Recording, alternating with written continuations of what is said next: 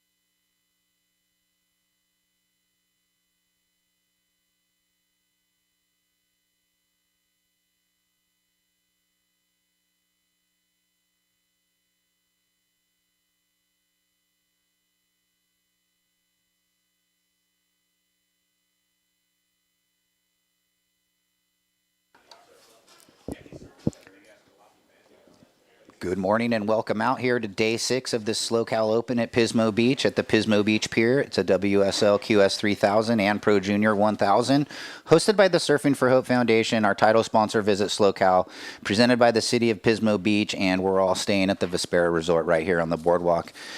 We're excited for this day 6. It's been an incredible week already. I'm Ryan Simmons, going to be calling the first heat of the morning with Jeff Baldwin, and we're going to be kicking off the morning with the round of 32 of the men's. It's 25-minute heats. Let's get those free surfers to clear the water. And, well, we woke up thinking we were going to have some rain and some wind, but the storm has stayed away, and the conditions look really epic. Jeff, good morning. Good morning. It looks so fun. Yeah, a little different than the last, 5 days of the event. We got that sort of wind swell, peaks everywhere, looking for a lot of different opportunities today than we've seen over the last week. Yeah, you where can the see conditions were so clean and it was real telegraphy. We kind of knew what was going to happen from the beginning. Today it's wide open. Yeah, not as many closed out waves with some corners as you were mentioning there. And you can see for everyone at home the backdrop there, the end of the pier. So we're avoiding the rain and the wind. It's clean, and we're going to kick off this heat, the first heat of the morning with some heavy hitters, as all of these 8 heats in the round of 32. We've got in the red, Owen Moss; in the blue, Manuel Selman; in the white, former inaugural event champion Corey Arambidi; and Rex Hennings, the youngster out of St. Clemente. So pull up a chair at home, get on the couch, get your cup of coffee, because we have 8 heats of men's round of 32, and every single one is stacked. And then for the schedule for the day, we're going to finish those heats 3 and 4 with the little fog delay that happened yesterday in the afternoon. We weren't able to finish the 2 heats, so we'll rerun heat 3 and get heat 4 done of the round of 16 of that QS 3000 for the ladies, and then we'll go straight into the quarterfinals of the QS 3000, 25-minute heats all day, and then we'll finish out the day with the men's QS round of 16. We will have quarterfinals set up for the men's for tomorrow and the semifinals in the women's QS. So real quick, under 2 minutes, let's clear the water, all the free surfers, and ooh-wee, Jeff, buckle up, because it's going to be a great day. Yeah, it is going to be a great day. Those free surfers just kind of trying to get those last ones in. We're about a minute and a half away from the start.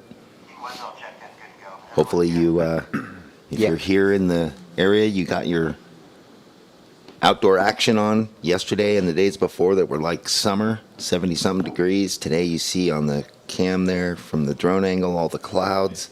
That's okay. Throw on a rain jacket and enjoy the outdoors. 1 minute. 1 minute till the start, surfers. We need to get the free surfers out of the lineup, though. I think one more. Yeah, catch that one. Under a minute. Got a guy in the lineup. We got to get out of there. Ooh, Dimitri, foot slip. Okay, Lucas, he knows. I think it's Lucas. Paddle in, or Luca, one of them. Take a whitewash. So stand by, surfers in heat 1. No more surfing. We'll be counting in shortly. Boys are out there early warming up. And we're going to count this thing in very soon. Stand by, surfers. Owen, Manuel, Corey, and Rex. Here we go. 10 seconds, surfers, counting them in. 8, 7, 6, and the beginning of day 6 in 5, 4, 3, 2, and 1. And we're underway. Owen Moss in the red, coming off that World Junior in the Philippines, Manuel Selman, one of the standout performers of the event so far. Corey Arambidi, former champion out here when we held it on the north side. And Rex Hennings, the youngster out of San Clemente, trying to make a name for himself out here in these parts. Well, this is a good place to start that, right? Yeah, QS 3000. In this crucial round of 32, the points go up. Everything happens from here forward. Manuel Selman, him and Carlos Munoz hanging out, bunking this week. Yeah. I saw Carlos this morning early walking into the coffee shop. Okay. Got a nice bright smile from him, a good pura vida. Always, huh? Yeah, that guy's vibing. He's like the walking incarnation of Bob Marley. Yeah, speaking of him, check in, because Ray Hernandez, Carlos Munoz, Kei Kobayashi, and Jet Schilling coming up next. Here we go. Where's our fourth surfer? To the south. Here we go. Corey Arambidi having a peek, looking at that one. Doesn't get in. So there's these little crumbly ones that if they get the chip in, it opens up. Sometimes you get the reform right, the reform left with this full tide right now. Ooh, Red's going to peek the inside on this one. So, Owen, look at this little double up. Yeah, they've got to be frothing. Every wave they take off on looks like it's got so many little different weird corner pockets. We see Owen Moss just looking on point straight away this morning. I love a good, like, chunky double up, though, don't you? Oh, yeah. Here we go. Green, Rex, youngest surfer in the heat. Well, and today's a day that really expresses that timing is key. You know, if you bank off the right sections, you're going to come out with so much speed, set up for the next section or 2 or 3 or whatever it might be. We've got those rights reforming, the lefts into the pier way on the inside. So right now, at least, open for a lot of opportunity of different looks than we've seen through the week. For sure. Definitely a little different look with swell direction. We got the higher tide this morning. Let's break this thing down. Owen drives down the line. Woof, little fin drift through a tricky section. I love that wrap right there. Full open shoulder wrap. Another one. And, ooh, one more on the whitewater. So he's going to start off with a pretty nice number here. And even that wave that we just saw, we weren't seeing a lot of, like, quick full arc wraps yesterday. It was very few. Almost had to keep it going down the line, projecting almost. So, yeah, the boys are going to be able to kind of settle in and do some better surfing today, which is exciting. Non-competitors, just make sure you're down there. Thanks, guys. Kind of creeping on the edge, but it's okay. Just don't go left. Thanks. Yeah, so yesterday and the day before, we saw a lot of sort of what we were talking about, advantage with the goofy foots because they could stay tight in those sharp little pockets. Today, the regular foot's going right, like we saw Owen Moss opening up, getting that opportunity to do those big full wraps and put together good sequences and kind of open it up with a little freedom. Yeah, let's see more of the repertoire. Here we go. Rex on a second wave. Not much doing. Looking for the air. You can see it, the Grom just... And real quick, first of Red, 583, 583. So almost creeping into the good range there. Well, and you saw Rex hitting. He's staying busy.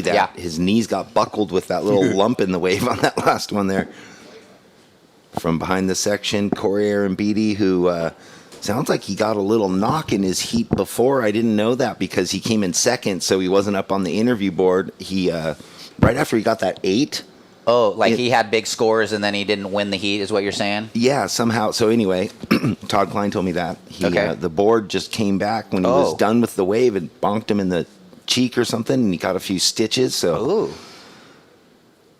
I'm sure his girlfriend will like that, looking like a manly man with that goatee and some stitches in his face. Yeah, it looks like Kay ended up outlasting him in that heat with Taro and Reiki. Okay, more lines approaching, so just the 583 of Owen Moss gets him out to the quick start.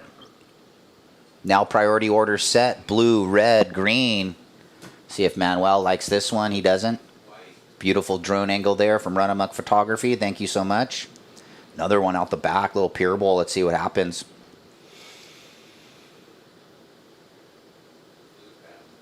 Looks like blue having a dig, Jeff. So here we go. Using that priority, Manuel wanting to get into this heat. Up on his first wave, going to get a big, solid turn like he does. And potential for the reforms. Yeah, they do exist. There's that little right sandbar that it builds on itself, so he's just squeaking out as much as he can from that opener. Yep. Priority red, white guys. We'll get that first of blue. Should be checking in heat 2. Ray, Carlos, Kay, and Jet. And like everything, we're down here early, Yeah. long before the event starts. The judges and us watching the waves, everybody in tune with it, watching the free surfers and the warm-up, kind of getting an idea of what the scale might be. So there are bigger sets that come through.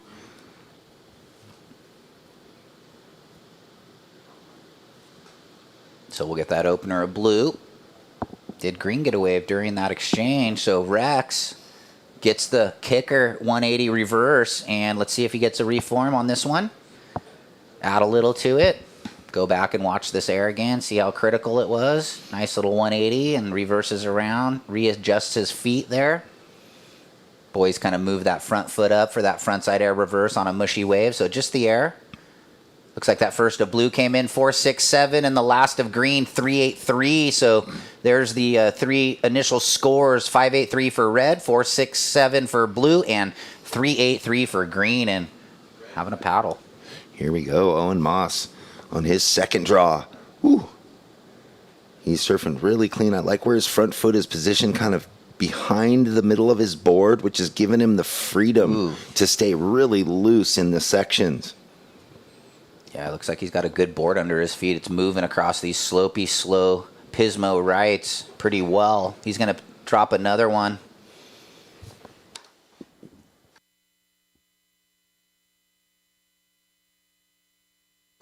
So Owen here had the down the liner, little 2-stage, and you can see the aggression, and even in that tail blow off the whitewater right there. I love that. He's engaged and he's in the moment.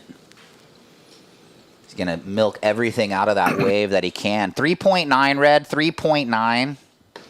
So, yeah, sometimes the score doesn't really reflect the technique in the surfing. I mean, you know, the judges have to keep it at a certain point because the wave only allowed so much. But what we were identifying was just how sharp he was surfing in that gutless wave. Yeah, there wasn't a lot of spray, but just keeping it together in soft waves and carrying your speed like that.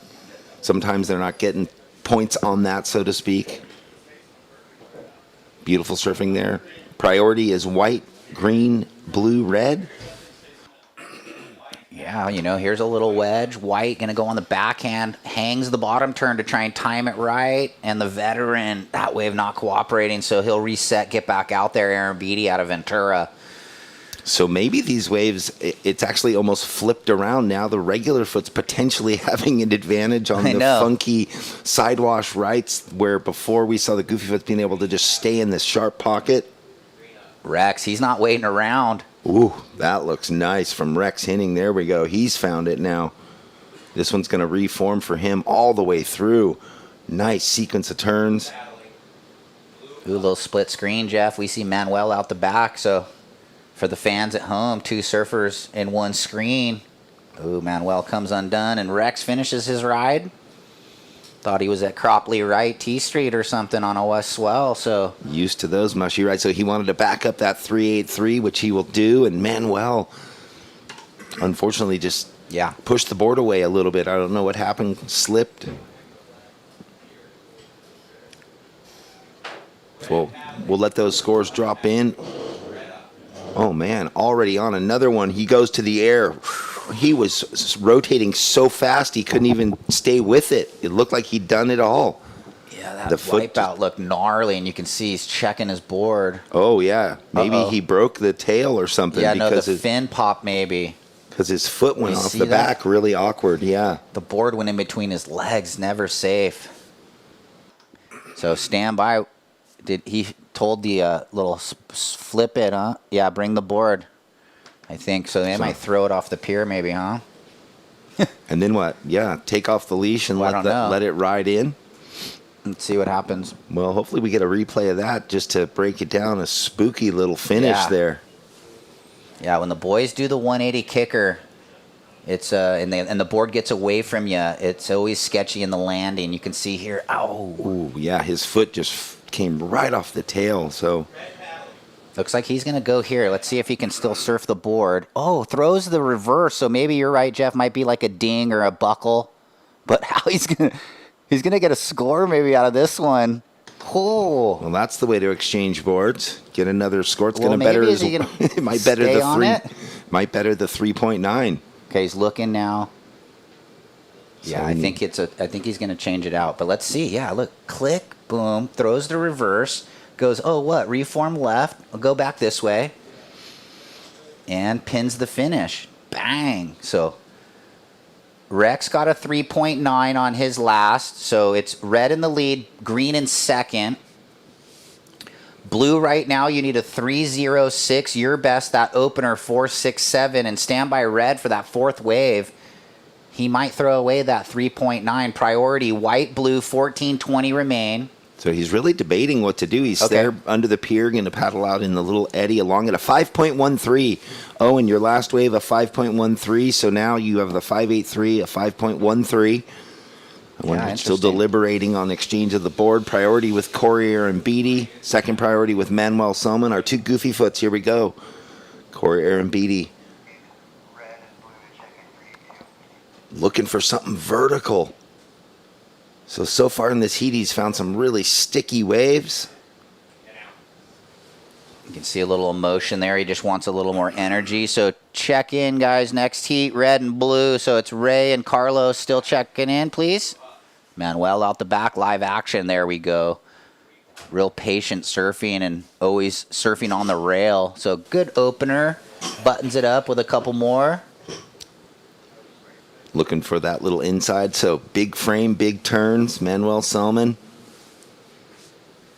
So once those two scores come in, or three scores, we got three to come in. Aaron Beatty's was kind of, he was just sort of behind it a bit. Yeah, his wave was kind of slopey. You can see he got the float climb thinking, okay, is this thing going to double up, run for me on the inside? And the thing just kind of went backwards. You can see just not a lot of board speed. And rarely do you see him have to get on his front foot and hop through sections. He usually set up right on the tail, and it's just burner from the start. Love that. Just clean hook. And Manuel, the veteran. So standby surfers. Last of red went 5.13. He might not have heard it. 5.13. Owen, you're in the lead with a 5.83 and a 5.13. Last of blue dropping in, and then we'll get the breakdown of the situation. Last of blue, 4.73. Blue in second now, looking to ditch the 4.67 low. Green, you're third. You need a 5.5. And white looking for the 6.8 with 12.15 remaining.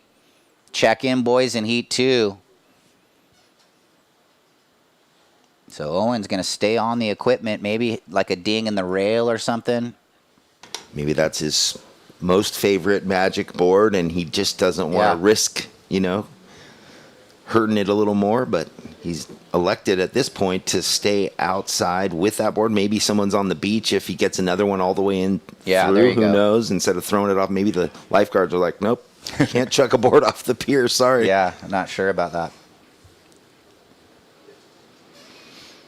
Priority is with red, our heat leader. It was funny. It looked like the boys had a chuckle about something right there, but not sure. 11 minutes 30. Green looking for the 5.5, sitting in second priority Rex. And Corey looking for the 6.8. Corey kind of in the 2-for-1 with 11 minutes remaining. Meaning he, just on a 2.6 best wave, he probably want to replace everything in his account line.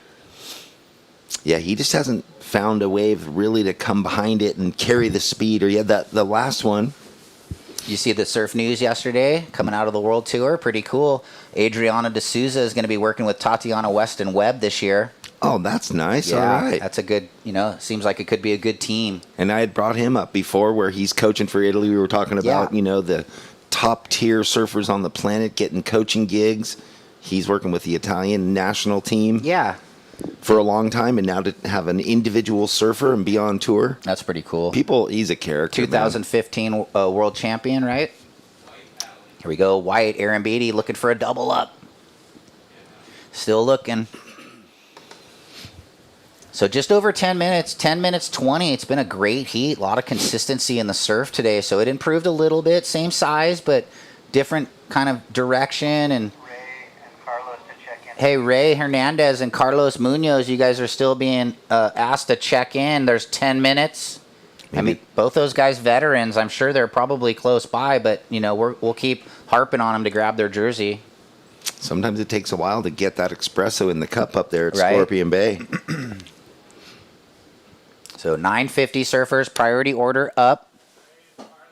Yeah, we just set them. Yeah, Ray and Carlos, check in, boys. Well, it even happens to us in here.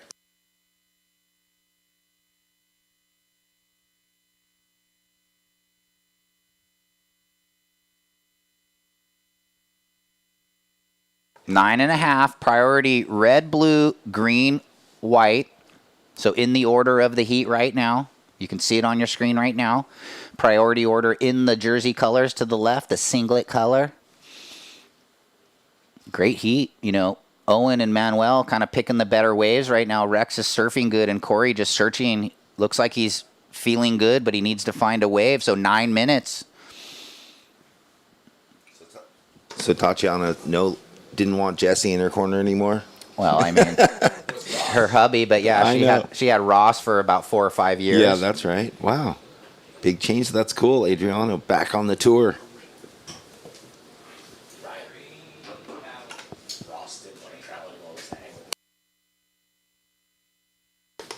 On his backhand. Rex looking for something. Just a bubble to snap into. Yeah, so 8.5 remaining.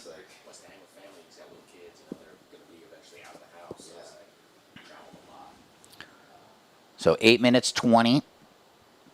Green looking for the 5.5. White looking for the 6.8.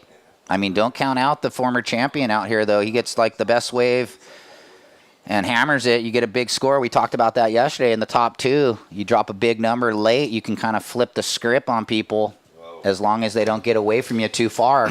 Well, and we know we'll see that a bunch today. It happens every event. Yeah. But right now, those two better waves of Owen Moss, that is the standard of this heat so far. Yeah, keeping him in the front. Priority with him, the heat leader. Second priority to second in the heat, Manuel. Here's White looking, little double up. Just not hitting the bank enough there. Ryan, do you know when high tide, the official high tide is? I got the app up. I picked Port San Luis up here, so I got my little tide chart. 620 was high, pretty high, and then 213 low.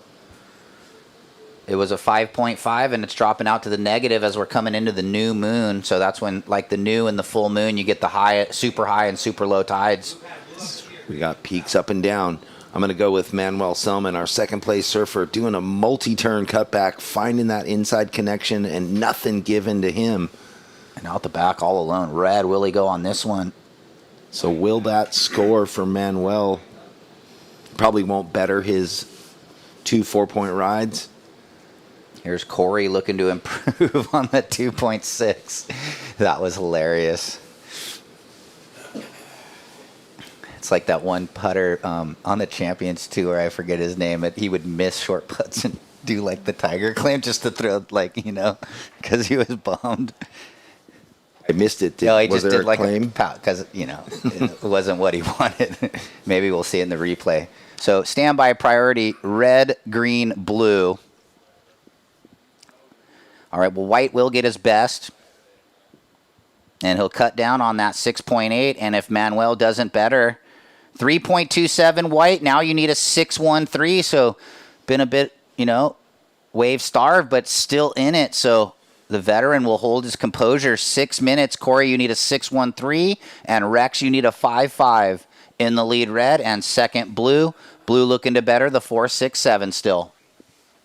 Man, so it's just you just never know what the ocean's going to do, right? We saw the free surf. It looked like there were peaks up and down. I was kind of talking about how exciting it could get. Yeah. And after those first few exchanges, it's been really tough for all the surfers to find something else. Well, in these super high, super low, I've learned over the years that you'll get like 40 minutes of flurry, and then you get the 20-minute lull, and then you get 40 minutes of flurry. So leading into this heat, it was pumping. So for the half hour leading into the heat, and then the first 10 minutes of the heat, so that's where I'm going with that. And then now it's a little bit of the breather. So is there enough time with 5:15 remaining to see another little set of waves as the tide kind of pulls out and gets to a different point in the day? Maybe.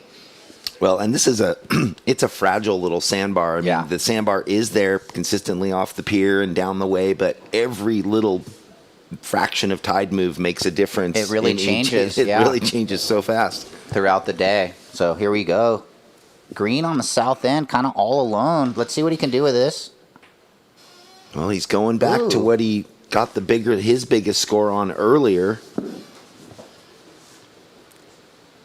Only one really throwing the airs right now, the youngster.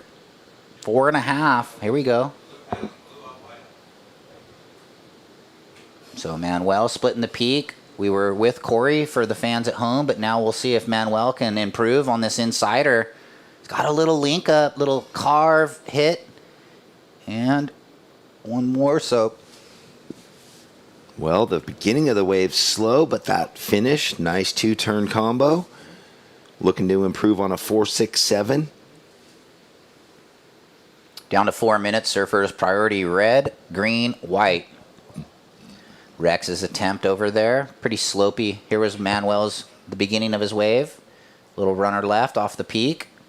Yeah, it's always tough when you have to 3-stage the first cutty, but you're right, it did light up on the inside. And he had a couple nice hooks.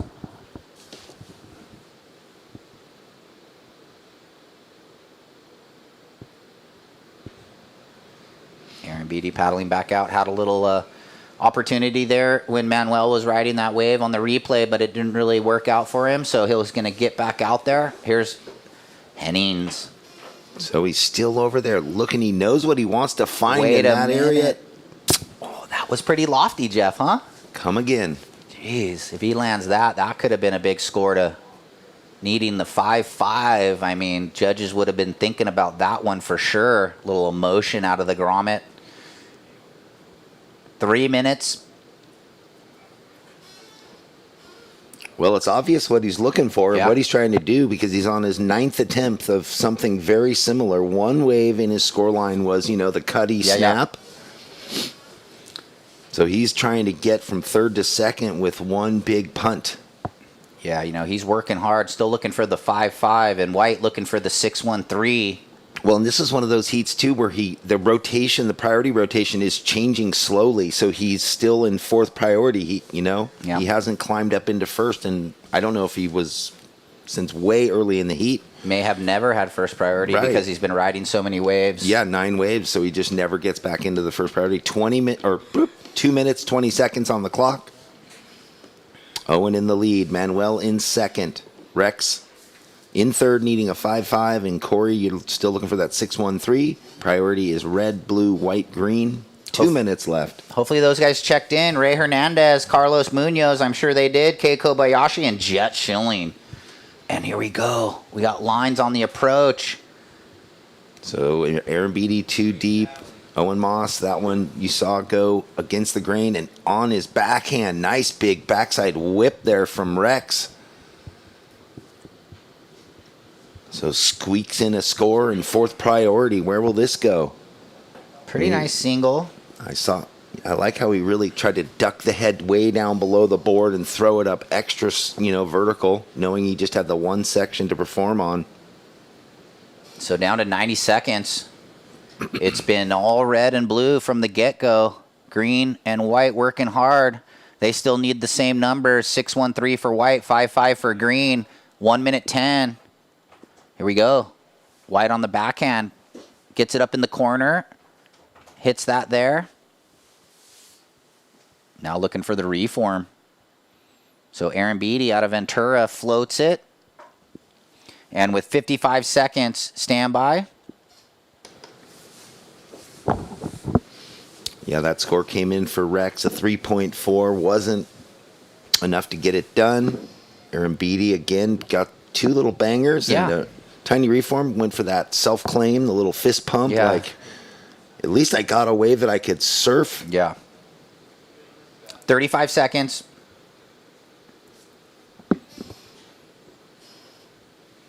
Well, he's going to get his best. Does he have enough time to get back out there, though? 23 seconds. Aaron Beatty's last 4.3 now needs a 5.1. Priority with red, 2nd priority with blue, so they will be covering their competitors with 10 seconds left. And the countdown coming right now. Yeah, here we go. 5, 4, 3, 2, and 1. So it's Moss and Selman into the round of 16. We'll see them later today. We'll go to commercial break and don't go anywhere. Round of 32, Heat 2 on the other side. Welcome. Natural beauty and intermittent cell service. Here, cowboys drink Cabernet, farmers surf the breaks, and everyone breaks for roosters. It's a wide open and welcoming place. But that's not to say we don't have any hidden secrets. Welcome to the land of truly living, with a million things to do. Or not. SLO CAL, where life's too beautiful to rush. The world has changed, and the workplace has evolved. The option to live free of the commute and busy work life is here. Midstate Containers specializes in custom remote offices ready for your new journey. Customizable in every way. Our team is ready to reimagine remote working with your specific needs. We are excited to help create the new workplace so you can embrace more of life. Carries his speed regardless. What a heat we have on our hands right now. Welcome back. Thanks for joining us, everybody.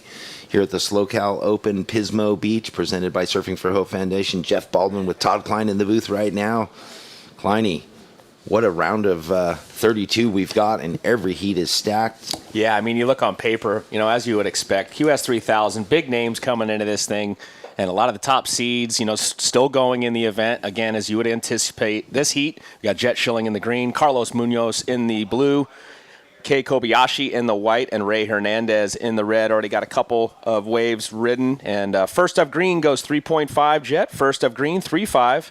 And on this higher tide, I was watching, that last heat, you and Ryan calling it, but a lot of kind of mid-sections. You can get a chip in, maybe a maneuver out the back, but this little inside shore break that we're watching Hernandez on right now got some vertical face to it and a solid turn right there up and under the pier almost. So definitely things looking a little bit different than we've seen throughout the event on this higher tide this morning, but it looks really fun. Well, it looks like he had little afterburners on. He went through that midsection with so much speed. We've seen that last heat, a lot of guys get a little stuck in there. No problem for Rex Hernandez on that left. Well, look how he was able to just keep that speed generated all the way through that flat section, midsection, where there was the wave was not even breaking, and then just gaining momentum and speed once it started to lurch up on the shore break and hammers the oncoming section. So solid finishing move there for Hernandez. Out of Mexico, and you got Carlos representing Costa Rica. I ran by Carlos as he was heading out. He goes, "Hey, bro, it's cold." Yeah. But he was fired up. I know you guys said you ran into him this morning. It's that's one dude that's always got the positive vibes. Always. Pura vida, brah. Well, speaking of Pura Vida, Blue was having a look, but to the south, looks like this is going to be green, Schilling again. Well, staying busy in the lineup from the north to the south, comes unstuck on that one. Always pushing the limit. Boy, I was on a heat, or you guys were calling a heat. I was taking that heat off. This was the other day in the heat that he wanted to get into this round. And he had like 6 gigantic aerial non-makes that were just so critical. So my point, he's always pushing the limit, blowing the tail, throwing the tail high above the lip. Blue having a look there. Carlos trying to get into that one. That one kind of shutting down. Maybe another reform here for Hernandez on the way back out. He had a look. Scores in. First of red. Ray, you opened up with a 5.0. First of red, 5.0. First of green goes 3.5. Second of green goes 1.27. Third priority is currently with green. 21.40, gentlemen.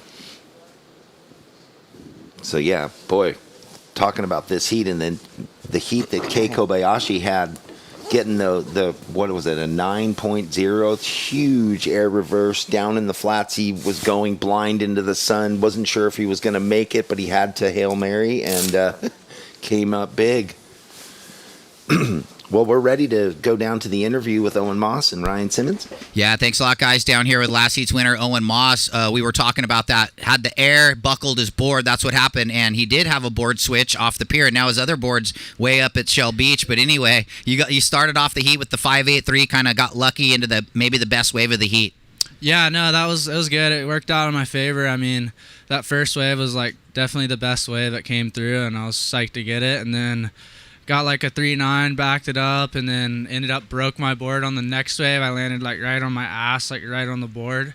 And then I got a backup on the broken one, and then I got the board switch after that. Yeah, that was, intense to be able to hold it all together. But waves look fun out there. Do you have any waves at home that are similar to this where you can kind of surf mushy beach break? Because I know you have a lot of hollow beach breaks. Yeah, I mean, like where I live down south, and like I live in southern North Carolina, so like not an OBX, but that's pretty much all we surf. This is exactly like everyday type stuff. So yeah, I was pretty used to it. Board felt pretty good, and yeah, hopefully this one will go good because that one's taxed. Right on. What are you riding now? This is a 550. I didn't even get a wave on it, honestly, that heat, but this one's still pretty good too. Catch a couple before your next heat maybe on this board? Yeah, for sure. Or maybe go grab the other Inferno that I have and go give that thing a go. I haven't really ridden it yet. Right on, man. You've been on fire. We love watching you surf, so good luck in that next round, Owen. All right, sick. Thank you so much. All right, brother. Back to you guys. All righty. Thank you, Ryan. Congratulations to Owen. Right back to live action on the inside. Hernandez again on the forehand, getting up into the lip on that final move into a little wrap. So just letting the board drift out to sea. Owen, huh? Wonder where the crease actually took place. If it was, a lot of times it's pretty standard. It happens right in front of the fins, but he landed on his backhand. Wonder if it was more up towards the center of the board.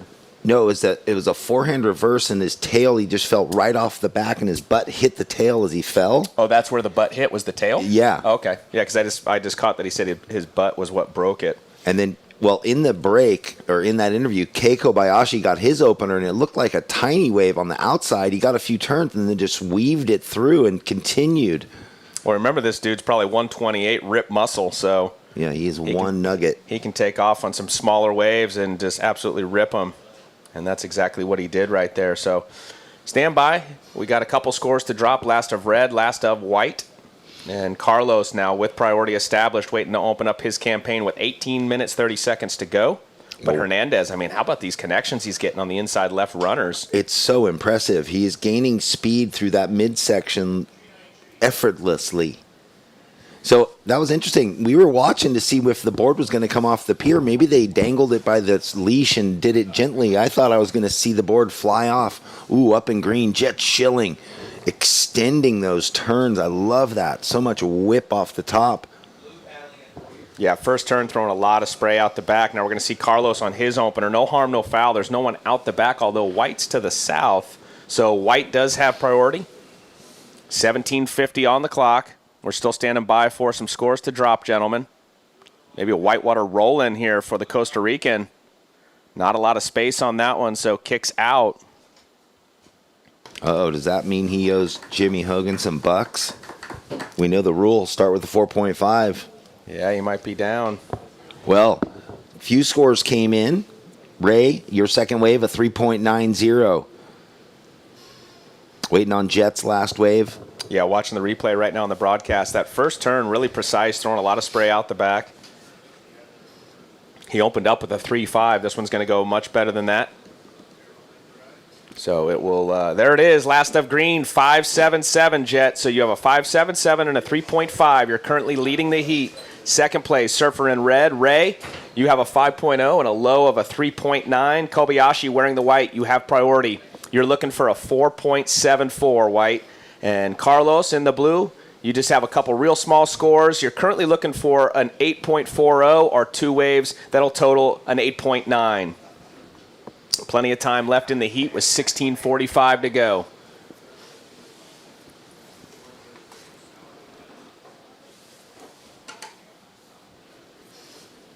So make sure to come up and pick up your checks. Surfers that are not moving through into the next round, they'll have your checks ready at the beach marshal area. Priority is white, red, blue, green. Jet out in the lead with a 3.5 and a 5.7. Kay, your opening wave was a 4.17.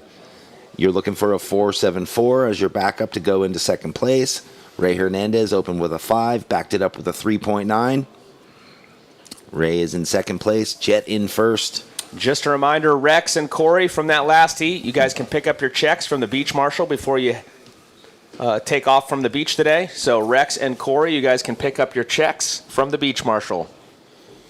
We do have checks on site, so it's always nice taking home a little money. All day today, 25-minute heats like we had yesterday. We still have 1540 remaining in this one. And the early lead currently being held by one of the goofy footers in the lineup, and his name is Jet. He's wearing the green. He's got the 5.77 on his last. He's looking to improve on the 3.5 currently in the score line. And Hernandez, the other goofy right there behind him, sitting in second wearing the red with a 5 and a 3.9. Kobayashi in the white with priority requiring a 4.74. And Carlos looking to get rhythm here in this one. Still plenty of time, 15 on the clock. He needs 8.40 total. Well, get that next heat checked in. James Swerkowski, Brian Perez, Lucas Ostin, and Kaiyan Yang. Here we go. Red up. Ray just tapped into these little lefts. Doesn't matter how mushy they are, man. Channeling the spirit of the lightest goofy foots in the world. Of Red Rocket? Of Rob Machado. Yeah, getting a lot of speed generated quickly. The goofy footer kind of found a little spot in the bar. Now we got a split peak. Nope, it's going to be white and blue. So Carlos with the big whip in the back section doesn't come out. Neither does Kei Kobayashi on the right down to the south. So Jet will like that. Priority will swing to him here shortly. Yeah, that's always a comforting, in a kind of weird way, a comforting moment when your competitors get a wave and kind of come unstuck, so nothing changes. The heart pace goes down. They do a lot of work to keep calm through these heats, right, Todd? Yeah, I mean, the training starts, we're early in the season, both mentally, physically. You want to build your muscle, but you also want to build your main muscle between the ears. Nice opening turn here for Jet, coming out of it with some speed, some momentum, puts the rail in the water, wraps it. He's found that same little left bank that Hernandez has been lighting up. And now Schilling putting his version of it up into the face multiple times. So stand by, going to say goodbye to the 3.5 that was currently in the score line there for Schilling. Just ripping, bro. Yeah, dynamic goofy footer out there. Let's watch this on the broadcast. Just straight up into it. Nice timing. Puts the rail in the water, wraps. Kind of flat right there. Showing some patience. Another cutty carve. Now it'll start to lurch up on the shore break right there. It gets a little vertical face, and he sees it. Bang! Throws some spray up out the back. Wraps it around again. Well, there's good surfing there by Jet. Yeah. Super good technique and picking his spots and the subtle timing variances between the turns. This should be a great score for Jet Schilling. Couple little off the tops there for Kay. That last wave for Ray comes in at a 4.13. So with that, kind of push the mark up in second place a little more. Kay, you have first priority. You're looking for a 4.97. Here we go. Carlos Munoz coming from behind the peak. Yeah, one little vertical hit there, but tricky to read these waves, no doubt. He was hoping for the connection, and that one's not going to do it. Once again, I'm out of rotation on the food again. I'm going to sit here and watch my food all day long. We got a beautiful biscuit sitting in front of us, egg, bacon, and cheese, and thank you very much to Beach and Biscuits. But I'm out of rotation. I'm going to have to sit there and just watch it. Watching that last one, a green, once again for Schilling. Judges want to see it, compare it. We've got 11 minutes, 50 seconds on the clock, surfers. 11:50. Priority goes white, red, green. We're standing by for scores for last of blue, last of green. Blue's going to be a low score once again, so still looking for some solid scores out there for our surfer in blue. Yeah, he gave the judges so much to chew on, with beautiful foundational surfing, just rail carving in so many different ways on that slopey little left. There it is, scores in. Last of Jet gets the best of the bunch thus far in this heat. Goes 6.83, green, 6.83. Your low is now a 5.77, Jet. And last of blue, Carlos, that's your best. It goes 1.9. You're now looking for a 7.23. So first place green, second place red. Red looking to improve on the 4.13. White in third with priority looking for a 4.97. And Carlos wearing the blue looking for a 7.23. We've got plenty of time. We've got 11 minutes on the clock. So I kind of like the little bit of cloud cover we got this morning. No drizzle yet. Got a couple waves on the approach. Looks like Kay with priority having a look here. Well, we want to see him get back into the game. Kei Kobayashi, always carrying so much speed, blows the fins. Full first turn air reverse. Yeah, and a transitional maneuver too, you know. Which the judges love, to start with that type of maneuver turn and then finish it off like he is. Wow, Kei Kobayashi just shredding these small rights. Well, he drinks those juices. I think it just kicked in. He drinks all that healthy juice that they send him. What is it, Salty? Is that the brand? I'm not sure, but I do see him always carrying around. Well, check that out. Nice transitional maneuver. As he lands, was able to actually get back in front of that whitewater, and then it hits the inside bank, and he just gets busy on it. Oncoming section, bang! Well, Ray Hernandez is going to be feeling the pressure after this. Here we go, Carlos Munoz now. Looking to get something going on this inside left. Boy, he has been surfing a lot, surfing some great waves down in his homeland, and always such a fan of Carlos Munoz's beautiful, languid, powerful style. Well, that's going to be his best. It's going to put him right back into the conversation now. So he's been able to pull his chair up to the table and get back into the conversation, but he wants to lead the conversation. He's going to still need a score, but it's not going to be nearly the 7.23 that's currently what's needed. We're standing by for a couple solid scores for the last exchange. We've got 9:10 on the clock. Whoa, Kei Kobayashi, 7.67 on that wave. Kei, 7.67. You are in second place now. That put a lot of pressure on the third and fourth place surfers. Ray, you now need a 6.85. And Carlos, after your last wave, that I'm still waiting on the score. So I guess I'll wait for the score to come in before I tell you what you need. But Carlos's best wave. Yeah, just when I felt like he was gaining some ground, Kobayashi goes and drops the 7.67. But a pretty solid wave here. Watching the replay once again for last of the Costa Rican, Carlos. Yeah, the outside wasn't much, but the inside gave him a little opportunity. Yeah, we saw, Hernandez's scores coming from that inside left. So we know it's got the potential to place a score up in that score line. All right, priority is green, red, white, blue. So Jet Schilling out in the lead has first priority. What will he choose to go on? Kei Kobayashi back into second with that 7.67. So scores in. Last of Carlos goes 3.8. Carlos after that exchange, and Kei lifting the bar a bit. You're looking for an 8.04 blue. And it looks like it's going to be Jet Schilling, current heat leader. Little whitewater climb.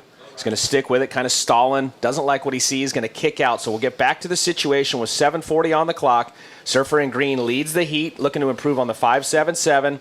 Kobayashi, after his last performance of the 7.67, has moved up to second. You're now looking to improve on a 4.17K. Hernandez wearing the red. You have priority. You're looking for a 6.85. And Carlos in the blue looking for a score in the excellent range, 8.04. We've got 7:20 to go, gentlemen.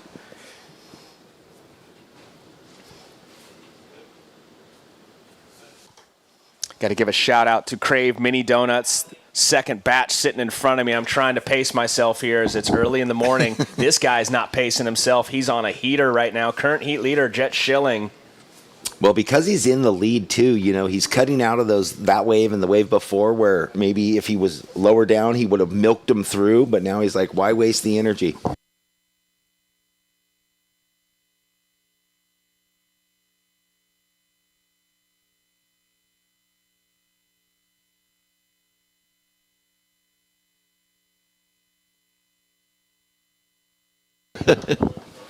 Got a little seal cruising through the inside. We've had quite a few of the locals, the local marine life cruising through. We've had beautiful conditions throughout the week. Day 6 of competition. Look for the backhand air possibly here. Just a couple of solid lippers, though, for Schilling. Wave number 7. Nope, that's wave number 8 there. So extremely busy, and he's not done yet. Starting to pull the sheets tight as it's glassy on the face on the inside, but looking for some vertical face. Gets a little bank off the whitewater. He'll kick out behind him. Looks like Kobayashi. He's going to go to the backhand. I was waiting for him to go show us his backhand. He cuts out, though. Yeah, just a quick in and out there. So first priority red, second priority blue. We're down to 5 minutes, 50 seconds, surfers, 5:50. Watching the replay here, Jeff, last of green. I was having a flashback to the Oceanside World Juniors where he ended up taking the title. Small little sandbar peak off the pier. Super similar. But Jet Schilling's surfing 1 year more mature than that. He is surfing super strong. Yeah, similar wind conditions to what you see in the mornings in Oceanside too, kind of offshore, is blowing through the canyon down there. And here we go, Kobayashi once again having a look at that one.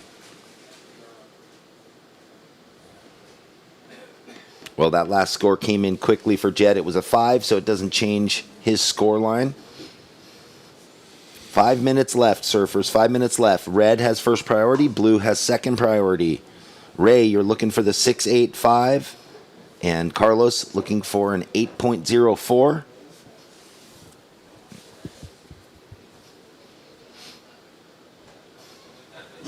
Hoping for a couple more exchanges here. I know that Jet and Kay are not, but surf fans, we want to see it. And this morning, the highest tide we've seen, no doubt, and we had that high tide at 6:21 a.m., and that's what gave us the opportunity to really see that bank kind of come alive, that shore break off that first tee on the pier. We've seen some scores that are currently in the score line out there for, well, kind of the inside came into play for Jet. Ray spent quite a bit of time in the beginning in there. But that'll start to play less and less as the tide draws out to a low tide at 2:09 p.m., a negative today. Yesterday we were on an exact 0. Today is a negative 0.4, so a little lower than yesterday. Today was definitely higher. It was a 5.5. And then high tide this afternoon, or I should say this evening, 9:15, 3.5 feet. So we started out the event with not much movement in the tides, but now a lot of water moving. Speaking of which, throwing a little water out the back here. The Costa Rican finding some rhythm, finding some pace, looking for some vertical face, though. He needs something of substance, some critical sections to perform right now. And now Kobayashi, Jeff. Doesn't take him much. These little right ricochets that he's getting.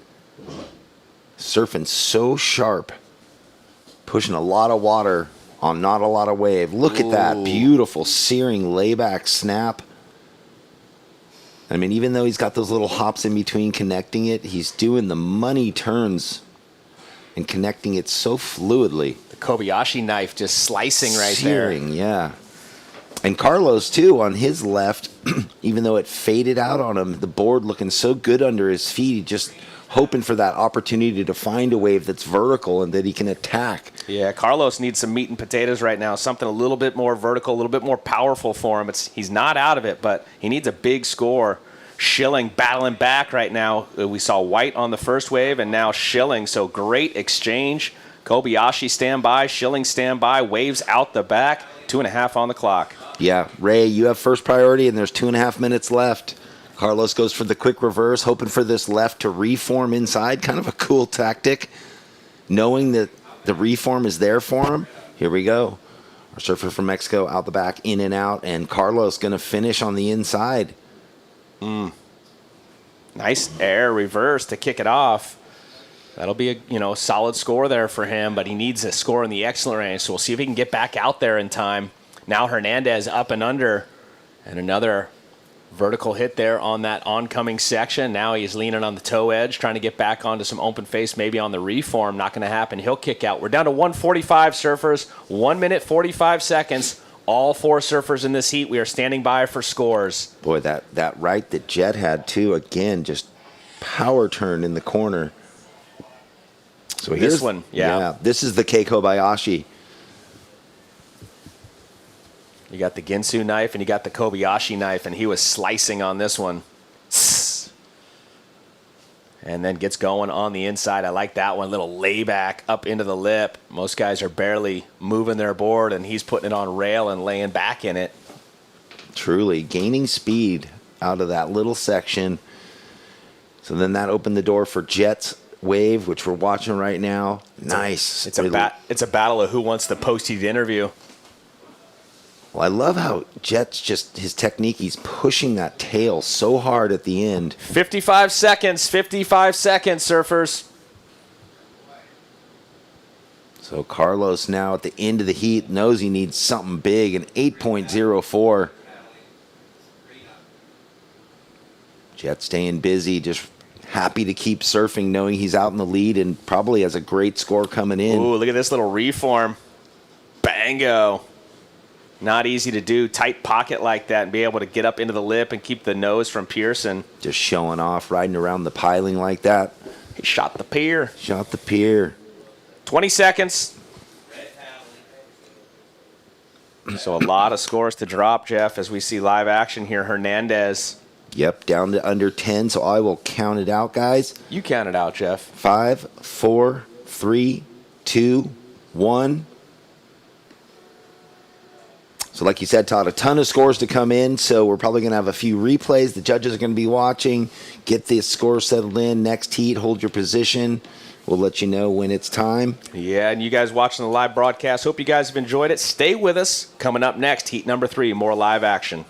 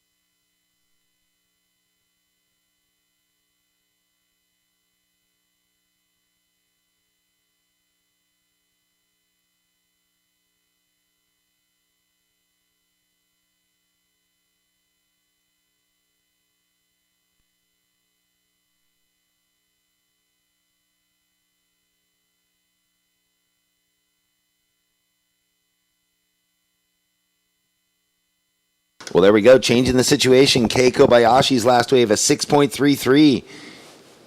He goes quickly into the lead. Now we're waiting on Jet's last wave. Jet would need a 7.18 to take first back, but It does look like though, regardless, it's going to be Kobayashi and Schilling moving on. So good run for Hernandez and Carlos as well. Remember, gentlemen, you can pick up your checks from the beach marshal. Next heat, hold your position, stand by. We're still waiting on a score to drop. Once the system is clear, we'll count you guys in. So Schilling needing a 7.18 to turn it back to first. So it goes 7.20. So Schilling's going to get the interview with the win. Kobayashi in second. So congratulations, gentlemen. Next heat, stand by. Seesaw battle down till the end on that one. Welcome to the land of big-time natural beauty and intermittent cell service. Here, cowboys drink Cabernet, farmers surf the breaks, and everyone breaks for roosters. It's a wide open and welcoming place. But that's not to say we don't have any hidden secrets. Welcome to the land of truly living, with a million things to do. Or not. SLO CAL, where life's too beautiful to rush. Just ride one time for your mind.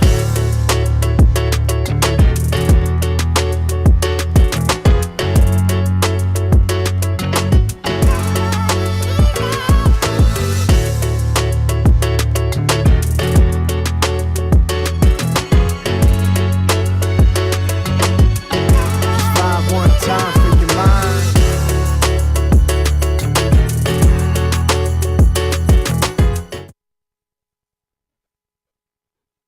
Little fade right there to kick it off for our surfer in red, Jabe. Lookers.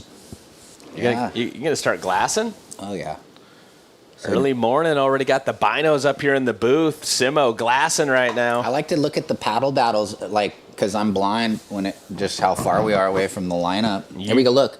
Yeah, a little fade, huh? Yeah. Sometimes. Sometimes spooky. Yeah, because let's see. I mean, I don't think anything went down. Spooky time? We had spooky time yesterday with the fog coming in. Turned into a Scooby-Doo mystery out there. We couldn't see the beginning of the pier, let alone anybody in the water, so we had to put the event on hold yesterday with our women's QS. And they'll be coming up later, those final two heats of that round. Yep, heats 3 and 4 need to be run, and they'll happen after heat 8 of this round.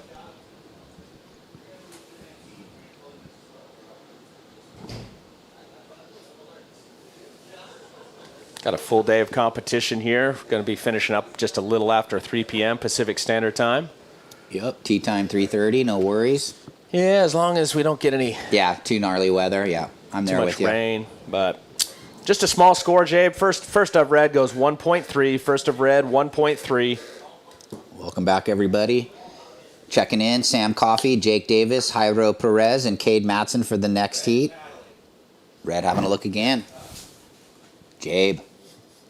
Looks like he's on a different board. Look at these bright yellow rails.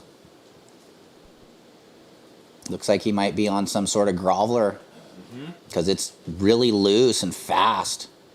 I mean, his board was working good the other day. I think it was the 2-point pro, but this one might be on a happy every day with that wider outline, that current bump, like around the front fins. I like it. Well, super fun, but definitely much flatter on the face. Yeah, all right, boys. Whoa. I'm here with Jet Schilling. So you were even asking me right before this, did I win the heat? 7.18 is what you needed. You got a 7.2. Talk about the conditions and sort of the strategy out there. Oh, yeah, I'm just stoked to make that heat. The waves are so mushy and hard out there. It's anyone's game out there, so I'm just grateful to get through that one, so I'm stoked. And then you are shoulder to shoulder with Kay on that one wave. You got a good little right. It sets you up for one of those nice backside attacking rights that you got after it. Yeah, I was stoked. I think me and him were thinking the same thing, that there was like the little inside double ups were the ones that had a nice little wall where you can get a nice little score on, because the sets were pretty mushy and just die out really quickly. And so I think we were both eyeing down the same type of waves. So yeah. And those reform lefts, I mean, you're gaining speed where no one is. Yeah, I got a Magic Sharp Eye, file 50, and I just feel really good. I surf pretty fast, so I'm grateful for that. You do have the fast gene. Does Taylor Clark shape those boards for you, or is that Marcio? Taylor Clark, he surfs so good. He's probably the best surfer shaper out there right now, and grateful to work with a guy like him. So yeah, stoked. Dude, when are we going to see you down at Seaside hanging in our lot? Hopefully soon. I don't know if the locals would be too stoked on me out there, but I'd love to get a couple out there. All right, well, congrats going into the round of 16, Jet Schilling, and back to you guys. Thanks, Jeff. Good job, Jet. Fastest surfer on the planet now. He took Asher Nolan's moniker. Well, scores in for last of red, goes 4-3-3, Jabe. 4-3-3, sets out the back. Whoa. Fourth priority with red, neutral, non-priority between white, green, and blue. Nice wave, but the boys caught off guard. Maybe a little bit of that new energy. Second reef, catching them off guard. Speaking of second reef, pipe coming up shortly. Oh, can't wait. So excited. Hopefully they get some swell so it's not the Aokai Classic. Yeah. Here we go. Nobody likes the Aokai Classic. Ooh, red in the corner. Ooh. Staying busy, Jabe. And as you said, definitely riding a different board, definitely on top of the water, keeping a lot of speed and pace. Deep on the bottom turn, up into the lippy, goes bang, takes it vertical one more time. We'll shift gears and look out the back, and it's going to be our surfer in blue getting up and under right there for Perez. Yeah, Brian, nice finish. We'll watch his wave as we were catching the end of Jabe while Brian dropped in down there on the south corner out of El Salvador. Jabe's last in the lip, wraps it back to the power source, looking to button this thing up on the inside. Look how it just lurched up right here, and he capitalizes. This second turn, he goes right up and under. Bang. Oh, nice. Manufacturing. So stand by, Jabe. You'll probably throw away that 1.3, and this is what the Panther did down the line. Check down, and then on the toe edge into the section, and woo, throwing that Solid. big frame into the lip. Looking like Tommy Witts back in the day. Yeah, good call. Here's green.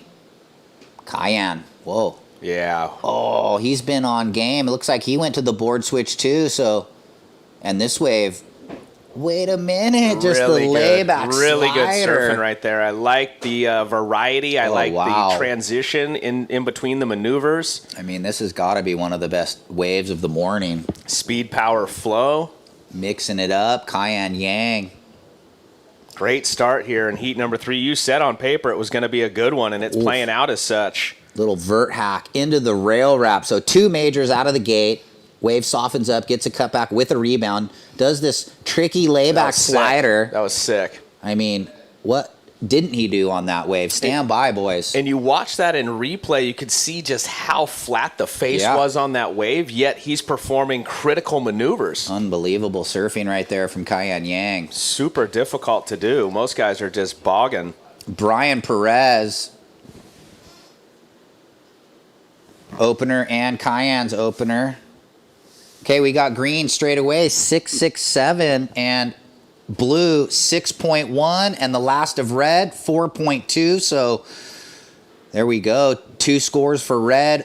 Blue opens with the 6.1, and green opens with the 6.67. So just breaking it down and looking at those 2 scores and reflecting on what I watched there between green and blue, obviously the judges really rewarding those big power sections. Most critical section we've seen really in this heat was where Perez performed his big off the top. One move goes 6-1. We saw Cayenne get multiple moves, but as we indicated, a little bit flatter on the face, maybe not as critical as what the judges were seeing in that section for blue. 17:30 remaining. Priority sits with Lucas in the white. Checking in, Sam Coffey, Jake Davis, Jairo Perez, and Cade Matson. Ooh, look at this. On the way back out, Yang takes it vertical. He's going to have a nice section coming at him. Boom, goes for the blowtail air If he reverse. makes that, oh my gosh. That was so gnarly. Just hucking it. Let's watch again. On the way out, so smart to go. Vert hack, so he's like, oh, what? Ooh, I needed to go bigger. I mean, landing on the nose. No, I know. And that's, basically he's landing on a skimboard. There's nothing to catch, so he engages the fins, and it immediately spins him back around. That's one of the gnarliest ones I've seen in this event in my eyes. Stand by for the score. Green opens up 6.67. Let's see where this next one goes with the vert hack to the psycho air reverse. He's out of that Seaside Reef area, and well, scores dropping in. 8.0, Cayenne Yang, 14.67 out of the gates. He knew he needed to get the quick start in this heat, and let's go back to, this was the 6.67, the lipper, the rail wrap, swoops it back, and had the tricky layback slider. Really hasn't put a foot wrong in this event. So Cayenne Yang out in the lead. Jabe, you're in second with the 4.33 and the 4.2. Brian sitting on that good 6.1, and Lucas just hoping to get a good opener here. Great start for Yang. Starts with the 6.67 and then goes with the 8 and has a commanding lead right now. Better than a 7-point average, 2-wave total, 14.67, and there's still 15:40 on the clock. Yeah, the wherewithal to go on that wave too. It kind of popped up down the line. Easily could have just said, "Oh, it's early days. I already have a 6.67. Maybe I'll wait for something different." But no, he's going to manufacture an excellent range score there, and you can see the firepower in Yang. So 15-15 remaining in heat 3 of this round of 32, and we knew we were going to be in store with some great action today. Day 6 of this SLO CAL Open at Pismo Pier. QS 3000. Well, just quietly, look who's white and has priority waiting to open up his campaign. Wait till he gets back into the conversation. Yeah, no, Lucas I know. Hostin. Yeah, he's been on fire. So, great shot once again, looking down on the broadcast with the drone, run amok, photography. Looking to the north there. Just looking at some of these, we have the first 2 matchup as the girls' quarters, Sanoa versus Linnea, and then Eden versus Kirra. So, Ooh. yeah, San fun. Clemente versus San Clemente. Yes, and then of course as we were saying, we still have to run heats 3 and 4 after these 8. So 14-25 priority, white, blue, red, green. Couple waves on the approach. Where is Lucas, surfer with first priority in white? Trying to find the takeoff spot, paddling out towards this one. Look at that over next to the pier. Green to the south. Going to be a real quick one right here, Ryan. A little too quick. He identifies that. Does not go. So good call there by our surfer currently leading the heat, Yang.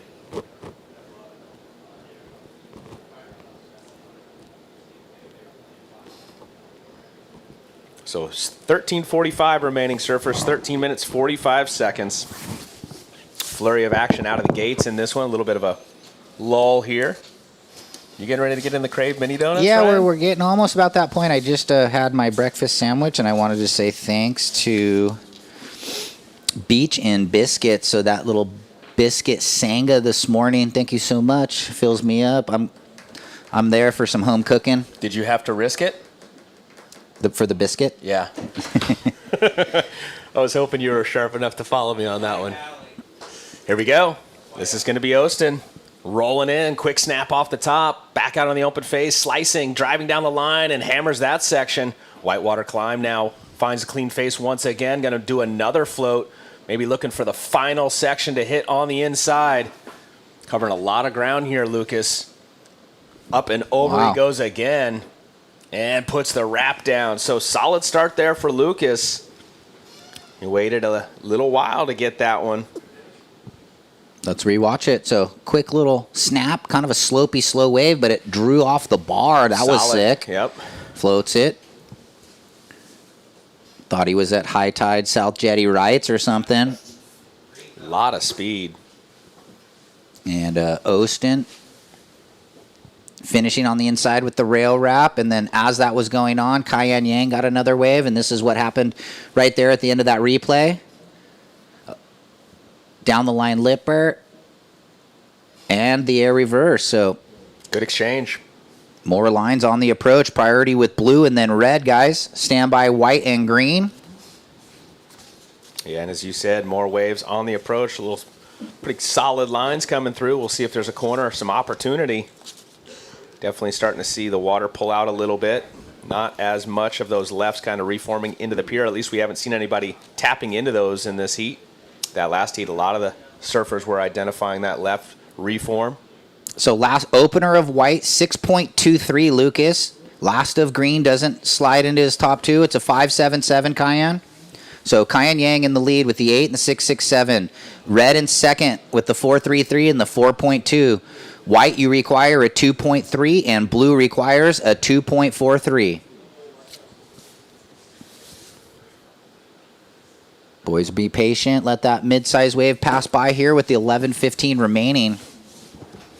Coming up next, Sam Coffey, Jake Davis, Jairo Perez, and Cade Matson. So all regular foots in that one, and that's going to be exciting. The Santa Cruz surfer in Sam Coffey has great air game. Won the Barney Air Show. Jake Davis, you know, we know Jake's story. He was decorated junior, surfed on some ISA World Junior teams for me back in the day, and then broke his back or had the gnarly back issue and was gone for, a couple years. Cayenne, your last wave went 5.77. Didn't improve. You're still looking to better the 6.67. 10.5 remaining. Yeah, Jake and Cade, couple of tight ends in the NFL. Those are big boys. And, Cade had to go through the back issue also, out of the water for 4 or 5 months 2 years ago. And then Jairo, the soft-spoken Costa Rican, giving back to the youth down there and kind of it's interesting. Bringing up the next generation. Sam and Jairo kind of similar as far as their height. Yep. And then you got the two big boys, Jake and Cade. Yeah. So we got the David and Goliath heat coming up next. 10 minutes, surfers, 10 minutes.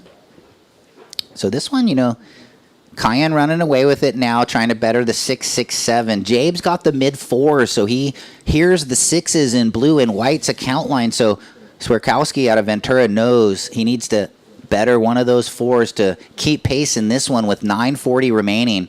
Looks like some lines on the approach, too. So swell filling in. A little more consistent, a little more size and power today.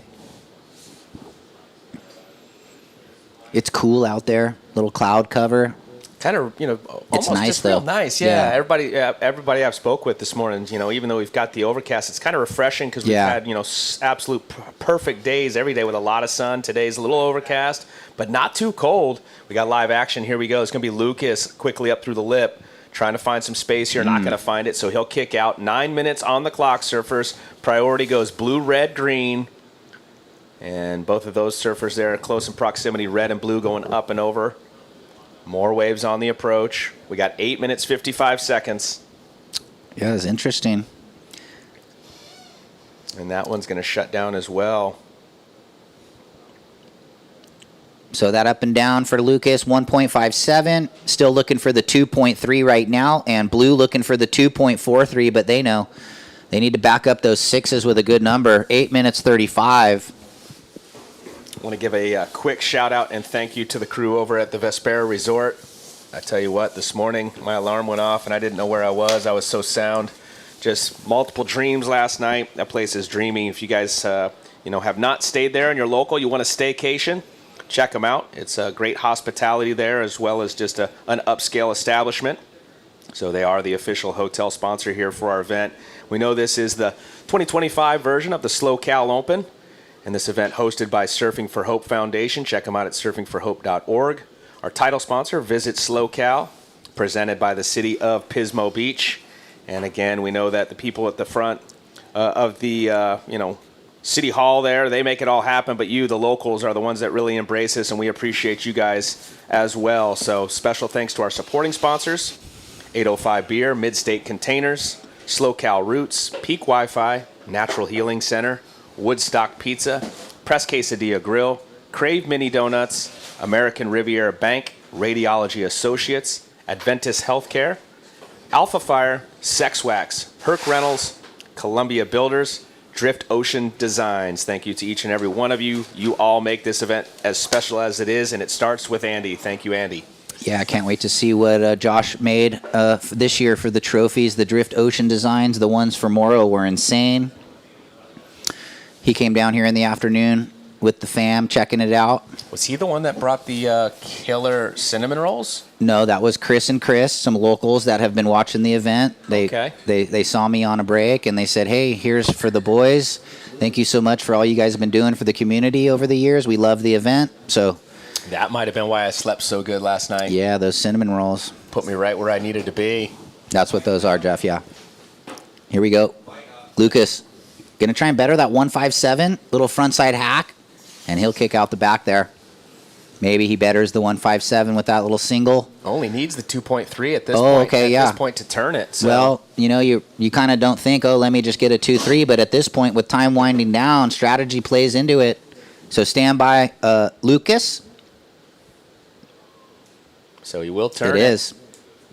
There it is, last of white, 3.57. So does go to second. Jabe, you've now dropped to third. Surfer in red looking for a 5.48.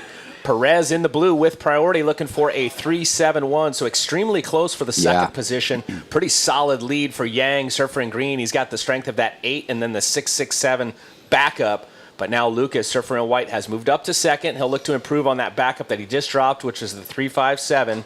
And Jabe chasing a 5.48. Brian looking for the 3.71. We've got 5:40 on the clock, and priority goes blue, red, green, white. Blue, red, green, white. Little paddle battle maybe, boys, trying to jockey onto the south peak. White looking here, going to try and better that last one.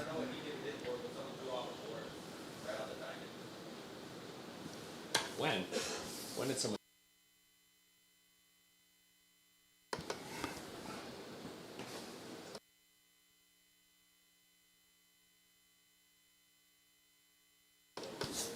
So stand by white for that last wave. Looks like it's going to be under the one before, 3.0. So red still looking for the 5.48 and blue looking for the 3.71.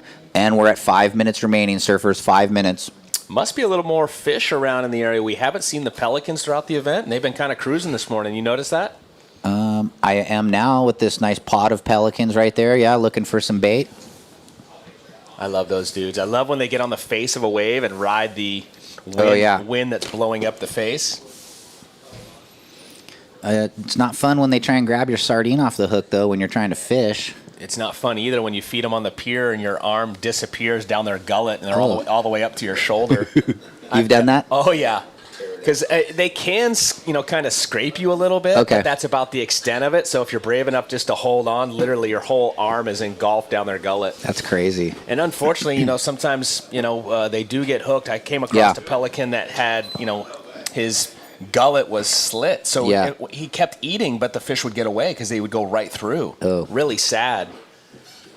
So you always want to try and do what you can to, protect the marine life. And, For sure. If something happens and you do end up hooking one, make sure you get all the excessive line off. Try and get the hook off. Yeah. Because, we want to make sure that we protect them for the generations to come. We're down to 3:40, 3 minutes 40 on the clock, surfers. Green continues to lead. White in second. Red looking for a 5.48. Blue looking for a 3.71. And priority goes blue, red, green, white. Yeah, well, the boys probably just didn't think it was going to be such a slow-moving heat for good waves. Brian started out of the gates with the 6.1. He hasn't even ridden another wave yet. Well, it's interesting, too, because we watched that wave that Lucas took off on, and it seemed like, kind of maybe an interesting strategy to drop the 3.57. But like you said, now it's playing a pretty substantial role as he finds himself sitting in second. Yeah, look, it's nice to be on the inside looking out rather than the outside looking in. Yep. Like us in this mid-state container on the inside looking out, all cozy and warm. I love some of the different things they do with these containers. We'll talk more about that in a moment. Live action, looking to improve on his scoreline. Lucas. Ooh, 2 spicy backhanders, and now he's going to redirect on the forehand. Couple floats, and one more for good measure. Ostin. Good strategy. Looking to improve on the 3.57, Ryan. Ace might be watching right now. Good morning, little grommet. Ace Buckin. His little brother. Oh. So backhand jam and clicks it there. So trying to throw away the 3.57. Looks like Blue going to try and attack here. Brian, quick knife, cuts it back. Now he's looking for the reform.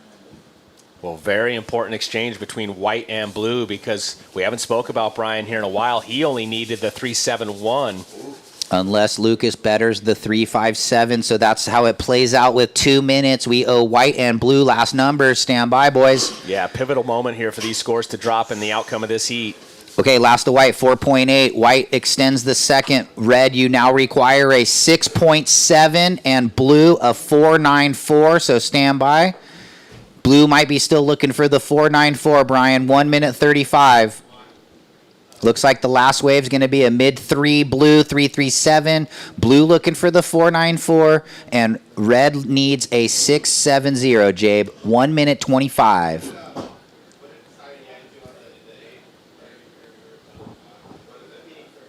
So what a cracker of a heat as far, I'll say nail biter, actually. Yeah. Not for Cayenne, but for everyone else, I hear you. I think a very smart heat surfed by Lucas.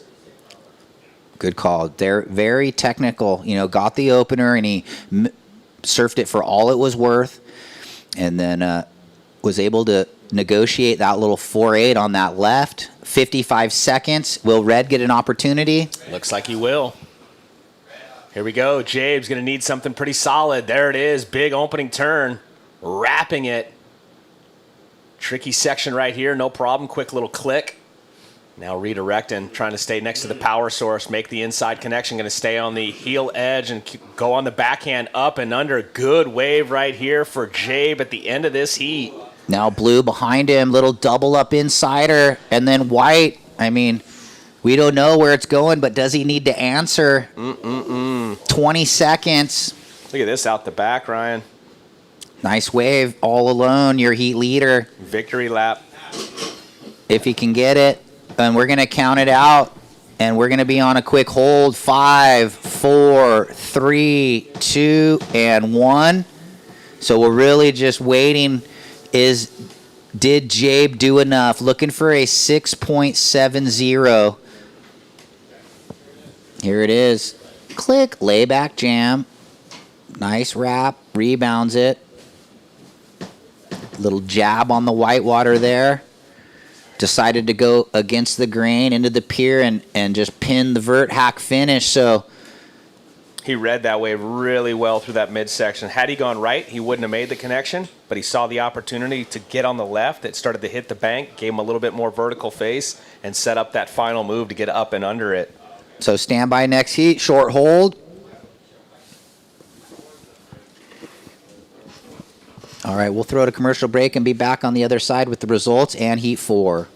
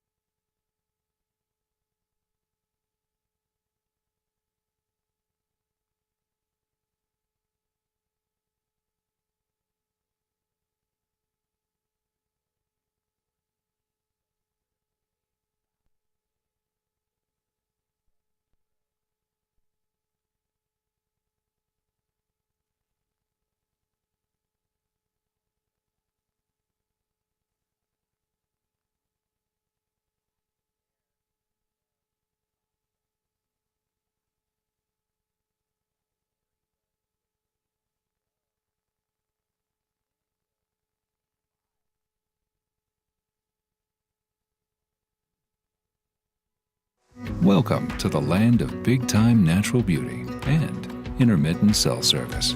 Here, cowboys drink Cabernet, farmers surf the breaks, and everyone breaks for roosters.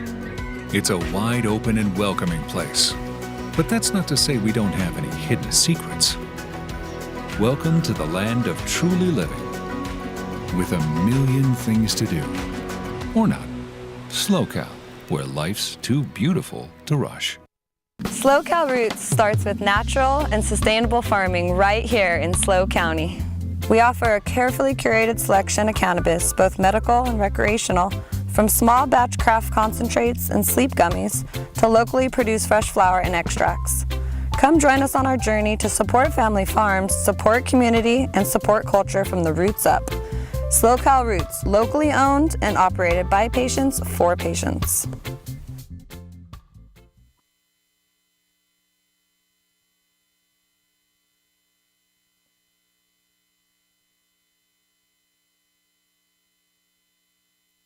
Hey, we're back. We just got the score. Jabe just missed it. He needed a 6.7. He got a 6.67, so coming in just under the requirement. It's going to be Cayenne Yang with the win and on the glass, and Lucas Ostin moving into the round of 16. Good job, guys. Yeah, so touch and go there at the end for Lucas Ostin. Just gets him at the post, sort of, that top score of his, the 6.23. Cayenne running away with it. That 8 never hurts the scoreline, right? Yeah, one of the gnarliest airs of the event. Stand by, boys. Here we go. We're counting in 10, 9, 8 with the start of heat 4 in 5, 4, 3, 2, and 1. So in the water in the red, Sam Coffey in the blue, Jake Davis in the white, Jairo Perez, and in the green, Cade Matson. Real quick, first call for Luca Messina, Kaloe Andino, Dylan Horde, and John Mel. And the giants of the sport keep coming.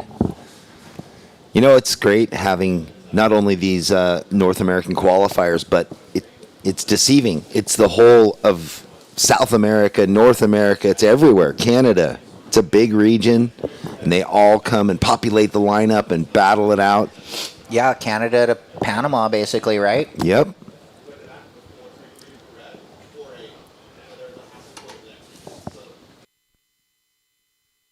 Well, the conditions a little brisk out there on my break. I'm glad I had my vest on. It seems like it's a little chillier with that wind picking up now, so the surfers definitely having to pick their spots out there. There's a lot of elements moving around. It's cold, it's windy, it's gray. Here we go, our first surfer up, Sam Coffey, carrying some speed from behind, but can't find that open face to finish with. All right, so early drama. Stand by. We had a little...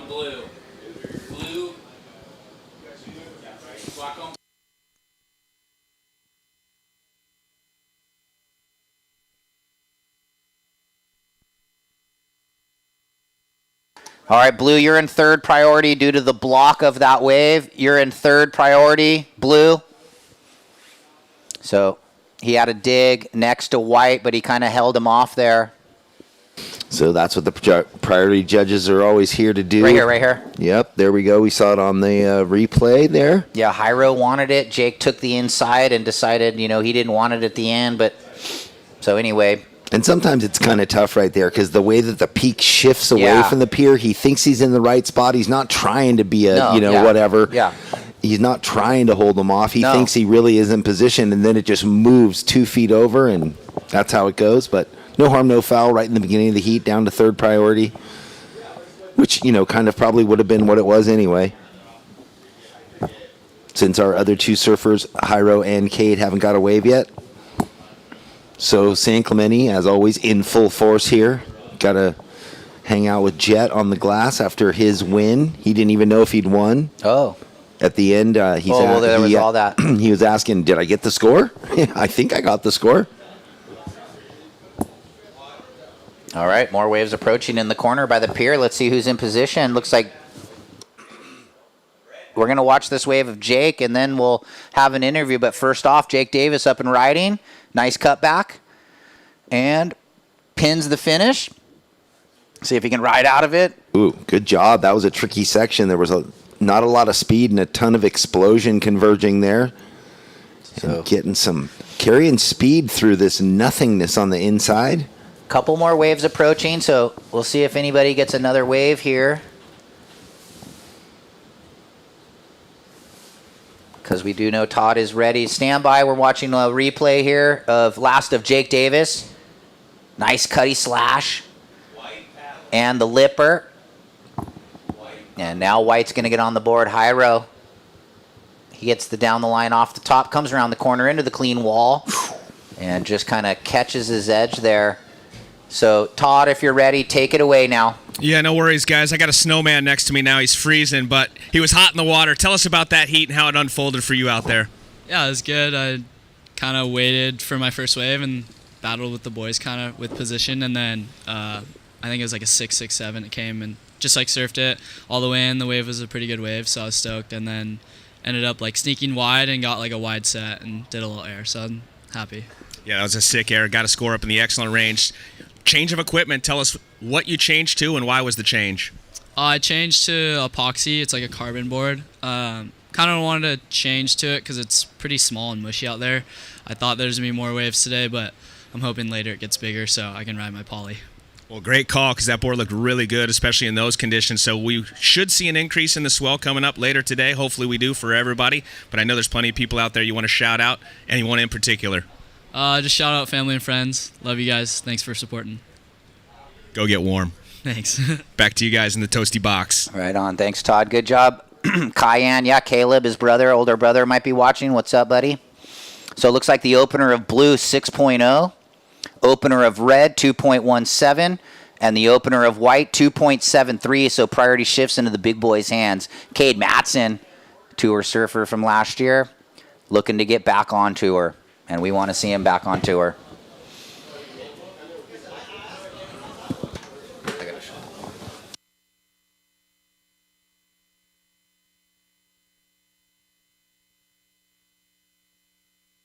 Well, steely gray conditions here in the Central Coast today. We had summer conditions pretty much all week, and especially the last 2 days. We predicted this cloud cover coming in. I know it's supposed to be raining down in LA. This front is passing us by and sort of hitting Ventura South, which I said, or they predicted a half inch to an inch of rain, which boy, LA, San Diego definitely need with the fires that we've been experiencing. And those Santa Ana winds, so a good weather pattern change, but definitely in effect here in Pismo Beach. Green up and ripping. Cade Matson on his opener. Flares the tail on the second turn. Nice finish. I mean, you got to be psyched if you're Cade to be able to actually do a proper bottom turn, top turn combo twice right there.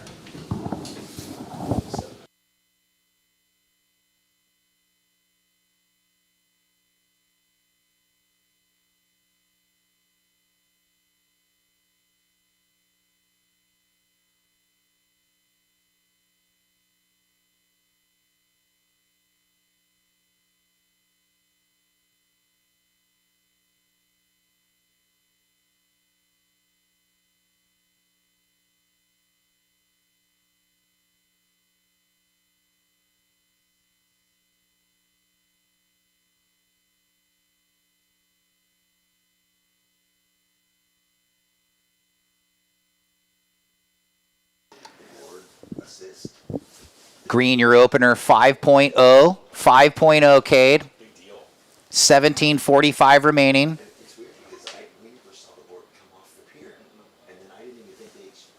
So blue opened up with a 6, green a 5, and red and white have those 2s on the account line. 17:30 remaining. Once again, checking in, Luca Messinas, Kalohe Andino, Dylan Horde, and John Mell. Wow, anticipating that, man. 2 longtime tour surfers. Kalohe the longest, Luca Messinas behind him, and then John Mell, past champion here and champion of other events too. Well, and good friends, Dylan Horde and John Mell, so that's always interesting when you got to surf against your buddy. But as we know, you put the jersey on and there's no friends in the lineup. Steely in the water. So 17 minutes, priority order goes red, white, blue, green, guys. Red, white, blue, green. Everybody's got one wave on the board, so we'll see how this next exchange plays out here. QS 3000, lots of points and money on offer in this one, and it's the third to last event of the season for the men's QS, so very important. Well, huge points here, yeah, as you were just indicating, this QS 3000 and the next biggie there, the finisher of the year, a 5,000 point jump if you win. Over in Bathsheba, Soup Bowl, brah. Such a fun wave. Well, and like the competitor coming up in the next heat, Luca, you were saying you had a conversation with him earlier in the week, and he's like, "No, last year I did 3 events. This year I think I'm kind of doing the same." He might do 4 because he's got such big results. Well, man, and if you have the confidence and you believe in yourself and then you actually execute and get those high results in the big events, why spend the money and the energy and, you know, to go to the 1,000 takes as much to win a 1,000 as it does a 5,000. True. Work on your equipment, work on your mind and body in the off season or until the next event. So 15:40, time remaining, still plenty. A little bit slower in this one. Yeah, each surfer only 1 wave so far. Jake Davis with the jump in the opening 6, and then Cade's opener a 5. We do have that priority monitor up on the judges' tower for the surfers to look in and always know where they are in the lineup. Right now it is red, white, blue, green. Looks like red having a look. Coffee. He's going to fade it. Nice read of the wave, trying to make sure he's staying in the power pocket. So with that priority, gets his better wave. Needs a small score at this point to go into second, but like we always say, it's tough to call the heat when everyone just has 1 wave in the scoreline. Nice layback little jam, tail jam in the corner. Yeah, showing the judges a little different look at a maneuver there, trying to mix it up a little bit. Coffee. His family might be watching. What's up, everybody? So with that 8 that Cayenne got in the last heat, I mean, that one must have just stood up. I didn't see it. So talk about it. He must have had a real vertical face at the right moving in. It was the second base right over there, Jeff. He just got the 667, like a long wave he ripped, and then he paddled back out, and it was just like pop-up peak. Everyone was over here, and he's like, I might as well go, right? Shoulder high wave. Vert hack. Oh, here you go. Thanks, guys. So he did the vert hack, and then check this air into the flats. Pretty gnarly. Wow, and look how clean the face was. Glassy and rebate, double, the 2-for-1. Get a wave and you're away from everyone and just opportunity strikes. Cayenne Yang, kind of one of the guys to beat so far. He hasn't really put a foot wrong, and he gave us the hair flip that I love. Going with that, the blonde do, like Kanoa did for quite a while, right? I know, right? Yeah, it was funny. I saw his dad, a couple months ago, and I said, what, you going blonde? Oh, up at Morrow. To the dad. Yeah, you going to dye your hair blonde too, Rob? He's laughing. So it looks like that next wave of red, 383, Sam. 383.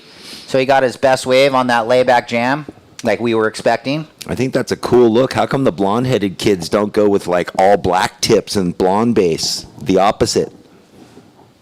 Yeah, I don't know. I dyed my hair purple when I was like 17, and the look my dad gave me... shocked you right out of that? Yeah, made me change it real quick. I will kill you. 3.83 for Sam Coffey on that last wave. Oof. Up and riding now. Oh, Cade.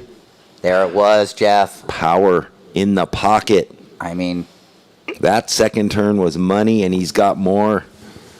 Skins this wave alive. oh, what? Come back this way? So the tour surfer, Cade Matson, trying to get back there. Opens with a 5, and he's going to back it up with a nice one. Ooh, far bar red. Here we go. Coffee. Well, we'd love to see this sandbar open it up. We haven't seen many of these today so far. He has to deal with that funky rib, but does well. Yeah, kind of read it right to do one more little snap. And Jake Davis setting up for something big. You can just tell by the demeanor. Little long air drifter. Can't ride out, though. Tricky section there, the way it kind of triangles and pinches on itself. It almost had that like he was racing to get into the low road. Let's watch Cade, though. Just set up hook, and then you knew this was just going to be bang. Look at the Christmas tree fan. Up and over. And the left is kind of reforming today, so we're loving it. One more. Well, that tight positioning, that opening snap he did that to set up the second snap. Yeah. So I'm expecting a good number here. The judges are going to probably eat up that second snap. There was some major power in that. Coffee on the front side. 2 nice hooks. Santa Cruz surfer, so surfing the lane and all those breaks. Stand by, boys. We got some numbers. This heat's, look at this. Cato, boom, setup hook, and then this thing. You can't do any better than that right there, I'm telling you. Yeah, the spray went out of the camera angle over the pier. Jeez. So, Cato going to back up the 5-0. Stand by, Sam Coffee. Well, and what was it the other day I was saying? He's a big kid, and he surfs small. You know, he surfs so tight to his board and loose. And scores are in, Jeff. 4-7-3 for red, 7-6-7 for green. So Cade 7-6-7, and now trying to get rid of the 5 in the lead. Red, you're in second with the 4-7-3 and the 3-8-3. Remember, Jake Davis sits on that 6.0. He only needs a 2.56. And Hyro in priority 1, looking to get on the board with a decent wave here to keep pace. Well, what a way to pick your spots. Yes. 5 and a 7-6-7. And again, we love to say it, power surfing always gets it done. Well, I mean, yeah, you can't not love that huge backside hook he did right there. That he did have the love that it kind of bubbled together, and it gave him one of the meatiest sections we've seen all day. So, and the power surfer taking advantage of it. I mean, I'm enamored with all the air surfing, above the lip surfing. But for me, I really appreciate it when it happens from start to finish. If they open with a big air, finish, but when it's and I know a lot of guys advance and a lot of girls advance with telegraphing down the line and getting that one punt, and they get a good score. But bookending it for me is the way. Power surfing. Like fitting maneuvers in with the airs. Yes. Yeah, there is something when someone drops in and just goes toe edge for 60 yards and then punts a big air. And so you're just thinking, like, could they have done some rail surfing before that? But it is what it is. And each heat, determines the type of surfing that's going to happen. And we saw it in the days before where it was really sharp, short sections. Yeah. That's what they had to do to get the score. Today it's a little more open and free. Yeah, opportunities are different today. More ability to kind of wrap back and sort of figure eight the wave, where it's been sort of quick and racy with the walled, clean conditions. 9 minutes, looks like some sets approaching. Priority, let's look. White, blue, green, red, guys. We gave him the breakdown. Jake Davis sitting on that 6 in a pretty good position, looking to get a good backup for it. His dad might be watching. Good morning, Glenn. Here's Cato going to try and better that 5, Jeff. Ooh, so spicy fin drifter on the second. His first wave was too nice off the lips. That went 5, so we'll see if that improves. That was a paddle, but Coffee in third priority, going to stay third priority there. Well, it's been a long time since Cade's injuries, mellowed out. He is just 100% in sync, on point, no problems. It's great to see. Well, yeah, he was laying on his back during the injury, probably tripping and on your whole life, and then was able to get back and actually make the world tour. And he fell off the tour, but he's looking so good. He's ready to get back there. I love how coiled up his style is, and you mentioned it for a tall frame surfer, 6'2", 6'3". He looks, like he could be 5'10", because look how low of center gravity he uses in his ability.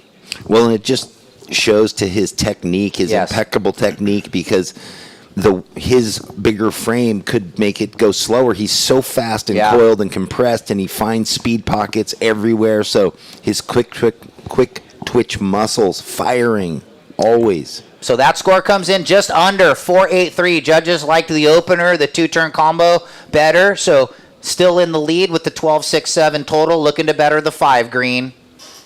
And here's Blue having a look. Jake Davis. He's got a nice size wave, and he's not afraid to loft it. No.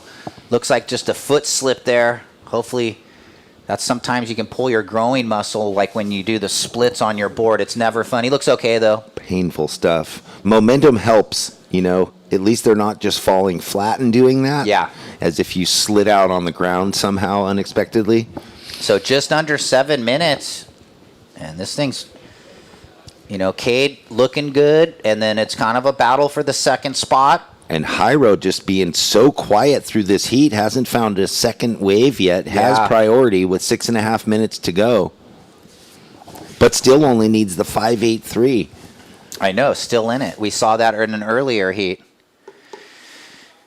Yeah, Glenn, love you, bro. 6:25.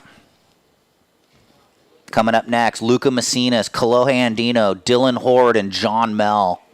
2 regular veterans up against 2 good friends, goofy footers. John, a former champion out here, right? Yes. Yes, 2022. Indeed. Well, we'd love to see the contrast, regulars and goofies. Yes. Taking it to town. All right, Here. Jake only needs a 2.56, so maybe a little tactical maneuver here to just get the score. Hello. Nice vert hack. Bangs it right there for Davis. Well, there we go. So we saw that in the last heat where Lucas Ostin needed small score, surfed his way into the making position instead of having to wait and try and get it at the end of the heat. So that was sick, huh? And then, this is... Boom. So manufacturing 2-turn combo. Stand by, Jake. Well, and based on that 6.0 that he opened with, this could be a really strong backup. And, if he goes into second, he's going to put a bit of pressure there for sure on Sam Coffey. Yeah, you're right, because he had the 6 already. So stand by, Blue. 5:15 remaining. Yeah, looks decent. He's going to throw away that low number.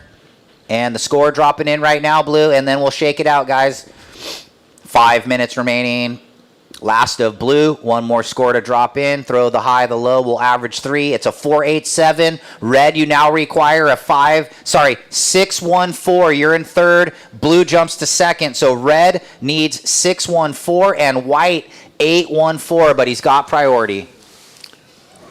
And look at this. Boys are moving. White don't like them. Nobody.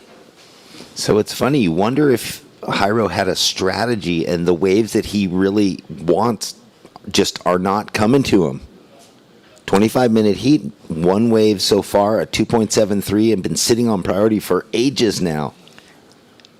Do you think that little paddle battle at the start maybe got in his head a little bit? Because it was a good wave, and he seemed a bit flustered with his hands throwing up, like he really wanted to start on that wave, and you got to have the ability to forget that, and I'm not saying... Like a pitcher.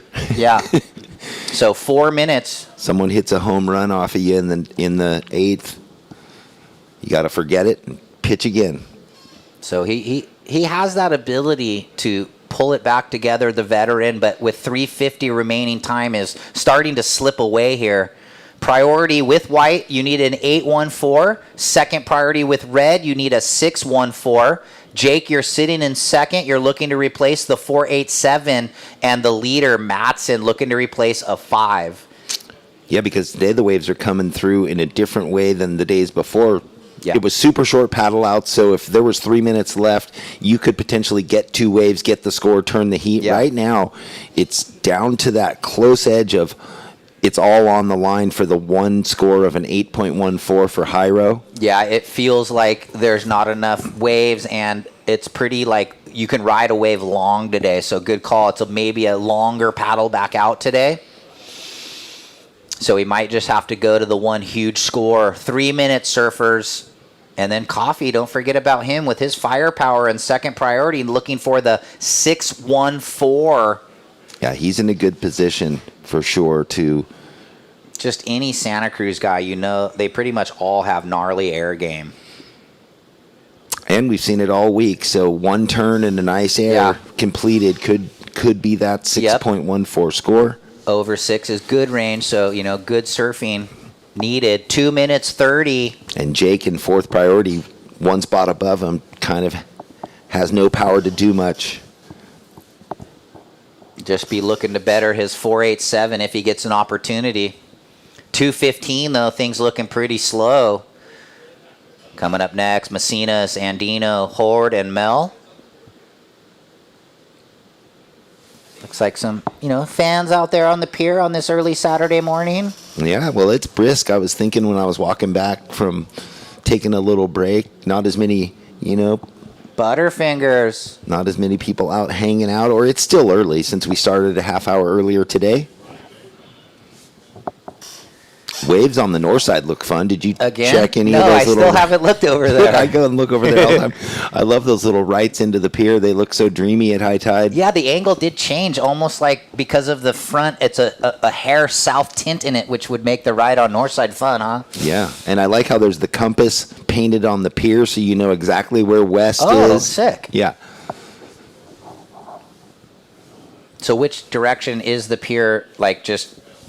West is that way, so let's like see. that? Yeah. Okay, so the pier's facing more southwest-ish? Correct. Okay. All right, we're down to just 1 minute left, guys. 1 minute. Priority with white, second with red, third with Cade Matson, the heat leader. Get your Crave mini donuts. Those people are. Coffee up, Crave up. Todd Klein's over there filling his backpack. Ooh, here in we the corner. go. Sam Coffey. Well, he got that opportunity with that second priority. This is it. All on the line. 614 needed. Oh, I was kind of thinking after he had that little speed wrap and then he gained all that speed, I was thinking, is he going to punt? And he just went to the off the lip. Not sure. I mean, he knows better than me when he can do an air, but let's watch it. So he had the nice cutty right here and watch the speed gain. Yeah, right there. right I was now, like, oh.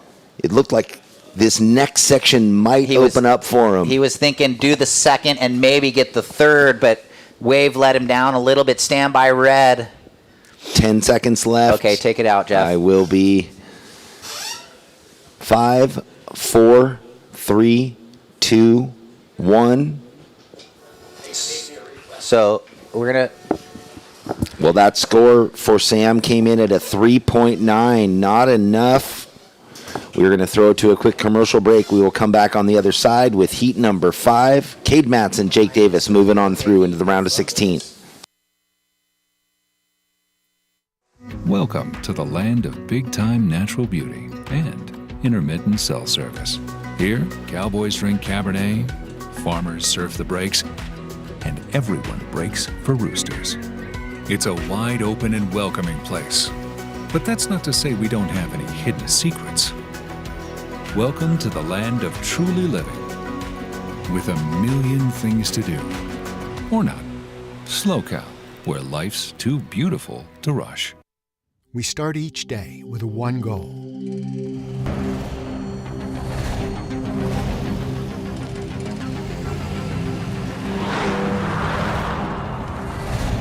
With our state-of-the-art network, we provide reliable, high-speed internet to the Central Coast, with no contracts and no limits. Visit peakwifi.com for plans and coverage of our rapidly expanding network.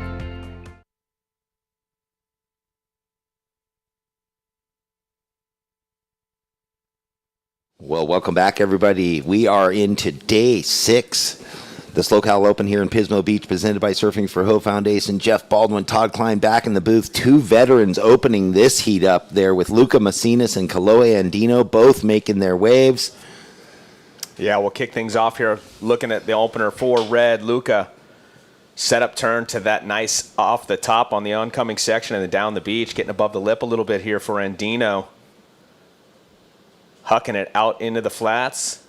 and rides out of it cleanly. So going to watch it from another angle here for the opener of Kalohe Andino, surfer in blue. Well, where will that go based on some of the other airs that we've seen today? And how cool to see Kalohe Andino. I mean, super dad playing in the shoreline with his daughter in their bright custom bee wetsuits, you know, shoveling around in the sand in the sun when it was beautiful, and now out there performing at the highest level what he does. Well, he's going to have to perform at his highest level up against Luca Macinas in the red. We got Kalohe in the blue, Dylan Horde in the white, John Mel, former winner here, in the green. So it's a stacked one on paper. And all these guys been putting in a lot of time, but it's funny because I've been coming down super early in the morning before the sun's up. Kalohe's in the water. Yesterday I was leaving late in the afternoon. Kalohe's leaving the water, surfing all day. And Johnny down the beach coming from the South Peak on the left, getting a couple turns off. So just catching that out of the corner of my eye there. We'll see if you got it on the broadcast. We're waiting on the opening exchange. First of blue, first of red. We've got 22 and a half on the clock. And while I was on my break in that last one, Baldy, the temperature is definitely dropping out there right now. We don't have any really inclemental weather, but the low pressure moving in, the temperatures are dropping out there. It sure felt like it. We were talking about it the other day, the 20 to 30 degree, swing in the temperature. And when I was out the back, yeah, definitely glad I had my vest on. John Mel going back to what he knows, that runner left down the beach. It's getting, the tide's moving out enough that those things are standing up, and he can go to town on him. Opens with a 2.67. Scores in. First of blue goes 6.5. First of blue, he's up and riding. And also red's opener was a 5.5. So wave number 2 here for Andino as he comes off the top, getting the tail up and over. And we'll wait till he gets back on the board there. Kalohe, your opener was a 6.5. First of blue went 6.5. Stand by for your second. Red's opener was a 5.5. And John Mel on the left opens up with a 2.67. Wave number 2 for blue just drops. It's a 4.0. So an early lead for Kalohe with a 6.5 and a 4.0. Let's watch this replay here, Jeff. Well, Kalohe's board's looking great under his feet, those mayhems. He's gone through so many variations of like the dimensions he rides. For a while he got down on shorter, wider, much more volume boards. I don't know where he is right now, but they're always looking great under his feet. Kalohe Andino, the 6.5 and a 4. I had just a quick glance at it yesterday. Not sure if it's the one he's riding, but a little bump wing squash is what I saw yesterday. So a really good kind of small wave model, a little bit wider in the tail, a little bit more width to keep the speed generated through the flatter sections. And obviously showing that on his first 2 scores. Gets the 6.5 on the opener to the highest single with the air reverse, and then backs it up with a 4.0. Here we go, live action. This is Luca. Wow, look at that, riding right in the rip bowl. So turning in between each of those little funky ribs and just tags it. Really nice timing on the final move. And then once again, Kalohe finding an opportunity here. Good looking wave. These two are just sharing the lineup right now. Kalohe goes to the air again, pushes it much further than on the first one. That wave a bit steeper, comes out with more speed and flair. Goodbye to the 4.0. So stand by. Last of red, last of blue. So 2 healthy scores coming in here shortly for both blue and red. Luca Macinas, a different type of wave than Kalohe's. That finish move, I love it, sparking. Even that first turn, he did well, as you indicated, kind of turning in the rip, which is not easy. And then this was the second wave of the set, a little bit of a setup, all projecting down the line to that section right there. Tail high, hucking it into the flats and spinning it there for Kalohe Andino. Right there, nice, beautiful work from the drone looking down from Run Amok. I love those those bright bottom boards. Front foot sliding towards the nose on the landing.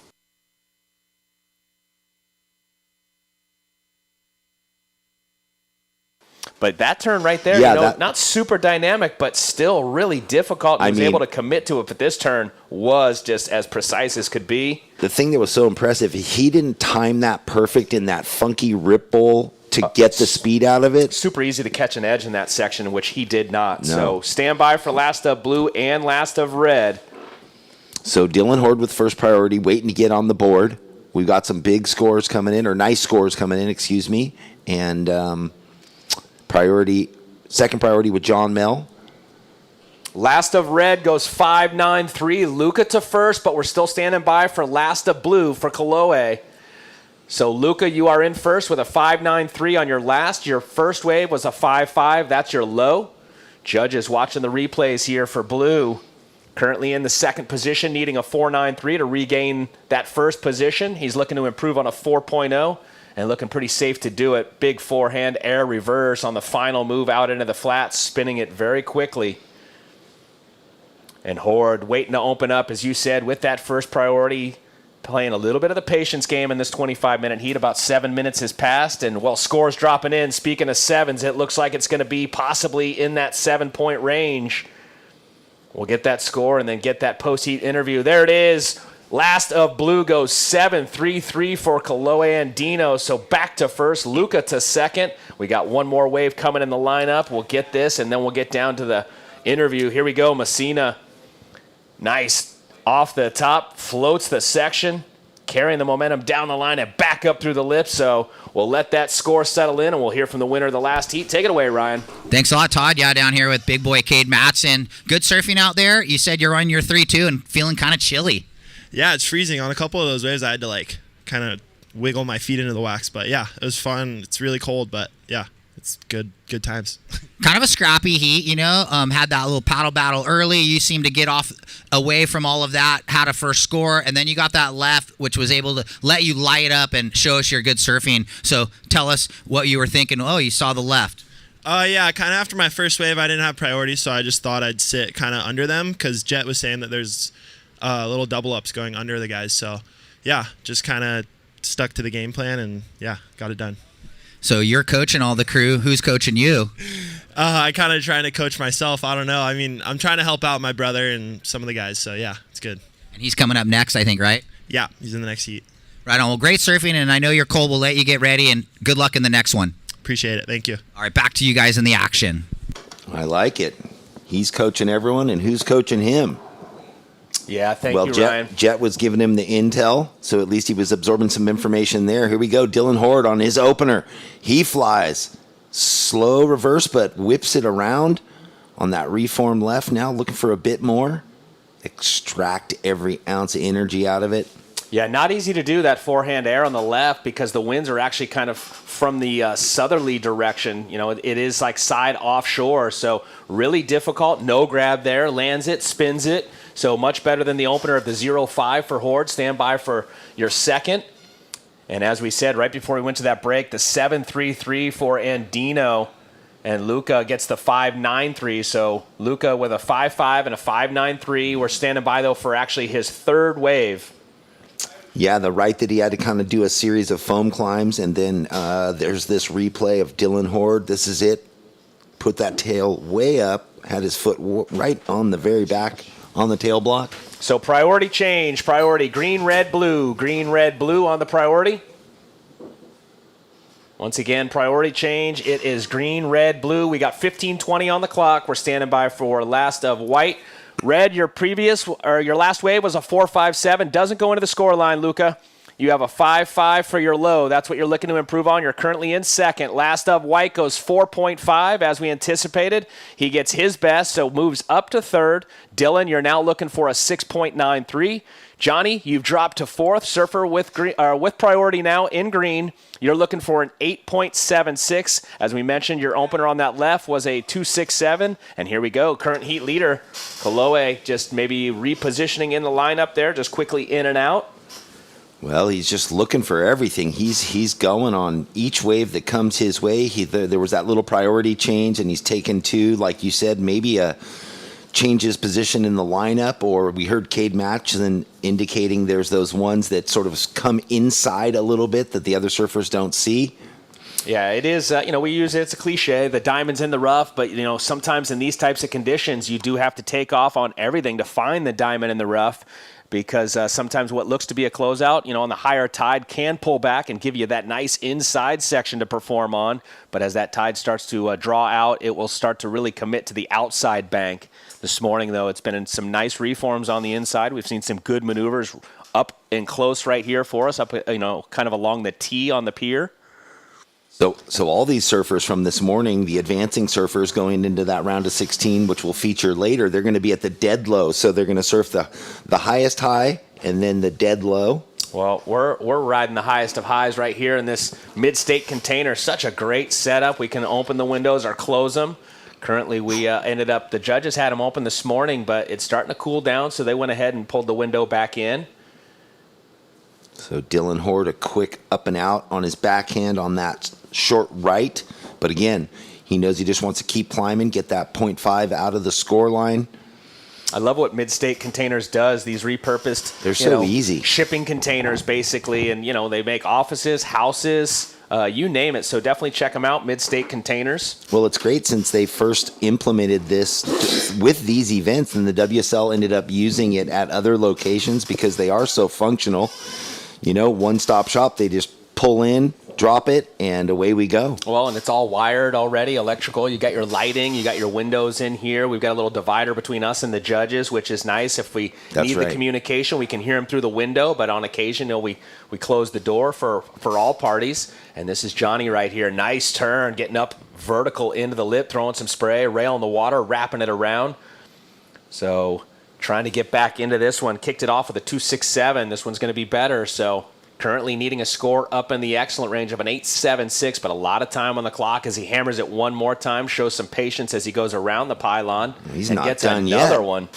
So the big boy making it look easy on a smaller inside connection there. So he'll ride the conveyor belt back out under the pier. I wonder if he'll sit over here on the north side by the pier for the rest of the heat, or if he'll go down to his happy zone there, that far left sandbar. That second turn, pretty precise, throwing some spray out the back, and difficult to make the connection here, but he sticks with it. Now it starts to lurch up on the inside, giving him some vertical face, and he gets straight up into it, goes around the pylon, and then is able to squeeze one more off right here. So pretty solid there for John. As mentioned, he opened up only with a 2.67, so this one's going to definitely put him back into the conversation. He was needing the 8.76, which is a massive score, but after this next one, it's definitely going to lower the score that is needed. Well, just over halfway through the heat, 11 and a half minutes left. Lots of time for all these surfers to find new waves, better waves. We'll know what John needs after this score drops in. We know that Dylan is looking for a 6.93 to go into second. Kolohe out in the lead with a 6.5 and a 7.33. Strong start for him. Luca Macinas in second with a 5.5 and a 5.93. Well, here we go with priority. Luca drives up through the lip. Nice section here coming out of up and under layback. Wow, and his foot flew off the tail. That back foot looked like it came off the board, but he repositioned it and no problem. Yeah, nice turn right there. That's a testament to the core, being able to pull the body back up and over with the, layback like that. Sometimes you can lose it. You can also, I know it's happened to me, is you get a big old golf ball in the back of your hammy trying to get back over. But if you got the strong abs, which I don't, you pull yourself right back up and over. Nice driving turns to get down the line on that one. That's a replay from earlier. And then this is the last wave here. Nice section right here. Up and under, bang. No, foot looks like it stayed intact on that, Baldy. Oh, it did? I don't know why. In real time, it looked like it. Maybe just the tail slid super fast. Yeah, no, it definitely did. He set it free. So stand by, surfers. We got 4 scores to drop. Each surfer is owed a score. This was last of Kolohe, current heat leader. Yeah, he's just been fishing around now the last 3 waves, up and outs for Kolohe. That's going to be possible bettering of the 5.5 for Luca. John Mel's score almost locked in. Then we'll know what he's going to need to go up into second. Well, Luca showing a lot of different variety on each wave. Yeah, pretty solid power turn there to finish that wave. As you said, John Mel is going to get his best. Looks like it's going to come through kind of in the almost good range. And what is the good range, Kleiny? Break it down. 5 to a 7.9. It's funny that there's nothing between good and excellent. There's not. Is there high good? It's like I guess trying to take it old school to the classroom. You got an A+, you got an A, and you got an A-. You're still doing really good, So I guess an 8 would be just scratching in the excellent range, and then a 10 is obviously perfect. That's an A+. Not many of those happen. So all scores in, surfers. Let's get caught up on it. Kolohe Andino leads it, surfer in blue with a 7.33 and a 6.5. Luca, your last wave came through. It was a 5-4, did not go into the score line almost. Your low is still the 5.5. You've got the high of the 5.93. John Mill, your last, you got your best. It was a 4.5. You're now in third. Once again, you've got the priority surfer in green. You're now looking for a 6.93. And Dylan in the white also looking for the exact score because his high is a 4.5. Dylan, you're looking for the 6.93 as well. Plenty of time on the clock, gentlemen. We've got 8:10 to go. And just to reiterate on the priority, it goes green, red, blue, white. Well, interesting. We have 5 judges on the panel. That you drop the high and the low, and that averages out to the score. So that last wave of Luca, well, this is nice to watch. Kalohe Andino on his backhand showing us where that board wants to go. He is carrying a ton of speed. I can't wait to see what he is riding. There is no ounce of this wave that board does not want to. I think he's got a lithium battery on board and a little propeller under that thing. Sparks. I mean, just getting down on that thing. Great surfing once again from Kalohe. He's looking to improve on the 6.5. It's always cool when you're sitting back, we're commentating, and they exceed the expectation of what I'm thinking might happen on a wave. 7 minutes, 15 seconds, 7:15. Sorry to jump in, Jeff. Just had a surfer asking. That's okay. So Kalohe surfing sharp, spot on. So we get to see him on his backhand. But I was saying that wave with Luca, it came in at a 5.4, but you throw out the high and the low. 2 judges actually went higher than the 5.5, but it just averaged out a little lower. So they were definitely appreciating that layback snap. Last of blue does not go into the score line. Kalohe goes 5.63. Your low is still a 6.5. Surfer in blue, you're looking to improve on a 6.5. You are the heat leader. Luca in second in red, looking to improve on the 5.5. And here we go. This is John Mell, surfer in green, utilizing the priority. A couple of vertical hits on the backhand, and he'll kick out quickly. So he's looking for the 6.93 and exactly the same score needed by our surfer in white for Dylan. Priority now is with red, second priority with white. Down to 6.20 surfers. Well, I got to say, that must have just been a feel-good wave for Kalohe, because even though the score didn't, better his score line, that's a confidence picker-upper. It just felt good. He knows he timed every turn perfect, and surfing really good right now. Kalohe Andino, and that's what's got him in the first position right now. So he's continuing to try and build on the score line, looking to improve on the 6.5. You look at the 2-wave total for Kalohe, it's 13.83. Second place is Luca in the red. His 2-wave total, 11.43. So pretty solid lead right now for our surfer in blue. And a little bit of a paddle to the south. Surfer with second priority, Horde. One of the goofy footers out there. We've got 2 of them, John and Dylan.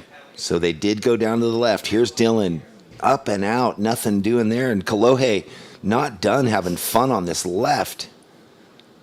Just blowtail reverse there for brother. He can do no wrong right now.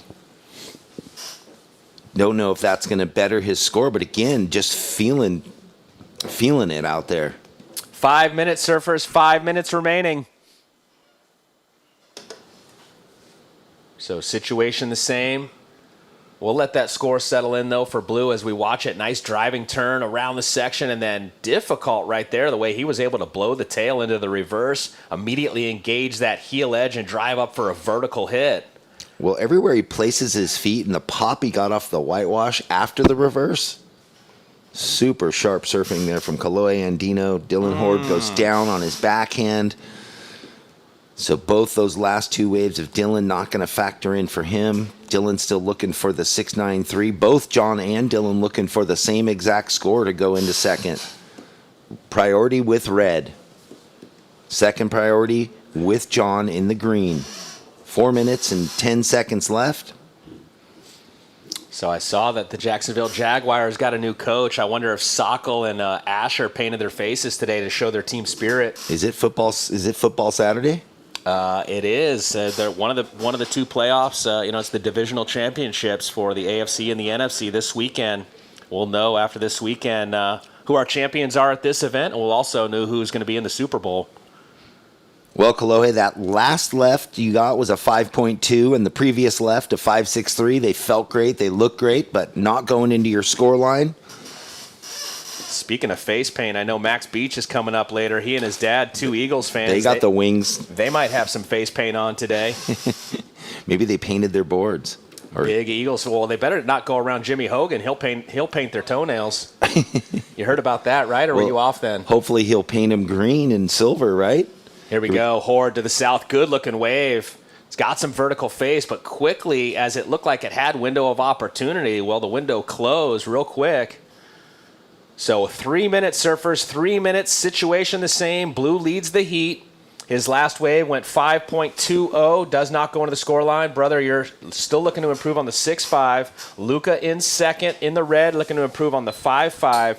John Mel in green, looking for a 6.93. Last of Horde, that does go into the score line, 3.63. However, your high is still the 4.5, so you also still need the 6.93. 2:40 on the clock, and the order of priority goes red, green, blue, white.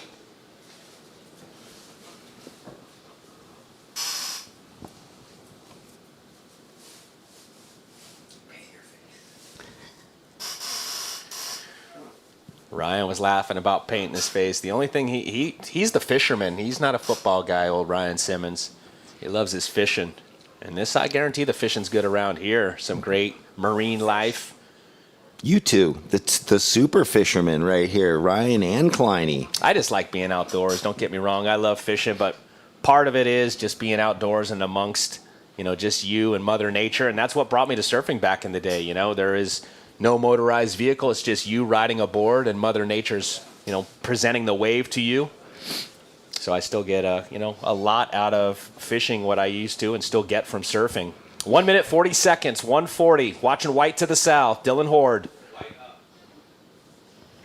Not going to happen on that one, so he'll try and regroup, get back out the back. Priority, just again, is red, green, blue on the priority. Red, green, blue. Green looking for the 6.93. White looking for the 6.93. We're going to try and fix this. All righty, so I think we might have a new sponsor for the event, WD-40. They've heard my chair squeaking throughout the event.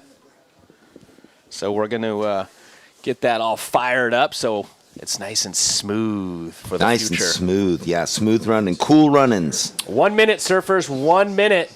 Green and white looking for 6.93.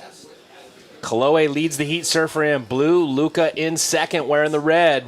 Man, from the jump of this heat, 25-minute heat, they were just on the mark, both red and blue. Here we go, Luca.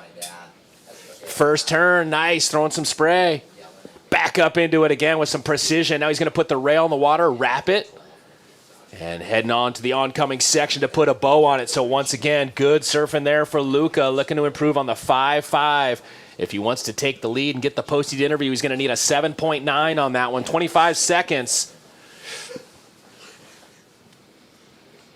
Priority, it goes green, blue, white. Green, blue, white, surfers.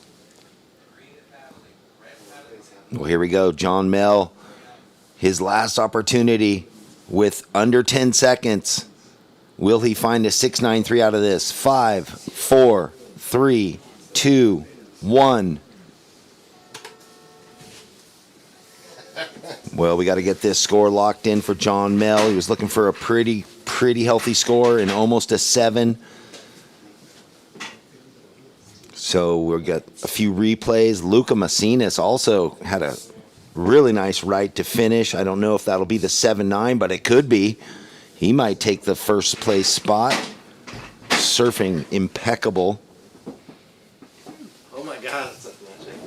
Dude, I don't know if you heard him, but I just pulled in the pits. It was like NASCAR. They fixed my seat. I'm not squeaking anymore. I'm ready for the new race. Let's go. You got new wheels, bruh. Let's go. I got new tires, dog. That's right. Thank you, boys. Appreciate that. So the judges comparing and contrasting Kalohe's top score of a 7.33 versus Luca. Even though Luca in second and advancing already, John Mel's wave not in yet. John's wave comes in at a 3.53, not enough, so still waiting on that score for Luca to see if he gets to go on the glass. It's a 7.17, so not enough to go to first, but still advancing through Kalohe and Dino in first, Luca Macinas in second, and John and Dylan, you can collect your checks up at the Beach Marshal. We're going to go to a quick commercial break, and we'll be back on the flip side for heat number 6. Next heat, stand by. Welcome to the land of big-time natural beauty and intermittent cell service. Here, cowboys drink Cabernet, farmers surf the breaks, and everyone breaks for roosters. It's a wide open and welcoming place. But that's not to say we don't have any hidden secrets. Welcome to the land of truly living, with a million things to do. Or not. SLO CAL, where life's too beautiful to rush.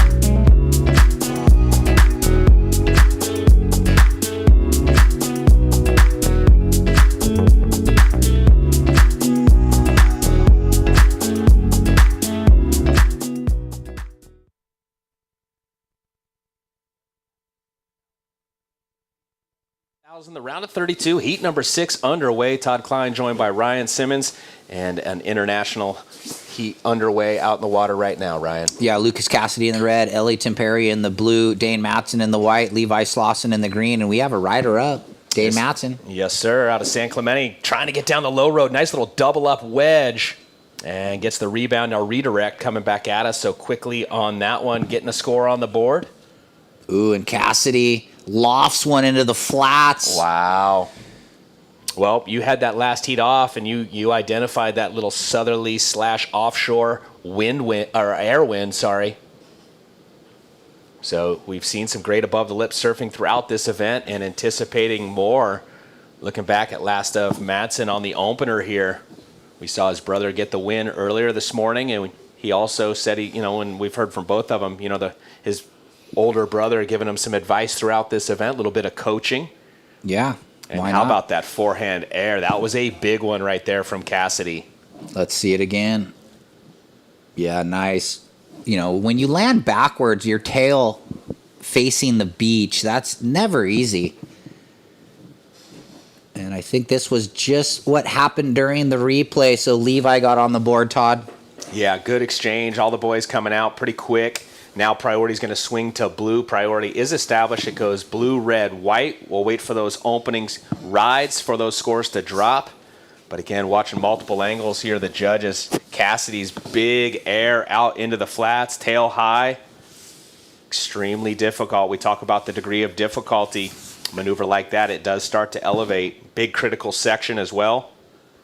So real quick, first call, Giorgio Gomez, Josh Burke, Sam Reedy, Laird Lavick, Heat 7 checking in. And we're ready to go. Take it away, Baldy. Yeah, here with Kalohe and Dino after a really fun heat to watch. You got your scores on those rights, but talk about how good those lefts felt, even though you didn't get the scores on them. Yeah, I've always been like a rhythm surfer, so just keeping that rhythm throughout the heat, and those guys are kind of posted up looking for scores and looking at better, like some decent scores. So I was just, why not roll the dice and just keep having fun and staying warm. Well, they looked great. This board looks great. Talk about what you're riding here. Yeah, it's a rad ripper. It started off these boards that I would just ride them in the off season just to be like motivated when I would surf around town, like during the winter. And then this Black Sheep technology came out. And, as you get older and a little bit slower, you kind of want as much love as you can get for the smaller stuff. And, so it was a bit of a toy, but now I take it seriously, and, it gets me out there every day. And then when it's difficult like today, it gives me some extra speed. Well, it sure looks like it's flowing under your feet. Congrats. Moving on through into the next round. We'll see you. You got some good lofty goals this year, or is that just too big of a question? Yeah, it's a giant question. I mean, obviously you want to put them out there and then, think about the minute-to-minute, hour-to-hour stuff. Definitely want to try to re-qualify, but, I got to make it to the challengers first. And, if I can make this next heat, super big when I'll be into the quarters tomorrow, and I'll be really stoked. Hey, All Baldy. right, Kalohe and Dino, great job. We'll see you in the next round. Baldy, can you hear me? Back to you guys. Thanks. All right. I wanted to ask a quick question to Kalohe there. He's balancing a thriving brand, up and coming brand with, now trying to get back on the championship tour. That's got to be a full plate. Yeah, it is. His and a family, you know what I mean? Hats off to him. A lot going on with Kalohe. You're right. I think he's like packing boxes in his garage. Yeah. So no, he's the CEO and the dude that ships. He's got the vision and the hands on the wheel. Okay, guys, we came out of that interview. So first of red, 7.5. First of white, 3.0. First of green, 5.0. And that's why you saw 7.5 in the scoreline for red. Yeah, he had the soul arch claim. That was one of the biggest airs of the event. Definitely. That was a very, high air and all the way out into the flats, which, again, the, inverted positioning of the board and then landing in the flats, that all goes into the score line, and that's why it was right there, almost scratching the excellent range for the one single move, 7-5. Great start for Cassidy. So priority shifts into blue, then red, then white. Blue yet to ride a wave, Ellington Perry. Yeah, I was hoping to get a shot of that tail, too, on that board. Oh, it's got the little bump wing. It's so fun. I need to get a Rad Ripper. A little more volume than Kalohe, but that's cool. He kind of got the board to play around, around town just to make surfing fun, like maybe a little more volume, and ended up working really good as like a competitive model. So the versatility of all of the Lost surfboards. It's funny because my board that I always ride, I've had it for years now, is one of Kalohe's old ones. Oh, okay.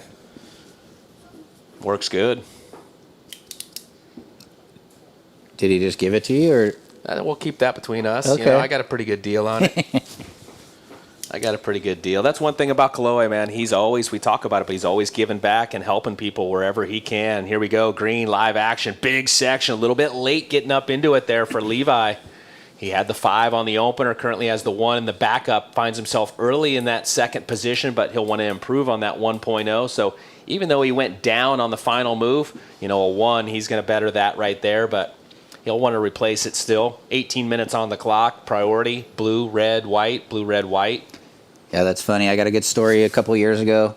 We were trying to get one of the up-and-comers to ride a little more foam, and Kalohe went to the board shack and grabbed his Olympic Magic board and then 2 other blades, like a little longer than what the surfer was riding, and said, here, try these, and just donated 3 insane surfboards for the kid to ride a little more leaderage. And so that's really nice of Kalohe giving back, as you were mentioning. Yeah, we'll keep that conversation going here in a moment. We got live action. Blue puts the rail in the water, wraps it around for Ellie. This is his first that we've seen, and unfortunately on the second turn goes down. But going back to the conversation of working with the youth as they're coming up, old school, Matt Keckley back in the day would make me ride a longer board because it makes you utilize the rail. Exactly. You're not as flicky, learn to utilize the rail, both on the bottom turn and when you're out on the open face. And when you go back to a smaller board, it looks a lot better. Here we go, red, live action, slashing, setting up a ramp here. He goes vertical with it.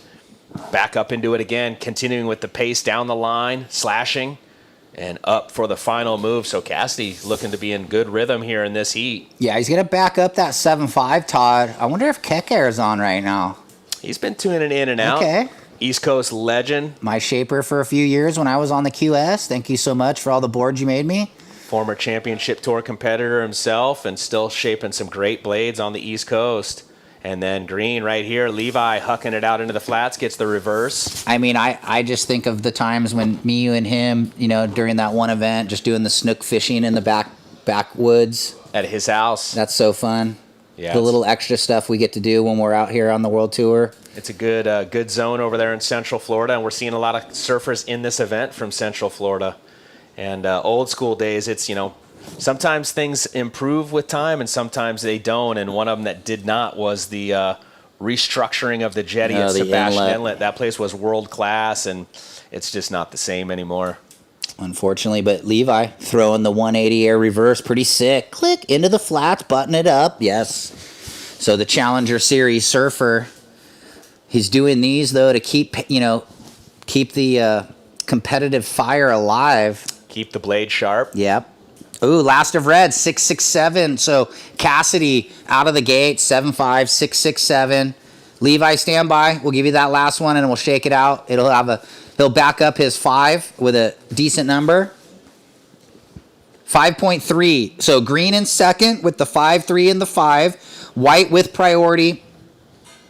You need a 7.3 and blue, you're in third. You need a 7.8. So in the lead, red, second green with the pair of 5s. Blue, you're third. You need a 7.8 now. And white, you need a 7.3, but plenty of time. 10 off the clock, 15 remaining here in heat 6. Yep, and the order of priority goes white, green, red, blue. White, green, red, blue.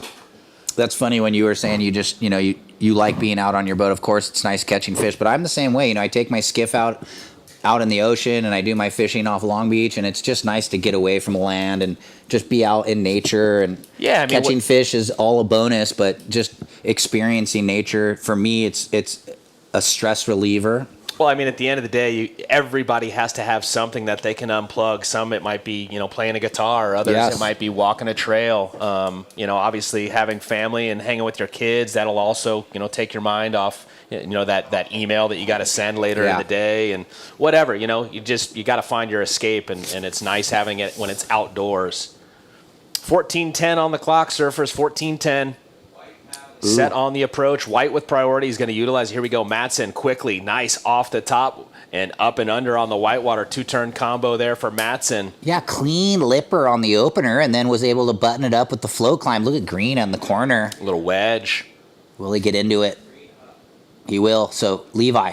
Nice rail wrap. Patented Levi carve, and then, a little sticky there on that. Kind of a tricky section, though. Dano, your last wave. 417 Dane. So puts him in a little better position. Now needs a 613. And Ellie still looking for the 7.8. Checking in, boys. Giorgio Gomez, Josh Burke, Sam Reedy, Laird Lavick. Ooh, another great heat coming up. Watching the replay, that last one for Slauson. And now we got live action out the back. Blue quickly up through the lip. Nice carve down. Deeper bottom turn on the final and hammers the oncoming section there for Ellie. Yeah, nice little combination. Holding speed through that wave, which is never easy out here. It should start to get a little easier, though, as we continue to pull water off the bank. Tide pulling out. Let's watch this. Ellie, clean one. Kind of fades it back to get that thing more vertical. Nice check.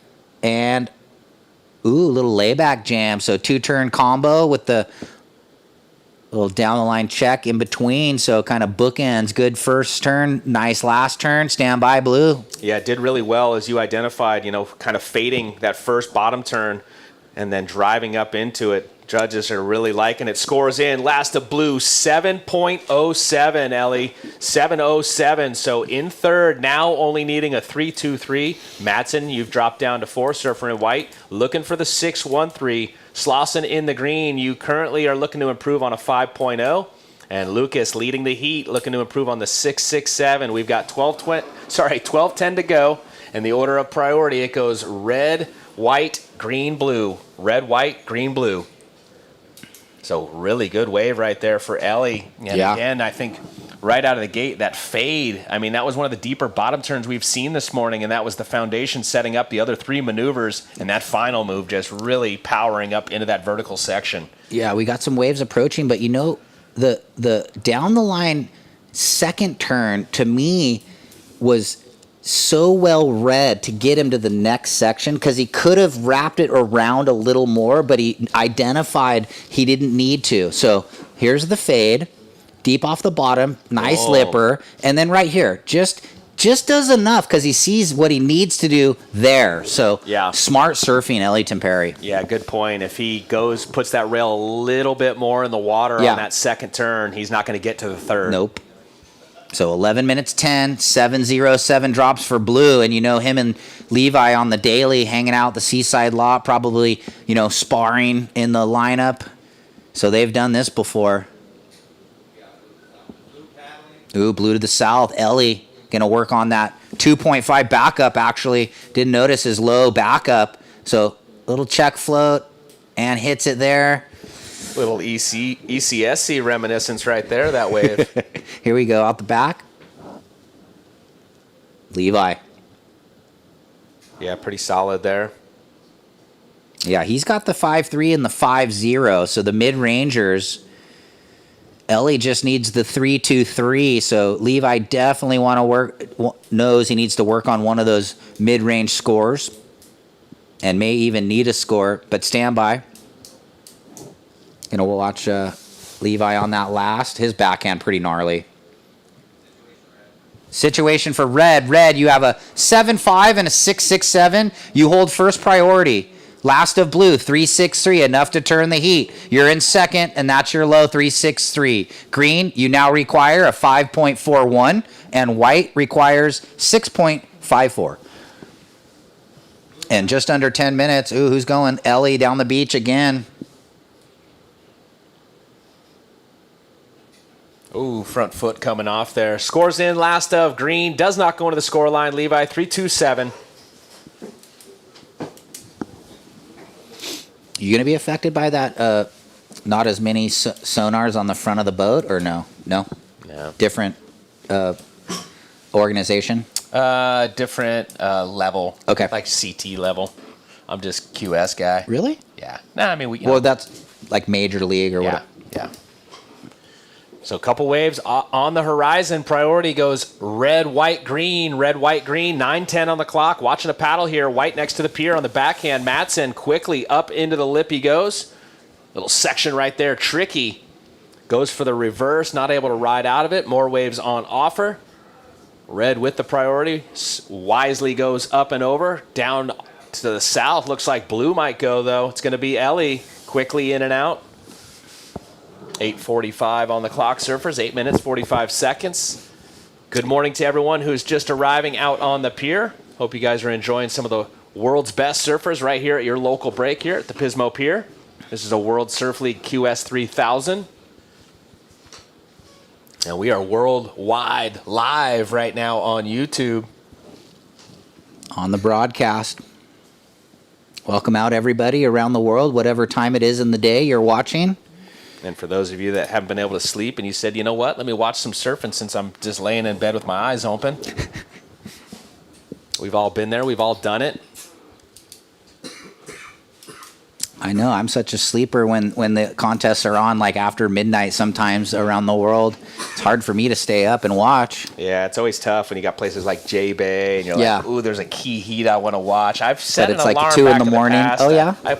I'm past that point now. I'm not setting alarms anymore for You just heats. watch it the next day of the heat replay. Yeah, but then it's kind of like, when you got in a family event and your football team's playing and you got it recorded, you're going to watch it when you get home, and then some dude goes, oh, man, sorry the Dolphins lost. You're like, thanks, bro. Yeah. Guess I'm not watching the game later today. There's nothing like being watching it when it's live. Here we go. This is live. Matson. Ugh. Quickly in and out. We're down to 7:20, surfers. 7:20 on the clock. Red, green, blue on the priority. Red still in the first position. Cassidy looking to improve on the 6-6-7. And Ellie looking to improve on the 3-6-3. So the door's still open for third and fourth. But look at the score lines. Solid foundation for Lucas and Ellie. Both of them have scores in the 7+ range. So Levi needing only a 5.41 right now. He's got a pair of 5s in the score line. And then Matson with a 4.17 and a 3.0. He needs the 6.54. Yeah, still in it. Just needs that upper 6 range score for Matson. He's thrown a bunch of 7s at us this event, so he knows he's got the firepower to do it. 6 minutes 40. He just needs the right wave. If Tim Perry, though, can back up that 7.07, we'll see some separation. So 2 more heats left in this draw. Giorgio, Josh, Sam, and Laird coming up next. And then Heat 8, it's going to be big boy Ryan Huckabee, Max Beach, Taj Lindblad, and Dimitri Poyo. So 2 past champions in Taj and Dimitri in the same heat. 2 regular foot powerhouses.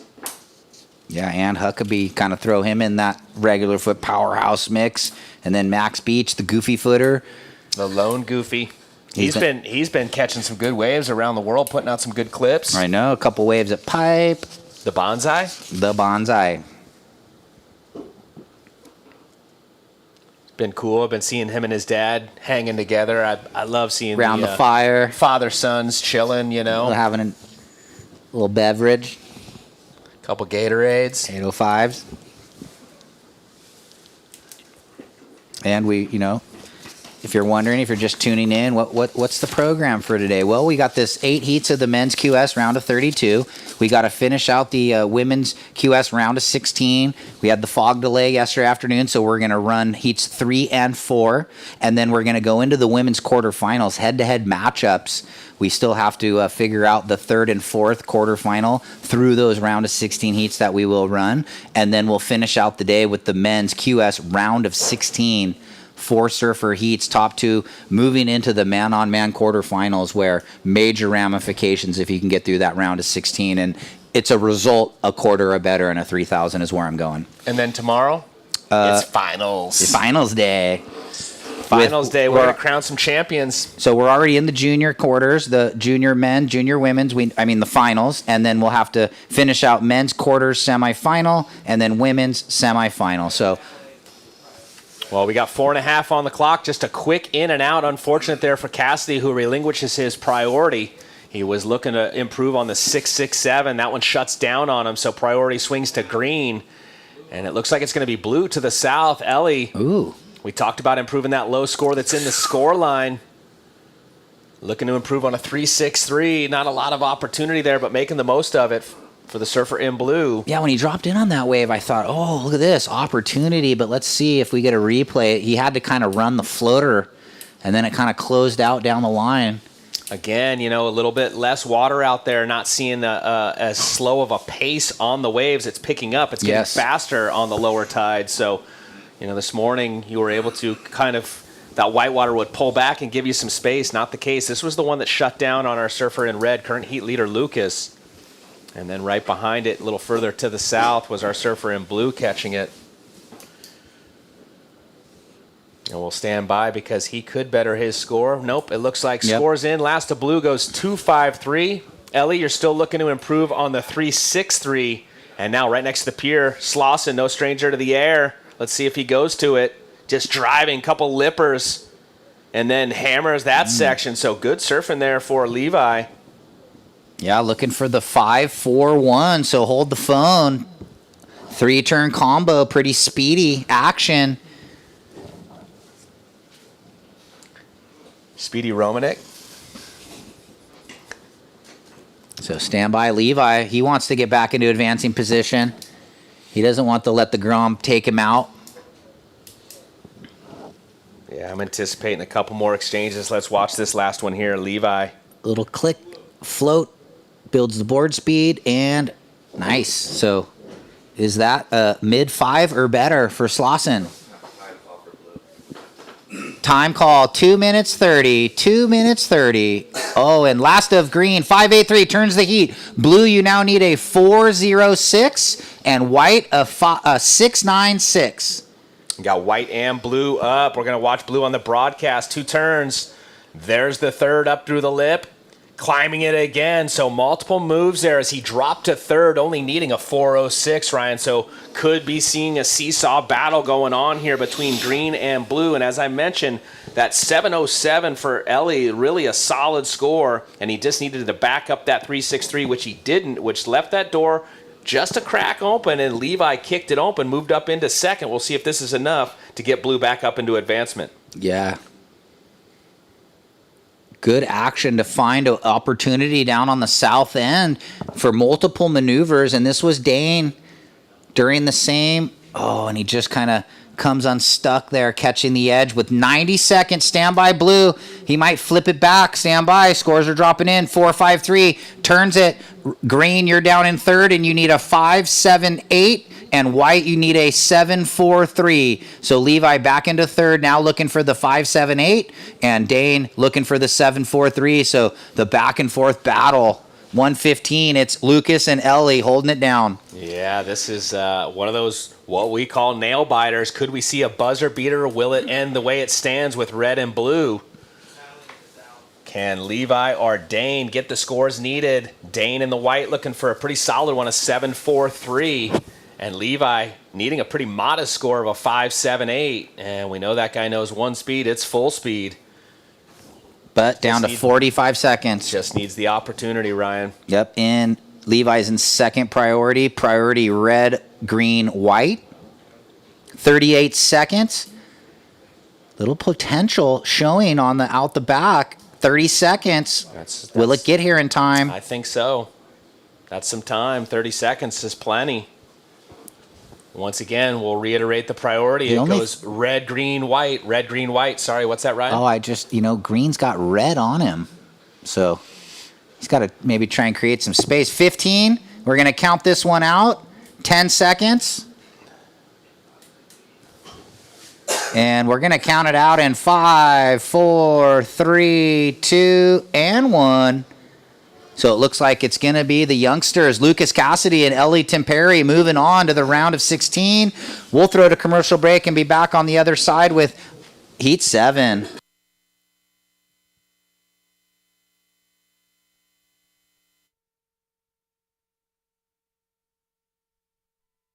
Welcome to the land of big-time natural beauty and intermittent cell service.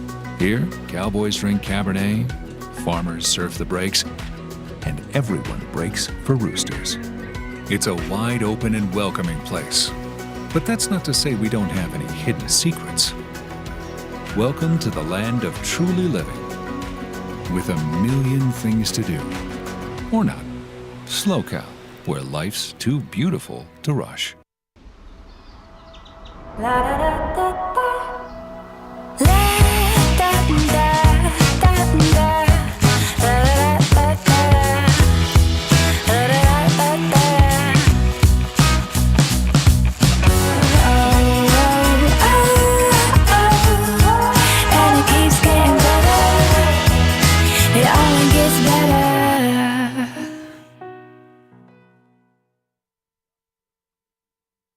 Quad. I think he was the one riding the quad, right? He was. It kind of threw me off seeing the quad. Hey, welcome back, everybody. We are underway in heat number 7.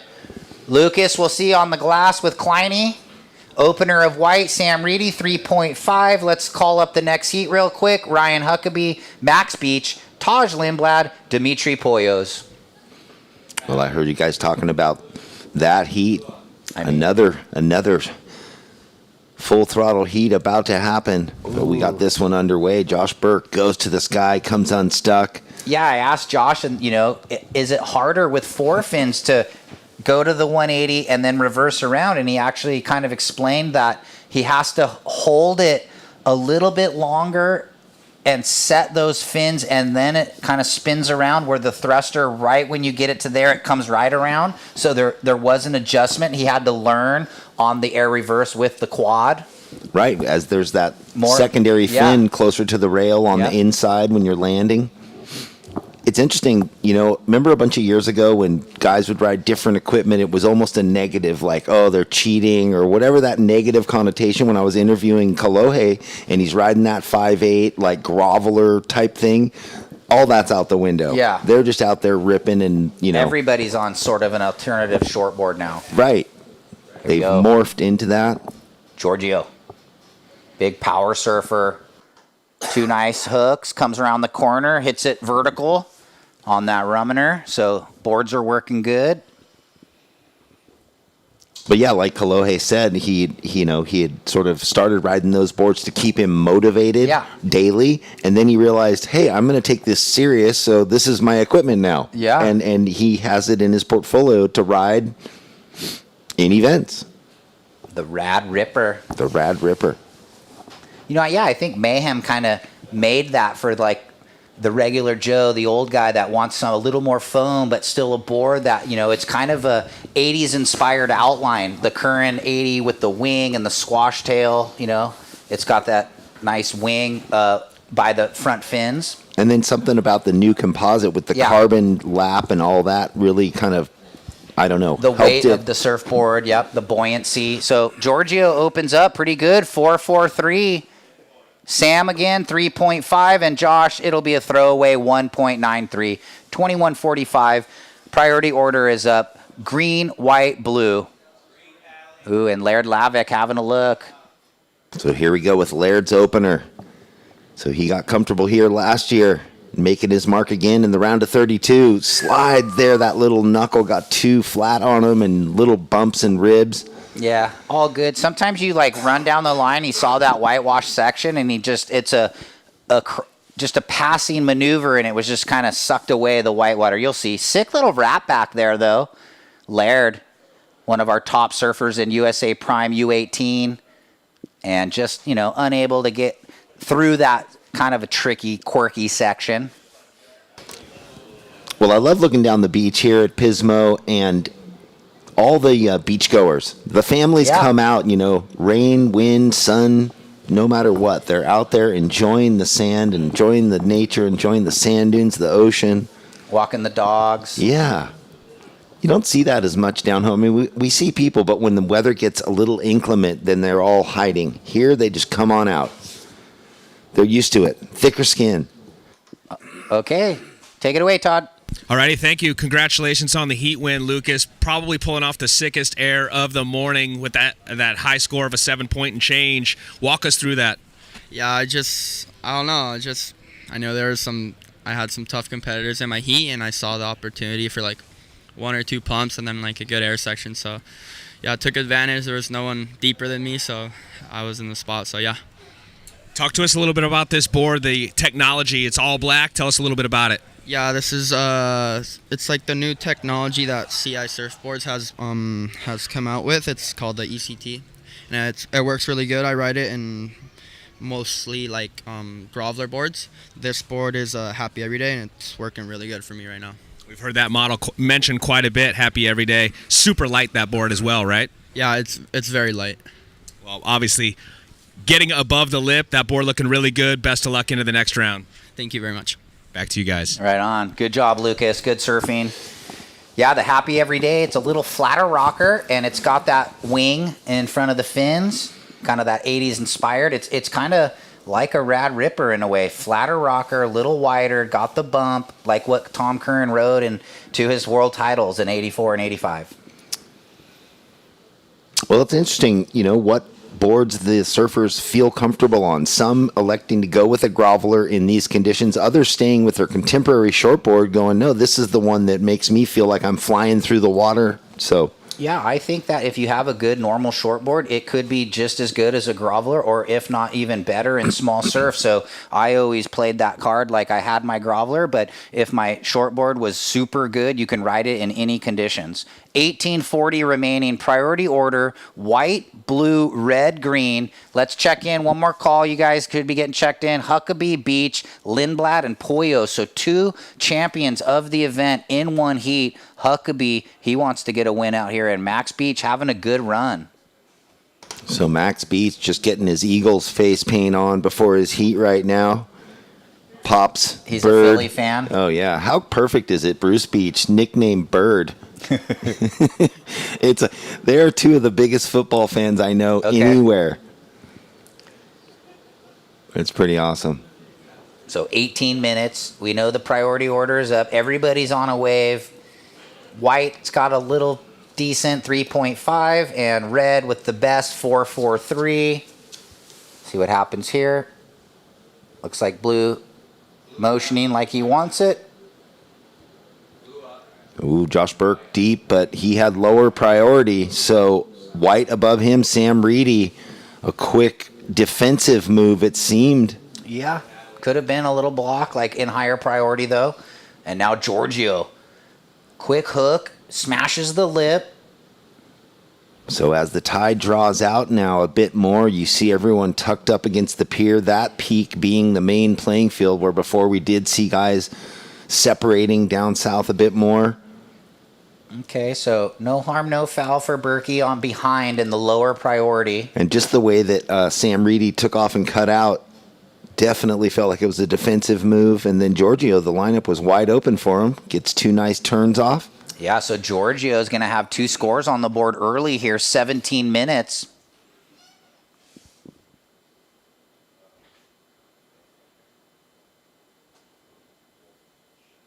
Stand by, boys. We'll get some scores. Last of blue, last of red.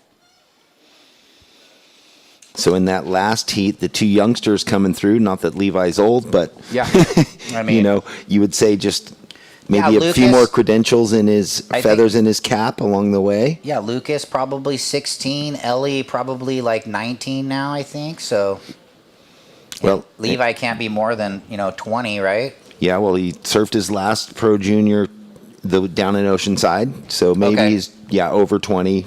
Yeah, getting into that. you would be 20 as of January 1 of that season, I think. So for him, you think, he's taken about 5 months off, he was saying before. He was happy to get his competitive, jam back on. He was missing it, but it was great to have that 5-month break. He felt so relaxed after realizing he had requalified for the Challenger Series, ranked 20. So everybody all checked in, and once again, we had Burke behind Reedy. Reedy with the higher priority, and he's got a pretty nice wave under his belt. Last of red, 493, Giorgio. Last of red, 493, standby.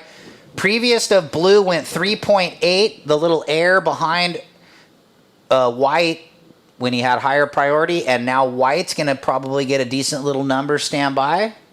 Josh is like, what is that? 2 times in a row, man. He's got the upper hand in priority on me and takes off. Here we go, green.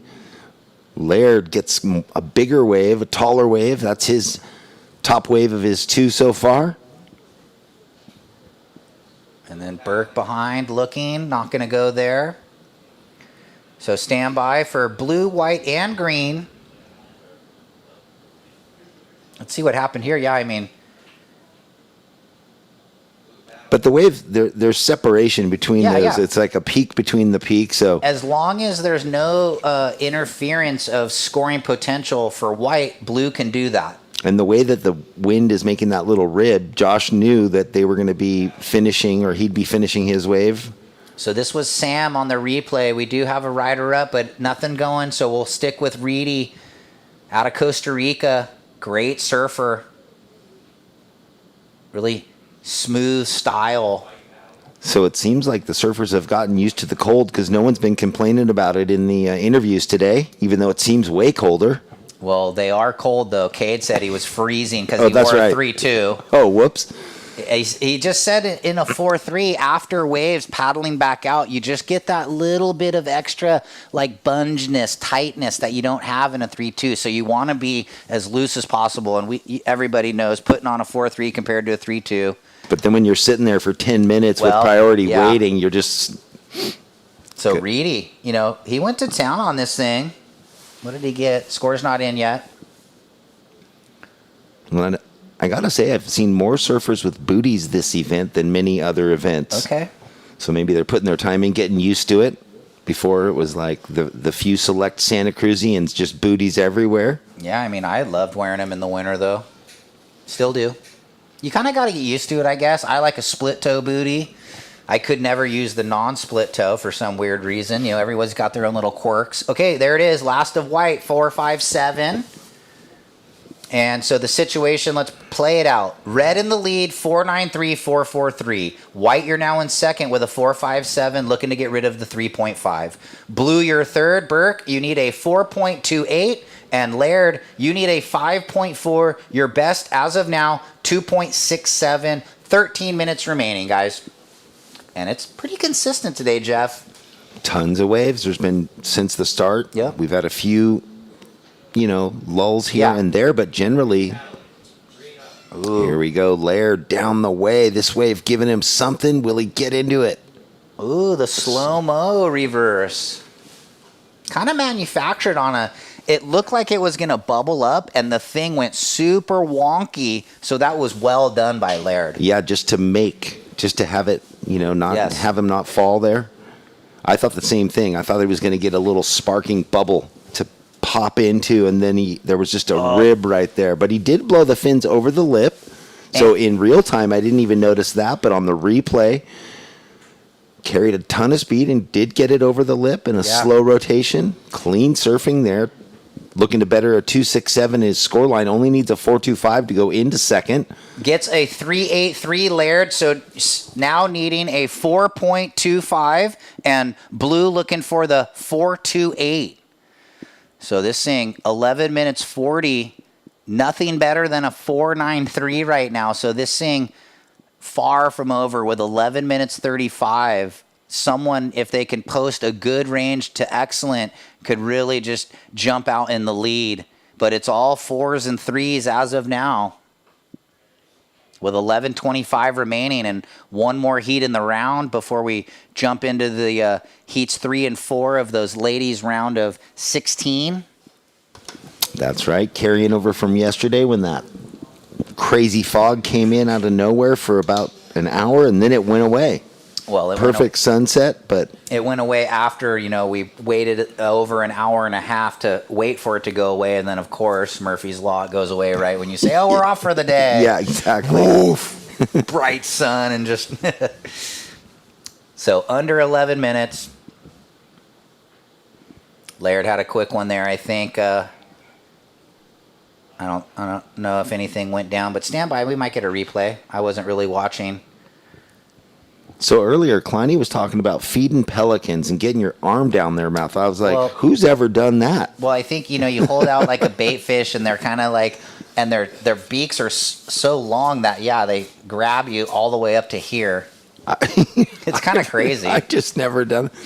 You see all these videos of these people that think they can like interact with nature and they just get pounded. It's like the funny Instagram videos of people like, oh, there's a moose. Let me get a photo. Like, how do these people not know? Wild animal gonna knock you down. They've been drinking their whiskey or something. Yeah.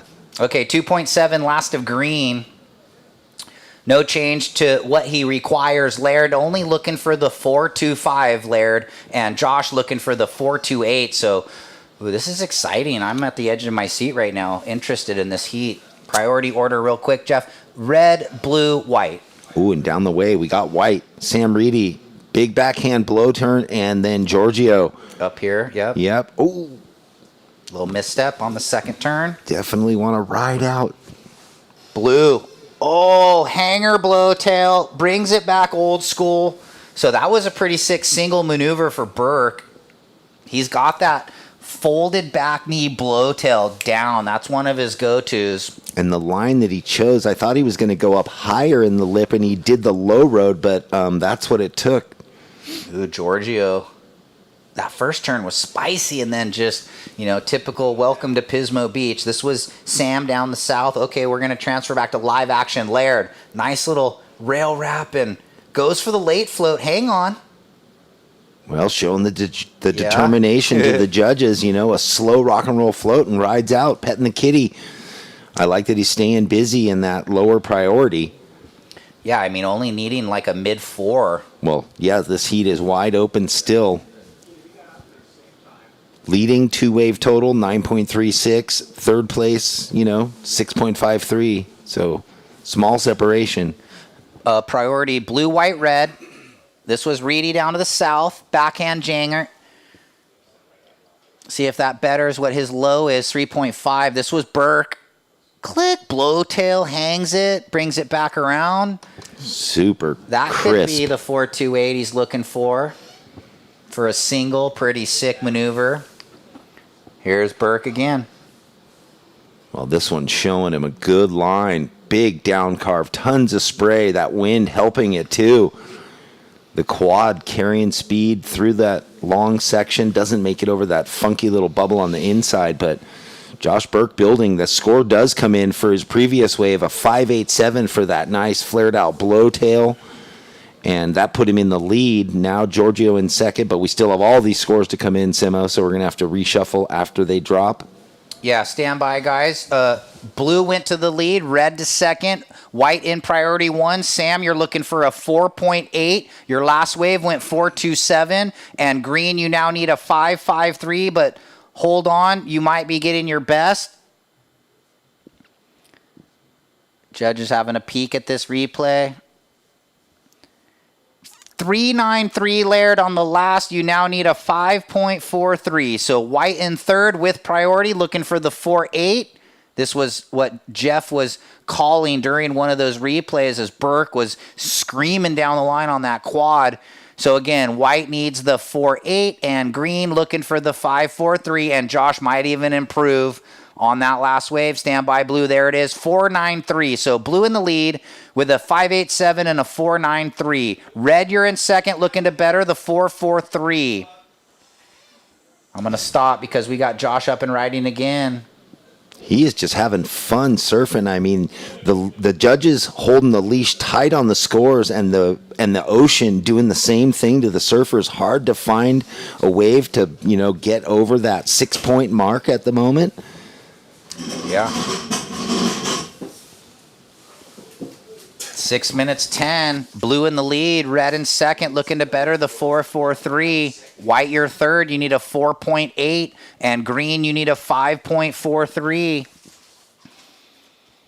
Priority white, red, green. 6 minutes.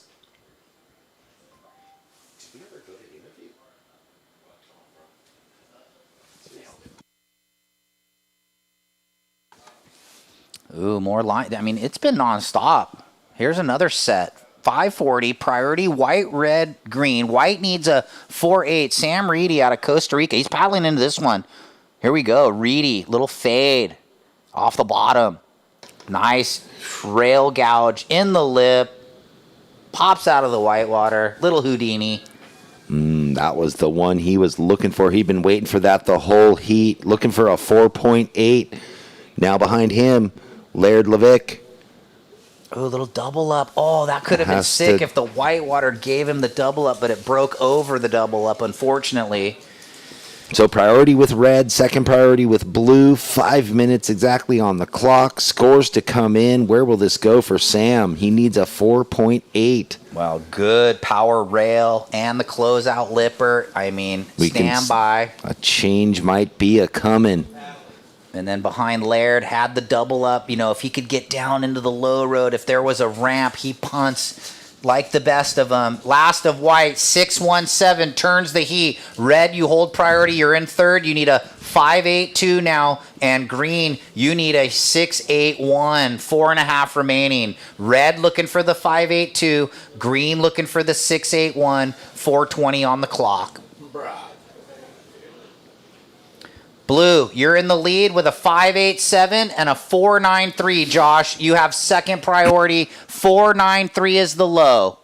So Josh asking us what his scores are so he can manufacture in his head the strategy here in the last 4 minutes, Jeff. Yeah, holding on to a slim lead, just, what is it, 6/100ths of a point over Sam, but it's all about getting first or second, but it's always nice to come out of the heat in the lead.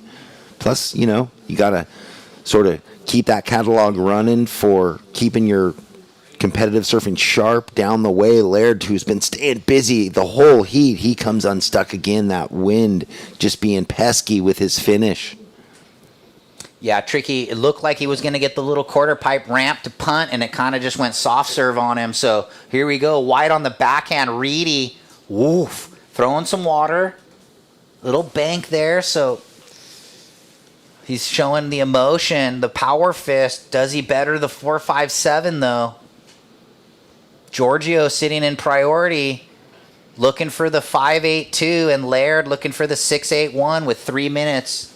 So Reedy coming back against the grain. There's a sick little hack right there, and then. Yeah, really well-timed first turn, but not feeling safe. Definitely wanting to increase on that 4.57. This was Laird looking for the cork. Can't ride out. But yeah, Sam in second wanting to increase. He goes into the lead. It's a 4.70, Sam. So Sam now in first place. Josh, you're in second. Giorgio in third place with first priority, still needing a 5.87. And Laird, you need a 6.87. Stand by green for that last wave. You can see blue having a look here. Berkey going to try and get back into the lead with a 5.01. So speed float looking for the ramp. Oh, and there it was. Stuffs it. Sick air reverse. Surfing with so much poise. It's like regardless what the wave wants to do, he knows how to time it perfect. Yeah, that's the... Just hold off the gas and then put on the gas. And he went way above the lip on that little bubble. Confidence of the surfboard under your feet. Here's red in the corner. Ooh, power snap. That's what I was saying about Sam and whoever was in second, because as soon as Giorgio finds the wave that he was looking for, he's going to go off. Oof. Power hook to the snap there and then button it up. Little silent claim, little mini fists. And this was right behind Laird. Fighting for it, going from bump to bump. Well, and picking his spots really well on a super weak, gutless wave. Yeah, ripping this thing. So stand by, guys. Couple scores. Looks like Burke's going to get maybe the best of the heat. Gnarliest turn we've seen of the heat. So fair as.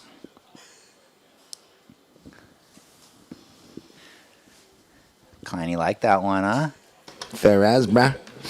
Stand by blue, stand by green. 50 seconds left. Priority is white, blue, red. And red, sorry. Giorgio also has a wave coming in. So Lavick trying to better the 393 to cut down on the 687 needed. It's close. It might not get there. Burke is going to get the best wave of the heat and probably jump back into the lead. This was Giorgio's last click. Well, we're down to just 20 seconds, so time winding down for all four surfers, regardless of where the results end up. Last of blue, 7-0. You're in the lead, white in second. Third is red. He needs a 5.95. And green, you need a 7. And we're going to count it out, though. 5, 4, 3, 2, 1.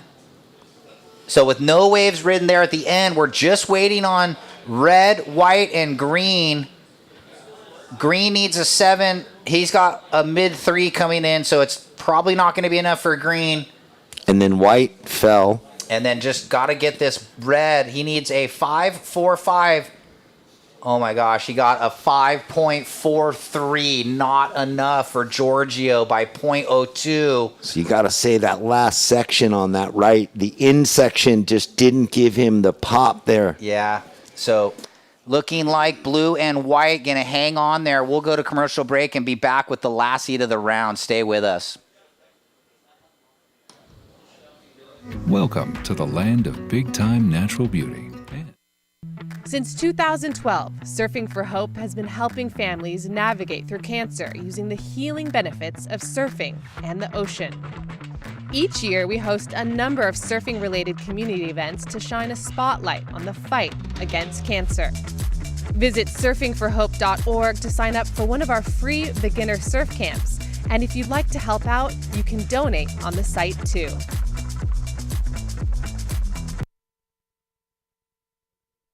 Since 2012, Surfing for Hope has been helping families navigate through cancer using the healing benefits of surfing and the ocean.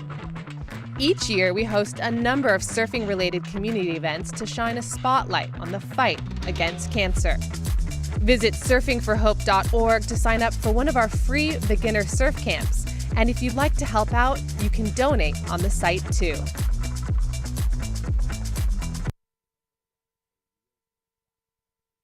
You were riding on the rims at some point, so we sent you home. Go get some rest. And which you did. You came back guns a-blazing. Welcome back to the broadcast. Hope you guys are enjoying the live action here in SLO CAL. This is the SLO CAL Open, the 2025 edition. And right now in the water, we've got heat number 8, the round of 32. Ryan Huckabee in the red, Max Beach in the blue, Taj Lindblad, former winner here in white, and another former champ in Dimitri Poulos wearing the green. White already up and going. Here we go, Taj Lindblad. Big old boy. Well, he looks like he's on that carbon technology too. How was that, little Larry? Getting back over the board. Fins drifting right behind him. Going to be green, Dimitri. So we've got the Mayhems, the Timmy Pattersons. I wonder what Ryan Huckabee's riding. Shoot, I saw him when he went by. Well, here he is right here. Up through the lip. Nice driving bottom turn, but catches the nose. I want to say he might have been riding a Timmy. Okay. But we'll find out. Timmy's, we'll find out. Timmy's stable building. Yeah, you'd have to say probably the best in the stable for Timmy is obviously Italo. Mm-hmm. Here was that last one for Lindblad on the opener. Watch this final move. Super impressive right here. Just slides the fins out, was able to get right back over it, though. Regain the composure and get one more whitewater bank. Green was behind him, not a lot on offer after this first little bank. He was looking and says, there's not enough there. I'll kick out, save the energy, save the position in the lineup. But both they're just finding their marks between these funny little ribs moving down the line, and too bad pokes the nose there for Ryan Huckabee. Yeah, 3 regulars, 1 goofy. The only goofy out there is Max, surfer in blue. You think he feels dirty that he didn't get the green jersey on Eagle Saturday? Come on, you got to support. I don't know. Here we go. This is going to be Huckabee. No stranger to the air are the big turns. This guy's got the full package, as do all these guys at this level.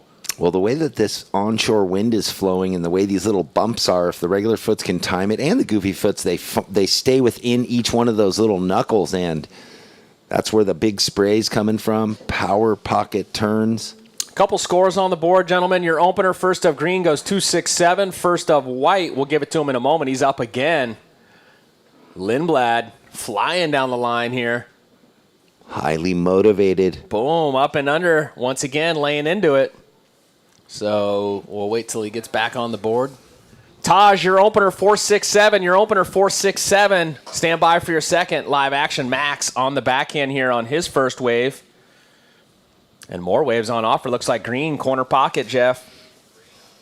Well, Dimitri's got that really back-footed style, the way he loads up. Well, the dude's got quads like Derrick Henry. I know. Doesn't make that one. So Dimitri opened with a 267. This wave might be similar in that range. Ryan opened with a 367. Taj with a 467. And we've got scores for 3 surfers going to come in here shortly. This was last of Huckabee here. His opener was the 367. Nice power turn. Big boy. He's got to be 6'3". But you wouldn't know it the way he's able, even in the smaller conditions, to perform those big turns and big airs. And there's a big layback once again for Lindblad. We're going to get some WD-40 on your chair now, Baldy. I know. It's a little squeaky. Because you've been going too fast in the corners. So just a quick hit there for Max. So we'll get caught up. Scores in. First of red was 367. Second of red goes 497. First of white, 467. Second of white goes 387. First of green, 267. And we're standing by for last of green, last of blue. Last of green just dropped. Dimitri, your second wave was a 343. And now scores dropping for you, Max. It's a 373. So all scores in, 20 minutes on the clock. Priority established. It is red, blue, green, white. Red, blue, green, white. Man, nervy stuff. A battle of the 3s and 4s again in the beginning of this heat already. Huckabee finds another beauty. Quick 2 turns. Yeah, did really good to read that section to get up into it. Again, I feel like at times the East Coasters really could feel like they're right at home in these types of conditions. Because growing up on the East Coast, we surf these types of conditions all the time. We got 19:30 on the clock. Winner of the last heat was Josh Burke, and he's standing by with Ryan Simmons. Thanks a lot, Todd. Yeah, down here with Josh, taking the win. Good surfing out there. You're just going fast, and you're showing the wow factor out there. The couple heats I watched, it seems like everyone's trying to fit turns into a soft wave. So I just thought that I'd try an air or a blowtail on every wave and show the judges something different. So I guess it worked out. I started slow and fell on a couple. Actually, the bigger air that I tried, I tore my toenail off. It was dead already, but it was still latched on pretty good. And then I caught my toenail on the grip pad, and it flicked up. And then I was trying to serve with it through 5 minutes, and then I ended up tearing it off myself. And then I think that's why I won. Well, you know what they say, beware of the wounded warrior. So, I mean, same board, you're riding the quad, but you wore the 4-3, and you're wishing you wore the 3-2. Yeah, it's colder today. So I wore my 4-3, but I kind of regretted it because after 2 pile outs, I was like breathing heavy and super warm. And me as a person, I'd rather be cold than hot. So, especially in the heat. So yeah, I was regretting wearing the 4-3, but yeah, it's all worked out. So hopefully the temperature stays the same, so I don't have to wear the 4-3 again. Yeah, I know you got another heat coming up, so keep it going. Go get warm. Any shouts out to the fans back in Barbados? Yeah, thank you to all my sponsors. Thanks to my family and friends at home, my parents, my sister, my brother that's here with me. Well, my brother that's here with me. And yeah, enough love, enough respect to the Barbados community in general. Cheese on bread. Yes, I. All right, back to you guys. Yes, He nailed it. Ryan nailed it. The other night we saw Josh out, and Ryan gave him the cheese on toast, and he looked at him. He goes, "No, bro, it's cheese on bread." Well, during that interview, which was packed with information, Ryan Huckabee surfs to a 5.33, and then Max Beach up on the pier got a beautiful long right. Got a 4.10, so now Max up in third, looking for a 4.45. Priority is with Dimitri, looking for a 5.11. Second priority with Taj. All scores are in for everyone. Yeah, Ryan giving him the grilled cheese version. Here we go. The other Ryan out in the water. Huckabee getting a quick drive down the line. Wave shuts down. He kicks out. Man, how about that? Ripping off a toenail is... Yeah, that's radical, that dude. hurts. He needs to find Jimmy Hogan and get a new one painted on. There we go. Rip off the toenail. I like how he broke down his heat strategy before paddling out, obviously paying attention, watching the heats before, and it paid off. He identified that it was above the lip surfing that he wanted to do, not trying to fit in the turn so much. Yeah, I'm still kind of freaked out by that whole toenail thing. Dude, that has to be so painful. We saw earlier, it was yesterday, Aaron Beatty ended up getting 6 stitches. He took a nose to the cheek on his face and had to go get some stitches. Unfortunately, we lost him this morning. But, yeah, a couple little things going down out there in the lineup. We've seen broken boards, broken toenails. Ow. That gave me the willies. Ripping off a toenail or a fingernail. Yeah. Painful stuff. We see some waves approaching. Priority is green, white, red, blue. 16 minutes left, and it looks like Dimitri Puyos, past champion from this event. A lot of speed right here. He never flies down the line without a lot of speed. Finds that in section. Ooh. Definitely a big section there, big turn. You can notice now, too, I'm looking outside of our mid-state container at the tent in front of us, the Surfing for Hope Foundation. There's some wind. And there's definitely some breeze puffing up out of that southerly direction. It is forecasted to pick up. They might have to ground the Standing by. We've got 15 and a half on the clock. We're standing by for that last score for Dimitri. Red, you're currently in first. Your previous wave was a 5.33. That's your best. Your low is a 4.97. You are in first, Ryan. But again, stand by. We've got a score to drop for last of green. And it will be his best. He had a 3.43 in the score line. That was his best previously. And there it is. Last of green goes 7.0. So new leader in the clubhouse. His name is Dimitri. He's now looking to improve on the low of a 3.43. Huckabee, you've dropped to second wearing the red. You're looking to improve on the low of a 4.97.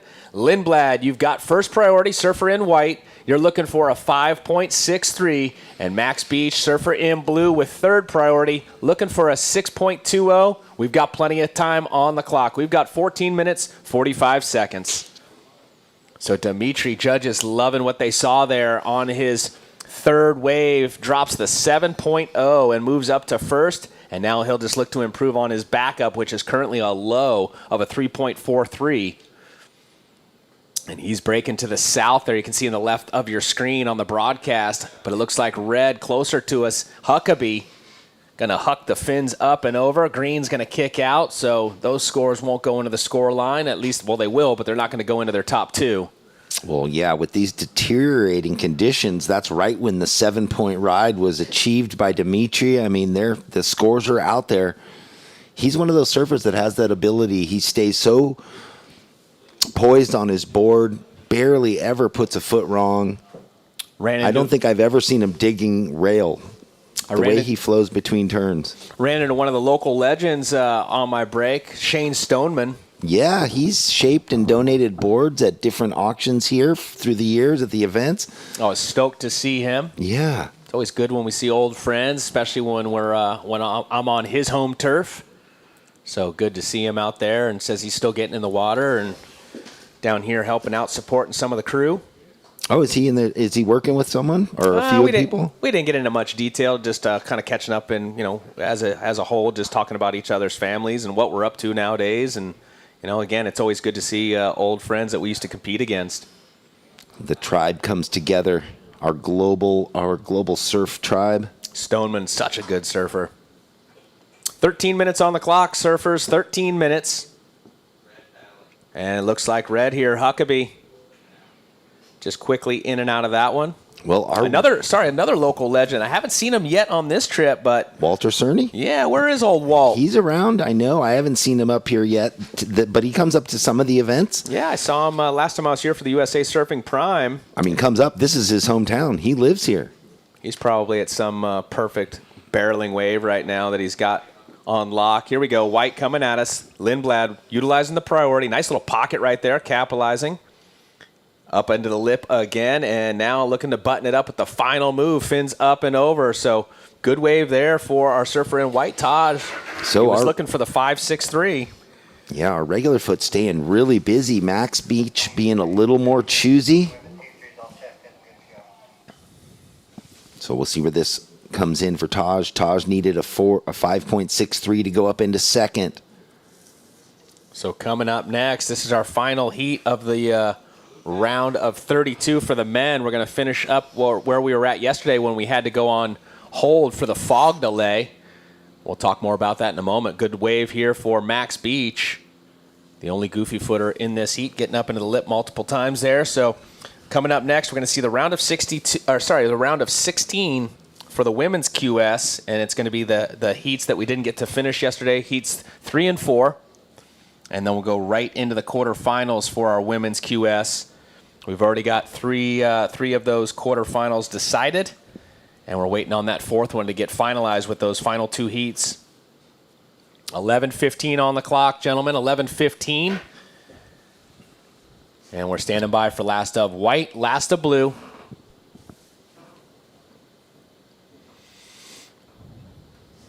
Well, Max took off needing a 6.2. Like you said, we're waiting on those scores. Taj needed a 5.63. Will we see a shuffle in the standings? Ryan Huckabee in second currently. And Dimitri out in the lead based on that 7-point ride that really put him on the jump. Taj Lindblad scores a 4.83, so staying in third, still needing a 5.47. Waiting on this score for Max Beach now. I love watching. Well, time on the clock, 10.5. And plenty of time. Right now, holding down the first place position with priority is our surfer in green with a 7.0 and still the low of a 3.43. We're watching the replay on the broadcast. Last of blue, waiting on that score to drop for him. So the judges watching it once again. A couple of top to bottom turns there for Max, and then finding the open face once again. And able to take it up through the lip a couple more times. That was his first wave. That was the 3.73 or the 4.10? I'm not sure, to be honest. I like it when you're honest. So that other one was the second. This is his third wave. This is the one we were waiting on the score for, yeah. Yep. Because I was going to say, man, he got a lot of turns off on that other one, but better, deeper on that one that goes 4.43, Max. Your last wave was a 4.43, so that is your best. You now require a 5.87. Surfer in blue, your last wave was a 4.43. You're looking for a 5.87 to turn it. Taj in the third position wearing white, looking for a 5.47. Huckabee in second wearing red, looking to improve on the 4.97. And Dimitri, our current heat leader, wearing the green. Your low is a 3.43. We've got 9 minutes, 15 seconds to go, and priority goes green, red, white, blue.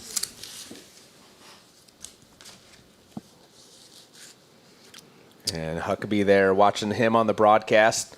Hucking the fins out into the flats to the reverse. Well, thanks for joining us down here live and on the webcast, doing double duties, are we? Talking to the surfers, talking to the fans on the beach, and talking to everyone around the world on the broadcast. Here's Max Beach again, looking for something different. Doesn't work out for him on that wave.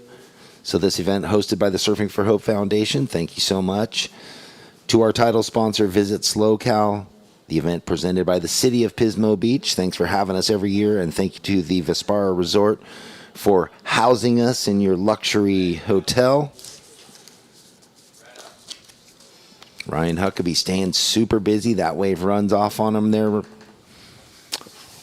Yeah, unfortunately, whitewater cascading down in front of him, not giving him any space to really lean on that inside toe edge and drive. So just quickly in and out. 8 minutes to go, surfers. Anything can happen. We know that there's a 7 out there because Dimitri found one. That was wave number 8 for Huckabee, so leaving no stone unturned out there right now.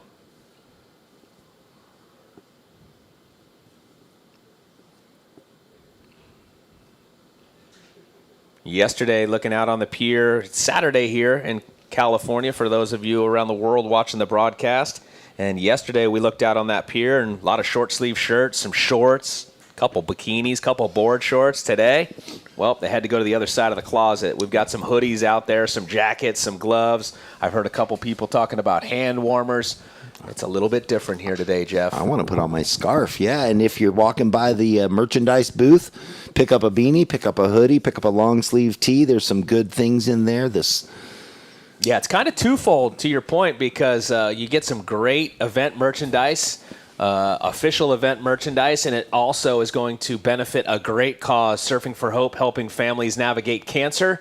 And if you're not here on site, check it out, surfingforhope.org. I know I swung by, and as did you, grabbed a couple of lightweight hoodies, but going to have to use that as a layer over these next 2 days. Yeah, that's what I'm doing, layering with the vest. Laird Hamilton. You're Laird Baldwin. I thought it was Von Damme. No, that's gone, bro, because it's too cold now. You can't run that kit anymore. Okay. Got to keep the beanie on. Yep. Dimitri Poyos out in the lead in that green jersey with priority. Ryan Huckabee in second in fourth priority. Taj Lindblad in third place with second priority, looking for a 5.47. And Max Beach down in the cellar, but not far. Needs a 5.87. You know what we need to do next year, Baldy? What do we need to do? We need to set up a couch and the broadcast and call this live action from the lobby inside of the Vespera. That would be really nice. You know what I'm saying? Yeah, just like we're back in the production booth, just watching the monitor only. Happens all the time with broadcast. I think it's kind of fun doing the beach and live all at once. It's a little complicated, but once you get the rhythm, because we are talking to the surfers, which is the main focus of what we're doing, delivering them the scores, the priority, and the anecdotals. But we are on the webcast too. I'm about ready to order up some anecdotals. I'm getting hungry. Baby. You got the cinnamon rolls. You've got the... I got the Crave Mini Donuts, bro. You got the Crave Mini Donuts. You got the breakfast sandwich. Did you go sausage or bacon biscuit this morning? I didn't go saucing. I went to bed early. It's 5:10 on the clock, surfers. Well, thank you to Beach and Biscuits for supplying the bacon and egg sausage, or bacon and egg and the sausage and egg biscuit sandwich. We appreciate all the local support. Yeah, it's amazing how the community comes together for the surfers, for all the staff. And, it's one of our favorites from the staff to the surfers. We love coming here. You hear it in the posted interviews. Just such a gorgeous part of the world here in SLO CAL.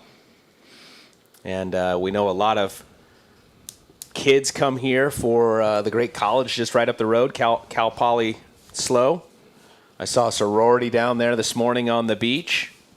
Or they doing like teamwork, sorority teamwork in the cold on the beach? Maybe team bonding, I don't know. They were doing morning ice bath, ocean swims. I thought it was maybe a big birthday or wedding or something, but did a little intel, came to find out it's a sorority down there. That's right, because you're up at 5 a.m. down here with the coaches and the surfers. Got to get in tune, bro. Watching the news and checking in with everyone. 4 minutes, surfers, 4 minutes. Green first, looking to improve on the 3.43. Red in second, looking to improve on the 4.97.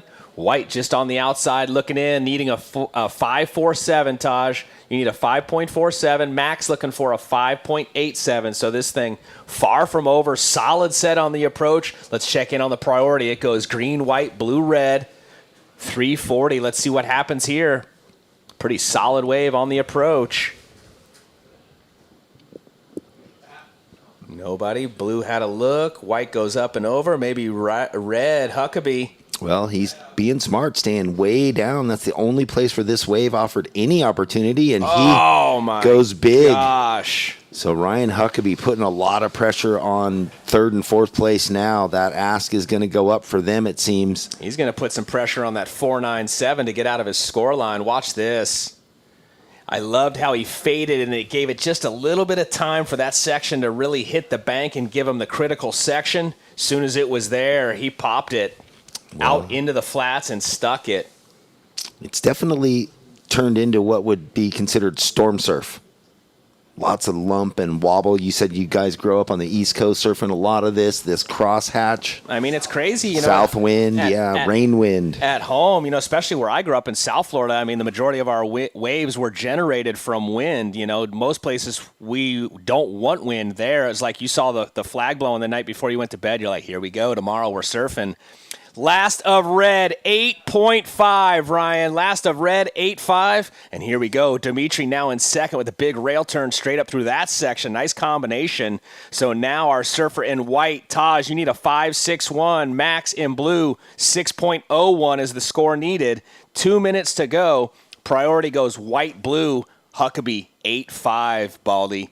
Wow, big score that pushes him into the lead, and now we've got a score coming for Dimitri, so that could put a bit more pressure on our second and third place surfers. Good combination there for Dimitri as well. Yeah, he is such a solid. His act is so clean. We said he only had a 3.43 for the backup, so to your point, yes, he's going to put some onto that, and it's going to make it more difficult for Taj and for Max. 1 minute, 35 seconds. Last of green, 5.57. Now white, you're looking for a 7.74. Max, you're looking for an 8.14. Good news for you two. White with first priority, blue with second priority. Unfortunately, though, only 1:25 on the clock.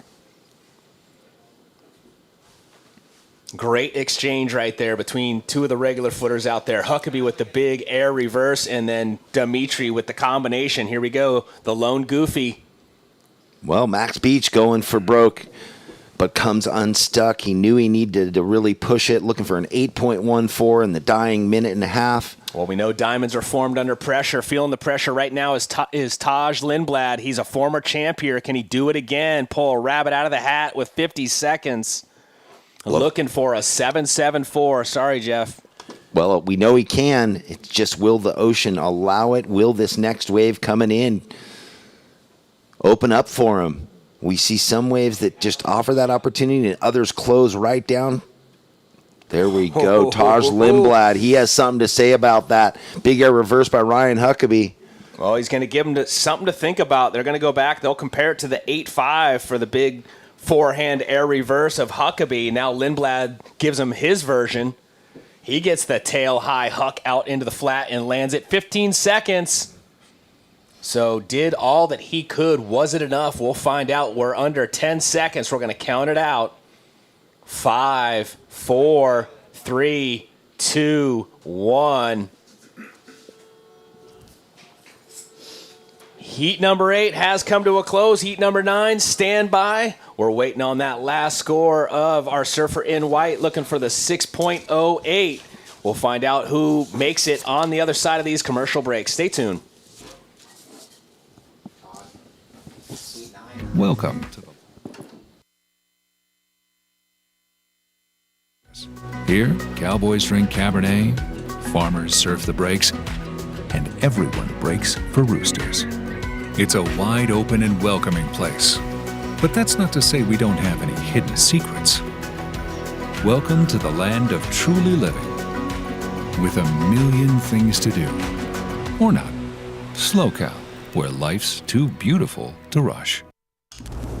In the 805, we're fueled by the pursuit of the path less traveled. we're artists, Shapers and creators. and we love every minute of it. It's more than a beer. It's a way of life. Before the paddle out, before the podium, every set in the water and in the gym. Before the horn sounds and the scores drop, there are zero limits to where I'll go. All righty, round of 16, women's QS heat number 3 has started. Round of 16, heat number 3, Todd Klein, joined by Ryan Simmons. Welcome back, Ryan. Thanks. Re-cupped up. We got some hot coffee down there, and white layback blowtail looking like Reed Van Wagner.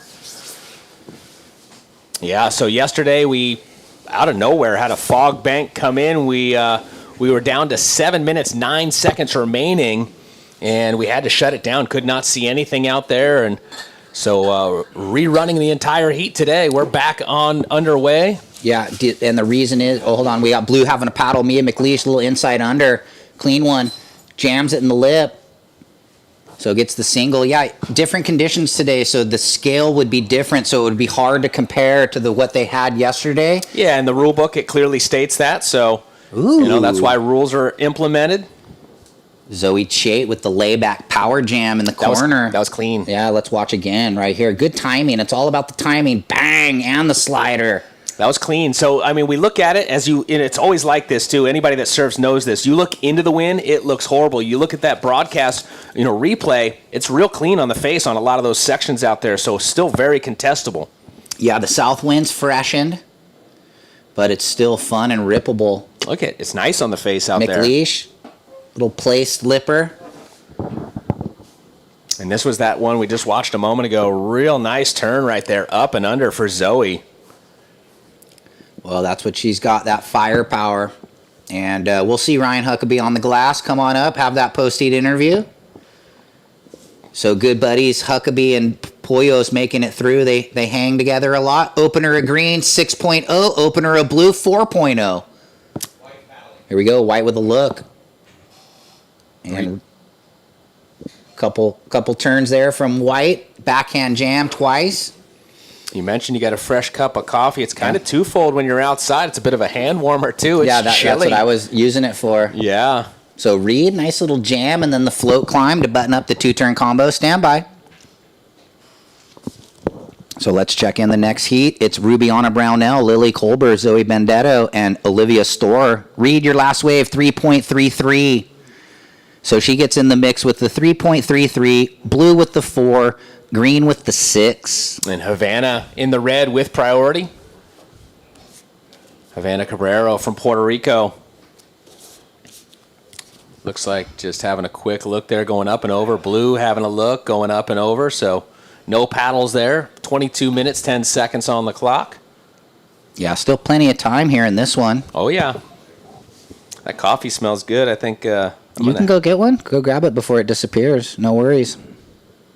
You'll get all fired up for these next two, or this heat since you're off on the next one. But we've got these two ladies heats that we have to catch up because of the fog delay from yesterday. I'll go get a fresh cup so I can keep up with you, Ryan. Okay, and we're going to throw it down to Jeff anyway right now. Take it away.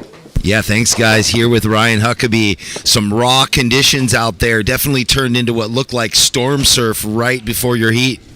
Yeah, it was tricky. I actually was on an epoxy and free surfed on it, and it felt great with the glacier conditions. But as soon as I got out there, it got windy and it felt like a bit slidey, but still kind of carried speed through this flat section, so it worked out. Well, that's great. It worked out to an 8.5 on that one down the way you were away from everyone. Great read in the lineup and kind of just set you up for success.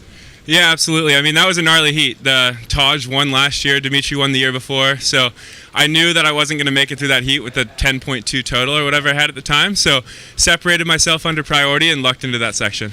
Well, and I love that little fade back and the way that the bumps are moving down the line. You just fit into that cup. You must have been eyeing up that section before you went into the air going, this is my moment. Yeah, for sure. I actually almost faded too far. I didn't have as much speed as I wanted to going into the section, but kind of worked out. I was able to project out to the flats and maybe kind of made the air a bit better. So. Well, Ryan Huckabee, tall surfer, fitting in big scores. Congrats moving into the round of 16. You want to shout out anyone? Yeah, of course. All my family back home watching. Love you guys. All right, there we have it. Back to you guys. Thanks, Jeff. Yeah, good job, Huck. We'll see him later today in the round of 16. So priority now, blue, white, green. Red had another up and down, so 20 minutes, 10 remaining. Checking in, Brownell, Colbert, Benedetto, and Storr. Looks like some waves approaching, so pretty consistent today. A lot of opportunity out there.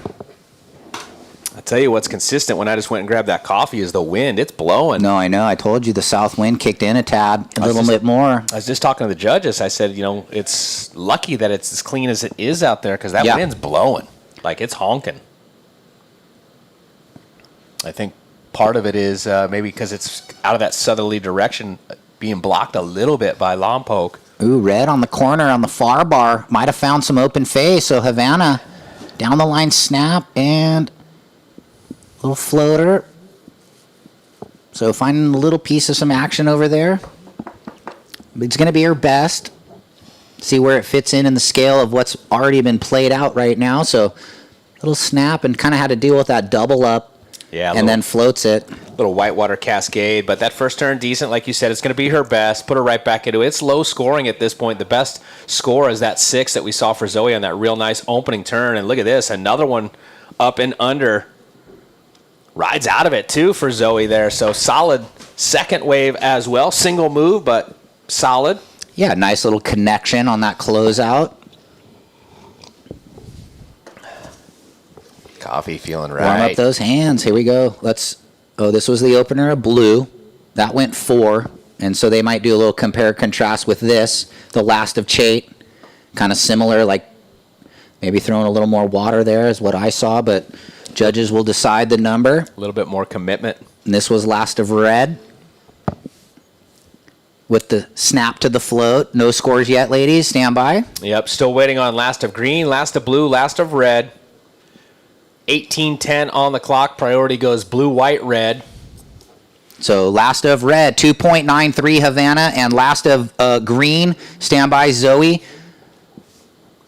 It's in 5-1-7. So green in the lead, white in second, looking to better the 1-2-3. Blue your third. You need a 0.56, and red looking for the 1-6-4. Early days, but the situation plays out. Is there a score for blue coming? No. That's a glitch. Well, looks like blue. Nope. No, not going to go. White down the line, though. It kind of bubbles up sometimes. And let's see what Reed does with this one. Gets the backhand snap. Maybe thinking she was going to fit 2, and it was only the 1. 17:25 remaining. So we're pretty much halfway through the day here on day 6. Okay. We're in, basically the 9th heat of the day. We've got 18 heats total today. Yep, done right around 3:15. Looking at last of Reed Van Wagner here. 2.03 white, so you're in second. Blue, you're third, holding priority 1. You need a 1.36. And red, you're in second priority. In fourth, you need a 2.44. And with 16:45, still plenty of time in this one. Heat 3 of the round of 16. It's the recontinuation from yesterday. We got blue in the corner, a little pier bowl right, comes around it, floats it. And McLeish trying to get back to the open wall, finds one more little floater. Well, she was in third, but only needing a 1.36, so look for a change in the standings. But with 16:20 on the clock, we're going to have multiple changes, I'm sure. Here it is, last of blue, Mia. Quick little hit. Whitewater coming down in front of her. She's able to get back out on the open face for another little rebound off the top. Yeah, scores dropping in, Mia. One more score to drop, and we'll let you know how it unfolds. 2.97, so green in the lead, blue in second. White, your third, you need a 3.65, and red, you require a 4.04. 15:50 remaining.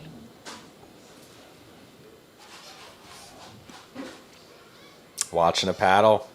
Just a quick look there for our surfer in white. The order of priority goes red, green, white, red, green, white. 15.5 to go in this heat. Ooh, a little set in the corner. Who's got priority? I think it's green rolling into this one with second priority. Okay. Current heat leader. Ooh. Kind of some double ups on that one. So priority goes red, white. Red, you need a 4.04, and white, you need a 3.65. Blue, you're in second, looking to better that 2.97, and in the lead, looking to better a 5.17 is green.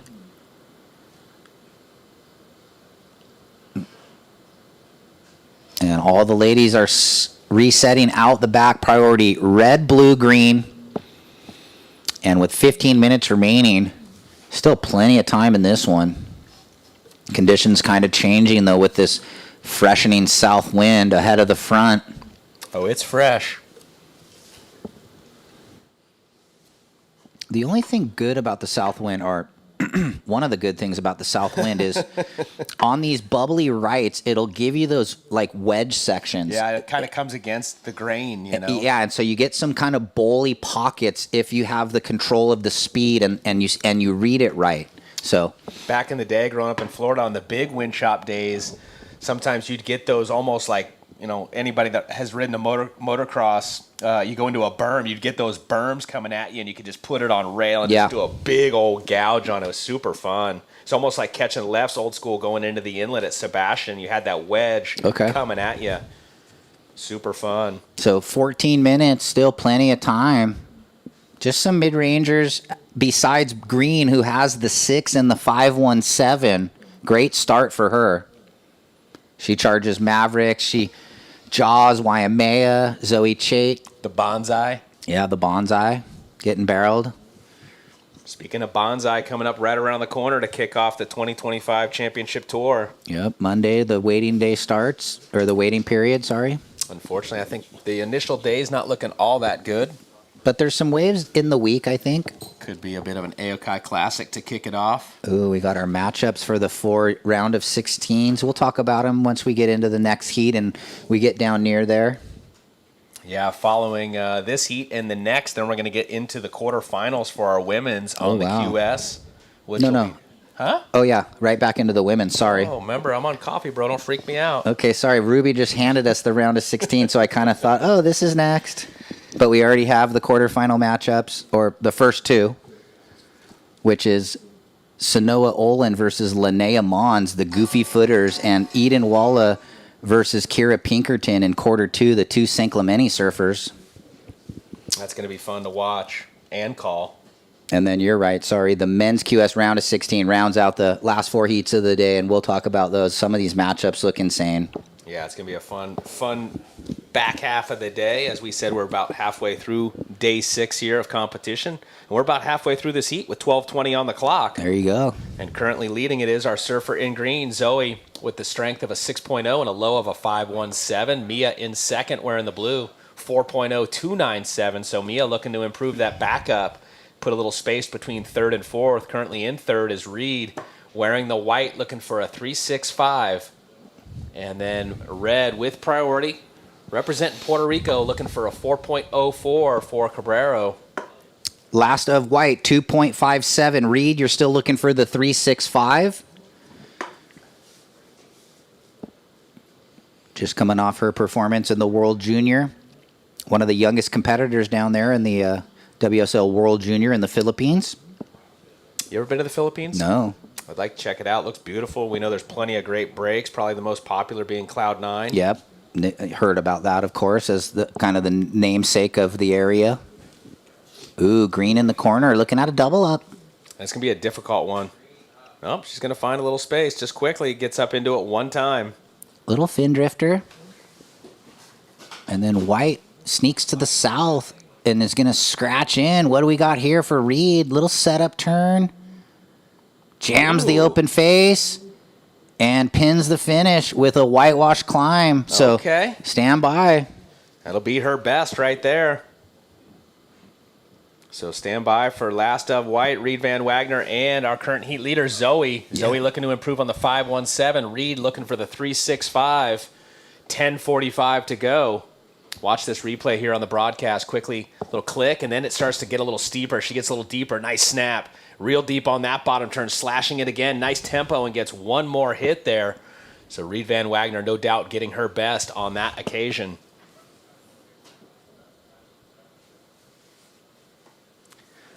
So everybody on the pier, if you own the drone that is above, we need you to bring it down, please. You are not authorized to be up there, and it is throwing off the radio waves for our authorized drone for the broadcast. So if you would, please bring it down. Again, anybody out there that is flying a drone directly over the site, please bring it down. Scores in. Last of white goes 5, 6, 7. Reed Van Wagner jumps up to second. Mia drops to third. Blue, you're looking for a 5:01.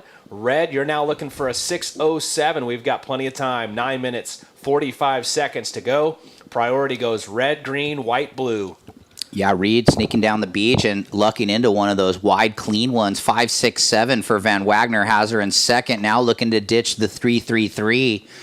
Chait still in the lead. What did her last wave go? 3-8-7 for the little fin drifter. Looks like Havana. Ooh, she's finding some rhythm here on the forehand. Here we go. Solid right there for Cabrero. So I missed the start. You were on it. I kind of was looking at the monitor here. I think at you the just scores. missed the first turn, but you caught the last two, so stand by. She's going to be right back into this one. Ooh, and white covering blue because she's got higher priority. So down the line, snap, Reed trying to throw away the tree, and, well, stand by. Last of red, last of white. Things are going to tighten up here. This was Havana over by the pier. Snaps it in the corner. Down the line hook. And a nice finish here. Bang! Nice little fin drift. Good wave right there for her. She needed that. Yeah. And then Reed behind, looking to better her low. Down the line snap to the finish. Stand by, everybody. It looks like she's found a new gear, too. She just dropped that 5-6-7, and she's looking to replace the 3-3-3. Scores in, last of red, 5.0 for Havana. Havana, you are in third. You're currently looking for a 4.01. That might change a little bit. Nope, that is the score needed, even though that...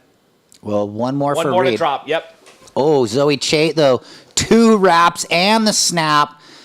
Coiled up in the corner. Surfing that small wave very well right there, Chait. Stand by. We owe white her last. Now green her last. Great heat underway. This is... All right, we need to bring that drone down, please. It's messing with the radio waves of our approved drone. Thank you. If not, I'm going to go borrow a fishing pole off the pier and cast it down. 7 minutes 45, waiting for the last of white, and then now this wave of green, all coiled up in the corner. Chait, that was sick right there, and then finishing. Really good low center of gravity.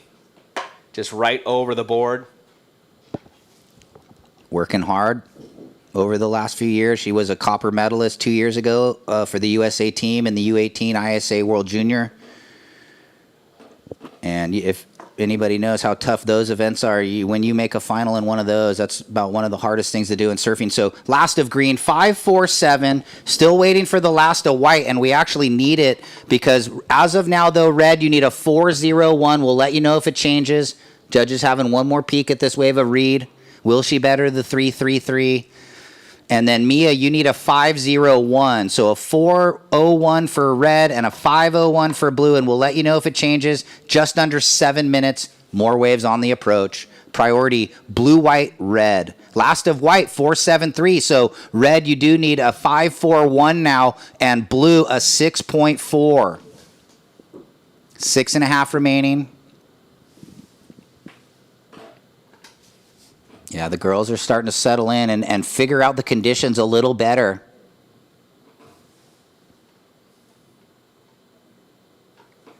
Little right to the south there.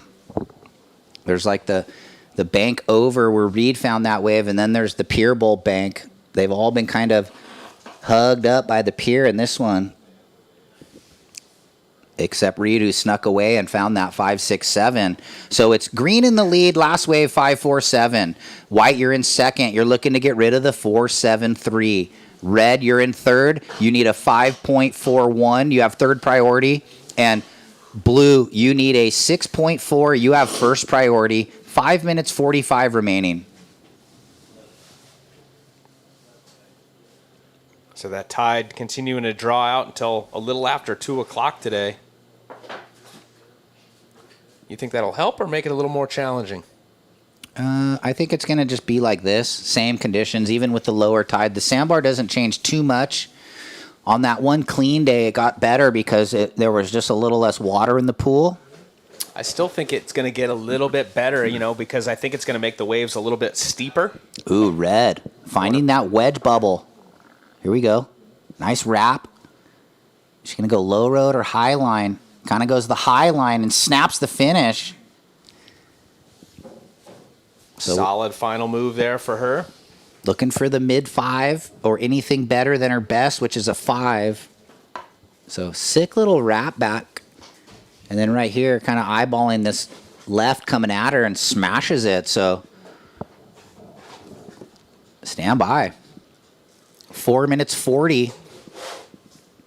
Oh, Red, that last wave. Not Ed, my dad. Scores are coming in, Red. There it is. Last of Red goes 4.27. So still looking for the 5.41, Havana. You are in third, looking for a 5.41. Your last wave was a 4.27.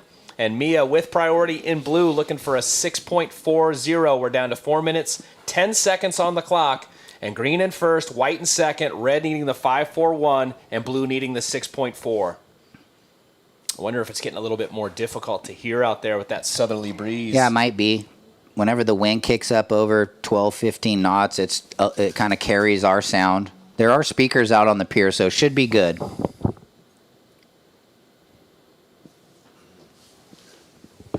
Okay, so we still have this unauthorized drone. Please, we need to have you pull your drone out of the sky. We can't fly our drone and get the clips we need to get, so we're asking the cooperation. Please pull your drone out of the sky. I know you're all psyched and you want to get the pro clips, but we can't fly our drone, so bring your drone down, please.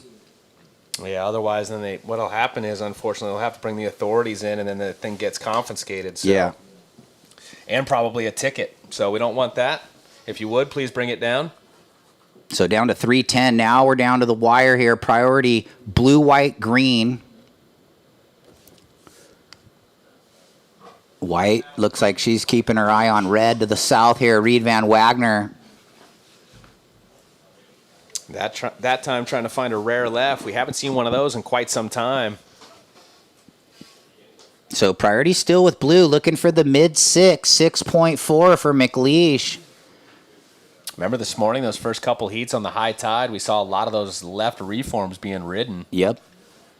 Oh, so you're thinking maybe we'll see that later when the tide comes back in? I'm just saying how much it's changed. Oh, yeah. You know? No, not as many lefts as this morning. Got ya. Really haven't seen any, and now it's way out the back with a lot less water on the bank with the big swing in the tides. But, yeah, you're pointing right now, corner pocket, a little bit further to the south than where the ladies are surfing. Just to reiterate what you were saying before, as the tide drops out, that far over south end of the contest seems to improve, and we just saw a wave unridden kind of reel. So there'll be more playing field as the tide drops out here to the dead low. Under 2 minutes, surfers with 1:55 to go. Green in first, white in second, red looking for a 5.41, blue looking for a 6.4. Priority goes blue, green, red, white. 1 minute 40.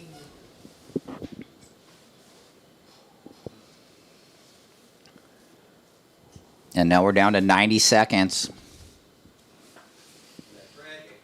Red having a look. Let's see if she can get that mid-5. She's got a little open face. Off the bottom, smashes it.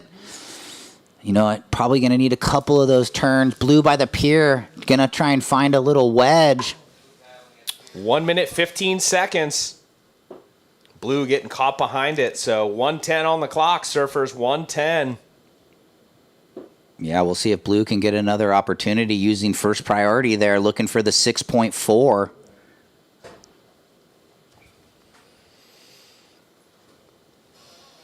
Interesting, blue or white and green paddling to the south. Got to give a shout out to longtime friend and father of this young lady right here, Carlos Cabrera, watching right now in Puerto Rico. As we see a nice opening turn there. Just one turn, though, for Havana, needing a score of a 5.41. 35 seconds.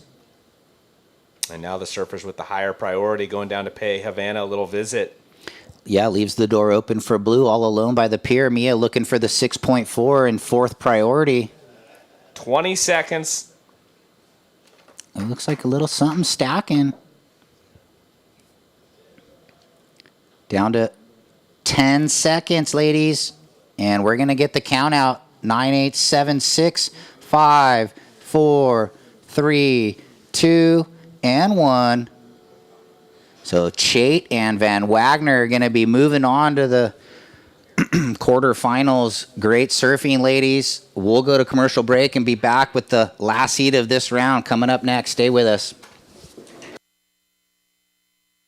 Welcome to the land of big-time natural beauty and intermittent cell service. Here, cowboys drink Cabernet, farmers surf the breaks, and everyone breaks for roosters.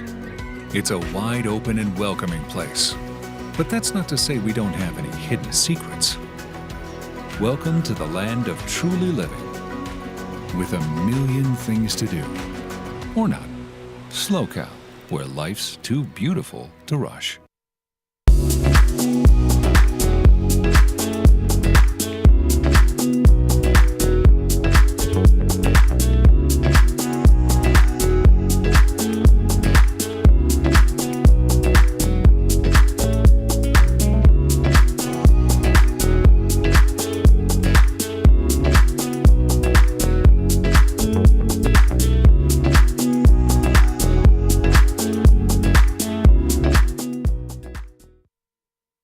Two surfers in the water. Yeah, we love it. Hey, welcome back, everybody. We are into round of 16, heat 4. We're underway there, a minute off the clock. Green in the corner. Here we go. Yeah, green up in the corner. So even though it is blustery conditions now in the last few heats, it's really turned. This south wind kicking in hard, and it is chilly outside. When you walk out of our nice little toasty mid-state container booth, you feel it. It's raw. Yeah, it's chilly out there. So even though it is so chilly, like, you know, Cade Matson and a few of the other surfers indicating that they elected to go with the 4-3, but paddling in it is just too tiring. Kind of overheat. So they're okay to be a little cold in the 3-2, just to keep loose while they're surfing and not fatigue on the paddle outs. Like you were saying the other day, you know, a 20-minute heat, 25-minute heat is like the equivalent of the energy burned in the focus and staying in it like an hour free surf. Kind of, yeah. Something like that. So how did that heat play out compared to, that was the heat that yesterday got suspended in the fog? Yeah, so Zoe Chait with the win and Reed Van Wagner advancing on to the quarterfinals. So we'll see them shortly back out there.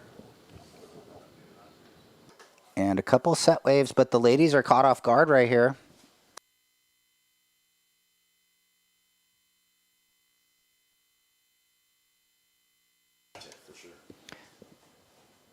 Two and a half off the clock. Just a throwaway for green there, 1.33. So now with that low tide really starting to show its face, sometimes from where we're looking, we can't even see the wave coming because those small ones cup up on the sandbar and give the opportunity to go, you know, fast and tight and get the score. Where earlier with that higher tide and more water, slopier faces, the bigger ones, but these small waves on the inside, look at this. Benedetto. Yeah, surfing sharp. So once again, Havana and Mia can pick up your checks downstairs with the beach marshal, the prize money. 22 minutes, so Benedetto finding a little nugget. This could be similar to what she surfs at home in Florida on the daily. Has these new mayhems under her feet, lost boards, and pretty solid two-turn combo right there. I think that's an epoxy also. So a lot of the surfers going with the epoxy, if I'm remembering correctly from an interview I did with her, that purple, that lavender spray. I saw the white with the she got a epoxy cloth and 3-board quiver, I think. One of them epoxy, probably a couple polys. 483 white, 483. Great opener from white right there. And no priority between blue and red. Third priority with green, had an up and down in the corner at the start of the heat. Young Olivia Storer. It seems like the difference between the polys and epoxies has gotten closer together. When they first came out years and years ago, epoxies were so starkly different, just so sharp and poppy and weird feeling. Now the flex patterns with the cloth that they've created, that they inlay in different parts of the board, it's really made a difference. So they do get that buoyancy and that sharp pop, but the flex pattern is similar to poly boards. Yeah, good insight right there. I agree with you for sure. Not such a change in the look. It just almost looks like you can't even tell. Yeah. You have to ask the surfer, like, is this an epoxy? Or you can look and see. We can tell with the look of the foam cell, but you got to get up close to the board to see that. So 5 off the clock, 20 minutes remaining. Should be getting all checked in. Sanoa versus Linnea, the two goofy footers. That's going to be exciting. Yeah, you really have to paddle into the waves this afternoon with the right angle and energy. So paddling into these waves right now, the way the conditions are super important. Man, yeah, you have to be so switched on to like how it's moving to the millisecond right before you take off, because it can move under you, a yard one way, a yard the other way, and that sets you up for success or failure. Little wave popping up. Let's see if anybody's going to take it. Looks like white might go. This thing might double up. So Benedetto up through the whitewater and then jumps over into that section. Trying to make it. I don't think she's going to ride out of the second turn, but that was tough because the bottom of the wave was so flat. Only the top portion, the top 1 foot of that wave had the steep face to it. I think Todd might be ready down there.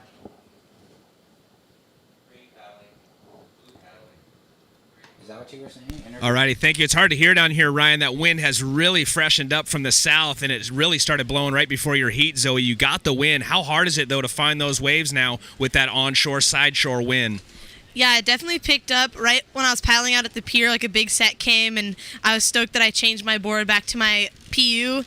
And yeah, I was just happy to kind of get a couple at the start because it was definitely tough out there. You had to kind of chip in by the pier, and these are waves I surf kind of all the time in Half Moon Bay. So I felt pretty prepared and stoked on my equipment. So yeah, happy. A lot of surfers working with coaches and or someone giving some advice. Do you have a coach down here or anybody you're working with? Big shout out to Matt Myers and his wife Melody. I work with Matt at every event, but he's actually just had a baby with his wife, Jagger. So shout out to the whole Myers crew, and Matt's been kind of giving me some tips from back at home, and we're in communication all the time. But yeah, shout out to them back at home. Well, she mentioned that before we went to the interview, so I teed her up on that. Congratulations, Matt and family over there, and best of luck to you into the quarters. What can we anticipate coming up in the quarters from you? Yeah, I just hope to keep it going. It'll be fun to surf out there with only one other girl. Just keep surfing smart, and I'm just been having a fun time here and excited and grateful to be here. So, yeah. All righty, go get warmed up. Best of luck in the quarters. Thank you. Back to you guys in that warm, toasty, mid-state container out there. Well, a lot to be said for the confidence that these surfers build in that relationship with their coaches, that even if they're not here on site in person, they're watching the heats live with us. They're tuning in with their athletes, zooming in or FaceTime or whatever it is, saying, hey, this is what I'm seeing, how you feeling? And so still giving the same advice and then kind of letting them run their own program. Yeah, definitely. I'm sure Matt, if he, isn't with the new baby, is tuning in whenever he can. Ooh, red to the south, Rubiana. Little double up section, open face gouge, and then looking for the late float and just not getting there in time. Last of white went 2.07, so that score came in during the interview. So Benedetto with the 4.83, and then now the 2.07 backup. And then Rubiana might get her best. She had a 1.13 prior to that, had the open face gouge. Yeah, congrats to Matt and Melody, new baby Jagger. That's really cool. Well, yeah, and newborns, they sleep a lot. They feed, they sleep, and then they hang out. So there's a lot of sleeping, but the parents are still tired just because they're awake at odd hours. Along with him checking in, I guess the only difference is that from the beach, the surfers have someone doing signals or whatever they've worked out, but now he's not here. I know that Brad Gerlach with Wave Key works with a bunch of the surfers in the event, and he's rarely on site, but he's just checking in with them, before heats, saying, hey, these are the things we worked on. Remember these thought patterns. Remember this technique. Potentially the conditions might have changed. Have you thought about this board? So just trying to take the pressure off of the surfers, setting them up for success. Blue up here, Lily. Little float and a hit. Really just trying to get something on the board here. Last of red, 2.93. So that's her best, 2.93 red. So let's let this blue wave drop, and then we'll talk about the situation. 2.73. White in the lead, looking to get rid of the 2.07. Red, you're in second. A 4 would put you in the lead. Blue, you're third. You need a 1.34, and green in priority needs a 2.6. So with 15:15 remaining, still early days. And the best wave of the heat, 4.83 from Zoe Benedetto. Green up. Store gets a little float across the white water, and let's see if this wave doubles up for her. Goes high line, low road, and kind of loses the energy there. So Store, she might get her best. She just had a couple ones on the board.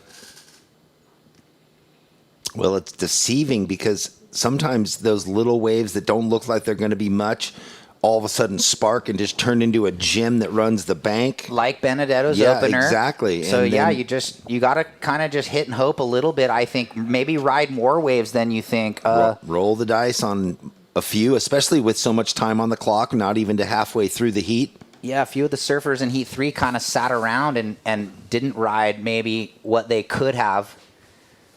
14 minutes.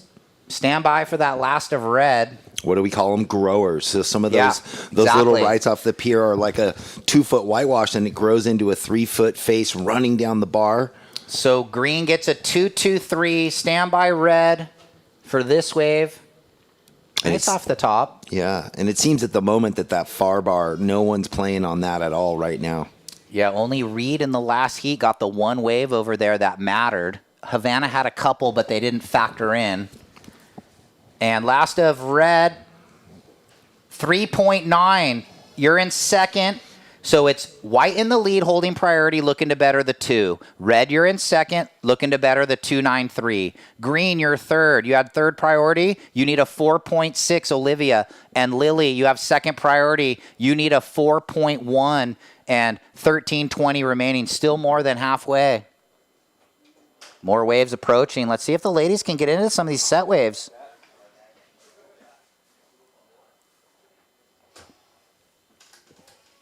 Almost feel like it's tricky because it's the cat and mouse of being out for the sets, but also in and under for the double ups that you were just referencing. So there's a tricky playing field out there where some of these sets are catching them off guard, and it looks like more lines approaching. Well, yeah, and it's tricky to know where to sit. 10 feet too far out, and you're going to miss those little inside ones. Ooh, building some board speed, Brownell, but tries blows to the get tail out the back. Here we go, more sets. See if the girls can get out there and get into these. White. See if she can come around it. Sticky wave, that one. Yeah, so that's what I was talking about. You're either 10 feet too far in, 10 feet too far out. And then when those sets come, they're another 20 or 30 yards breaking further out. So definitely tactically hard to know where to position in the lineup for those big sets. Easier to sit on the inside sandbar and get those little rights that are coming through and those standing up lefts. 12 minutes remaining, getting checked in. Sanoa-Olin grabbed the red. Linnea Mons, you're going to be in the blue.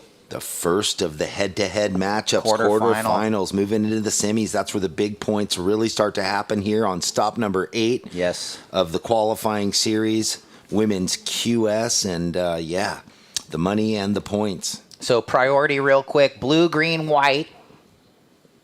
See who's looking here. I think blue, Lily Kolber out of the Malibu area. Nice little layback jam and Super. rides out. Yeah, that was aggressive too. And it's like, what's going to define something different just to get that score from the judges? Challenging conditions and staying on rail, staying on point, keeping focused. So Kolber with the little layback jam. And then this was during that replay, Benedetto looking to better the 2.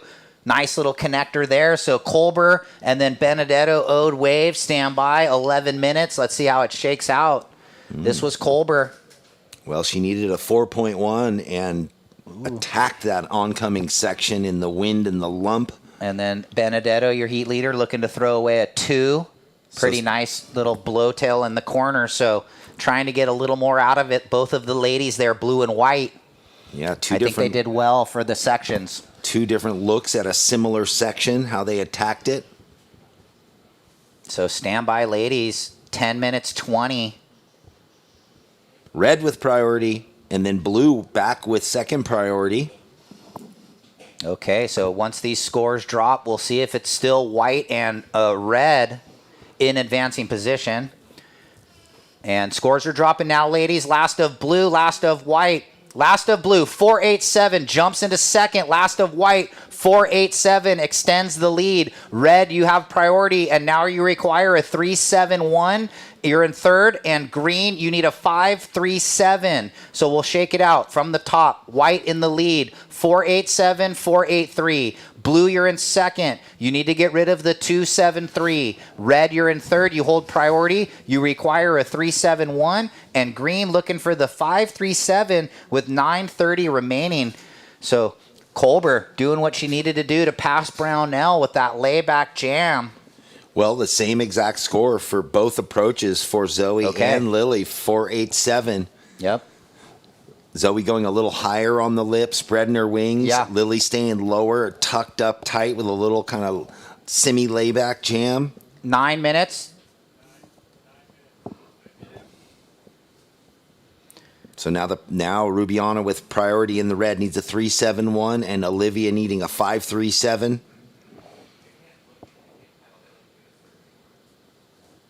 And coming up next, quarterfinal number 1 of the women's QS 3000. Major ramifications. Sanoa sitting up in the rankings, and Linnea Mons also there too. A QS winner this year in a 1000, the youngster. And at the end of the year, it's the top 4 or 5? Four. So and then they have the one wild card where the WSL will decide who they want to give it to. So not many slots open to get on the Challenger Series, that is for sure. Oh, high line, low road. So Rubiana trying to build board speed. Well, look at this thing. It reformed for her. Gave her a couple little extra sections. Wow. So it didn't really look like much at the start, but she bided her time and had a couple moves on the inside on that little magical board. And when they're surfing around for 3.5s and 4.5s, I mean, fair enough to risk it. I think so. Look, little snap in the corner. And a nice finish. So good surfing on that little insider. Looking for a 371. Stand by. Priority with blue, then white, then green. It's a 3.3. Still looking for the 371. Here we go. Blue. Colbert turns the rail over and hits the lip. So Lily, she's got her podcast. I'm not sure the name, but check it out. Maybe go to her Instagram and you can find her little podcast. So snaps it and the finish. Looking to throw away a 273. Probably doing the job, Jeff. Definitely riding in the rhythm of that wave. That first big opening snap that she got led into the next big setup. Those guys called each other and said, let's wear the same flannel and go to Crave. That's right. Team Crave. I saw that just now. Red. So last of blue yet to drop in. Stand by. If she betters the 273, it would make it a bit tougher on red and green. Having a little look at what Benedetto did on her opener. Couple seamless, like flowing snaps for the 483, and then this was Colbert. A little bit more oomph in that first just rail gouge, and then hitting the corner. So let's see how it compares. Well, and that wave did her some favors. It looked like it might go really soft after she'd come off the bottom, and then it steepened up right there for her. Well, it looks like it's a nice number. Yeah, sweet opening turn to a finish. 527. Lily, your last wave, a 527. Zoe, your last wave, a 487. All scores in. Lily in the lead now. Zoe in second. Rubiana in third, needing a 5.8. And Olivia, you need a 7.47. Priority is white, then green. Yeah, so with 5:45 remaining, blue takes the lead. White in second to retake the lead would need a 5.3. Red looking for the 5.8. Got this wave while Jeff was breaking it down. Little down the line snap and then hacks it there. Stand by red.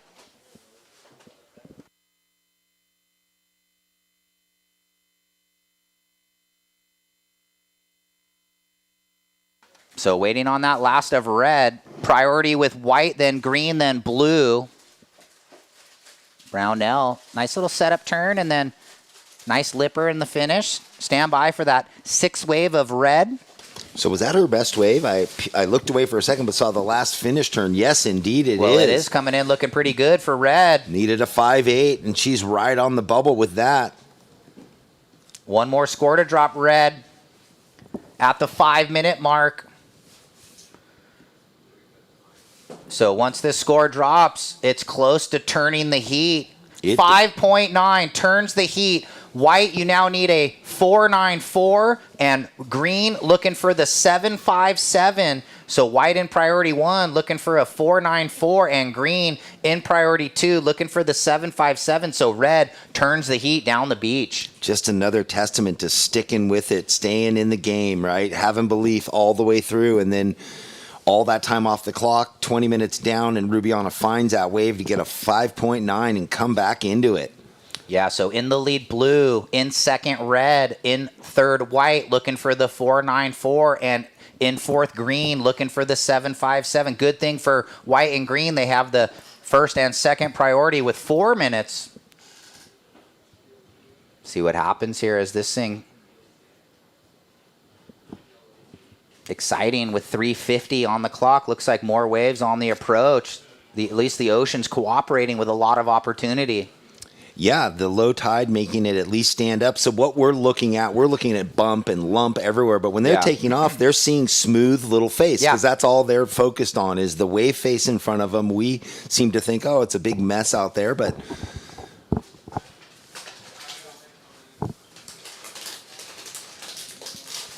now Olivia needing that 7.57. That is a tall ask in the conditions. But again, 10s are out there somewhere. Yeah, let's see what happens here. A couple set waves, 3 minutes remaining. These ladies just aren't out the back enough, but a couple more still coming through. Priority is with Zoe, so she's in the driver's seat to go from third to second, looking for a 4.94. Lily finds a piece. Little floater connector, so what's she trying to better? 4.87, we'll see. White looking here, so she might take this wave and look for one big hook. Gets the off the top, so stand by. Last of blue, last of white. So it seems like the judges might have to go back and compare that last wave of Zoe's to some of the others through the heat, you know? A couple pumps down the line and into the oncoming section. Yeah, we have a lot of those like 4.83s, right? 4.87. Yeah. So where does it fit in the scale with 2 minutes remaining? Last of blue, 3.9. Priority green, red. Waiting on the last of white.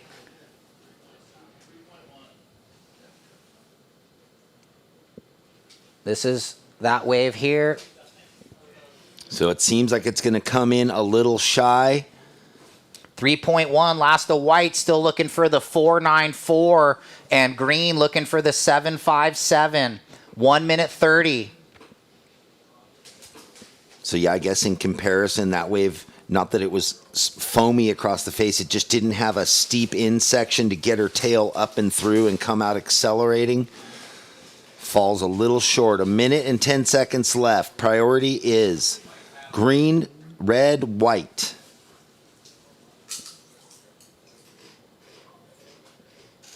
One minute. White looking for the 4.94. Green in priority 1 looking for the 7.57. Got a rain, boys. Yeah, those white caps out the back as Todd Klein is indicating that south wind bringing in the rain. We'll see if it actually gets here.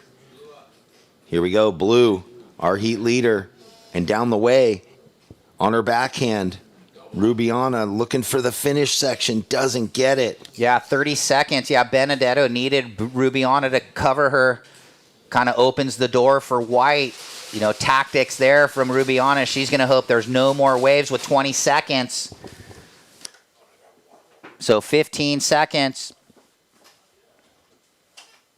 And we're looking at 10 seconds and going to count this thing out. Here we go. 8, 7, 6, 5, 4, 3, 2, and 1.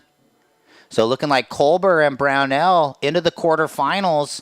Great surfing, ladies. We'll throw to commercial break and be back with quarterfinal number 1. Don't go anywhere. Welcome to the land of big-time natural beauty and intermittent cell service. Here, cowboys drink Cabernet, farmers surf the breaks, and everyone breaks for roosters. It's a wide open and welcoming place. But that's not to say we don't have any hidden secrets. Welcome to the land of truly living, with a million things to do. Or not. SLO CAL, where life's too beautiful to rush. The world has changed, and the workplace has evolved. The option to live free of the commute and busy work life is here. Midstate Containers specializes in custom remote offices ready for your new journey. Customizable in every way. Our team is ready to reimagine remote working with your specific needs. We are excited to help create the new workplace so you can embrace more of life.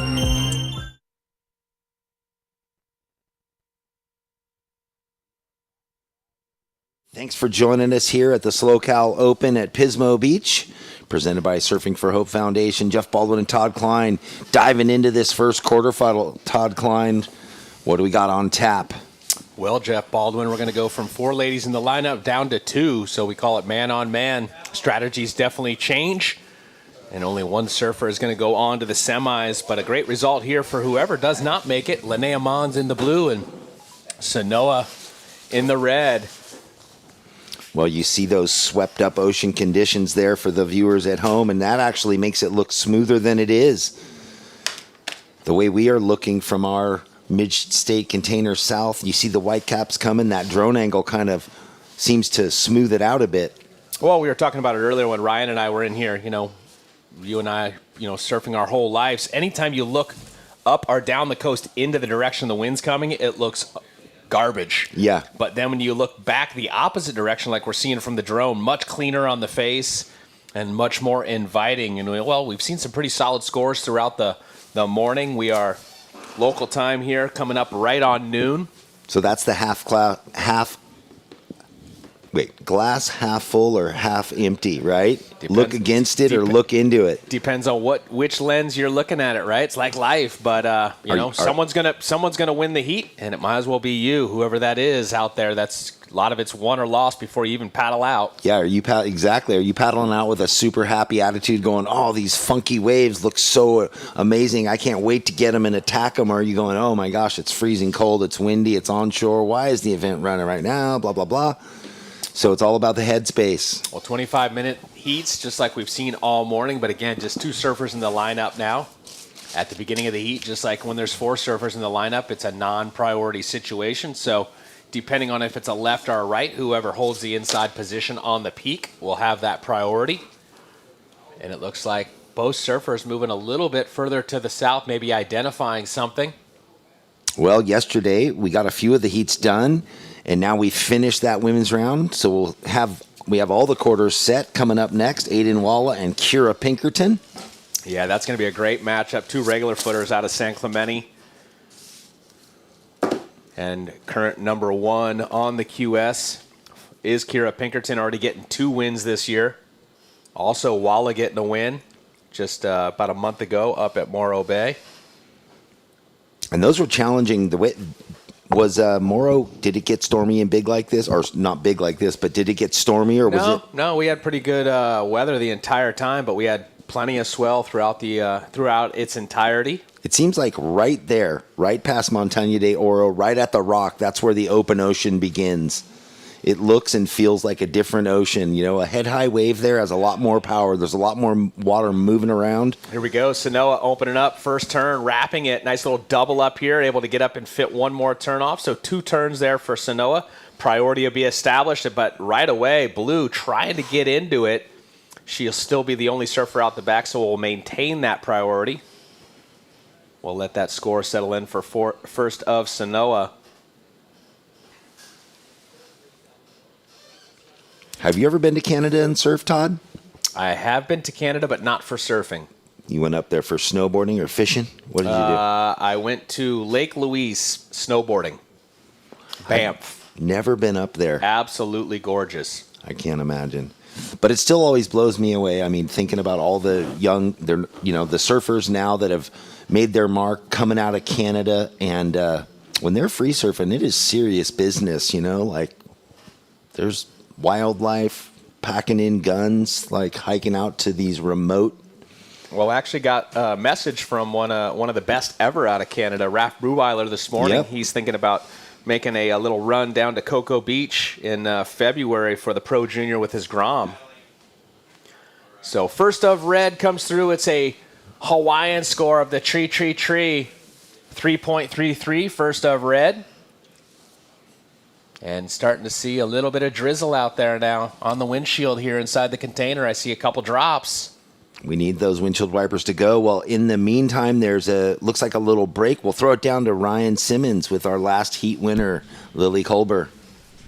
Thanks a lot, guys. Yeah, down here with Lily taking the win. Pretty sketchy conditions, but you seemed to form rhythm throughout the heat, and you ended up, here you are, winning the heat on the glass. Yeah, definitely super stoked. I mean, I think one of my biggest setbacks has always been not catching enough waves, and I realized that now that it was never my surfing, it was just I wouldn't give myself enough opportunities. So I can hear my dad's voice in the back of my head just saying, catch more waves. So that was my strategy out there, just to stay active. Yeah, and I mentioned you have your podcast, so tell us and everybody at home if they want to come listen to you and what it's all about. Yeah, so I started a podcast with Xavier Math, who used to go to school up here, but it's called Beyond the Lineup, and it's all about interviewing surfers. We actually just had Kirra on not too long ago, so it's super awesome to learn about the stories of all the pro surfers and what really goes on behind the scenes, what they put into it, and what it takes to be the best. So, yeah, it's been awesome. Well, you've been ripping, and I know you're cold, and you have a heat coming up, so we're going to let you get to it. Good luck in the quarterfinals real quick. Any shouts out to anyone at home? Shout out to T. Patterson for this magic board. Shout out to my boyfriend who's down here supporting me, and to my whole family back home. All right, Lily, go get him in the quarters, and back to you guys. Well, thanks, Ryan, and shout out to Dad. That whisper in the ear. Give yourself more opportunities. Ride more waves. Shout out to Linnea as well. Yep. Obviously letting her surfing do the talking, but great on the mic, live TV there, and she's doing a fantastic job, and I'm curious to check into that podcast. I love all the podcasts. Have you tuned into, 805's a partner of this event, 805 putting on those things with Connor Coffin, I think, hosting them. I don't know if it's regular, but I've just seen a few snippets with him and Strider. Strider going deep into the pocket of story. Yeah, I know they get some great insight there. And once again, Red, your opener was a 3.33, first of Red, 3.33. And it's pretty crazy when it's so nice inside this mid-state container. You pop outside, it's like I literally feel like I'm sitting on a chairlift at Big Bear. It's freezing out there. Well, we got wave number 2 here for Sanoa. Still waiting to see our first wave being ridden by our surfer in blue, holding down that first priority out the back. 17.5 on the clock for Linnea. Well, one thing we know is the surfers don't mind surfing in the rain. I never minded surfing in the rain. You're wet already. Wet. Yeah, you get wet, exactly. Here we go, blue. I need my beanie. Well, a quick up and out for Linnea Mons, not having a slow start in this 25-minute heat. Sanoa with that 3.33, and now another score to come. Linnea with a quick throwaway, and she will probably reestablish first priority. 17 minutes left. So scores in. Last of Red goes 3.07. First of Blue goes 1.5. Blue having a look at this left. The goofy footer setting up this first section. Bang, goes up vertically through the lip. And a little whitewater chip after that. So she opened up with the 1.5. That one definitely going to go better than that. Solid forehand turn there for her. What you pointing at there, I was Baldy? looking at that kite. I wonder if there's someone kiteboarding, or are they on the beach just flying a kite? No, that's definitely someone kiteboarding out there. It's definitely not a little kid. Otherwise, we'd see the little kid above the pier. Yeah, he'd with be up that size kite. He'd be up in Santa Cruz in about 20 minutes with this south wind. Yeah, he would. All right, well, a much better wave there. Linnea Mons in the heat now. After that last left, we'll wait for the score. Sanoa, your second wave, a 3.07, so you got 3.33 and a 3.07. Solid set out the back. Yeah, nobody home. We might have to redeliver that information as they're duck diving. And we're going to have to get our window wiping crew here shortly. Oh, don't worry. That'll be us on our breaks. Yeah, exactly. Us and the squeegees. 367. Linnea, your last wave, a 367. So the high mark of the heat of the Battle of the Threes at the moment. Priority is with red. Second priority with blue. 15 and a half on the clock. Yeah, just one move, but able to really square up on that one single move. So, not a massive score, but as you indicated, it's the best of the bunch this far, that 367 for last of Linnea. Now you're starting to see a little bit of water there on the lens out there of our camera crew for the broadcast. So if it gets too hectic, those post-heat interviews might be text messaging going forward. Man, but I still, it's the Central Coast. They're not fair weather folk up here. The pier still has people walking. The beach, they just put on their rain parkas and away they go. They're going to enjoy the town no matter what. Pisbo's always coming out. Looking to the south, it looks like sun trying to peek in down there maybe towards Vanderburg.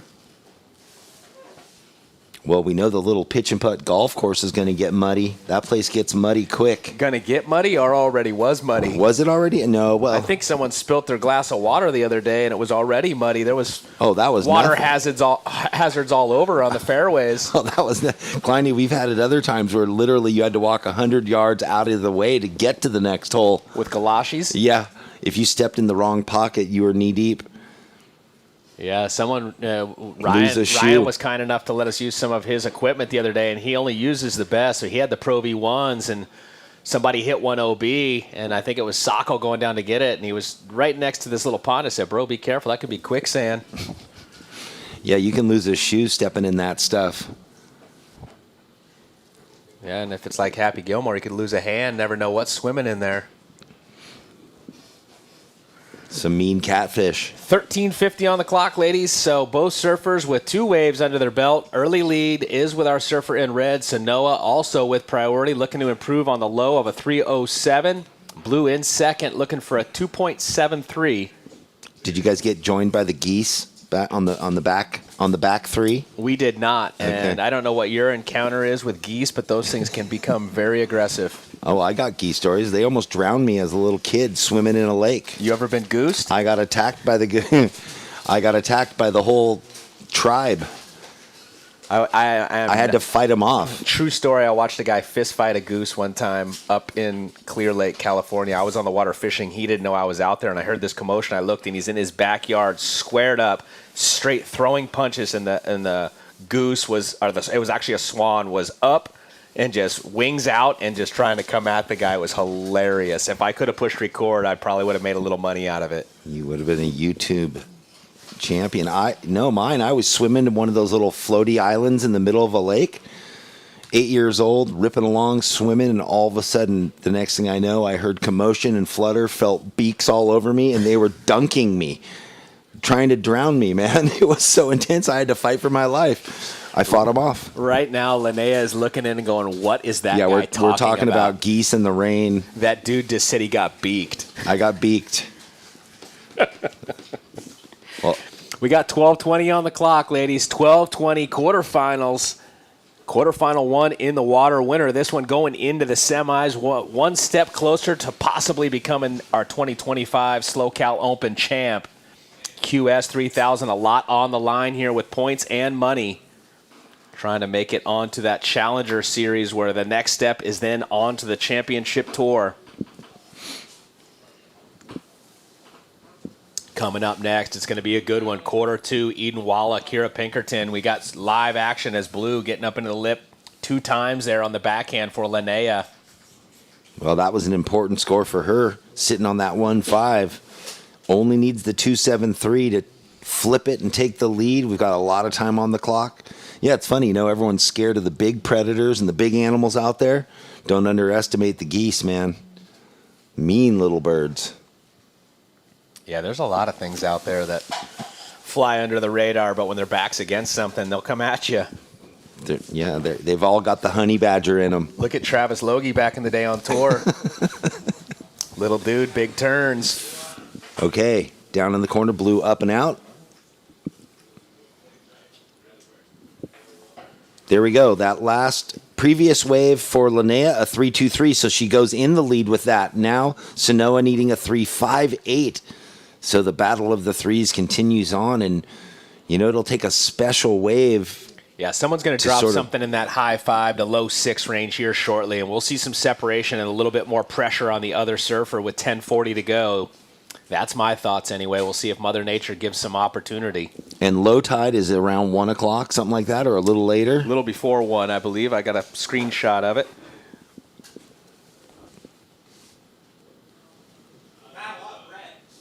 And actually, shoot, it's not till 2 o'clock, Baldy, as we got blue up again. So we got 2 more hours of tide drawn. 10 minutes, surfers, 10 minutes to go. We're standing by for last of blue. Red currently in the second position with priority, needing a 3.58. But even if it's just one turn, there is some vertical face, some nice critical sections out there. Someone's going to deliver here. Blue to the south. One little rebound there off the whitewater. First priority with red. Yeah, we should have thrown some Rain-X on the windows before the drizzle. Doesn't the Rain-X only work if you've got wind coming also, like strong wind to blow it off? We've got it. We got it a strong enough wind? Yeah, we've got strong enough wind. Sometimes I've put that stuff on my windshield, and then sometimes, I don't know, maybe I did the technique wrong. Didn't quite work out how I was hoping. Well, I don't know if you remember, but old school, there used to be something called dolphin skin that surfers were putting on the bottom of their boards. Kind of same theory, just less drag with the water coming off the glass much easier. Something that was around for a little while. I remember spraying silicone on the bottom of rug mats and sliding down cement ramps and stuff going really fast, kind of like the scene from Christmas Vacation where he's on the disc in the snow. Anyway. That's kind of cool. Yeah, I remember they used to ice block on the golf courses. That was fun. I've done a bit of that. Now you can't. Now it's like they used to sell blocks of ice everywhere. Now they don't do that anymore. Now in California, they probably say it's a weapon. Yeah, probably. 8:30 on the clock, 8 minutes, 30 seconds. Blue up again. Just a quick up and down. So early situation. I say early because the score lines are low, but the time is not. We've only got 8:15 to go in this quarterfinal. Linnea continues to lead the heat with a 3.83 and a 3.67. Sanoa has a couple threes, but now looking for a 4.17, Red. You're looking for a 4.17. You still hold that priority, waiting on that opportunity. Yeah, well, as the score lines, or as Linnea just keeps chipping away, she's getting this, well, her 6th wave ridden or 7th wave ridden. She did increase to that 3.83. Put a bit more pressure now. Sanoa needing a 4.17. And just the 2 waves ridden, so being selective for sure in these chaotic conditions. Yeah, again, it actually looks like maybe the wind let up a little bit because before that little squall that just passed, there was a lot of whitecaps out there. I'm not seeing as many, Baldy. I know. I was thinking that earlier. I was watching it kind of subside, and that does happen often. The wind push in front of the rain comes, and then it mellows out. We might even see the wind shift, turn around, and get a little fluff of offshore, side shore. Yeah, you just never know. Well, there's the replay of, I think, what was the 3.83 for Linnea. 7 minutes on the clock. Red with priority. Looking to better a 4.17 or get a 4.17 to go up back into first. Semifinal berth on the line. Oh, yeah. Squeegee time. I can see again. Look at that. There's the ocean. So thanks to the crew who's cleaning our window here on the mid-state container. We got our window caddy. Oh, that's Simo. Thanks, brother. Oh, normally it's Dylan on the job, but it was Simo. Simo's going to put that on the invoice when he turns it in. He's got a new thing to put on his resume. What is it? Squeegee Master. Squeegee Man? Watching out the back. Red going to go up and over. So once again, surfers, 6:15 remaining on the clock here. Quarterfinal number 1 of our women's QS 3000. Linnea currently holding on to that first position in the blue. And red with the first priority, Sanoa looking for a 4.17. Well, man, it is definitely coming down. I didn't realize crazy. how He much. literally just cleaned it, and unfortunately, right when he finished, and we appreciate it, Ryan, but that squall right back upon us, even stronger now. So, like digging a hole at the water's edge with the incoming tide. Yeah. You felt like you're making ground, and you walk away, and here comes the water again. Well, different strategies. Linnea implementing the stay busy campaign, and Sanoa being very selective. 2 waves ridden in a 25-minute head-to-head matchup so far. 5.5 minutes left here. Well, pretty epic. We talked about the dedication we saw the other day with Kaloe Andino down there playing with his daughter in the shore break. We got a father down there right now. Yeah, not affected by the rain, having some fun with his kids. So pretty cool to see down there. You think they're collecting some clams? They're not in full suits. I'll tell you what they're collecting. They're collecting memories. Oh, baby. They are. Did you just call me baby? I did. All right. 5 minutes on the clock, ladies. This one's coming to a close. So still just 3s in the score line, and the best of the 3s is being with our surfer in blue, who holds the lead, looking to improve on a 3.67. Sanoa in the red, still holding down that priority, looking for a 4.17. Well, it's a perfect day for the Groms. Galoshes and an umbrella. Get out amongst it. There's always a hot bath waiting for you and maybe a cup of cocoa. I'll tell you right now, that jacuzzi over at the Vespera, ooh. You're going to be hitting that up later. Pretty sure my name is right on it. 4.5 minutes. Well, the tide has definitely pulled out quite a bit during this heat, it feels like.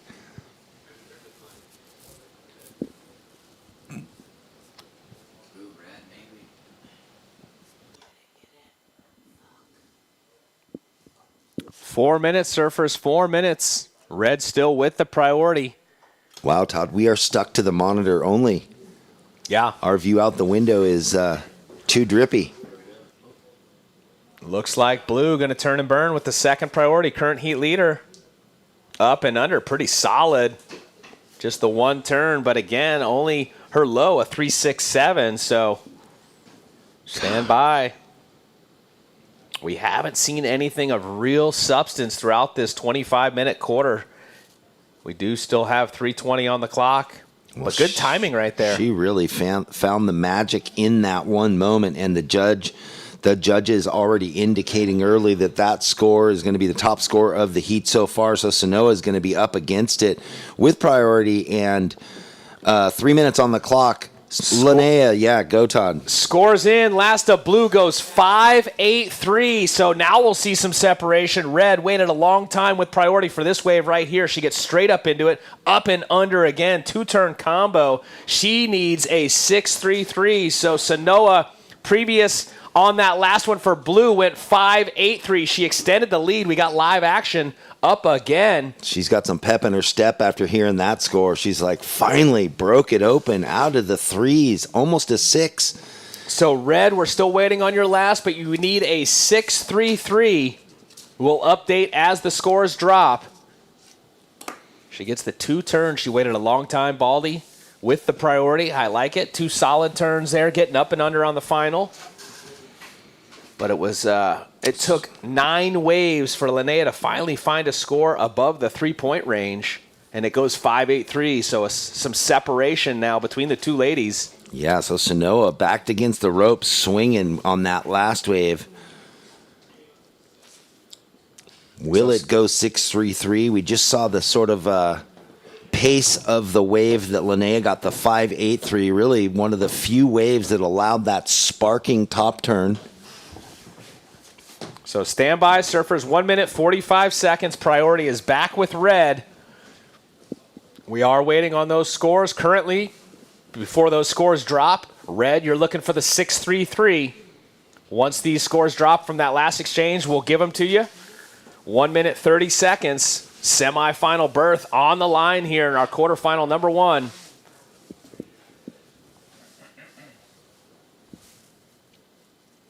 Just watching and reflecting on the last exchange here as Sanoa getting up and under on that final move.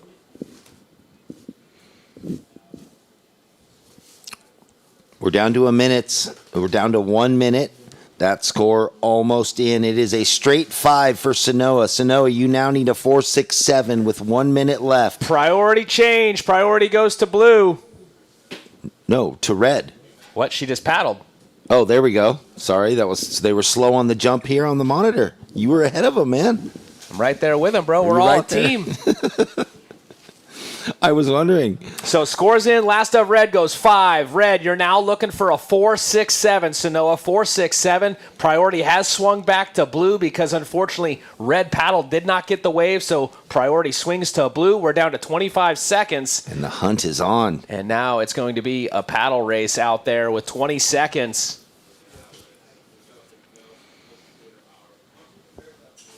Unfortunately, not sure we're going to have 2 waves set with only 10 seconds on the clock, and blue with the higher priority and the lead. Red going to find a little window of opportunity. 4, 3, 2, 1.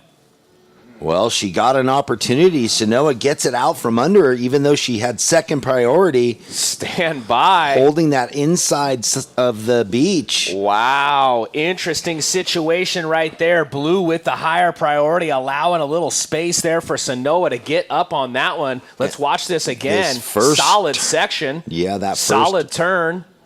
And then gets up into it again right there, Baldy. That was tricky, too, because I don't know if you saw that little rib in the mid-face, but she was able to get up and over it onto that final section. So stand by. Critical at the end of that one. Red needing a 4.67 to turn it. And based on the 5 she got before, that's where the requirement dropped down to that 4.67. Yeah, where will this go? Interesting finish to the heat. It seemed buttoned up. Oh, stand by, needing a 4.67. Early indications looking like it's going to happen. Wow, so 5-4-3. Sanoa-Olin into first, right on the buzzer, into the semifinal. Wow, quarterfinal number 2, stand by. Coming up next, more live action to come. Welcome to the land of big-time natural beauty and intermittent cell service. Here, cowboys drink Cabernet, farmers surf the breaks, and everyone breaks for roosters. It's a wide open and welcoming place. But that's not to say we don't have any hidden secrets. Welcome to the land of truly living, with a million things to do. Or not. SLO CAL, where life's too beautiful to rush. Just ride one time for your mind.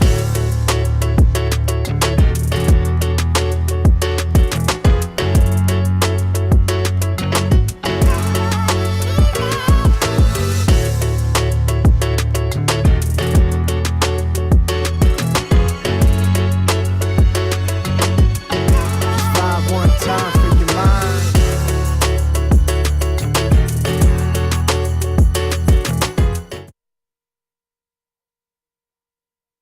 Priority blunder at the end of that one, had it, and just keep that surfer off the wave. Potentially thinking it wasn't going to be enough of a wave, but you can never count out the talent in the lineup with you, obviously. So it was like 25, 30 seconds, though, Ryan. Todd, I know. I saw. All she had to do was catch the wave. Yes, I know. Yeah. So unfortunate there. So just a quick one there for Kirra, 0.5. Priority established. It is now with Eden, surfer in red. So check in Zoe Chait versus Rubiana Brownell. I was wondering where we had to run heats 3 and 4, who was going to be up against each, and then Reed versus Lily. So nice matchups in these quarterfinals, and we still have the round of 16 for the men. Keeping an eye on red. Sorry, Ryan. Okay, Here we go. Solid. Well, just a drop there. And again, you're getting that interesting little rib on a lot of these waves right there, which makes it a little bit difficult to really dig on that bottom turn and drive, you know. You got to kind of negotiate it. Watch right there. There it is. And then gets up and over, goes high road, gets the little rebound.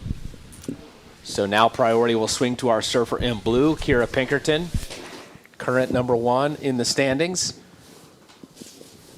Getting 2 wins already, and now we got live action on the inside on the way back out. Eden, wave number 2. So she'll have 2 scores dropping. This was that last one, Ryan. Okay. Little hit down the line. So she went 2.67, and then next of red.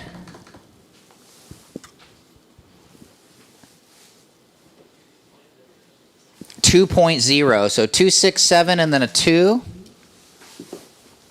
It's interesting. We're just past noon here, 12:23, and it feels like with the lack of sun out there and the cloud cover, it feels like it could be 4:30 p.m. Chilly, breezy conditions here on Saturday, and we are into the man-on-man heats here in our QS 3000 for the women quarterfinals. This is quarter number 2. We saw Sanoa at the end get the buzzer beater in quarter number 1. Well, Sanoa, an Olympian. Here's Kirra out the back, rolling into a little double up. So she's going to press, a little check snap into the hit right there. So nice for Kirra to get her first real wave. But yeah, Sanoa surfing the last Olympics and has a lot of experience. And you could see her, as we see Eden, 2-turn combo for herself. Sanoa was never giving up. They had the paddle battle at the end. You could just see the fight and never giving up until the very end and getting the score. Well, I mean, the interesting thing is she had nothing to lose, right? She's in second place. It's a two-man heat. So, time was winding down. Off the top of my head, I'm going to say it was like 26 seconds to go. Yep. She had to go. Exactly. And she was probably pretty raised eyebrow, like, whoa, she's letting me go. Yeah. And then she capitalized. So, congratulations to her. We'll hear from her shortly. Stand by, ladies. We have one for blue, one for red drop in. All right. Well, as we wait for those scores, we'll throw down to Jeff.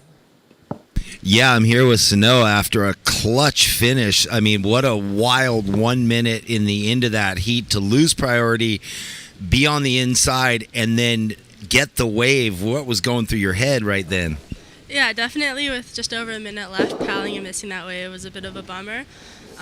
But in conditions like that, obviously, priority is great, but that's definitely when you need it less in the conditions like that. And yeah, just with all the ribs and the bumps, similarly to that, I think 5/8 that she got for the one backside turn, I was just I had priority, but I was in a weird rib and just out of spot, even though I was only a couple feet away from her. So yeah, I was super happy and surprised to get that wave at the end.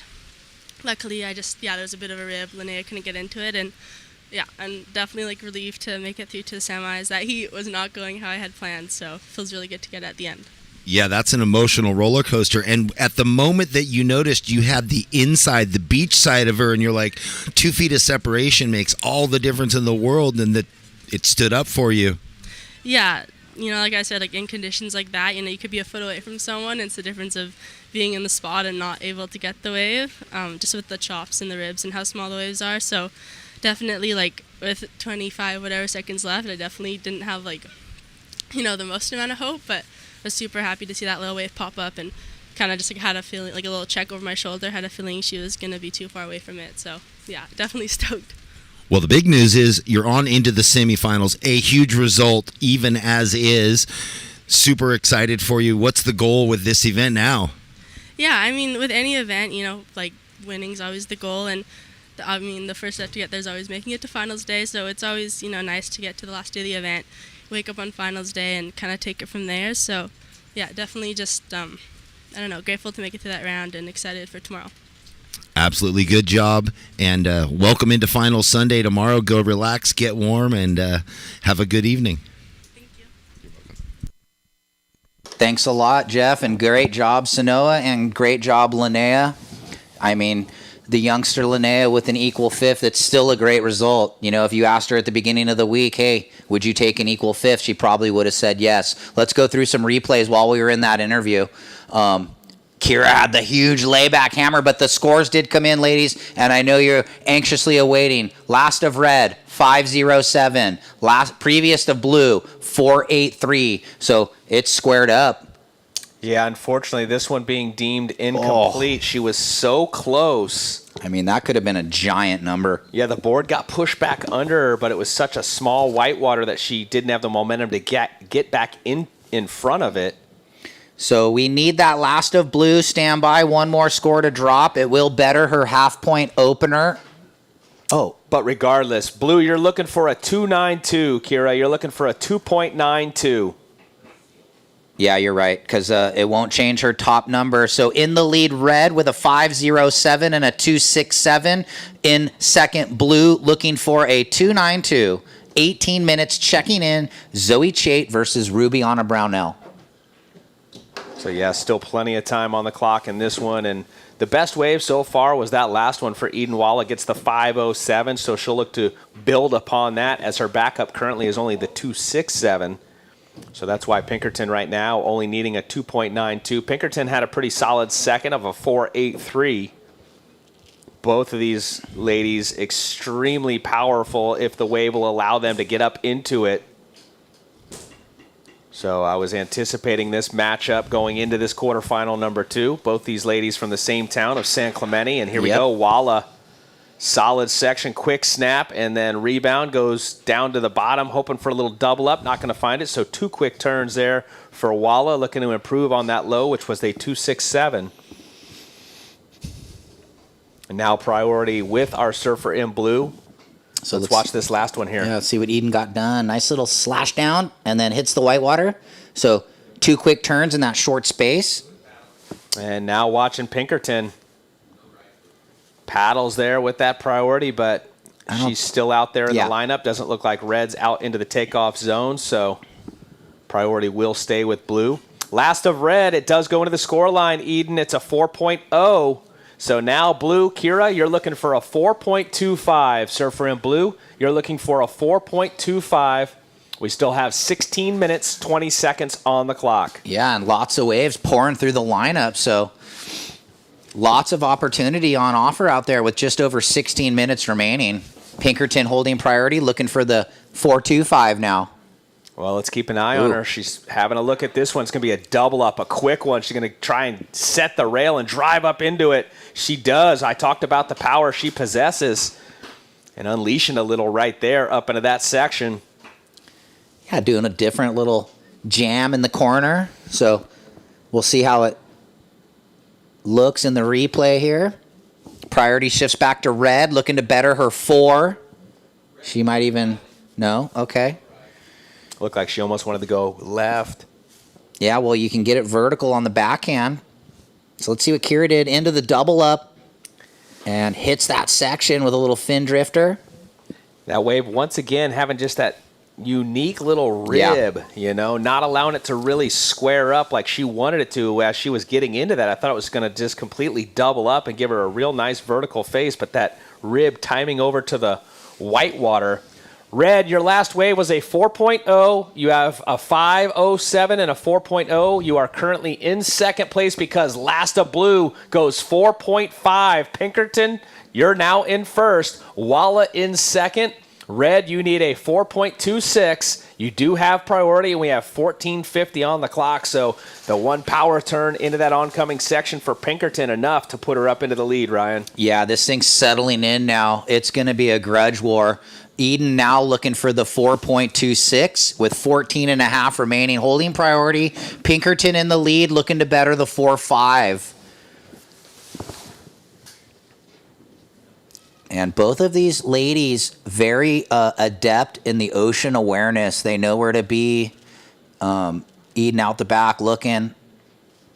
But Kirra on the inside under. Let's see, this thing might double up for her. Some of these inside unders. Little half snap, throwing some water, and then bang right there, and oh no, can't ride out. So looking for the 2-turn combo. I like the idea. Now getting a little whitewater rolling here for Walla on the next wave. Bang, up and under. That's a critical move right there. Stand by. Red looking for a 4.26. Nice little precise vert hack in the corner for Walla. I really love that maneuver as she got up and under. We'll watch the previous of that first wave of the set for Pinkerton. She was on her way to bettering her score line, but on maneuver number 2 goes down. Look at this. Yeah, Eden kind of chipping into the corner and then having that nice corner to hack off of. Solid. So stand by, just looking for the low 4. Yeah, I'm anticipating this score right here. Really committed to the heel edge rail and just committed driving right up and under. And nice timing. Pulled back look, judges look, bang. Boom.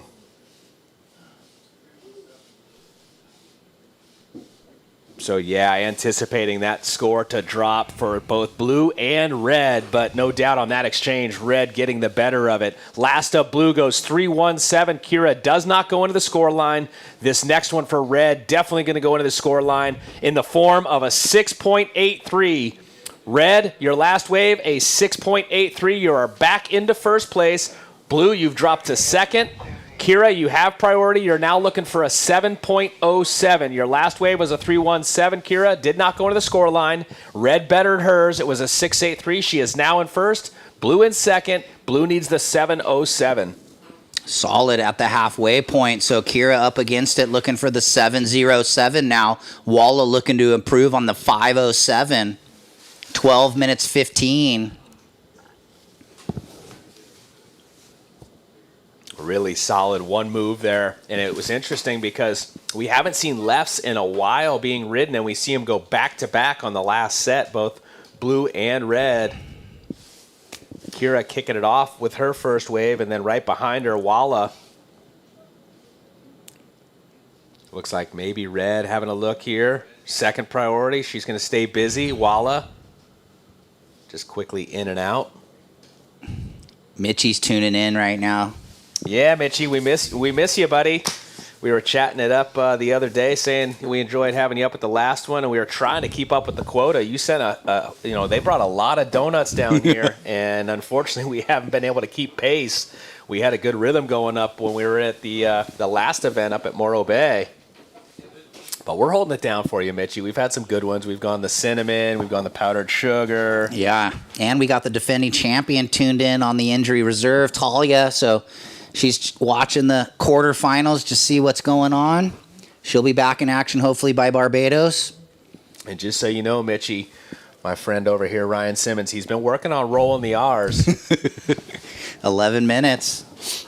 We still have some Costa Ricans, couple Mexican surfers. Well, I've been going to the Northgate, where they have like a little Mexican mall over in Costa Mesa now, and they got the churros and mini food courts. I'm going to meet Mitchie over there for lunch one day. Here we go. Blue having a look. Kirra pressing over this one. Little sport speed, so floats it and climbs the whitewater. She was probably hoping for a little more open face to release the fins, but it is what it is. Looking for the 7.07 or anything better than the 4.83. 10.20. Yeah, on paper, we knew it was going to be a good matchup, and it's playing out as such. Been seesaw back and forth. Kirra leading, then Eden. Currently, right now, it's Eden, but we're standing by for last of blue and last of red. Okay, this is what Eden got done. Whoa, that was clean. Little vertical snap with the fin drift. Stand by. And this was the one you said pressing over that section right there for Pinkerton. Drives up through the whitewater and gets one more little lipper there at the end. 9 minutes, 45 seconds, surfers. 9:45. We're standing by for that last exchange. Yeah, so still plenty of time. 2 scores to drop.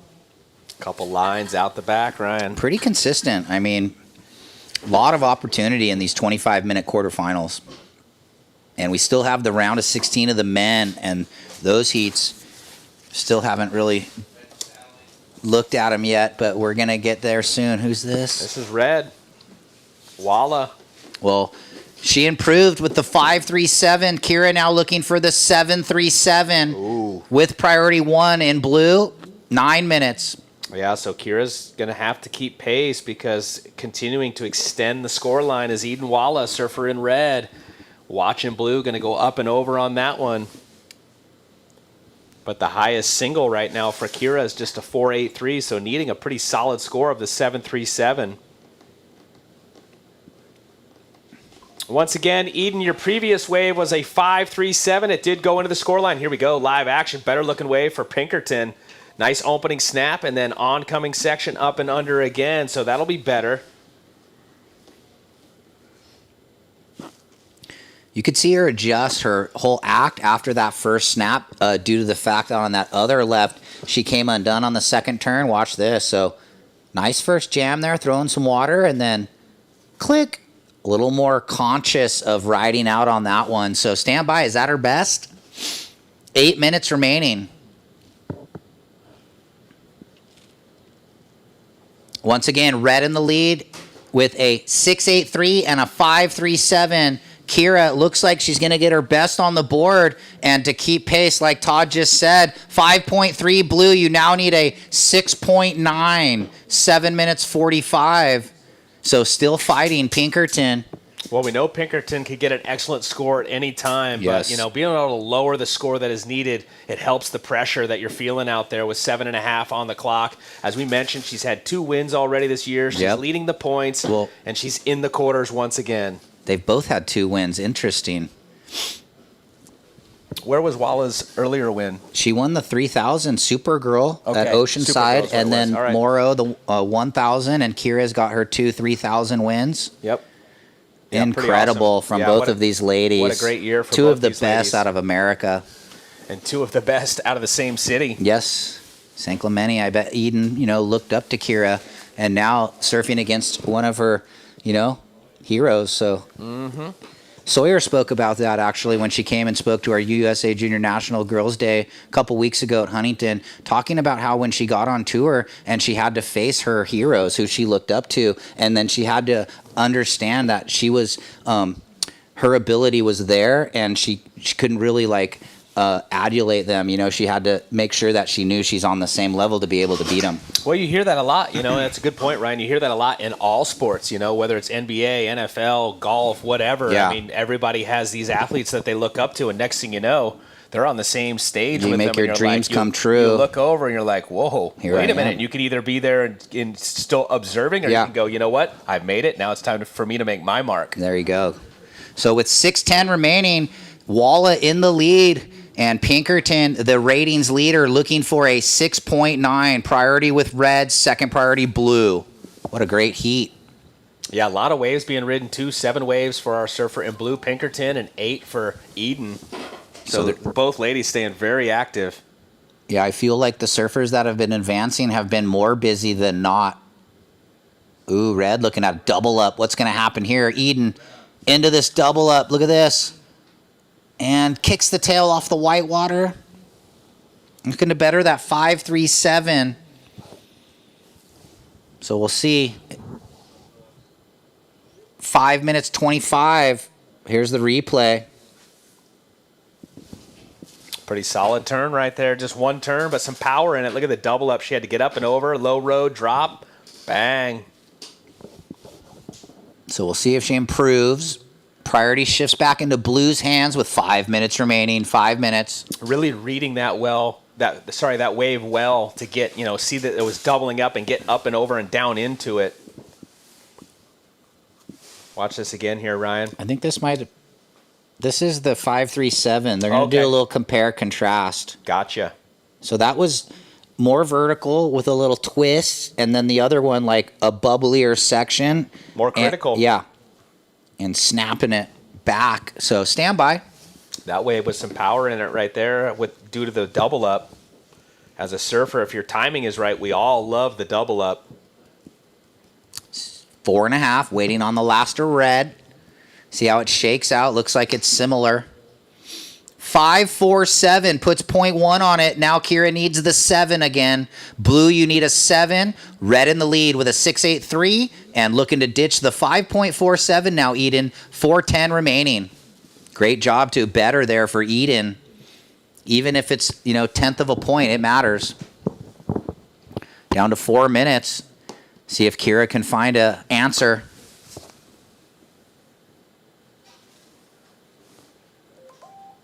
Ladies just sort of looking at this one. Eden says, oh, okay, maybe I'll go. And just can't get around that corner to the lip in time. So 3:40. Coming up next, regular versus goofy. Zoe Chait, the regular foot in red, and Rubiana Brownell out of Costa Rica, the goofy footer in the blue.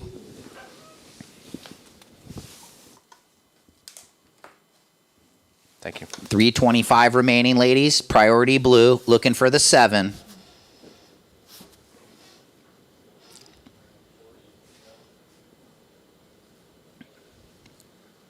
Maybe the the rain might have backed off a little bit Well, there. looks like the wind has too. And not sure. I did a little research there, but in the research I did, Kirra 22 years of age and 15 for Eden. Yes. So to your point, definitely I'm sure Eden looking up to Kirra, coming from the same town, having a lot of free surfs together over the years, and now currently holding down this quarterfinal with 2:45 on the clock. But the veteran Kirra Pinkerton needing a 7. We know that she can get that and then some. Just needs the opportunity. She does have priority, which is good for her. Staying busy underneath the Grom.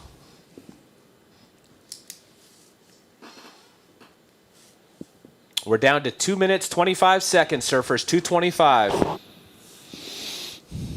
10 waves being ridden by Eden. So extremely busy in this heat was our surfer in red, and finding some gems in the form of a 6.83 and a 5.47, which currently is enough to have her in the first position. But with 2 minutes on the clock, Pinkerton looking for the 7.0 with priority. Biola's is stoked seeing 2 of his team riders out there against each other. Yeah, it's kind of a good and bad when you have your team matching up. Because you lose one, yeah, right, but one gets through. Yep. And back in the day when I was working at Quicksilver, it'd be like, oh, killer, we got 2 guys in the semis. Kelly versus Jeremy or something, And you're like, yeah. why couldn't they have been on the other side of the bracket and then met up in the final? 90 seconds, ladies. 1 minute 30. Time ticking away here. Will Kirra get an opportunity to look for the 7? And can Eden better her 5.47? 1 minute 20.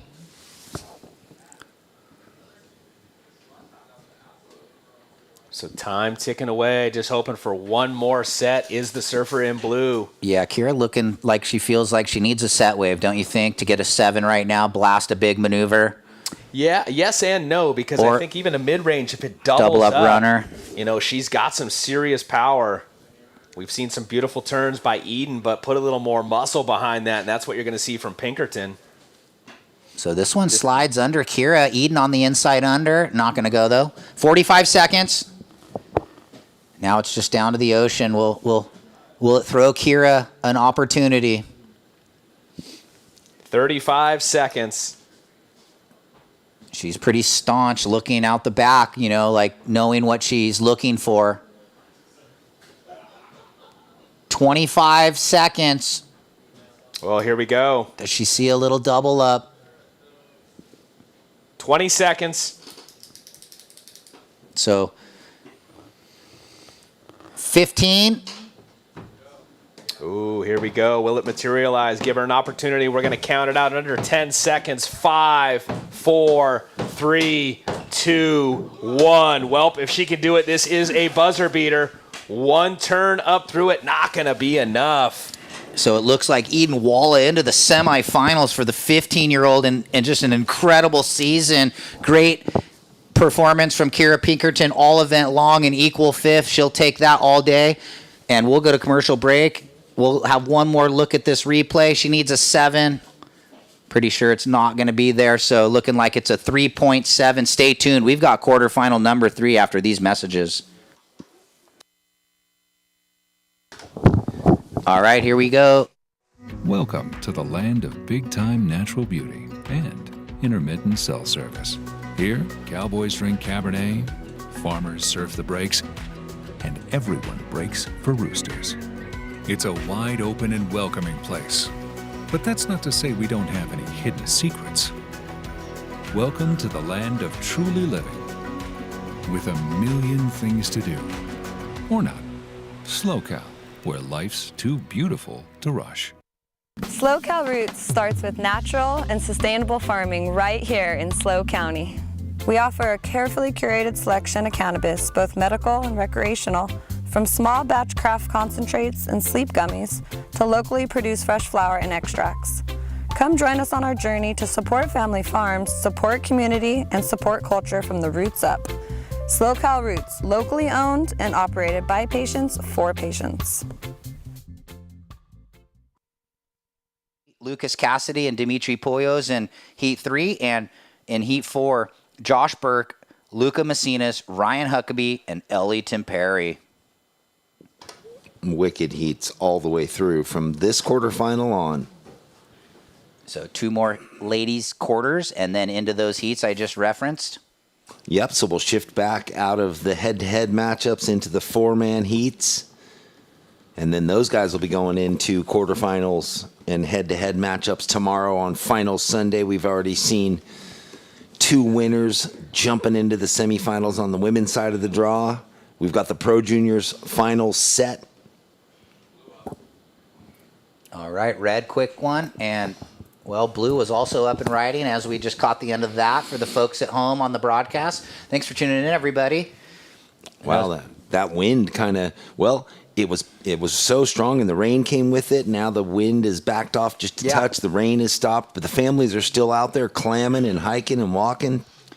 Oh, and there goes Zio to congratulate Eden. Great job, Eden.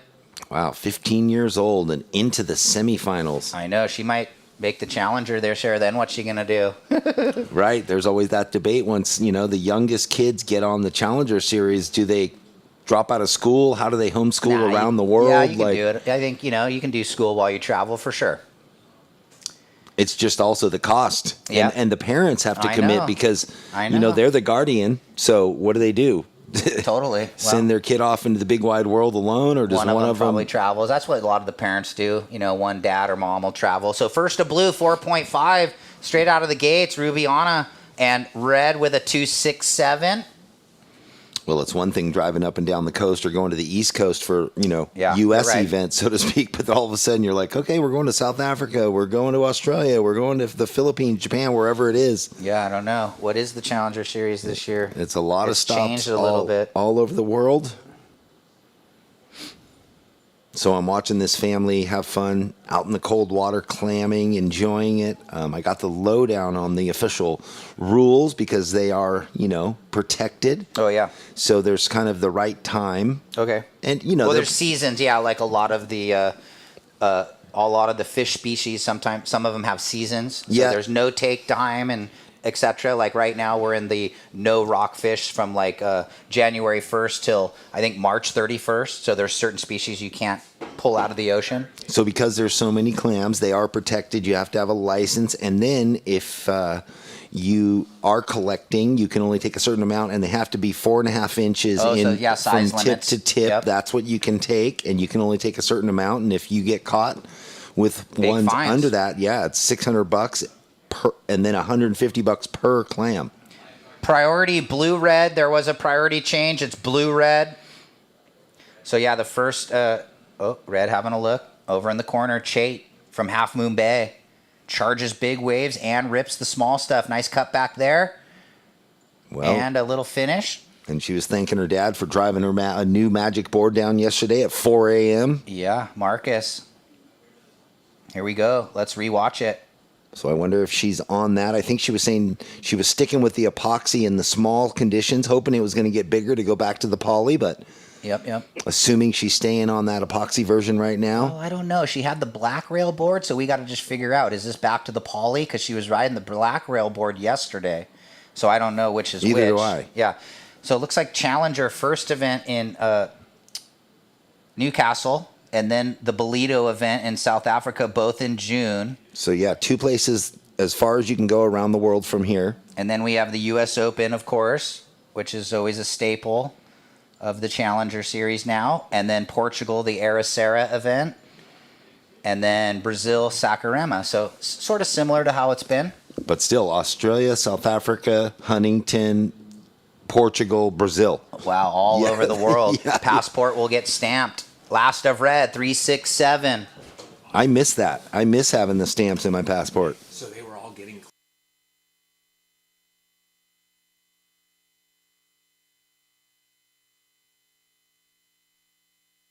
Well, that's what I was talking about. So Fish and Game did show up and said, hey, guess what? There are some rules that we have to implement, so you can either dump them and have a nice afternoon or try to walk off the beach with them.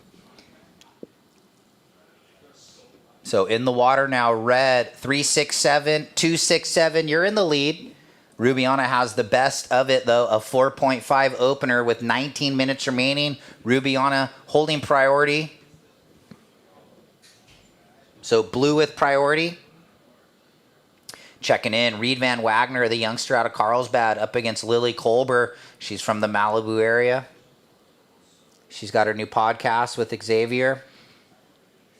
Yeah, that'll be fun to check into. 1830. Yeah, it's going to, nicen up a little bit. So it got through the little rain and the wind, and we still have the men's round of 16. So don't go anywhere, everybody watching at home. 2 more hours or so of surfing. Yeah, and if you got a nice warm parka, come on down and join us. Yeah, if you're here around the Pismo area, it's going to get nice again. The rain's backing off. All right, well, Todd Klein, take it away with our last heat winner, Aiden Walla. Yeah, congratulations, Eden. That must have been an interesting heat for you, both you and Kirra from the same town. She's a little bit older, bit of a trailblazer for you. What was that like to go up against someone you've probably looked up to? Yeah, I've looked up to Kirra my whole life. I remember surfing T Street with her and feeling so lucky when she said hi to me when I was super little. And it was super fun. Well, there's something special about you and SLO CAL. You just won the last one up the coast at Morro Bay. Now you're into the semis. What is it about SLO CAL and you jiving together? Yeah, I love it up here. It's probably one of my favorite places in California, so I'm just super happy to be here and want to stay up here for as long as I can. I saw your little brother, Zion, come running down there. What did he have to say? I tried to give him a high five, and he didn't high five me, but, it's all good. He was stoked for me, I think. Well, with your little brother, it's a low five, isn't it? Yeah, for sure. Well, right on. Congratulations. We look forward to watching you in the semis. Thank you. Back to you guys.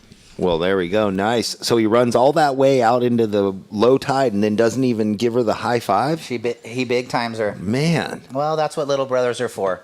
But he spent the energy running all the way down. Whoa, Rubiana with the 2-turn combo gets the 5-3-3. So going to be putting some early pressure on Zoe Chait right now. Just looking for the 6-1-6, though. Still plenty of time, but a great opening exchange. 2-wave total, 5-3-3, 4.5 for Rubiana in these conditions. Yeah, those fives are slim to come by out there. They that's truly for are. sure. And not because of the girls not ripping, just the conditions.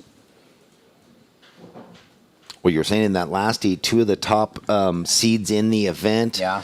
Both with 2 victories. Jeez. Kirra with the victories in 2 3,000s, and now she backs it up with a 5th place here in this event. So she's looking really strong for the Challenger Series. Points required to be in the top 4. Probably just needs to make a couple heats in Barbados. Here's Chait. Ooh, foot slip. And now for Eden. Can she go back to back? Wow. Well, she's got to get through the semi first. I She'll know. be up against. No, I know. But who won the first heat? Sanoa. So it's Sanoa versus Eden in semi 1. Boy, and what a trippy finish to that heat Oh, I with know. Sanoa to lose priority. I was thinking about it. And then be on the inside. But and that's the thing. When you're sitting on a surfer, you want to be inside them. Yes. Unfortunately, Linnea was just caught on the other side, on the outside. But we've seen that year after year. If you're covering somebody, you cover them from under, not outside. So, and not to pick apart the mistakes, No. but that's what I was wondering. Yeah. After priority switched, why was she staying on the outside of her? And she Well, did. Sometimes and you have to learn from your mistakes, right? Sanoa And then she probably won't ever do that again. took advantage. So 15-10, little Jocelyn going on by the pier here. Priority with blue, then red. Red looking for the 6-1-6. And lots of opportunity. Let's see if this next wave looks a little cleaner. Wow, really tricky to pick the good ones in this whitewashy mess. Truly. Doesn't take much, though. 1 or 2 sections. It's kind of cool. We have the regular goofy in this one, and then in the next one, we also have the regular versus the goofy. So you get to see a little bit of both. Front side and backhand out there. And you wonder what the heats coming up are doing, where they are. Are they, The men. Are they watching the broadcast? Are they getting fired up?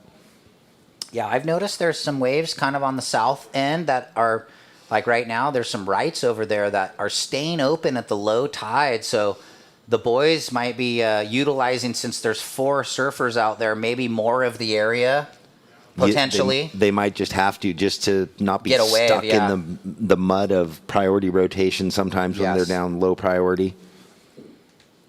And down to 14 minutes, so still plenty of time in this one. Quarterfinal number 3. If you bow out in this heat, it's 14-23, so it's a great result, and it's $1,100 for the prize money, so not bad, but they definitely want to make it through because everything jumps up. The semis, if you lose in the semi equal third, it's 18-25, so you're putting like 400 more points on the board, and it's 2,200, so it's double the pay, making one more heat. You can afford gas on the way home. Yes, true. So 13-25, priority with blue, looking to better the 4.5, Rubiana. And Zoe Chait looking for the 6.16 right now, but really still in the 2-for-1, I'd say, with just a 3 and a 2 for Chait. She probably wants to replace both those if she gets that opportunity. Well, and here's an opportunity. Chait rolling in. Nice little wrap back. So good read on that section, and unfortunately the wave dissipates away from her. So priority then with blue. Nice wrap right here.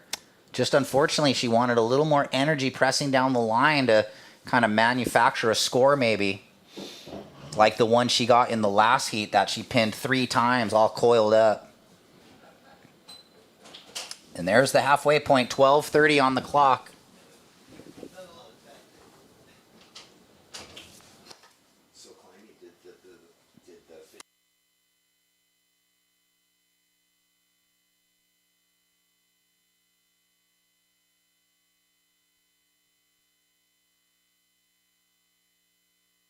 So about 12 minutes remaining.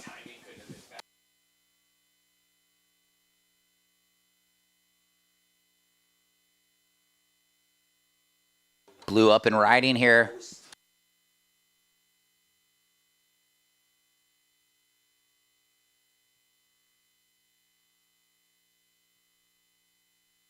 So Rubiana getting an up and down. Hands priority back to Chait. Chait looking for the 6.17. She's got that firepower. She's not going to go on that one, though. So priority to red now. Looking for the 6.17, Zoe.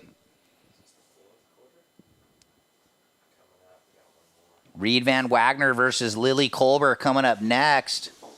And then the 4 men's round of 16s before we set up for finals day.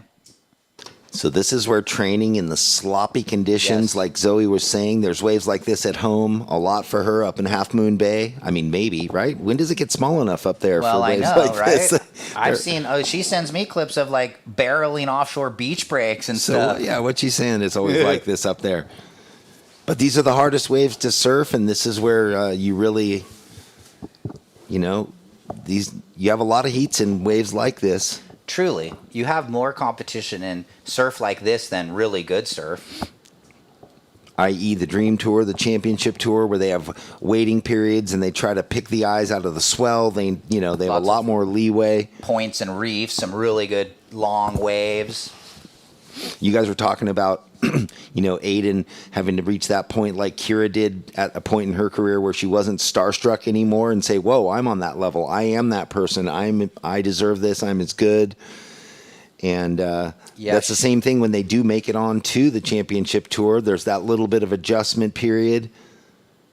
Moving forward, going, wow, I'm paddling out in the heat with so-and-so and so-and-so. A little bit of deer in headlight. You got to get over it. Yep. Like, wow, I'm here. And maybe that's changing a bit more now that the Challenger Series is an established thing. So both the tour surfers that are getting knocked off are coming back down, and people are shuffling in and out a little bit more. So you're facing gnarlier surfers in the Challenger to kind of prepare you for what you're going to experience when you make the tour. Good call there. And the adjustment that they implemented years ago where it goes to head-to-head matchups where for a long time it was just four person all the way through. And so then you make the tour, and then you got to learn how to surf head-to-head matchups on the fly. Right. So good, yeah. So they're fostering the young professionals. All right, well, Rubiana grinding around on the inside, looking to better that 4.5. Did well to get the 2-turn combo right there. Tricky wave. Let's see if she betters the 4-5.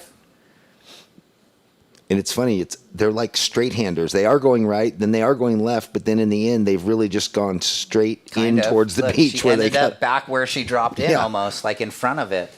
Crazy. Ooh, big whitewash on the outside with that low tide. Well, you know Zoe Chait wants to see taller waves. She loves a big wave.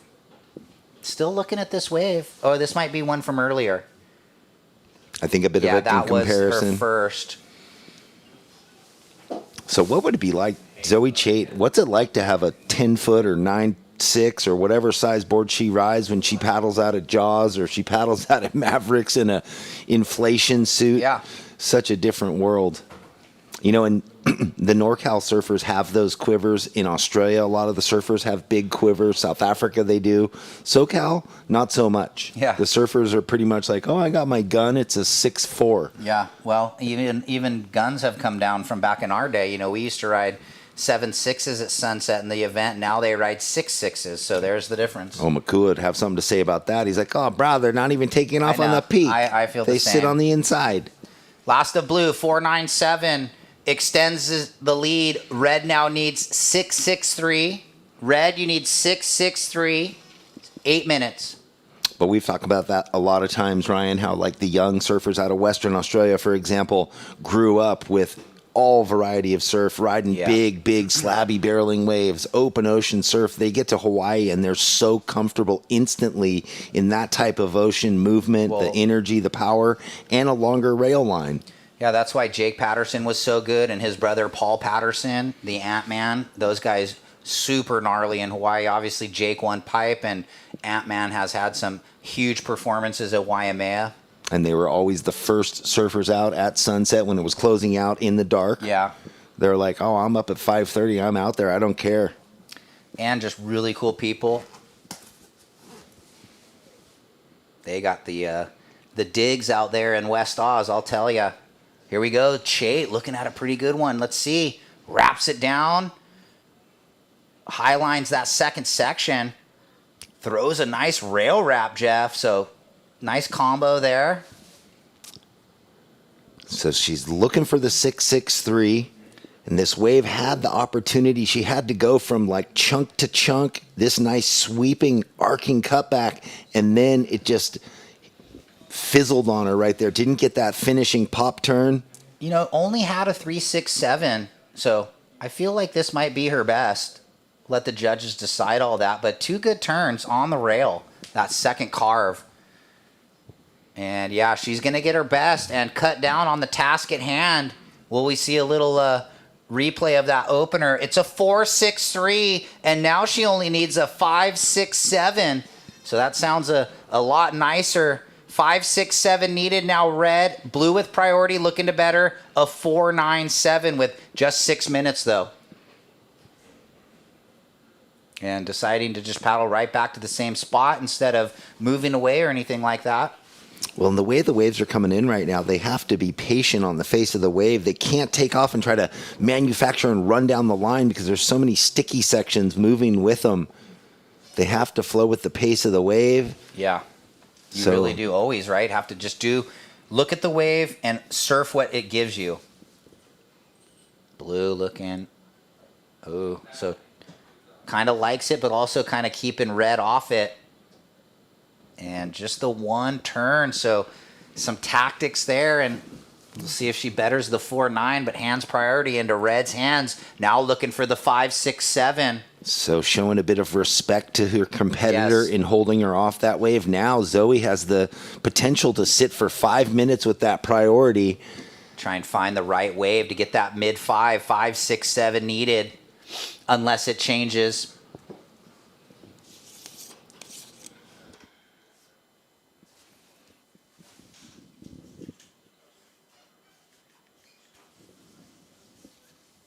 So standby blue. these are also those days, right?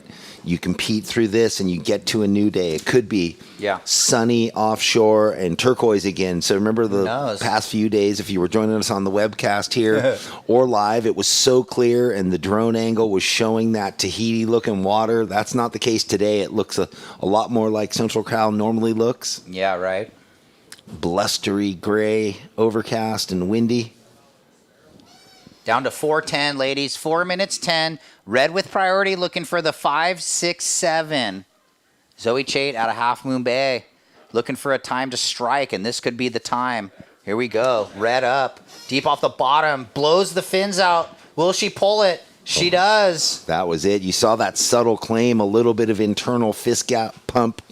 So nice. Stand by. That's what she was looking for. Hoping this one goes the distance. 5, 6, 7 is needed. Here we go. Looking at it again. Kind of a chunky, lumpy one, but gets it up over the lip and rides out. So stand by. And did you see how she had to use her legs like shock absorbers to kind of bounce over that section to get into that?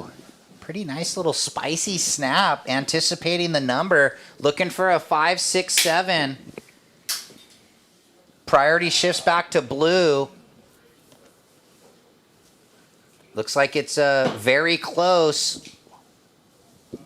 Could be either side of the number needed. It's a 5.23, not enough, but now she's chipping away, only needing a 5.08 red. Priority with blue, and red now requires a 5.08 with 3 minutes. Talk about just keep hitting at it. Keep hitting at it, and something that might break. That first section, when she dropped in, she didn't get to just drive off the bottom. It had that funny lump, and she had to just do the shock absorber springboard over it and then set the rail. But after the quirky start for Chait, look, she's gone 2-2-3, then 4-6-3, now 5-2-3. So trending in the right direction for red, building that confidence. Still looking for the 5.08 though, and priority to blue. Brownell out of Costa Rica, still looking to throw away a 4.97 backup. And now we're just about 2:15 remaining though. Will we see another exchange? Chait might need a two-wave set though, with Brownell, Covenor, and priority, and them sitting so close together. Here we go though. Here we go. More waves approaching. Look at this. Yeah, it's all about that pier bowl, that area by the pier. So definitely some cat and mouse going on. For the fans at home, there's stackers. The girls are having to head out west and get outside, ducking these waves, but some of these can chunk up into a facey section. They got to get out there though. Tough to be in position when that thing breaks 30, 40 yards further out from you. Yeah, way down the beach. Little open window. 1 minute and 24 left. All right, can these girls get out here? 4-wave set and just goes unridden. They were caught inside a little bit. That's what happens out here as the tide keeps draining out. It keeps moving further and further away from you. And it seems like you can't make up the distance. And there's a lot of power in these waves when it's so shallow like that. When you duck dive, you don't make ground. You just kind of go backwards. And so they're sort of stuck in the same place they were sitting. 55 seconds. Red looking for the 5.08. All right, well, here we go. Red wants to go. So red will go. Another one of those, but no. 38 seconds. Let's see if she can manufacture here under the priority. Rubiana playing her cards right as of yet.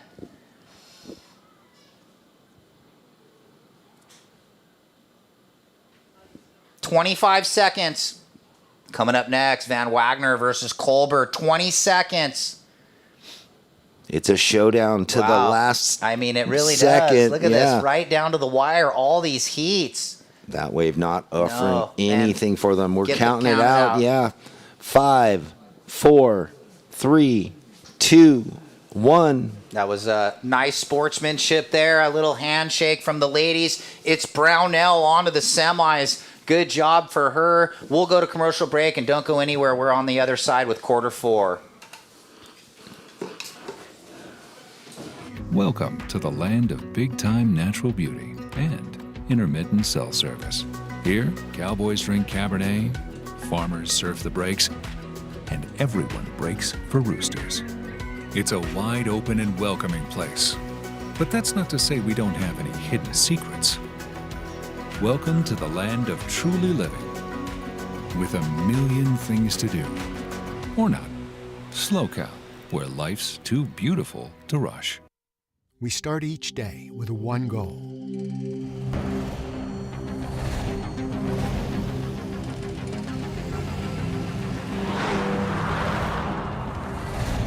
With our state-of-the-art network, we provide reliable, high-speed internet to the Central Coast with no contracts and no limits. Visit peakwifi.com for plans and coverage of our rapidly expanding network. Okay, welcome back, everybody. Thanks for joining us on the webcast. We just saw Rubiana Brownell moving into the semifinals. Finals day tomorrow. Congratulations to her. A great event for Zoe Chait, bowing out in that last heat. In this heat, quarterfinal number 4, Lily Kluber up against Reed Van Wagner. Reed in the red, Lily in the blue. Welcome back, Todd Klein. What's happening out there in the blustery world? One thing I did notice, it looks like the rain has stopped. It's actually cleared up a little bit, and the wind shifted. It was southerly direction earlier, kind of blowing into the rights. It's gone more westerly, kind of straight on shore, which should actually organize things just a little bit as opposed to having the little ribs coming up the face on those rights. So a good matchup here. Kolber in the blue and Reed Van Wagner in the red. We already had a quick score, just a 2.5 for the opener of Kolber in blue. And now the priority with our surfer in red. So early days in this one. Quarterfinal number 4 coming up next. We're going to shift gears and go back into our men's QS. And we'll be back into the round of 16 with quarterfinal berths on the line there. We'll have 4 heats remaining. So we'll round things out with our men for our final 4 heats of the day following this quarterfinal number 4 here for our women. Well, and everything pretty much holding pace this whole event, other than that little fog out that happened yesterday, which suspended the event. Right on schedule, pretty much. We'll be set for a nice sort of 6-hour day tomorrow. Yeah, something like that. Give or take. You know, the good news is we do. Well, I mean, I guess you're on point as far as the time, but we have the luxury of do we want to kick it off in the morning on the higher tide if it looks fun? I'm sure Ruby will make the call in conjunction with working with our head judge Bill Seitz, but. Anticipating a fun day tomorrow. We know that there is a front that's in and around the area now with a low pressure. I do anticipate a little bump in the size as we see a quick up and down. Unfortunate there for Reed with that priority, relinquishing it now, and now it's reestablished with Blue. Blue going to have a look at this one. And had Red still been out the back, she would have lost it, but because Blue is the only surfer out the back, she'll hold on to that first priority. Just a 0-4-3 first of Red. And a lot on the line here. Quarterfinals, and then winner going into the semis. More points, more money. Well, a quick shout out also to Vespara and the Pequin restaurant for the beautiful lunch today. I'm still thinking about that salmon I had on Tuesday. Oh, the salmon and the banana dessert. The fried bananas that you said top 5. I was wondering where you were going. Imagine the listener out there like, salmon and banana, what? That doesn't sound too good. No, the salmon was the main course, and then the banana was a caramelized banana with some cinnamon, brown sugar mixed in with some like churro chips. It was top 5 for sure. Here we go out the back. Blue with priority. Not going to get into it. And Red further down the line. Will on the backhand. Nice little double up. Quick slash. And Reed kicks out. So both of these ladies almost looking a little bit nervous out there.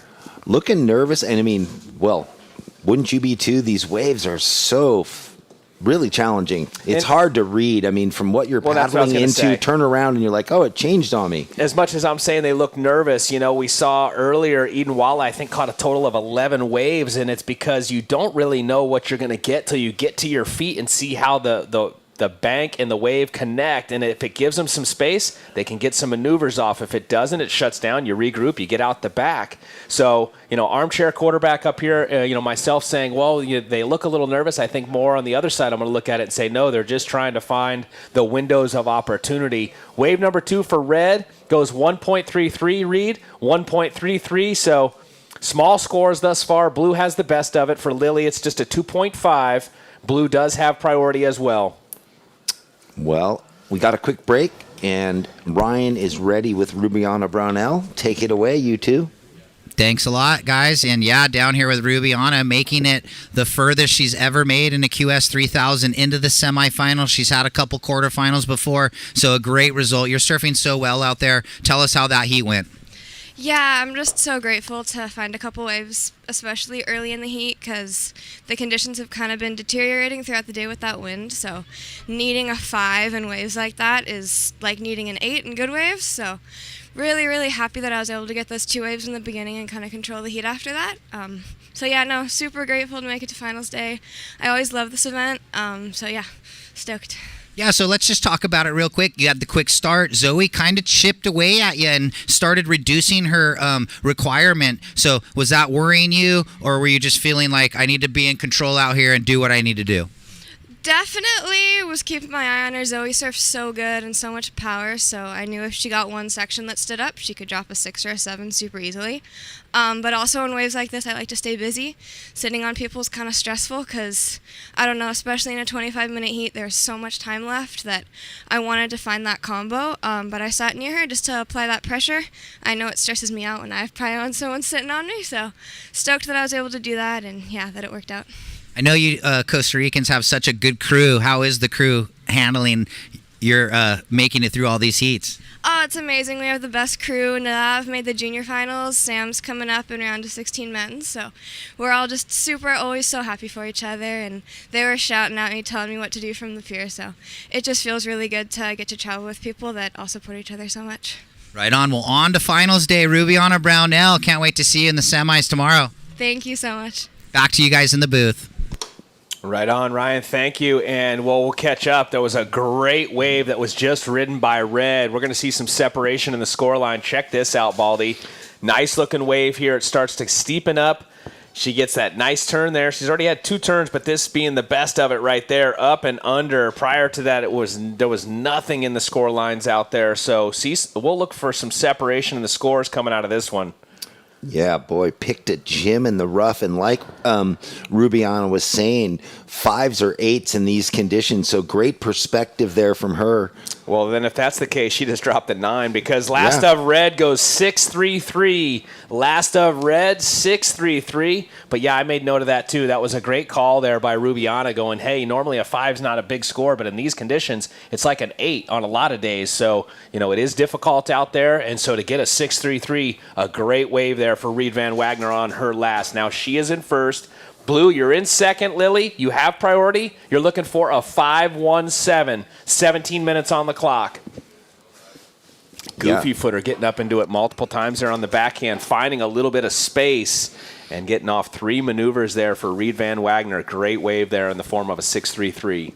Yeah, so the camp of Reed Van Wagner definitely breathing a sigh of relief early, saying, okay, we've got a little bit of advantage with that high score. Not a lot of those out there. Yeah, now with 16.5 on the clock, you'd have to think she just needs a solid backup, and she should be able to pull it out. But with that said, going up against the likes of Lily, she knows that the work or the task is far from over. And with that much time on the clock, I anticipate plenty more exchanges, and I look for Lily to drop a solid score of her own to build upon. She does have priority, the surfer in blue. Well, isn't it wild, the convergence of conditions there for Reed? In amongst all the mess, like you were saying before, just having to stay busy and not nervous, just going, I got to take off and take off and take off and see what this wave offers. Everything kind of just lined up perfect for her to get that really beautiful wave in amongst the mess, a 6.33. Well, remember old school, the sport continues to evolve both in and out of the water. In old school, you used to be limited, or, you'd max out at 10 waves. And if you got 10 waves, you had to come in. Well, that's not the case anymore. You can catch as many waves as you would like, and in these conditions, it's important to have that opportunity to do so.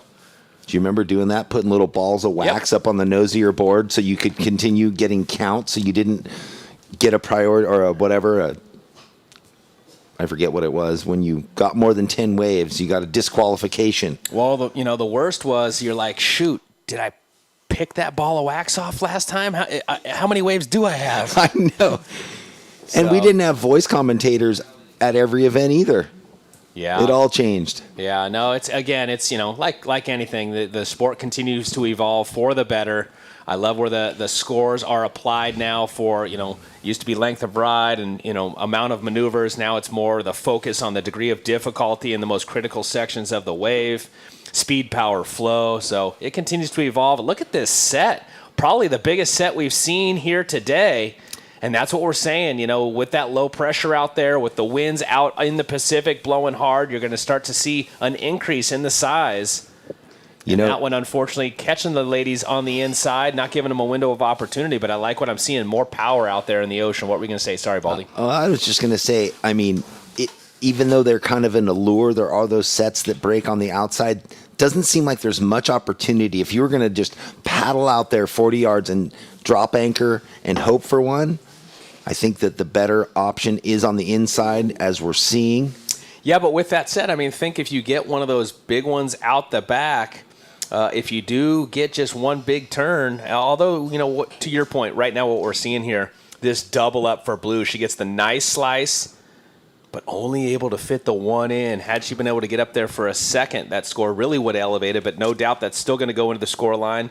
Her best so far for Lily is a 2.5. And Red, this was that wave previous to Lily's. And unfortunately, catching the nose there on that maneuver for Reed Van Wagner. Yeah, going into that finishing turn a little slow, but a nice wave for Lily. So that score will come in and definitely reduce her requirement. A few years ago, the year that Dimitri won, there was sets breaking way out the back, and no one would go out the back. No one would go. And finally, he paddled way out the back and just opened it up and changed the game. All of a sudden, everybody started doing that. Same thing, like big roll-ins and come to the inside with a ton of speed. So it paid off for him in that case. But today, it's a bit, even those bigger sets are just kind of closed out. Scores in. Last of Blue goes 4.5 as we anticipated, Lily, getting your best. So Last of Blue goes 4.5. You are in second. You're now looking for a 3.67. So right back into this one. We know Wagner's got the 6.33, but only a 1.83 backup. Her last wave, that last one, Red, was the 1.83. That's your best. So Blue in second. She just got her best, the 4.5. Blue now needs the 3.67. We've got 12.5 on the clock here in quarter four, and priority is with Red. Coming up next, we're going to shift gears. Well, no, we got, shifting gears. We're going into the men's round of 16, that first heat. Gentlemen, you guys can be checking in. Owen in the red, Lucas in blue, Jet in white, Jake in green. Woohoo. Right out of the gates, Jeff. Fireworks. Get the popcorn. The sun is going to shine then. Well, it's starting to peek out, maybe. A little clearing. Yeah, I was just going to say, I'm not sure the sun's going to shine, but it's definitely going to get hot in that next heat. There will be sparks. It's pretty chilly. Everybody, we've been kind of talking throughout the broadcast this week about just how beautiful the weather was for the majority of the event. Finally, low pressure moving in, temperatures dropping down, but kind of nice just to mix it up a little bit. I brought a few jackets and, didn't really get to utilize them the last couple days outside of the morning, but today we're layered up. You get to bring your sponsored gear. Always. Yeah, Grunders. Who? Grundens. Sorry. I wondered what Grunders. We're down to 11:20, ladies. 11 minutes 20. Still plenty of time on the clock. Seen a couple buzzer beater heats today. Seen them throughout the event, so we'll see how this one unfolds. Still a lot of time on the clock. Each surfer with one solid score on the board. Reed with the best single, the 6.33, the surfer in red. Only a 1.83 on the backup, so she'll look to increase that. And then we just saw Lily get her best on the last wave. Wave number 3 for her. It comes through at a 4.5. She's currently in the second position. Surfer in blue looking for a 3.67.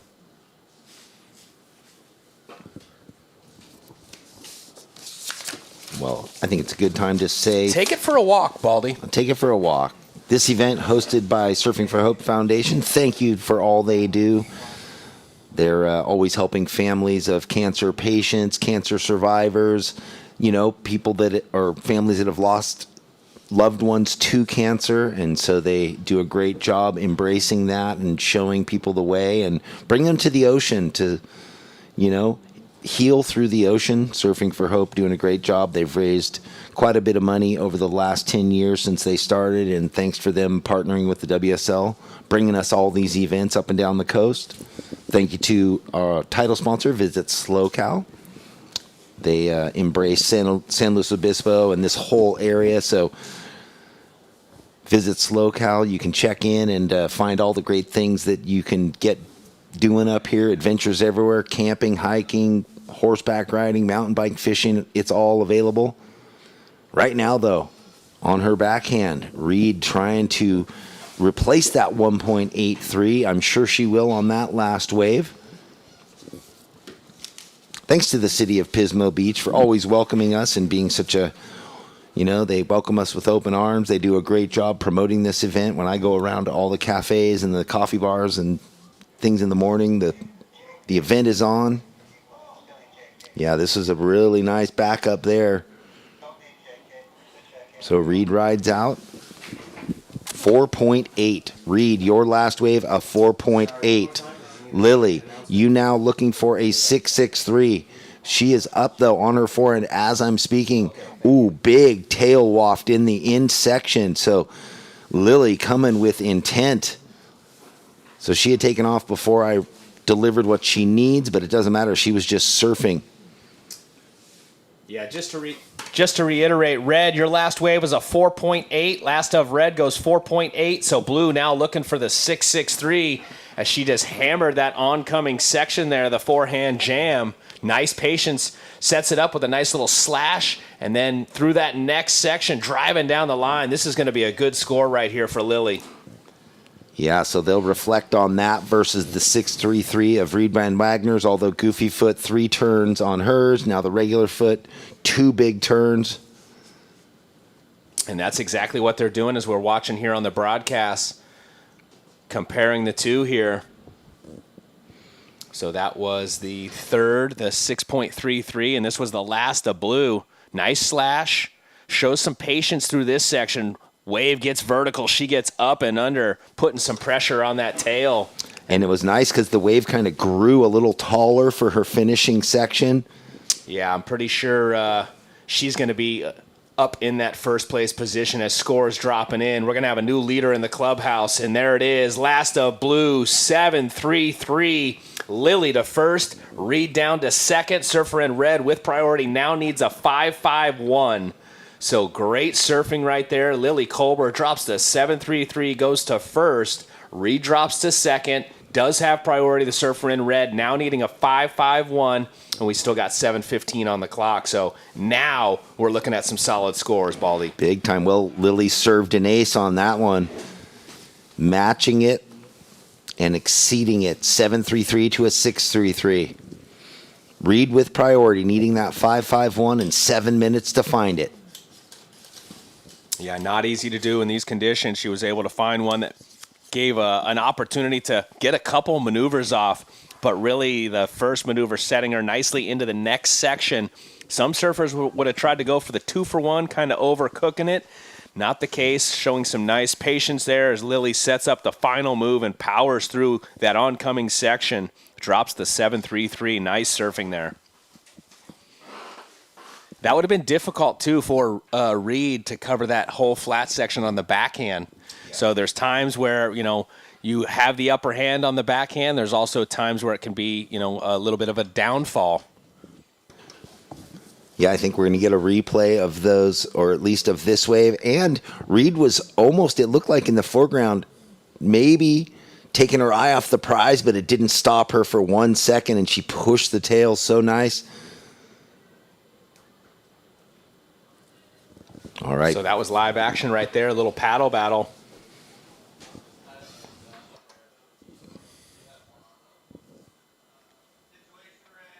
Red, you are currently in second. You do have priority. You require a 5.51. Last of Blue was the best of the heat. It was a 7.33. Lily Colber now in first. Lily, your low score, surfer in blue, a 4.5. So with 5.5 on the clock, Red does have priority and is needing a score of a 5.51. And it looks like both surfers identifying something. Once again, keep an eye on the priority. Priority is with Red. Both surfers turning around, angling towards the beach. Red punches through. Without priority, Lily's taken off, quickly in and out, so maybe trying to get Red to relinquish the priority there. Not falling for it, though. Reed. Steely competitors. Ooh, eye on the left here. The goofy footer. Keep an eye on this. Quick carve.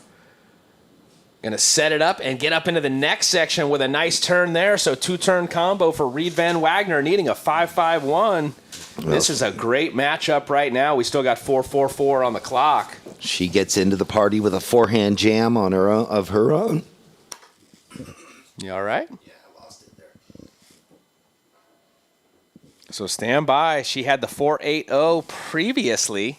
This time, though, on the forehand, little slash. And then nice up and under right there. Clean turn. Super nice control with that foot way back on the tail. Impressive surfing, so stand by. Needing a 5.51, possibly seeing a little bit of a seesaw battle here between these two ladies with a semifinal berth on the line. And sometimes I think it's good, too, when you're in a heat to shake up, give the judges that different look. You've been on your backhand, you've been on your forehand. Break it up a little bit.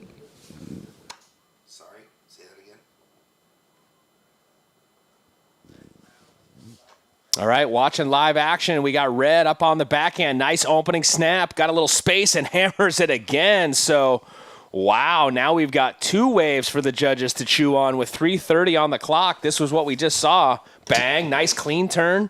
And again, two-turn combo. Wow, she's got two good scores to drop now.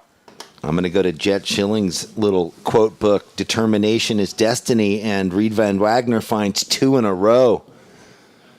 That wave cupped out for her. It gave her the opportunity to maximize, looking like early indications of both waves could get her there. Well, the first wave, the left, was a 5.10. Doesn't. But the second wave on her backhand is going to get her the number she needed, achieving the goal. There we go. A 6.83. Reed in the lead. Lily, you are in second now with priority, needing a 5.83. Yeah, really good surfing. Watching the replay again here on the broadcast. Two big turns. Nearly got the score she needed on the previous one. Here we go. Live action. Blue now. She needs a score. Not going to find it on that one. Lily looking for a 5.83. So watch the paddle battle now between Red and Blue to get back out and establish that priority. Looks like Red just has a little bit of a jump. Whatever's going on out there, they're gambling on a lot of waves, and why not? Because as the tide's drawn out, we're seeing more and more opportunity in that the waves, when they do come, they're steep enough to find these magic moments.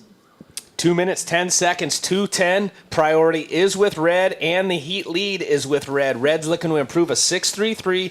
Lily, you are in second. Surfer in Blue with 2 minutes on the clock. You need a 5.83. Lily, you're looking for a 5.83. 1 minute, 55 seconds, and a great battle underway. Well, we love it when it goes back and forth as surf fans and commentators. I love it when you call me Big Papa. Not baby. No, not baby. Not baby. Watch this paddle battle right here. Ooh, Red with the priority says, hey, I'm going. Quick snap. Going to kick out, so maybe a good tactical maneuver right there for Lily to get Red to relinquish. So now with priority, needing a score of a 5.83, 125. That was a great strategy right there by Blue. It's all she could do. The stage is set now. Will the ocean allow? Will it give her that one opportunity? Lily with priority, needing a 5.83. She's got the 7.33 in her scoreline. She knows what she wants. She knows what she can do. With just over 1 minute. This is going to be a nail-biter down to the last minute of this quarterfinal. Quarterfinal for our final quarterfinal. So the last spot for the semis on the line here. Coming up next, We're going to see the men take to the lineup. Owen in red, Lucas in blue, Jet in white, Jake in green. And we got a paddle battle. Let's keep an eye on this. Priority is with blue, needing the score. Not going to go. Well, and it doesn't have to be a tall wave with this low tide. Sometimes these ones that look so small to us, 30 seconds. Things can stand up just enough. Blue has to go under that one. 23 seconds left. All right, so 15 seconds, ladies. Unfortunately, with priority, needing a score, not sure Mother Nature's going to deliver something in time. We're counting it out. 5, 4, 3, 2, 1. Well, thank you, ladies, for that entertainment. Great surfing. Congratulations to Lily. Great result. And congratulations to Reed on into the semifinals. Coming up next, we're going to see the men take to the lineup. Stay with us. More live action to come. Welcome to the land of big-time natural beauty and intermittent cell service. Here, cowboys drink Cabernet, farmers surf the breaks, and everyone breaks for roosters. It's a wide open and welcoming place. But that's not to say we don't have any hidden secrets. Welcome to the land of truly living, with a million things to do. Or not. SLO CAL, where life's too beautiful to rush.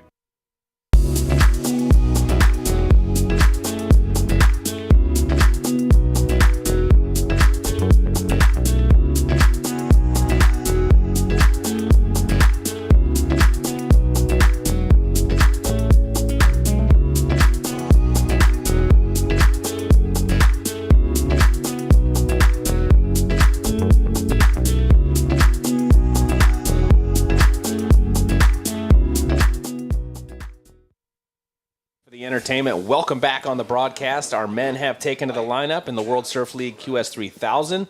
This is the round of 16. Top two will move on into the quarters, and right now we got Jake Davis in the green. He's already got a wave of a 1.0. We saw a quick wave there for Jet Schilling in white, 0.3.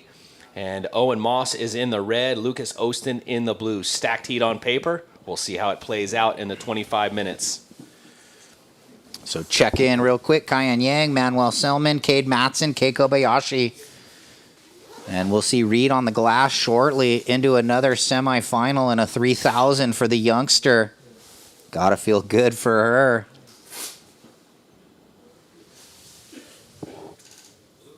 Here we go, having a look. This is going to be green, Jake, and look like, what was that, blue as I think well, so. Lucas. So two surfers there. Real tricky out there, and that's why it seems like the new tactic by these surfers is just stay busy. I think so. Keep taking waves, because you really don't know what you got till you get to your feet. It's kind of like a box of chocolates. You don't know what you got till you bite into it. And there's a nice turn right there for Lucas. And then you get that weird, like, cherry one that you don't like. Yep, you spit it out just like a 0.5. You spit it out. There it is. Nice opening turn here for Owen, and up and under on maneuver number 2. Good combo. Little two-turn combo from Moss. The East Coaster with a good run in the junior, off the World Juniors. Yeah, coming off a round of 16 performance, Owen. Just to even get there, being second turn one of was the top nice. 2 from last year's rankings. That second turn fins up and over. Yeah, getting the most out of that little waist-high section. Moss, your opener, 5.17 and a 3 for blue. So those are the only scores factoring in right now. Red, 5.17, blue, 3.0. And the sun is trying to make its way back out. The rain has passed through. It's I'm real turning happy. into a nice afternoon. Yeah, we're fortunate again. The weathermen, as they always are here in California, it's hard to predict. I'll give them the benefit of the doubt. They got the Pacific Ocean, the lows. They constantly change. They don't know exactly where they're going to come in. And then, it's easier to track as it goes across our nation. Mm-hmm. But the bottom line is they were anticipating some pretty serious weather. But what I was getting just watching all the different forecasts, it was going to move a little south of us, and it seems like that's going to be the case. So fingers crossed, we're going to be good. Definitely seeing a little bit of an increase in the surf here this afternoon on day 6 of competition. Tomorrow will be finals day. Here we go, white and red, split peak. Ooh, red riding out of it. White going jet, going for the air reverse. Can't ride out of it. Yeah, went for the full rotation. And now blue. This is going to be a real quick one. And it was Whoa. straight up and under, whipping it right there for Lucas. So doing well to fit it in right there real fast. So stand by, surfers. Waiting for last of red, last of blue, last of white. 20 minutes, 40 seconds on the clock. And that was the last one there for our surfer in red. Oh, and that's pretty solid one move too. For sure. Here's the split peak. This is where jet goes down, but goes for the big backhand air rotation. As I mentioned, the winds have swung a little bit more directly onshore versus earlier, kind of the side shore. That was a sick little whip from Louis Austin there. Yeah.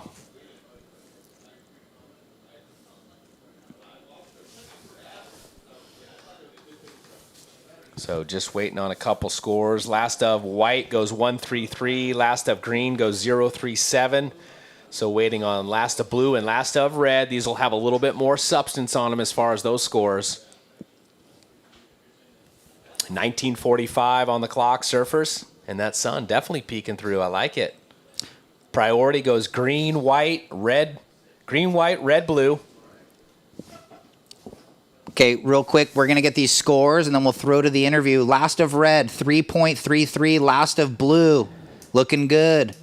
5.6, so blue in the lead, red in second. White right now, you need a 7.17, and green looking for the 7.5. And take it away, Jeff.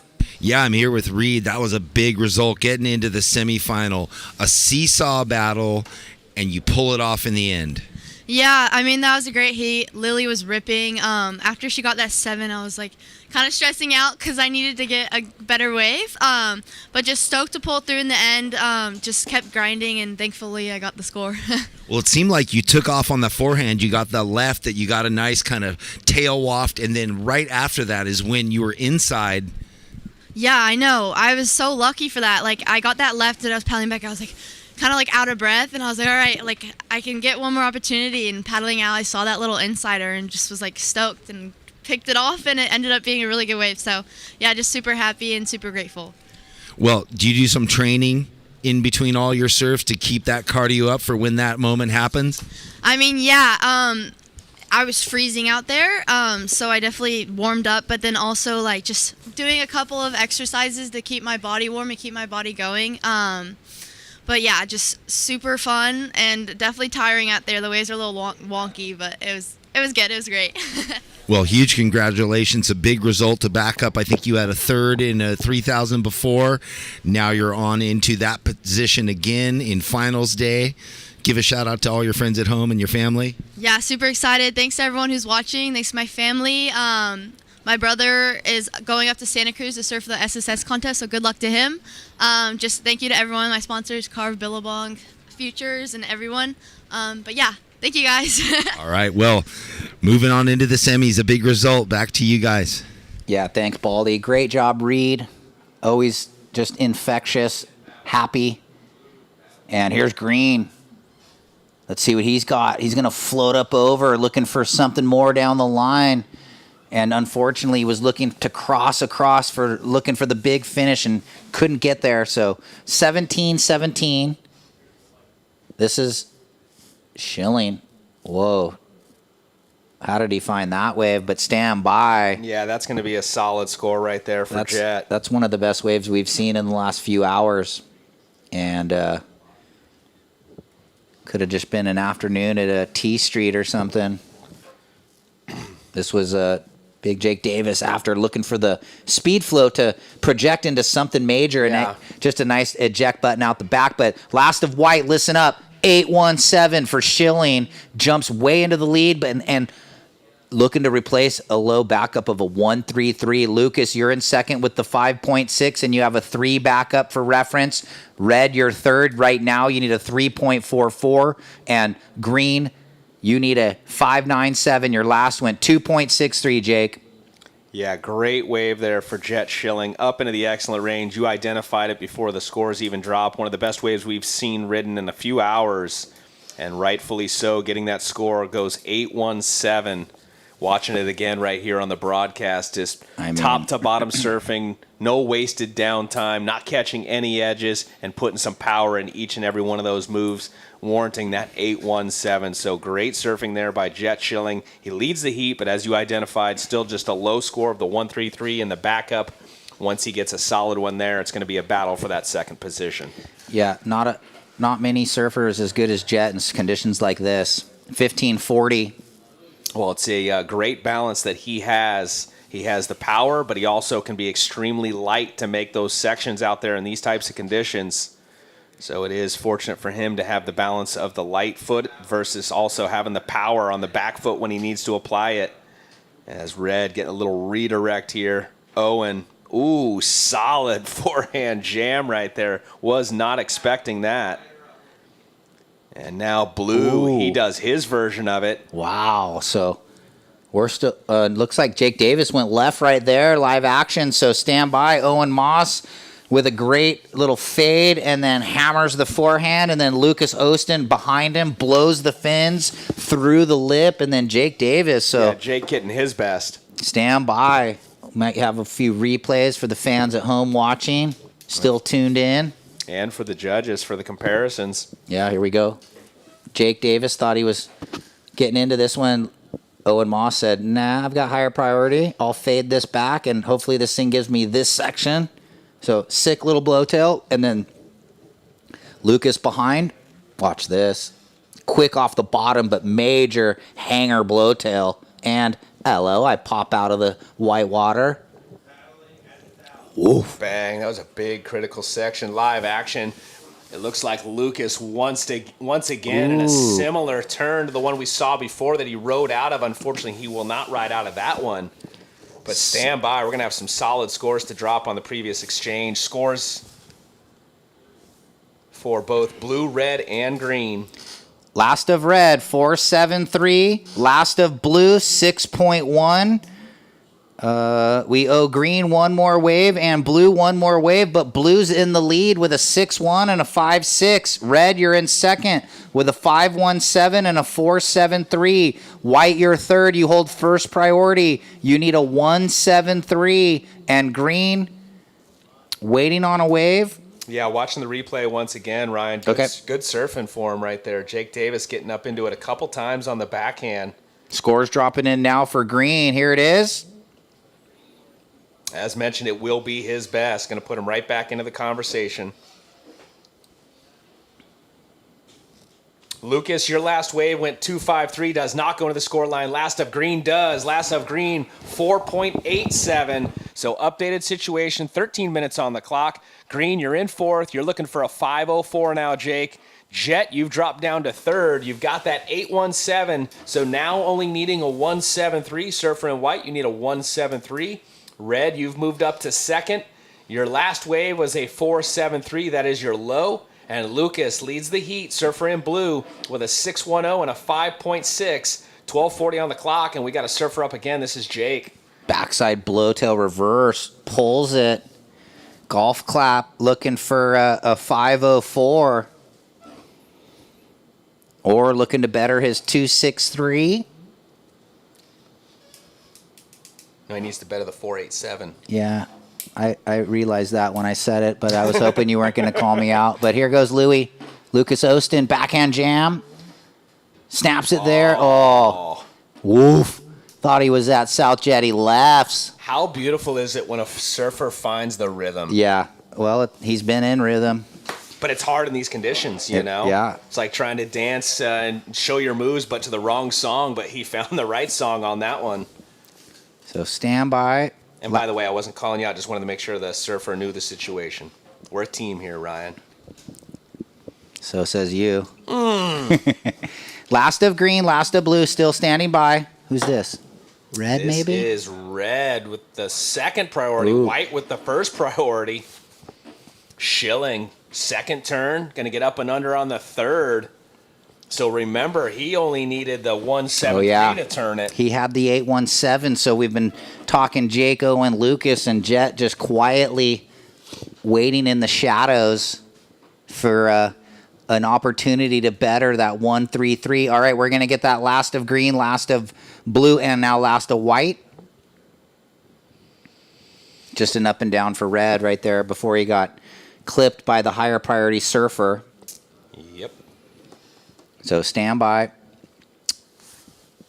Looks like green's wave won't better the 487 as we were referencing, either bettering that or looking for the 504. But Lucas Ostin, stand by for the left. Really good score dropping in. And once we get jets, we're going to have all new situations to talk about. 10.5 remaining surfers. More waves on the approach, too, Ryan. There's blue, 693. Blue, you're in the lead, waiting for the last of white. One more score to drop, and then we'll talk about it. Here we go. Jake out the back. Setting up this section right here. Not going to happen. He'll kick out all scores. Well, we're still waiting on one more for blue, but why don't you give the situation thus far, Ryan? Yeah, last of white came in, Todd. 5, 6, 7. White to the front. Blue to second. Looking to better the 6.1. Red, you're third. You have priority 1. You need a 7, 8, 6, Owen. And Jake Davis, you need an 816. So red looking for the 786. Green looking for the 816. In the lead, white, you're low, a 567. And in second, blue, you're low, a 6.1. 940 remaining. What a great heat it's now unfolding to be. Yeah, great heat. Just to reiterate, the priority goes red, blue, white, red, blue, white. But yeah, it is a great heat, Ryan, and it's great to see, you know, with the 4 surfers out there, we're seeing a lot more action. I know everybody that's competing loves when it's just man on man, but me as a spectator, I love it when there's 4 surfers out there. It keeps us a little bit more entertained. Yeah. And we're seeing some great surfing going down. We've seen a score in the excellent range for Jet. He kicked it off with that 817 and then only had the small backup, but just bettered it, getting that 567, goes back to the first place position, dropping Lucas down. Lucas had great rhythm on his last wave, dropping the 693, and so extends his position. And now Owen in red looking for the 786, and Jake looking for the 816. It looks like red having a paddle here. Rolling in, Owen. Ooh. Nice tail drift there to kick it off. Slashing it back again. Talk about power. And getting the double up for one more. Oh, he hammered each section. I mean, he turned so hard on the second, his board buried, but he brought it out. Yeah. That was heavy. Yeah, a lot of guys would have gone through the motions. He was swinging through the motions. Lucas in and out. So stand by. Owen Moss looking for the 786 or anything better than his 517, which probably will happen. A little bit of blue skies out there on the horizon. I like it. Yeah, I want to see this wave again. He read this thing so well. Up into this ridge, hammers blowtail. Oh, it was that one. That was sick. Buries the nose. Watch this rail wrap. Woof. And then up and over into the double up. Again, I'm the gonna patience. Well, that, and I'm going to throw it out there. East Coasters read those sections so well. I A lot know. of people wouldn't have realized, hey, I need to get up and over this and get down. And Wow. if you're not on it that split second, you're not going to get down. I mean- this guy was getting down on the backhand right there, Lucas. 786. I mean, geez, maybe does he do it on one? Woof, blowtail. Buries the nose. Comes around. This is one of the best wraps we've seen in a few heats. And then look at the double up right there. Just perfect timing. Drops down Ugh. and hammers it one more time. Stand by red. Priority white, green, blue.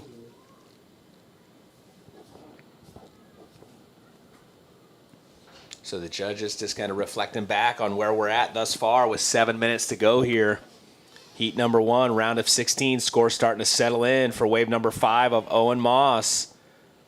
Going to be a solid one. It's going to be his best. Last of red goes 6-8-7. Red, you're still in third, but now only needing a 6-1-7. So last of red, 6-8-7.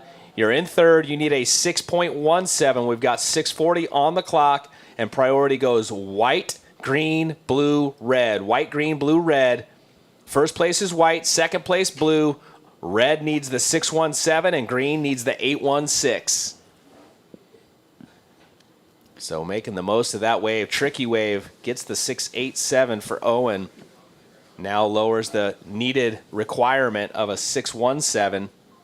And he's got someone chasing him, so he's going to keep moving away. Going to go down to Vanderberg? Yeah, he's out of here. No. Trying to keep some space away from Lucas Ostin, though. Moss looking for the 6.17. Davis looking for the 8.16. Moss has got a little something down the line. Left-hander, wedge bowl. Look at this. Click. Vert hack. We got White up, too. Oh, he went for the reversal. Watch the air. Boom. That was How sick. sick was that? Just stock air, sticking it as clean as you like. Somebody check his board. Does he have straps? Little Sasha Stalker there. Look like Italo Toats. 5.5. Jet trying to throw away the 5.67. Moss was grinding, looking for the 6.17.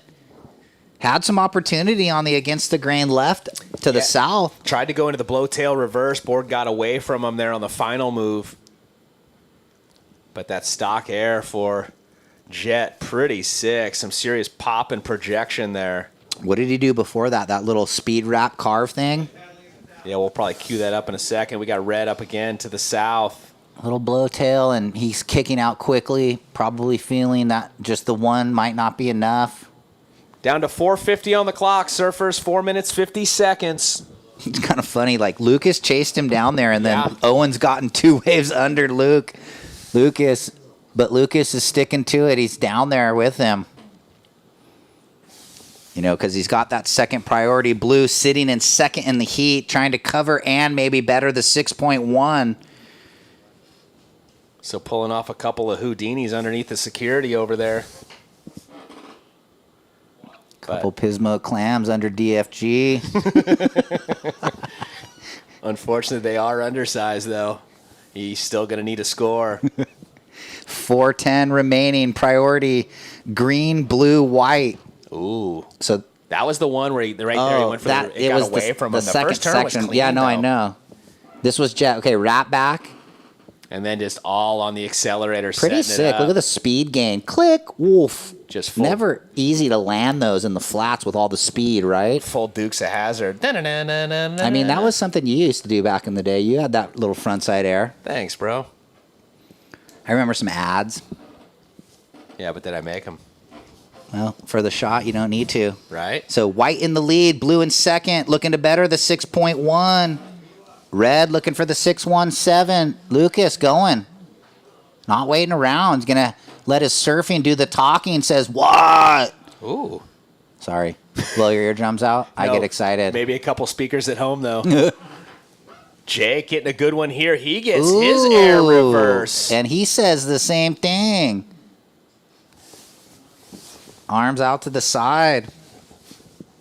Stand by white, stand by green. 3 minutes. 3 minutes on the clock. This was Ostin on the left. Quick snap, and then click. Ooh, and blowing the tail. Yeah, really fast surfer on the backhand. So Jet improves with the 6.1. Jet. Stand by blue, stand by green. Davis with the lofty front sider right here. He's going to get back into the mix. A little power kick tail. Snap, and then pump, pump, pump, and then into the flats and stuffs it.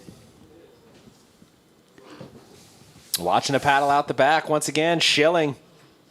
Ooh, fading. Double up. Sorry, go ahead. Nah, just fading. Look at this thing. You called it double up, and then, blow tail. Oh, Clay Marzo. Oh, Clay Marzo. What? See, you think they'll deem that complete? It's just kind of weird how it ended up when he got back to his feet. He was kind of up above it, but we'll see in the replay. How about Marzo recently at Pipe during the Hui, brah? Oh, I didn't see. Oh, the layback front side. Yeah, the forehand layback. Waiting on that score, Green. I'll drop it right when it comes in. In the barrel. Watch this. Here we go. Marzo. He's only one of the guys that I've ever seen layback front side in the barrel. Clay Marzo. Super mental. I want to say maybe he's my favorite surfer. Didn't Nose do that at the wave pool? Maybe. Yeah, he did. But it's different at Pipe. So let's see if let's see if they deem this complete. Why not?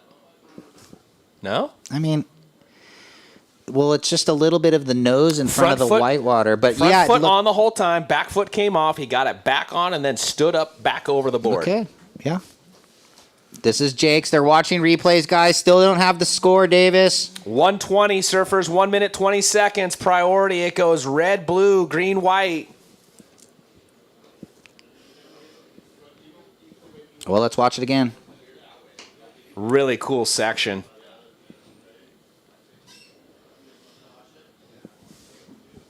It's right there. Stand by green, stand by white. 1 minute. But either way, I mean, will that replace the 6-1-0? Yeah, I mean, it might not even have got there, but it was still sick. Either way you slice it. Yeah. Jake really wants his number, but they're comparing, contrasting. 45 seconds, keep surfing priority. Red, blue, green. Last of green, 283, still looking for the 816.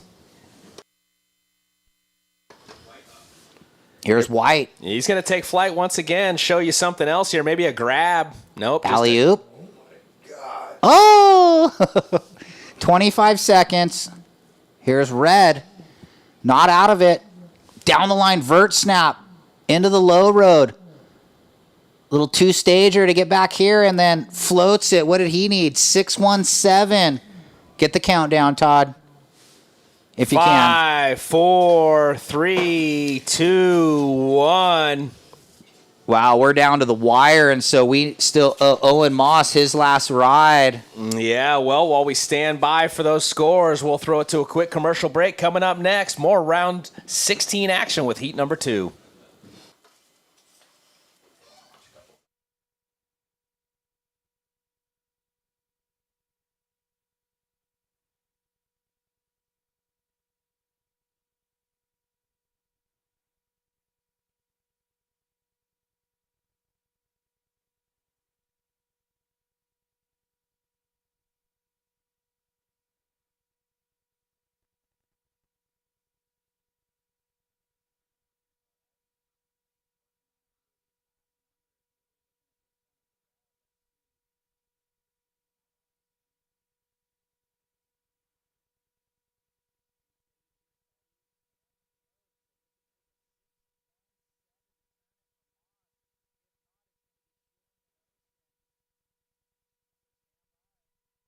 Welcome to the land of big-time natural beauty and intermittent cell service.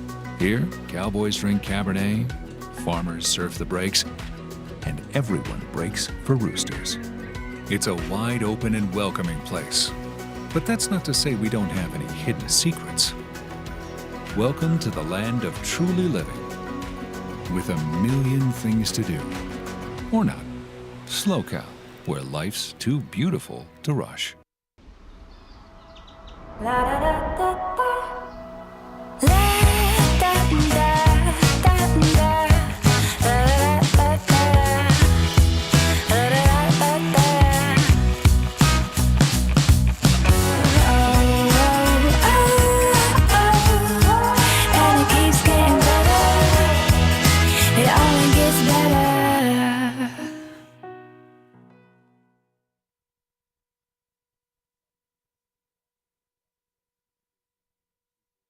Okay. And he was right down in the shoreline, and he put it down, and like some kids came running nearby, and he was looking at him. Is that why he walked this way and then back that way? Yeah, then he walked back and he picked up his board and he looked up at me and laughed and he said, I think they might want to jump on it. And he put it up here by the pilot. Yeah, you never know with He's kids. Like, this isn't a toy, man. Oh, Cade, blast the lip. Hey, welcome back, everybody. This is the first wave of this second heat, round of 16. Well, congrats to Jet Schilling and Lucas Ostin into the quarterfinals here at the QS 3000. Stop number 8, Pismo Pier. They are into finals Sunday.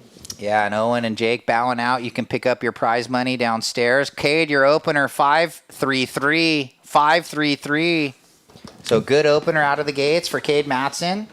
Well, the boys finding the spark out there for sure. This dead low tide and these wonky conditions do not stop them. Yeah, I mean, that last heat was non-stop. pretty much every 30 seconds someone rode a wave, it seemed like. So before that heat started, I was wondering what they were all doing, where they were looking from, what they were doing to warm up, and they came out with their intent, ready to fire. Yeah, I mean, you kind of have to in these round of 16. So important to make it into the quarterfinals if your program is to make it to the challenger. You need a quarter. Here we go in the corner, green by the pier. No, had a look. And so everybody just waiting with fourth priority to white, and he opened up with that 5-3-3. 22:40 remaining. So the difference with those women's heats to now, the men spread far and wide, way down to the south, utilizing and getting big scores over there too. Yeah, I mentioned that because we were seeing waves on the south end, and once 4 surfers got out there, they were going to utilize the whole area. And you were correct. I mean, there were some big scores in that last heat. That I don't know who I saw. Was it Jet that was going so fast on that last left? Exploded in the end. Yeah. But the Speedy was carrying. Scary finish. Yeah, a couple crazy flyaway airs too, going so fast. Well, speed will overcompensate for the bump and the lump. Ooh. Manuel does well. Almost gets bucked over that front rail, but completes.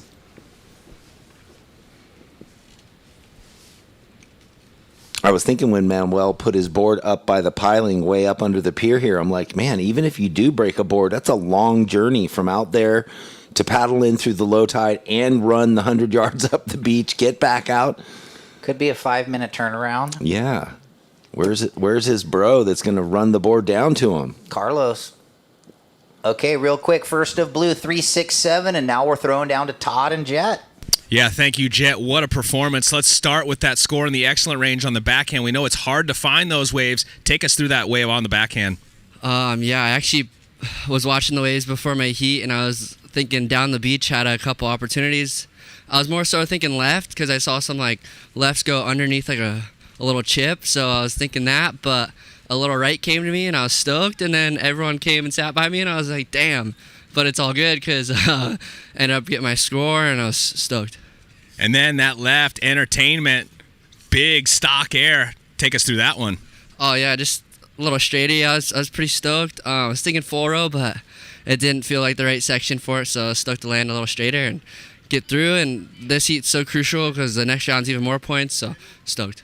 Into the quarters, finals day tomorrow. How's that feel going into finals day? Feels good. Just gotta stay sharp, stay focused. Well, it was all serious on my first interview with you. No friends. How's the friendships going now? There's no friends in the water, but outside it's fine.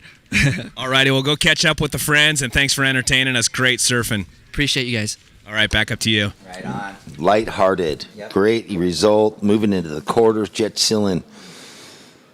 Keeping it sparky. Yeah, you got to love it.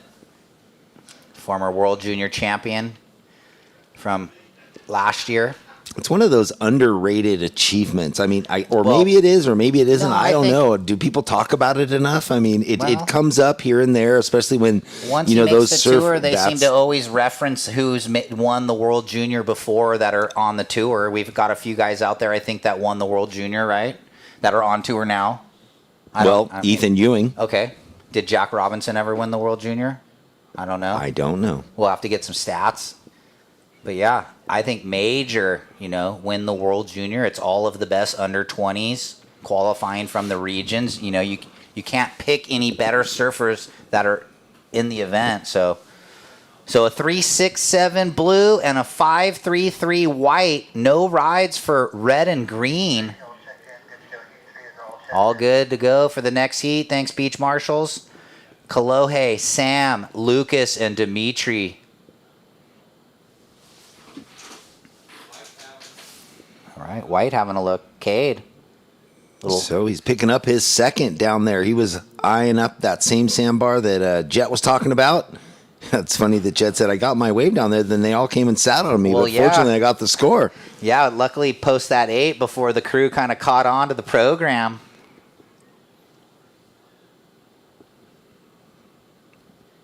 Well, finding a good wave out there like a needle in a haystack. I mean, truly. It is. Maybe it's a lot better looking for them when they're out there. For us looking out, definitely hard to read them from here. Yeah, no rhyme to the reason right now from the beach. Yeah, you got to get out there, and I bet they can kind of see when they're paddling into the wave what type of double up is in front of them or how it's transferring down the line on the sandbar. Yeah, like Jet was referencing why he did the straight air instead of the full rotation. The wave just didn't set up for it. I mean, that's cool insight to like showing he's thinking while he's riding. Last of white, 517. Straight out of the gates, 533, 517. Sets approaching. No priority for red and green. Fairly patient. Where are they? Okay, there they are. Yeah, they're just dark spots out there in the ocean. They're hundreds of yards away from us. Good thing we do have the monitor. Looks like Cade on a third. He's up and out. But out in the lead with a 5.33 and a 5.17. Ooh, red looking out of left. But green up first. That was green. Front side blast from Kobayashi. Got kind of jumbled on the bounce back.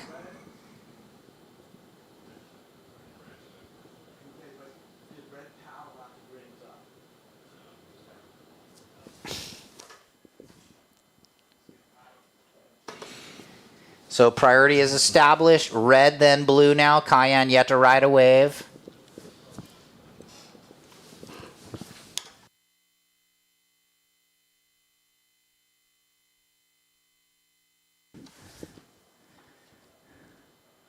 So priority red, blue. Blue has the 3-6-7. Green gets a throwaway. Manuel up live. Big, tall, strong surfer. Got his moment right there. Who was that far down the lead? Cade up and out. Cade up and out again. White, yeah, just an up and down. Looking at a little bubble section. So maybe he's just hoping that that thing goes into the inside and gives him that opportunity to slam it. It went a little funky. The rib came up the face. He cut out. He's got more separation. It almost looked like he could have done a turn on that section. Here was Manuel. You were talking it through. The snap, and ooh, that was nice. Yeah, he did really well to navigate Wow. that funky landing on that section. He's like the silent assassin. He's just nonchalant but gnarly. Here we go. See, he could have smashed that, but I think Cade just in his head going, I already have a 5.3 and a 5.1. Probably, even if he blasts that, it might be similar to what he's got. There you go. Last of blue, 5.8. And so now it's white in the lead, blue in second. Looking to get rid of the 3.6-7 low. You just got a 5.8. Green, just with a 1.23, you need the 8.24. And Cayenne, being fairly patient, hasn't ridden a wave in the first 10 minutes, but he's got first priority.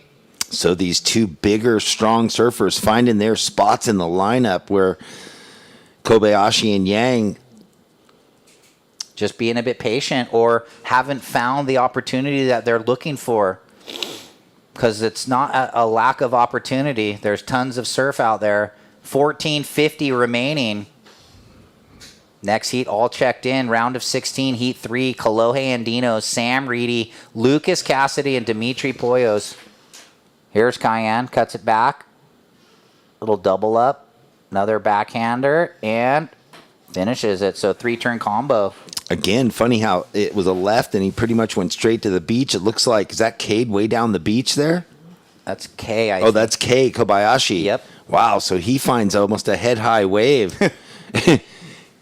Slams it twice. Cayenne right back to where he started in that other heat. Those ninja attacking backside snaps. Let's see what he did here. So it rolls in. It kind of doubles up under the crew right now, huh? These low roads. So 2-turn combo and then click. Little fin drifter. I love how he puts that front arm out as a pendulum to swing around, and it just makes that finish turn so precise. Here's K on his opener. Or not his opener, but his second wave. So these two boys in the heat now, no doubt. Yeah, waiting on those scores. Last of green, last of red. 5.37 for red.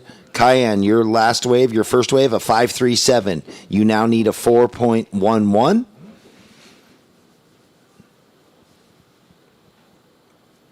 So I was talking to my lady back at the hotel. Beautiful Kathy and her and some friends hanging out at the Vespara by the fire, having a glass of wine. It's good they're relaxing, using the facilities, enjoying their time. Ooh, and Kay, your wave in at a 5.67. So just now, Kate in the lead, Manuel in second, Kei Kobayashi in third with needing a 3.81 to go into second place, Cayenne needing a 4.11 to go into second. Priority is white, blue, green, red. Just under 13 minutes on the clock.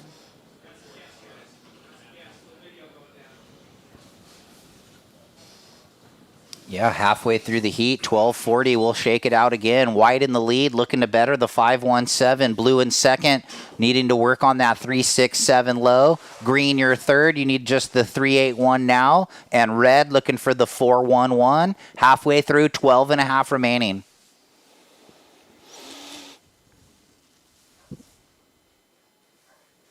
And a little breather in the action, actually. Well, a super even affair as we go. Cayenne with a 5.37, Manuel with that 5.8, Cade with the 5.33 and 5.17, and then Kay with a 5.67. I mean, so yeah, it's all right there. Someone, like always, is going to break away with that wave that maybe goes 6.65 or higher. So with just under 12 minutes remaining in the water right now at this QS 3000 SLO CAL Open at Pismo Beach, round of 16 heat 2, Cade Matson in the lead, Manuel Selman in second, Kobayashi out of San Clemente looking for the 3.81, and Cayenne Yang, North San Diego County looking for the 4.11.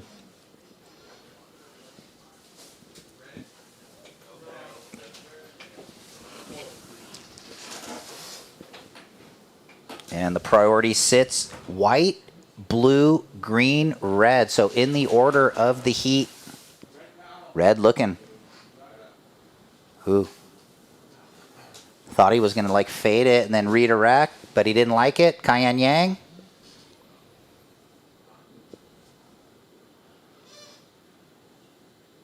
You can see what we're dealing with there. Some broken clouds now that the rain passed over, Jeff. Still kind of storm surf, as we're calling it, with the south wind. Yeah, inclement weather here for day 6. But that does not stop the Warriors. No we saw way. one Warrior lose a toenail earlier. Oh, gosh, I know, Burke. I've lost the big toe before. I ran into a parked car on my bike at 14. He lost it doing an air. Isn't had that to, funny? And had to rip it off mid-heat. Who's Is this Kei Kobayashi down the way? Oh, two-turn combo. Will he ride out? He does. Little power fist, too, from Kobayashi. That boy does not fall. Looking for the 3.81. Let's go to the replay, Jeff. Ooh, chunky monkey, but then down the line snap, and that was a little better in the lip. So two-turn combo. Is that a 3.81? Let's have another look-see. Good technique where he body positioned to get over that initial lump and bump. And you could see a lot of turbulence in that wave, so dealing with that was, you know, good on K. And he's going to get a good number. 6.17, Kobayashi to the front. White in second. 6.51 puts you back in the lead. White, blue your third. You need a 4.7. And red, you need a 5.13. Green, your last wave went 6.17. You're in the lead. Now trying to get rid of your 5.67. You hear that? Yeah, I saw his arms up. Okay, right on. Thanks, Kay. So Cade Matson in second with first priority. Manuel, you're in third place. You have second priority. You need a 4.70. 4.70 is what Manuel Selman needs. And Cayenne Yang needing a 5.13. 8.50 on the clock. Yeah, everyone's still in it.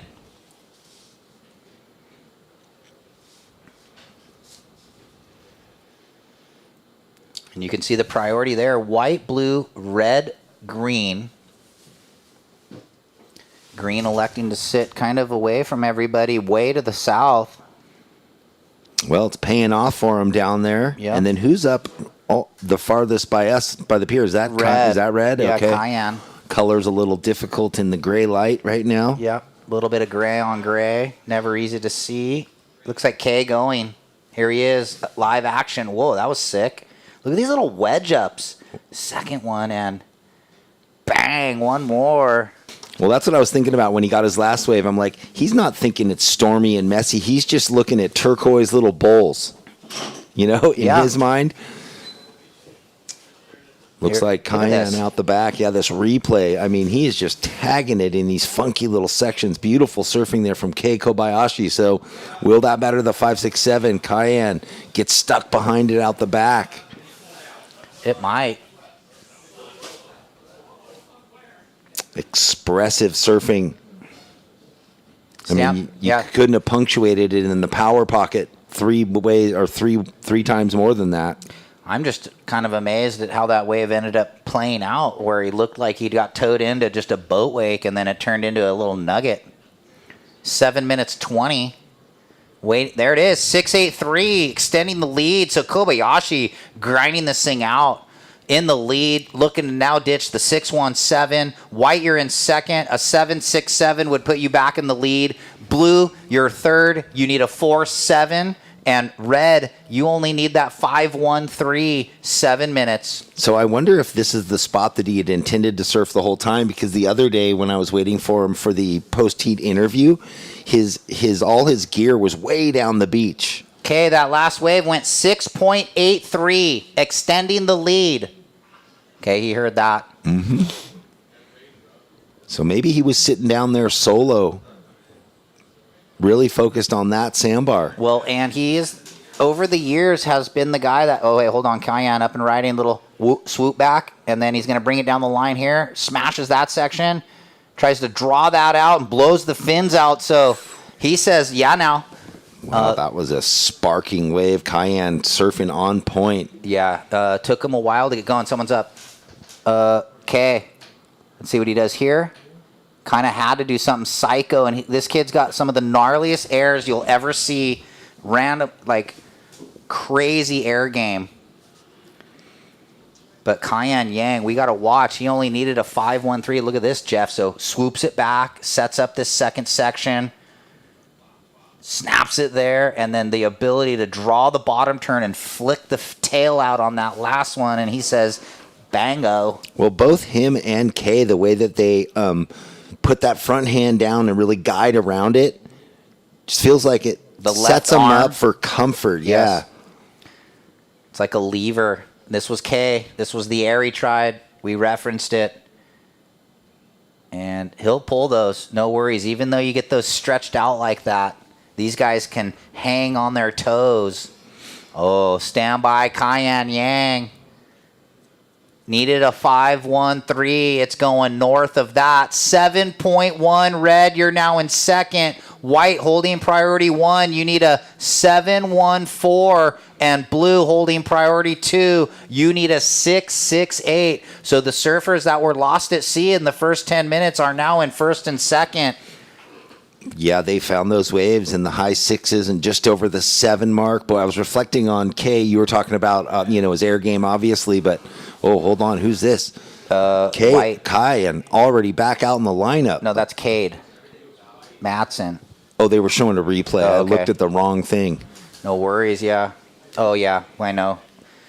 We had Cade up live, and then we were showing some replays there, so cross-hatching on the beach web commentary. He was up too then. So everybody was up. 3 surfers had waves. That's why I was so lost. All 4 surfers had a wave. Oh gosh, you're right. While those scores are dropping in, I was thinking about Kay's victory up at Morro Bay when it was big. Whatever. And he read double overhead plus, and he was riding his gun, his 6.6 or something. No, 5.8. 5.8. He rides like a 5.3, 5.4. His gun's like a 5.6. I thought he had a bigger board than that, but he was manhandling these gigantic incoming rights on those lefts that he was riding. Ooh, White inside under. Matson, little bubble on this one. Down the line gouge, hits it vertical, hacks it right there. That was clean surfing on a little inside small one, but getting some work done for the big boy to rip those little waves. Gosh, a lot of talent and good board under his feet. And at least there's enough vertical. The waves are steep enough that it's given them the ability to carry speed from section to section, as we've seen on so many of the waves. Yeah. Just over 3 minutes left. Priority is blue, red, green.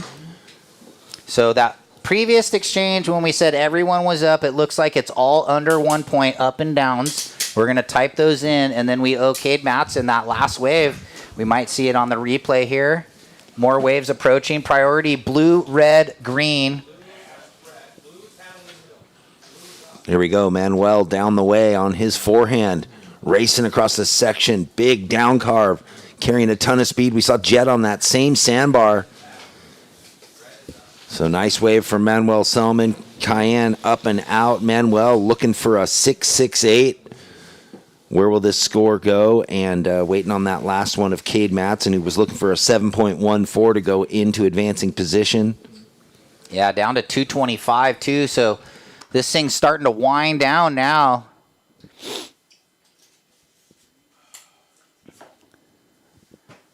Wonder if Wellesley's tuned in. He's been working with Kei Kobayashi a little bit on the coaching end.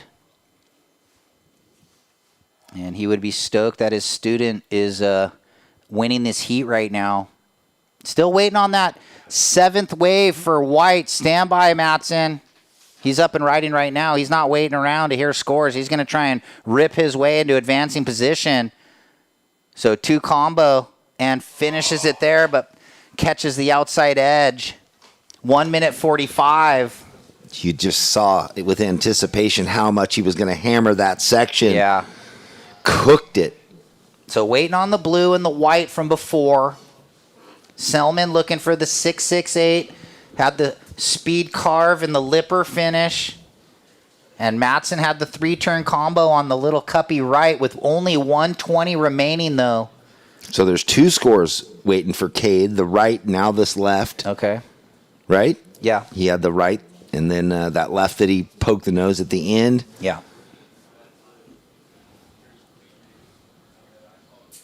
So 65 seconds. Priority green, red. So we're starting to see the initial signs of Blue's number. Here it is. It's maybe his best. No, it's a 5.6. You still need the 6.68. And we're still waiting on White's good right. Stand by, Cade. 45 seconds. You need a 7.14. And if it changes, we'll let you know. This is it right here. Woof. Like power hook, float climb. Deep off the bottom, pins the nice lipper. And then he was just up again, throwing his head back like... Just showing a little signs that wasn't enough, feeling like it's not enough. Okay, stand by for the 6th wave. Well, no, don't say it. We got to get that. There's a mistype in there. Well, we're under 10 seconds right now. I'm going to count it out. 5, 4, 3, 2, 1. So red up here on the horn. So stand by. It looks like the 6th wave of White's going to be a mid-5. He was looking for a 7.1, so it's not enough. And the last of Blue went 5.6. So unofficially looking like green with the win and red in second. But hold on, this was, I think, yeah, that was the last of Matson. So we'll stay here. But it is looking like green going to be hanging on and red in second. Couple more replays here. I guess Kay got another wave down to the south. So a few more replays here for the judges. But I don't think anything's going to change. Kobayashi's going to be... It's going to be Kobayashi and Yang. We don't know which one's going to take the win, though, because Yang also has another score coming in. Stand by.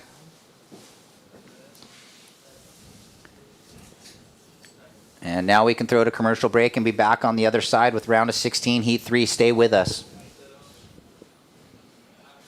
Welcome to the land of big-time All right, natural guys. beauty We're... and intermittent cell service.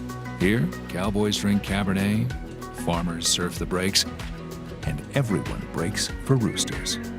It's a wide open and welcoming place. But that's not to say we don't have any hidden secrets.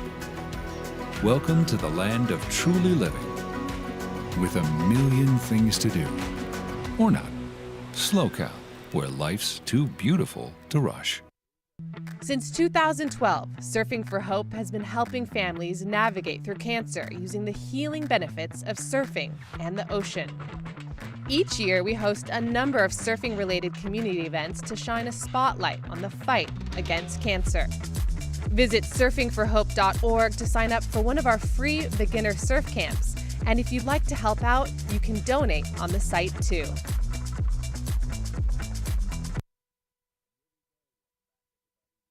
To round of 16, heat number 3.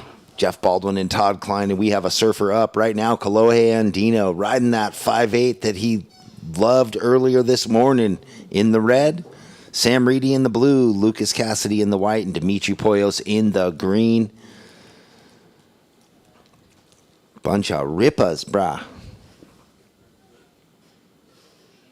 So Kalohe Andino gets that first one on the board. No doubt he was focused on what he was watching in the last 2 heats leading into his. They're also surfing that sandbar a little further down. Not dependent on the pier bowl. I mean, it seems like if you luck into the right bump and it doubles up and triples up, we saw all kinds of different turns happening for the surfers on their different waves out there.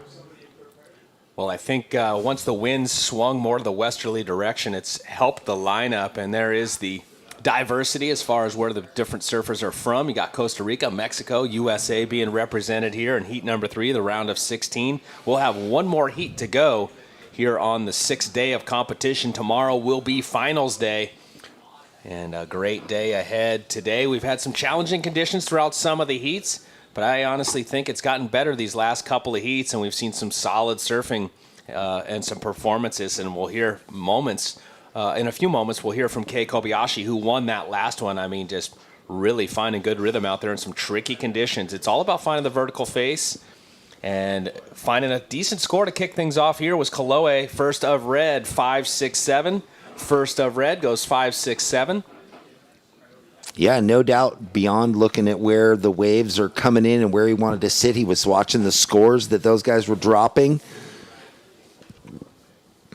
We've seen some good above-the-lip surfing, some good power surfing here today. You're not going to see many cutbacks on a day like today, which many of us don't really care because we're not a big fan of the cutbacks, but they are a functional maneuver. But today it's all about speed and commitment. You're going to have to get to your feet really quick and get it up into the lip really quick and hope that you've got a few more sections to back it up.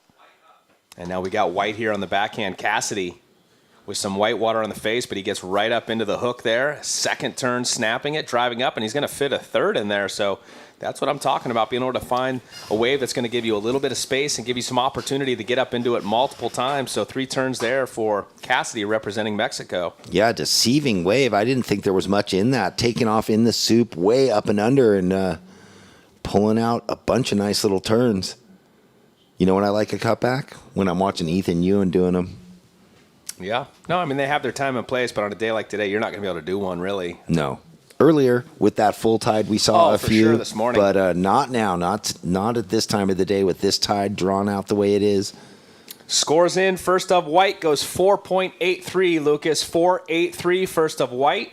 First of red was a 5.67. Now we got green over in the pier bowl. There's your little wrap. He got one.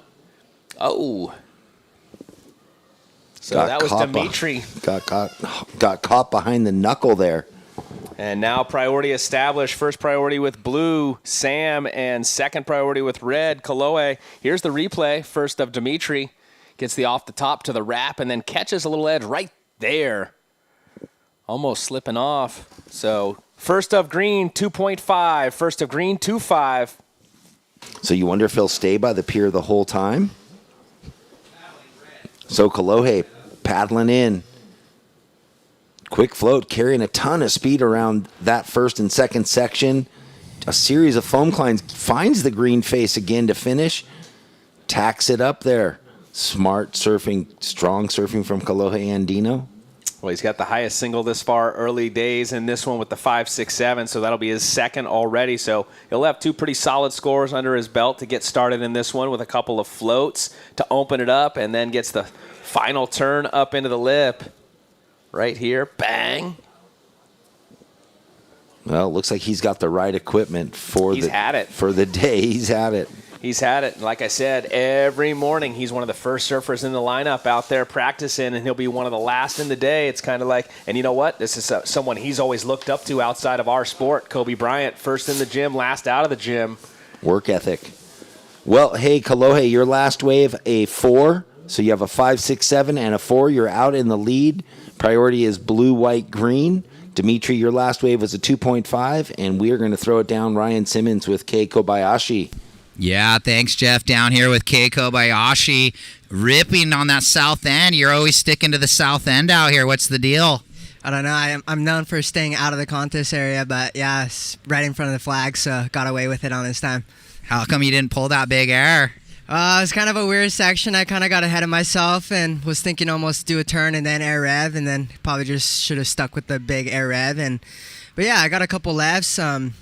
Always feel like I get really good scores going backside, so first time going backside in this event felt really good. And yeah, I just wanted to give myself opportunities, and yeah, I'm stoked I got that heat win.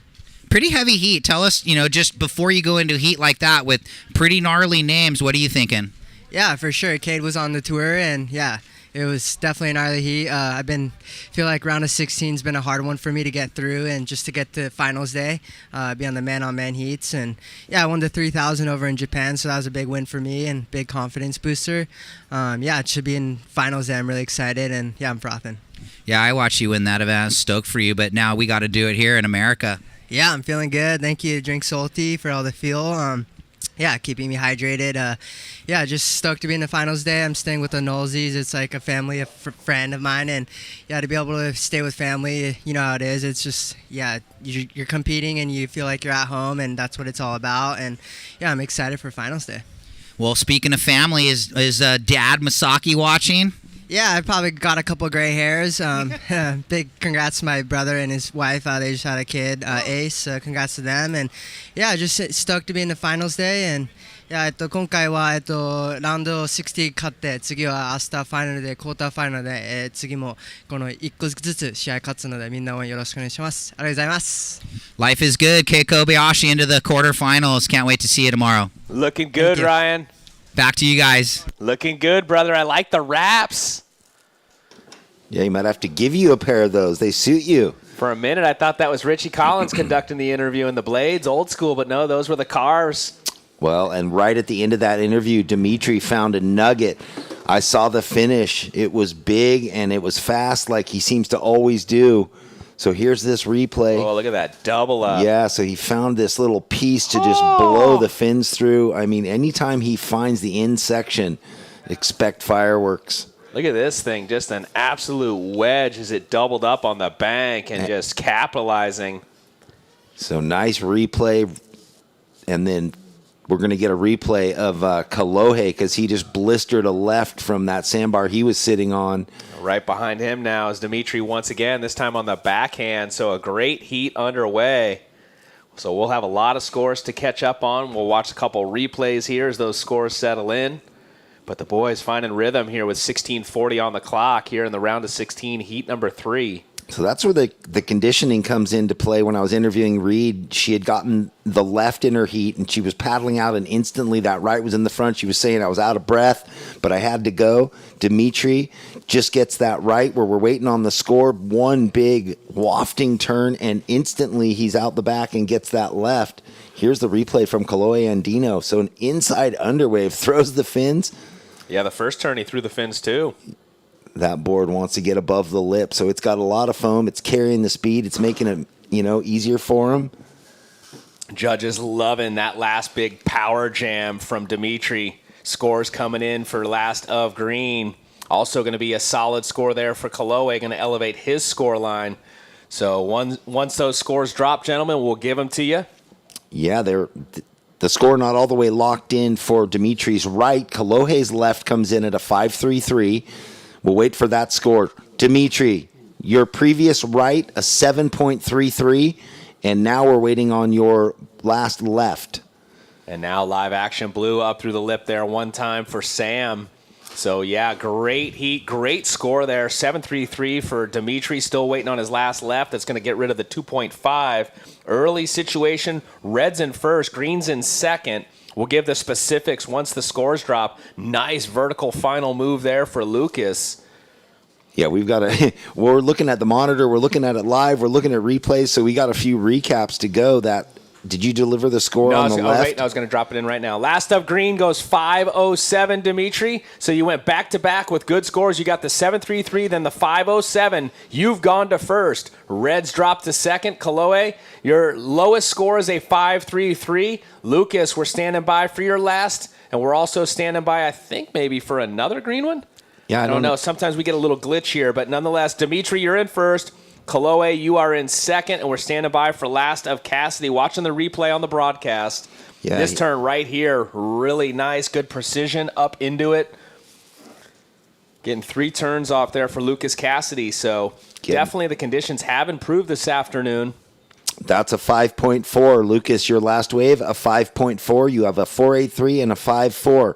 So the table is set. Dimitri out in the lead with first priority. Kalohe in second with second priority. Lucas, you are in third. You need a 5.61. And Sam, you're looking for an 8.63. Priority is green, red, blue, white. 14 minutes left here in this heat. Lucas, your last wave was a 5.4. You're in third place. You need a 5.61, and you are in fourth priority. So a little breather in the action. The judge is able to catch a little oxygen over there. A lot of replays going down before they got all those scores in, but seeing a couple solid ones. The best of the bunch for the single is the 7.33 we saw for Dimitri. He has the early lead. Time on the clock, surfers 13.25. 13.25.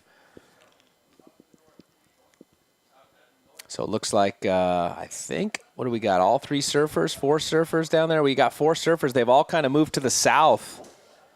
Kind of identifying a new peak over there on this tide and in these conditions.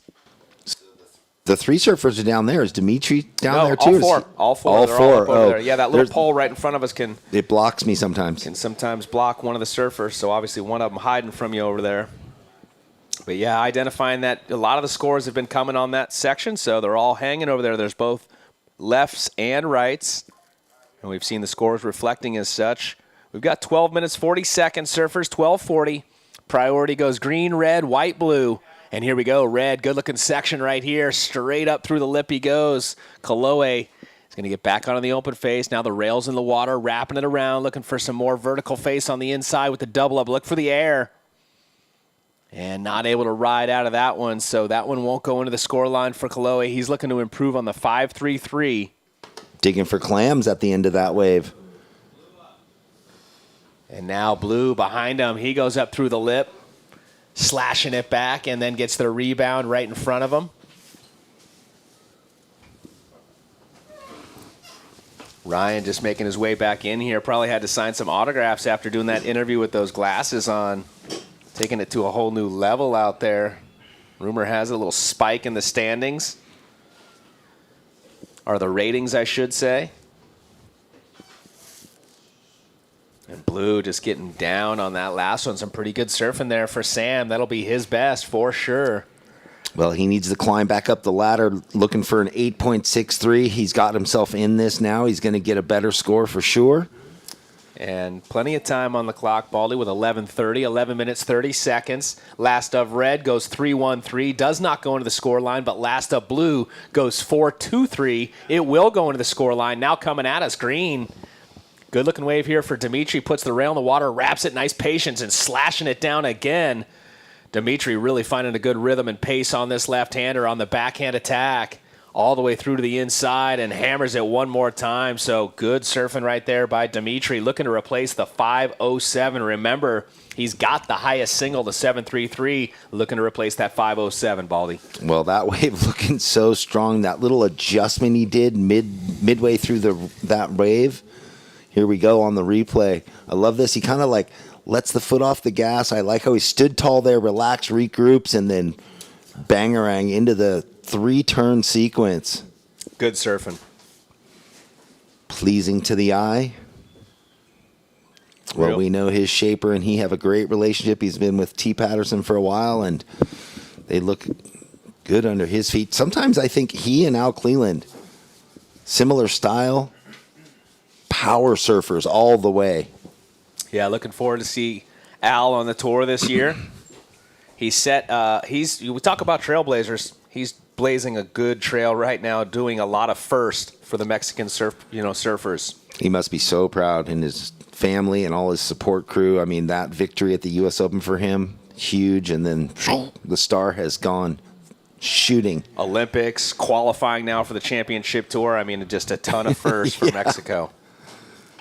And it's got to be pretty awesome knowing you're the one that's leading the charge.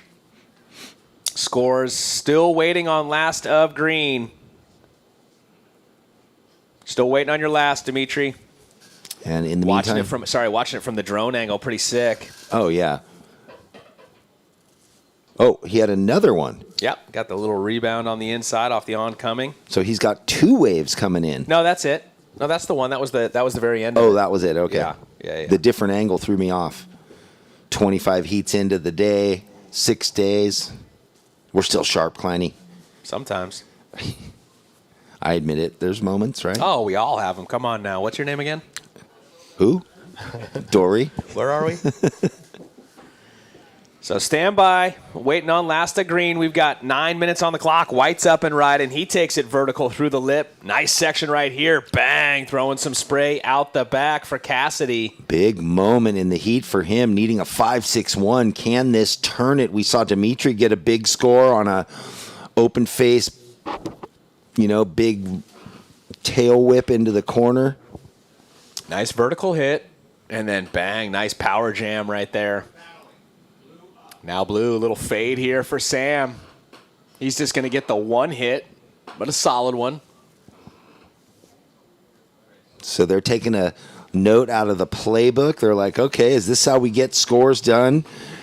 What we are about to announce, though, is that Dimitri has just extended his lead on that last left. One more judge to drop his score, then we'll deliver it. Yeah, he's about to drop the highest single of the heat, and he already had the highest single previously. It was a 7.33. This one's going to go even better. So we know that score is going to come in. Dimitri's going to extend his lead. So now it's about where does the score go for white and for blue, because Kalohe in second, safeguarding, 5.61 is what Lucas needs, and 6.77 is what Sam needs. There it is, 6.23 for Lucas on his last wave. He goes to second. Kalohe into third now with first priority, needing a 5.97. Sam, your wave came in at a 4.87. You still are looking for a 6.76 to go into advancing position. Last of green goes 8.33. Dimitri, 8.33, extends the lead. Lucas in second. Last of Lucas went 6.23, enough to bump Kalohe down to third. Red, you do have priority. You're now looking for a 5.97. And last of blue comes in at a 4.87. You now need a 6.76. So a great exchange between the surfers there. When it all settled in, Dimitri getting the 8.33, the highest single, goes to first. Cassidy in second now as he got his best. The 6.23, Kalohe with priority. Out on the outside of advancement, looking for the 5.97. And Sam in the fourth position wearing the blue, looking for a 6.76. Here we go, white to the south. Well, he'd love to extend it more on Kalohe, no doubt. So 3 turns and a solid finish there. Cassidy just laying it down on that last one. Now we got blue coming at us here. Sam, he gets up and under. That was a difficult section and making it look easy there for Sam. And now watching green, current heat leader, quickly in and out. So red with the priority, playing a little bit more of a patience game, waiting for a little bit better wave, hopefully, for him. So, yeah, Kalohe with that priority, like you were saying, being patient. He knows what he needs, a 5.97.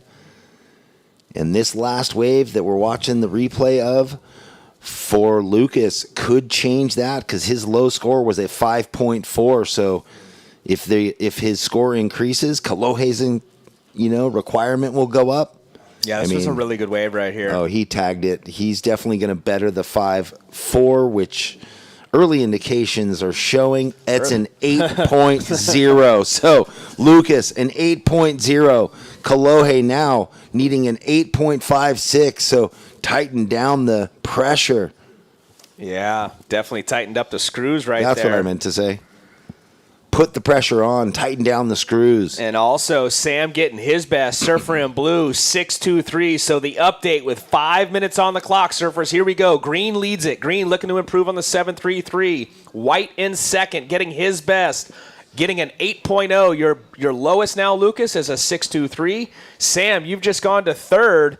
Well, on the strength of your last wave, that 6.23, you're looking for an 8.01, blue, an 8.01, and red, you are in fourth with priority. Kalohe, you need an 8.56. So it seemed like everybody was right there neck and neck, and now really stretching out the scores, green and white. Well, Kalohe, no doubt, in this position 1,000 times before. He's ready to dig deep.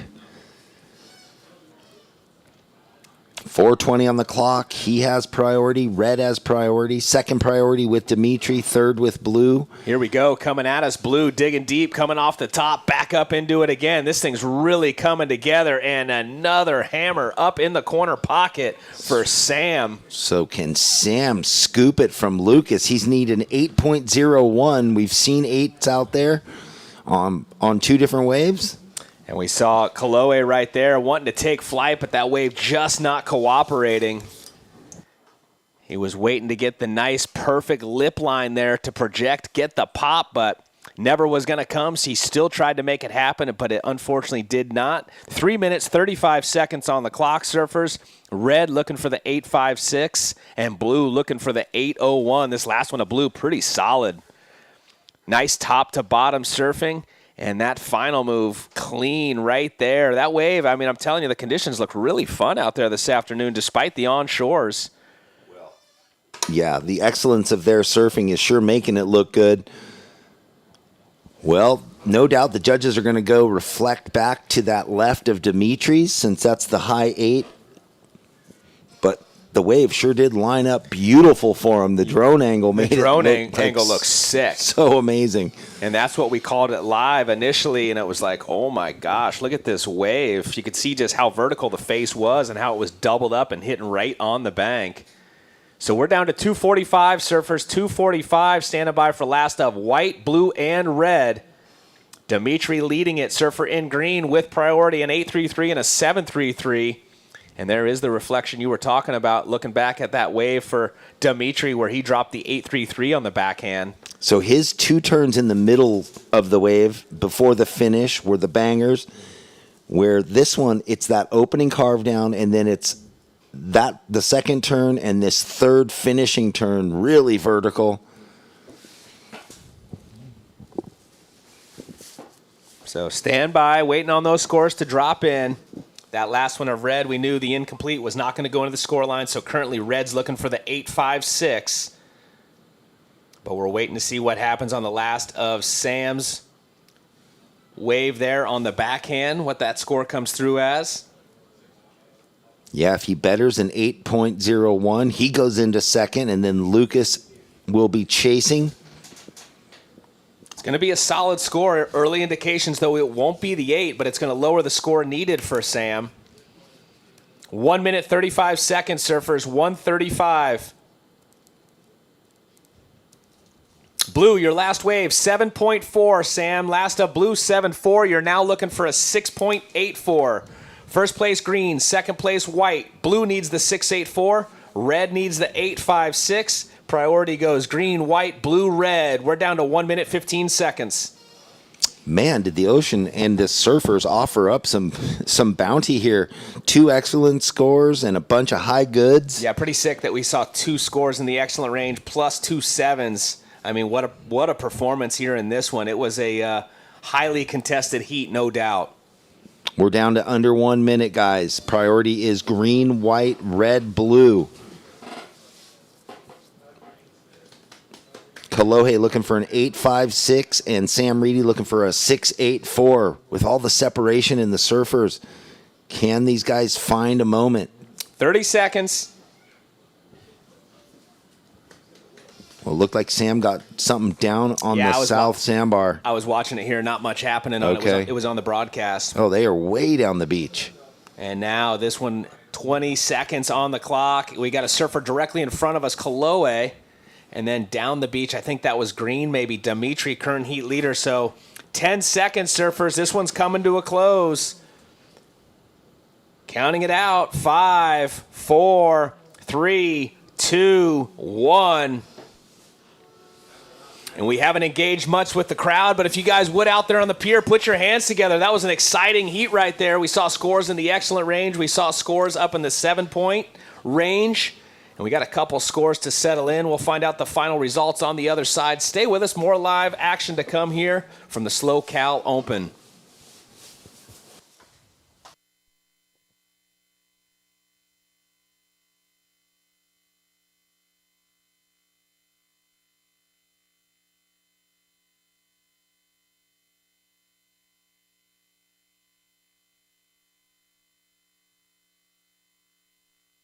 Welcome to the land of big-time natural beauty and intermittent cell service.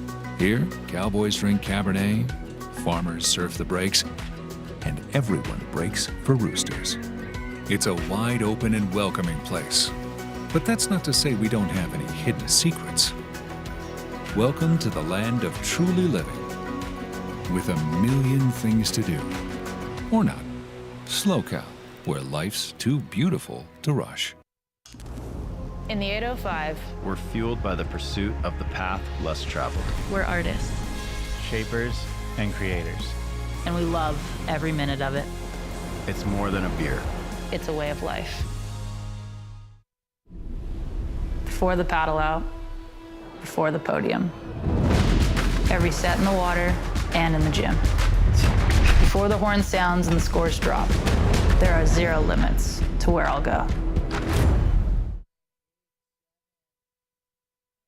Count in for the last heat of the day. 5, 4, 3, 2, and 1. Josh Burke in the red, Luca Messina in the blue, Ryan Huckabee in the white, Ellie Temperi in the green. Huckabee up already, coming at us here as we kick this one off.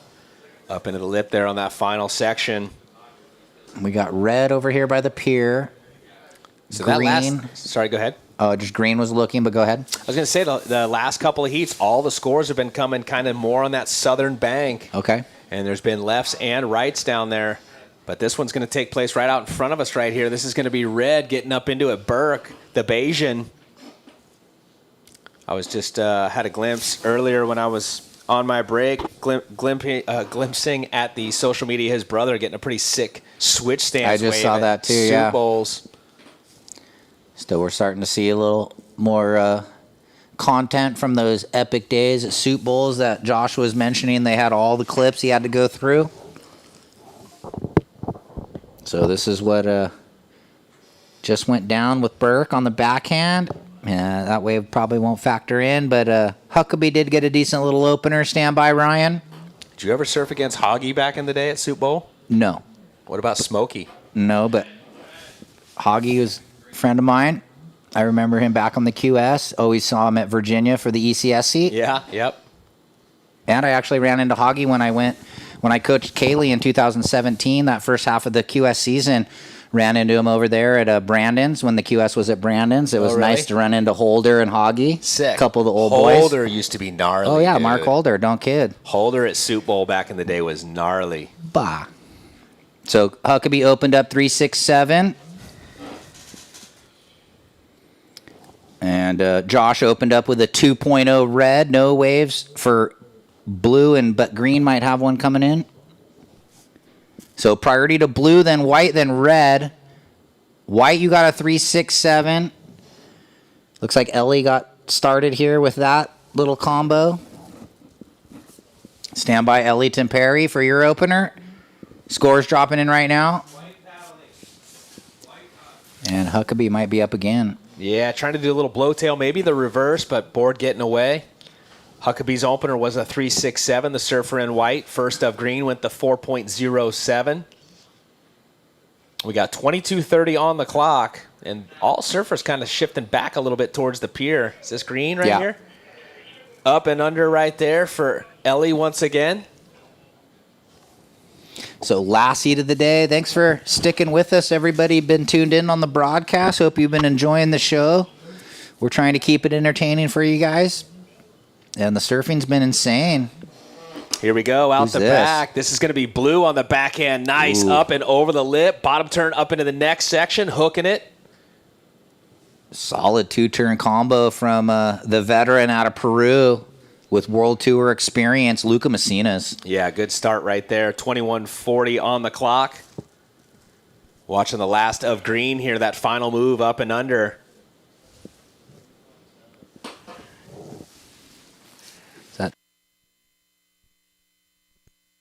Watch this replay of Luca, vertical hack, and then the little finish. So let's watch it again. Luca Messina, vert bash, and then down the line, blows the fins out. 5-6-7, Luca. 5-6-7. Second of green, 3-5-7. So early days, green in the lead with a 4.07 and a 3.57. Blue, you're in second on the one wave. White, your best, a 3.67. And priority to red. 21 minutes remaining. All right, we'll throw it down to Jeff. Yeah, hey guys, here with Dimitri. What a blistering two-wave total you had in form into the quarters, coming off the victory 2 years ago. You must be feeling good out here. Yeah, I was just happy there's waves and just been up here for like a week and a lot of lay days. So, yeah, just happy to be back in the water and surfing. Well, you said you were a little nervous paddling out into that heat, not knowing what the waves were going to offer. It seemed like it offered a lot of goodness. Yeah, for sure. Watching it before, I was seeing a couple different peaks that all looked pretty sick, and I was like, oh, this one, that one. But yeah, it looked like it could change super fast, and I feel like this wave does that a lot. So I kind of didn't know what to expect, and yeah, it's actually the start of the heat. I fully was just in no man's land and didn't get a wave, and then was paddling down the beach and found a lucky little one and was able to just get into rhythm. So I was stoked. Well, it looked like a good rhythm to us. We were having a ball doing the commentary. So, man, tell me about your board. It has afterburners. That thing works well for you. Yeah, this is a 5.8 gas pedal from Timmy Patterson, and got one of these a couple months ago and just fell in love with it, and it's been my kind of secret weapon since. It's not a secret anymore, right?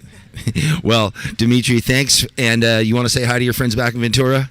Yeah, I just want to shout out to my family and Hendo if you're watching. All right, you guys, there we go. Dimitri, congrats into the quarterfinals, finals day tomorrow. Back to you guys. I'm sure Veers is stoked. Another Ventura boy representing. Oh, yeah. Hendo, Mike. So 19:20 on the clock. Standing by for some scores. We got 4 scores owed on the board right now. Yeah, everyone kind of ripping, so stand by. Luca has a backup. Huckabee blew the tail into reverse. Looks like Ellie working the lefts. Pretty solid pace there for Ellie on the backhand there. And then you said Burke got a good one. Here he is right here. Yeah, his final move on this one was sick. Watch this. Bang. Yeah, pretty solid. Getting the fins up and out the back. Now live action. That was him, I think, up and out. There's the reverse you referenced for Huckabee. So 18:30. Second of blue, 5.23. Luca Messina into the quick lead. 5.67, 5.23. Blue, you have priority one. Green, you have a 4.77 and a 4.07. You're in second. Stand by waiting for the last of white. He needs a 5.17 to turn the heat. And red looking for a 6.84. We owe red and white their third waves, and they're dropping in right now. Last of white, 4.77. And let's get one more for red here, and we'll talk about it. But white, you're in third, and you need a 4.07.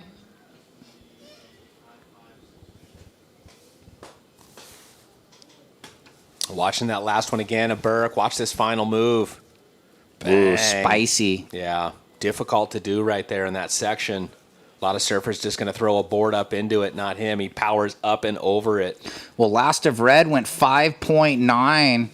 So he's fourth, but now he only needs a 2.94. Yeah, that's the highest single. The 5.9.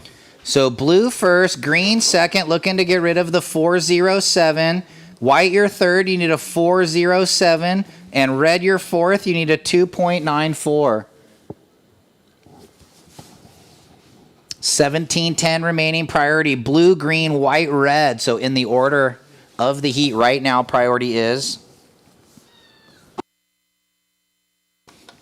couple waves. See what happens here at this low tide. Still super fun. White to the south. Rolling in. Huckabee. He's going to hop up over. Uh-oh. Oh. Woof.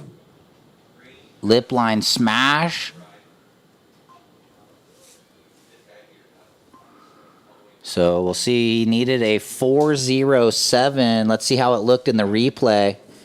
Staying over that toe edge and smashes that dump section closeout. Solid right there. Talk about the degree of difficulty. Well, it elevated. That was the most critical section. Air dropped. Up and under. Just over 16 minutes. Here we go. Red. Red rolling in. Ooh, Club Sanga. Grab rail, blowtail, reverse. Into the choppy. He's going to spin himself dizzy. Yeah, that turn, though, was sick before he did a little choppy. Little grab rail, blowtail, reverse. Did he grab? Yeah, I think so. We'll watch on the replay. I wasn't sure if he did or not. You kind of have to on that when you crunch up. So 15:45 on the clock. We're standing by for last of White on the right, and then last of right here. Burke. Oh, no, sorry. That was Blue. Messina's. Here it is. Watch. Grab rail, sure blowtail. Yep, Pretty sick. sick. That was sick. Just how quick it is, huh, in the transition. Let's watch it again. Woof. Yeah, that tail came around so quick. Blue right here. So Luca on the backhand right in front of us. Yeah. Burke's going to go right up into advancement, whether it's first or second. He only needed the 2.94 to move up into second. That one turn, super sick, critical. Watching him again. This time maybe going to go, a little pop air. Not going to ride out of it. Looks like White had another wave, too, in all of that exchanges. No, is that or was the 4.77 for the Oh, one big no, up sorry, there? the front side hack. Yeah. Yeah, the dump section. Sorry, we're waiting for that still. There it is, 6.5, Huckabee, straight to the front. You're in the first. Blue to second, green third, looking for the 6.17. Still waiting on that fifth wave of Burke, the grab rail, blowtail, reverse. Now he needs a 5.04 out of that. There it is. Last of Red goes 5.77. So here's the situation, surfers. First Red, second White. Blue, you need a 5.61. Green, you need a 6.5. White up and riding, and Blue up and riding. No, right? Was green, that blue or green? That was green. Okay. It's okay. So once again, surfers, 14 minutes on the clock. Josh Burke is your surfer in first, in red with priority of 5.9 and a 5.77. Ryan Huckabee wearing white in second with a 6.5 and a low of a 4.77. Luca in the third position in blue. You're looking for a 5.61 to move up into advancement. Ellie in green in fourth, looking for a 6.5. Still plenty of time. We've got 13:30 to go. Priority goes red, blue, white. So judges giving a 5.77 for the club sandwich there for Burke. Pretty sick how quick he spun that tail around, engages the fins, and spins out of it.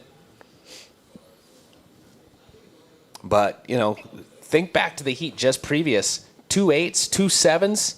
Yeah. We haven't seen the scores get up into that even 7-point range yet. The highest singles, the 6.5 for Ryan.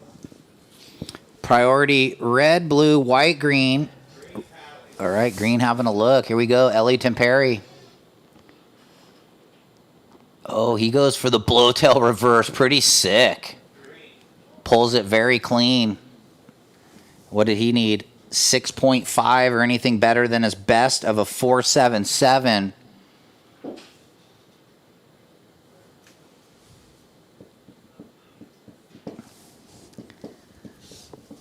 So 12 and a half remaining. halfway through this 25-minute round of 16 heat 4. Yep, there it was. Pretty clean. Looking for the 6.5. Nice patience there, waiting for the double up to engage so he could get up into that section. Well, he's going to get his best. Stand by green. He's going to be in a better position. It's not going to be 6.5, but it's right there.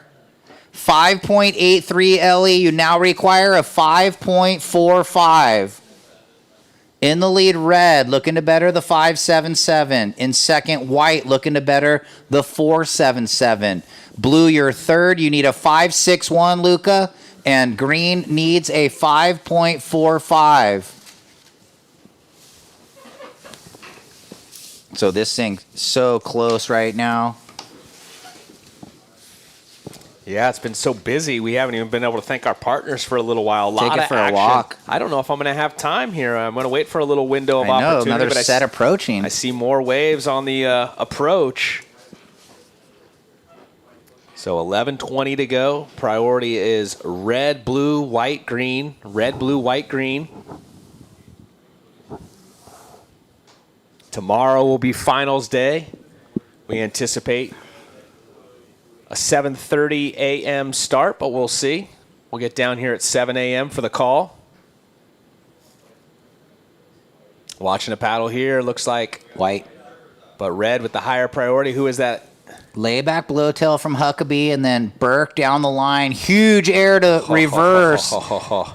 Did Huckabee ride out behind him? I don't know. I Okay. shifted gears and watched red go up and over the lip into the reverse. That was sick. Yeah, I kind of shifted over too. I saw Huckabee going to the layback blowtail and Burke with the watch. That was mental. Left from the lip. Didn't have to wait for the ramp coming at him. You know what I mean? Actually lifted that air off the lip. That was mental. Yeah, what's he trying to better? The 5.77. Hold the phone. Yeah, 5.77. Goodbye. That's green. Yep. That was a replay of Ellie. So that would be the 5.83. So down to 10 minutes, surfers, waiting on that last exchange. Yeah, this is red, but behind was white. Yeah, I really like that. That's, for me, that's one of the best airs I've seen just because of where he left. You know, it's much easier when you have the ramp coming at you, but when you have an extension from the lip, really difficult. Like extending the bottom turn through the air maneuver. Yeah. And it looks pretty good. Like he might better the 5.77 and extend the lead. So the judges looking like they gave out all the whole candy bars for Halloween, and now the smaller candy bars being handed out in this one. Priority with blue and then white and then red. Getting the last of red right now. Oh, see Huckabee behind? Yep. Sick layback. Looks like he rode out of the blowtail, throwtail. Right there. Boom. Throwtail, Huck. Oh, here we go. Blew up. Luca Messinas kind of crossing over. He's going to get this thing bubbling up in front of him. He gets the down the line lipper, presses, hits it vertical, and rides out. So last of red went 6.17. Now we white and blue those last rides, and green one more. Green's 6th won't factor in for him. So we're waiting for the last of blue and the last of white. Red, you're in the lead with a 6.17 and a 5.9. White was in second, but we're waiting on a wave for white. Here it is.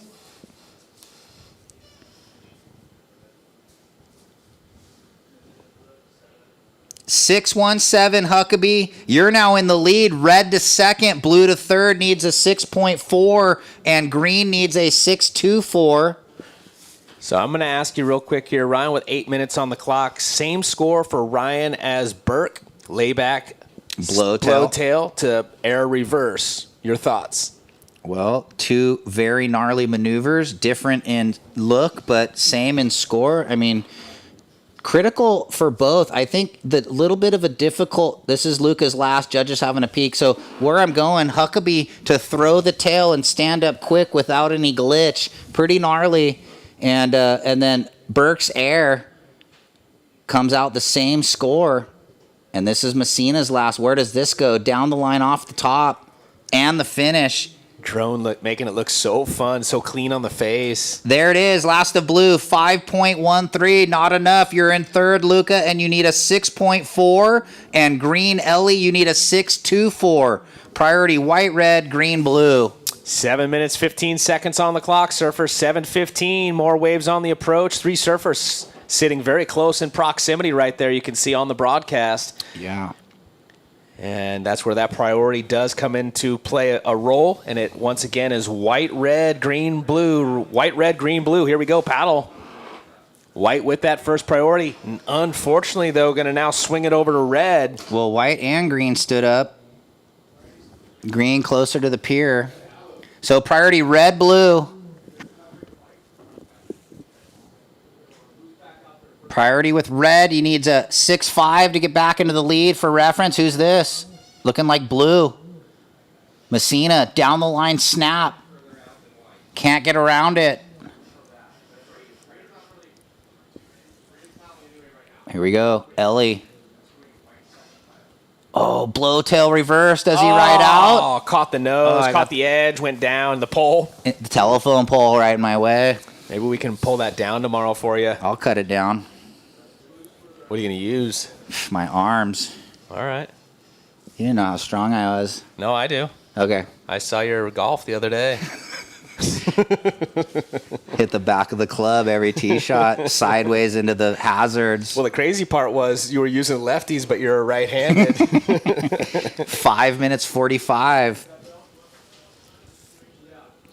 White in the lead, looking to better the 6.17. Red in second, looking to better the 5.9. Blue, you're third. You need a 6.4. And green, you need a 6.24. 5.5. Things winding down here on day 6 of an epic event so far, and we're hoping for more of the same tomorrow on finals day. Yeah, tomorrow's finals day here at the World Surf League QS 3000, as well as the juniors. So we know this event hosted by Surfing for Hope Foundation, our title sponsor. Visit SLO CAL, presented by the city of Pismo Beach, official hotel sponsor of Aspera Resort.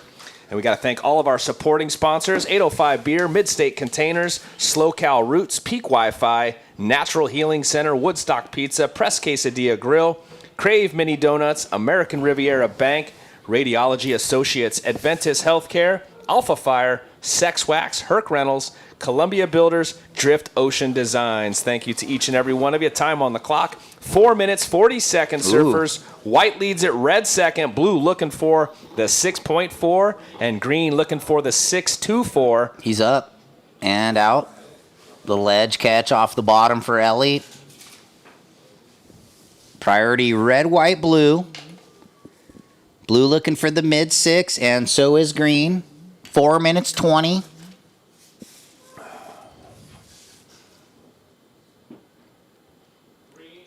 What do you think? With 4 minutes on the clock, we're going to have plenty of time this afternoon, Ryan. Are we going to get back out there and swing a couple Pretty clubs? cold and windy. I don't know. Sounds like there's no water in your glass. Usually glass half full, but no, I might be down. I want to give Sokol a chance to get his money back.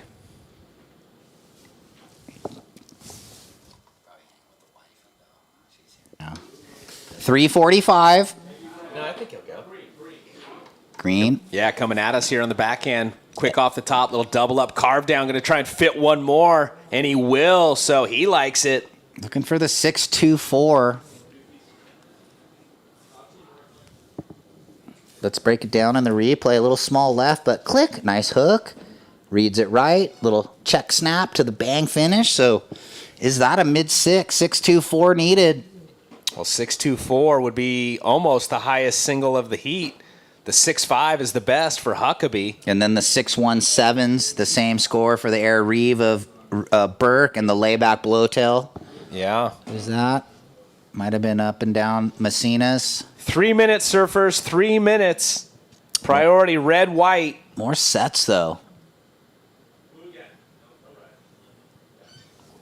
2 minutes 50.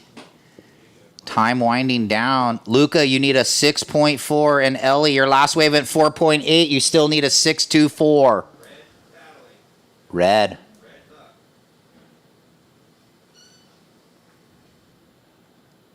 Ooh, shove it.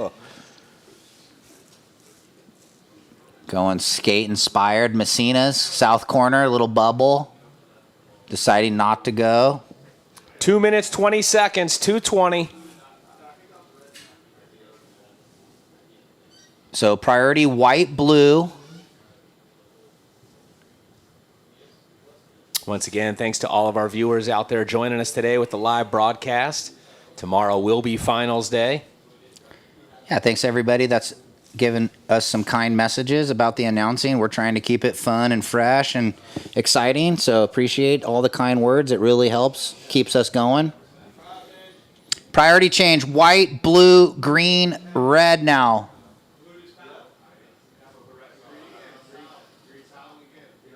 Okay, well, everybody digging and not going, so a lot of changes. It looks like it ends up white, blue, red, green.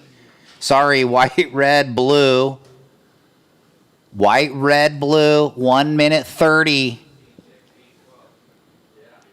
Let's see, someone's looking here. Burke. Building the speed, setting it up. Got a little white water, going to go up and over and try and hammer this next section. He does. Did you see that? He did like a little stock air, kind of lipper air, and then tried to go blowtail. So he's just flying around right now on that quad.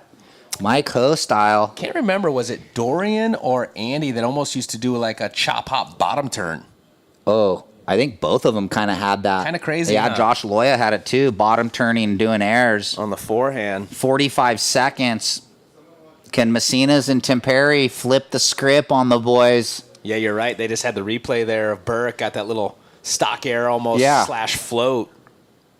30 seconds, surfers. I was 30 thinking seconds. you were going to say when Andy did the lipper to float kind of thing. That's kind of what it looked like. But you're right. Dorian and Andy kind of did the hot bottom turn like Loya. Here we go. Far bar, red looking, but who's this? Green. Little wedge up. Kind of pins it single, but looking for a 6. That's never going to get there. 10 seconds. Uh-oh. Wide up. 5, 4, 3, 2, 1. So it's looking like it's going to be the big boy Huckabee and Josh Burke moving on into the quarterfinals. But let's let all the waves drop in to make it official. What a great day 6, Todd. Yeah, why don't we'll throw it to break real quick. We'll come back, get the scores, and then we'll leave everybody with the highlights of the day. There you Sound go. good to you? That sounds good to me. All right, everybody. Stay with us. More action to come. We'll give you guys the results of the day. We'll talk about tomorrow. We'll leave you with the highlights, but stay tuned. Welcome to the land of big-time natural beauty and intermittent cell service. Here, cowboys drink Cabernet, farmers surf the breaks, and everyone breaks for roosters. It's a wide open and welcoming place. But that's not to say we don't have any hidden secrets. Welcome to the land of truly living, with a million things to do. Or not. SLO CAL, where life's too beautiful to rush.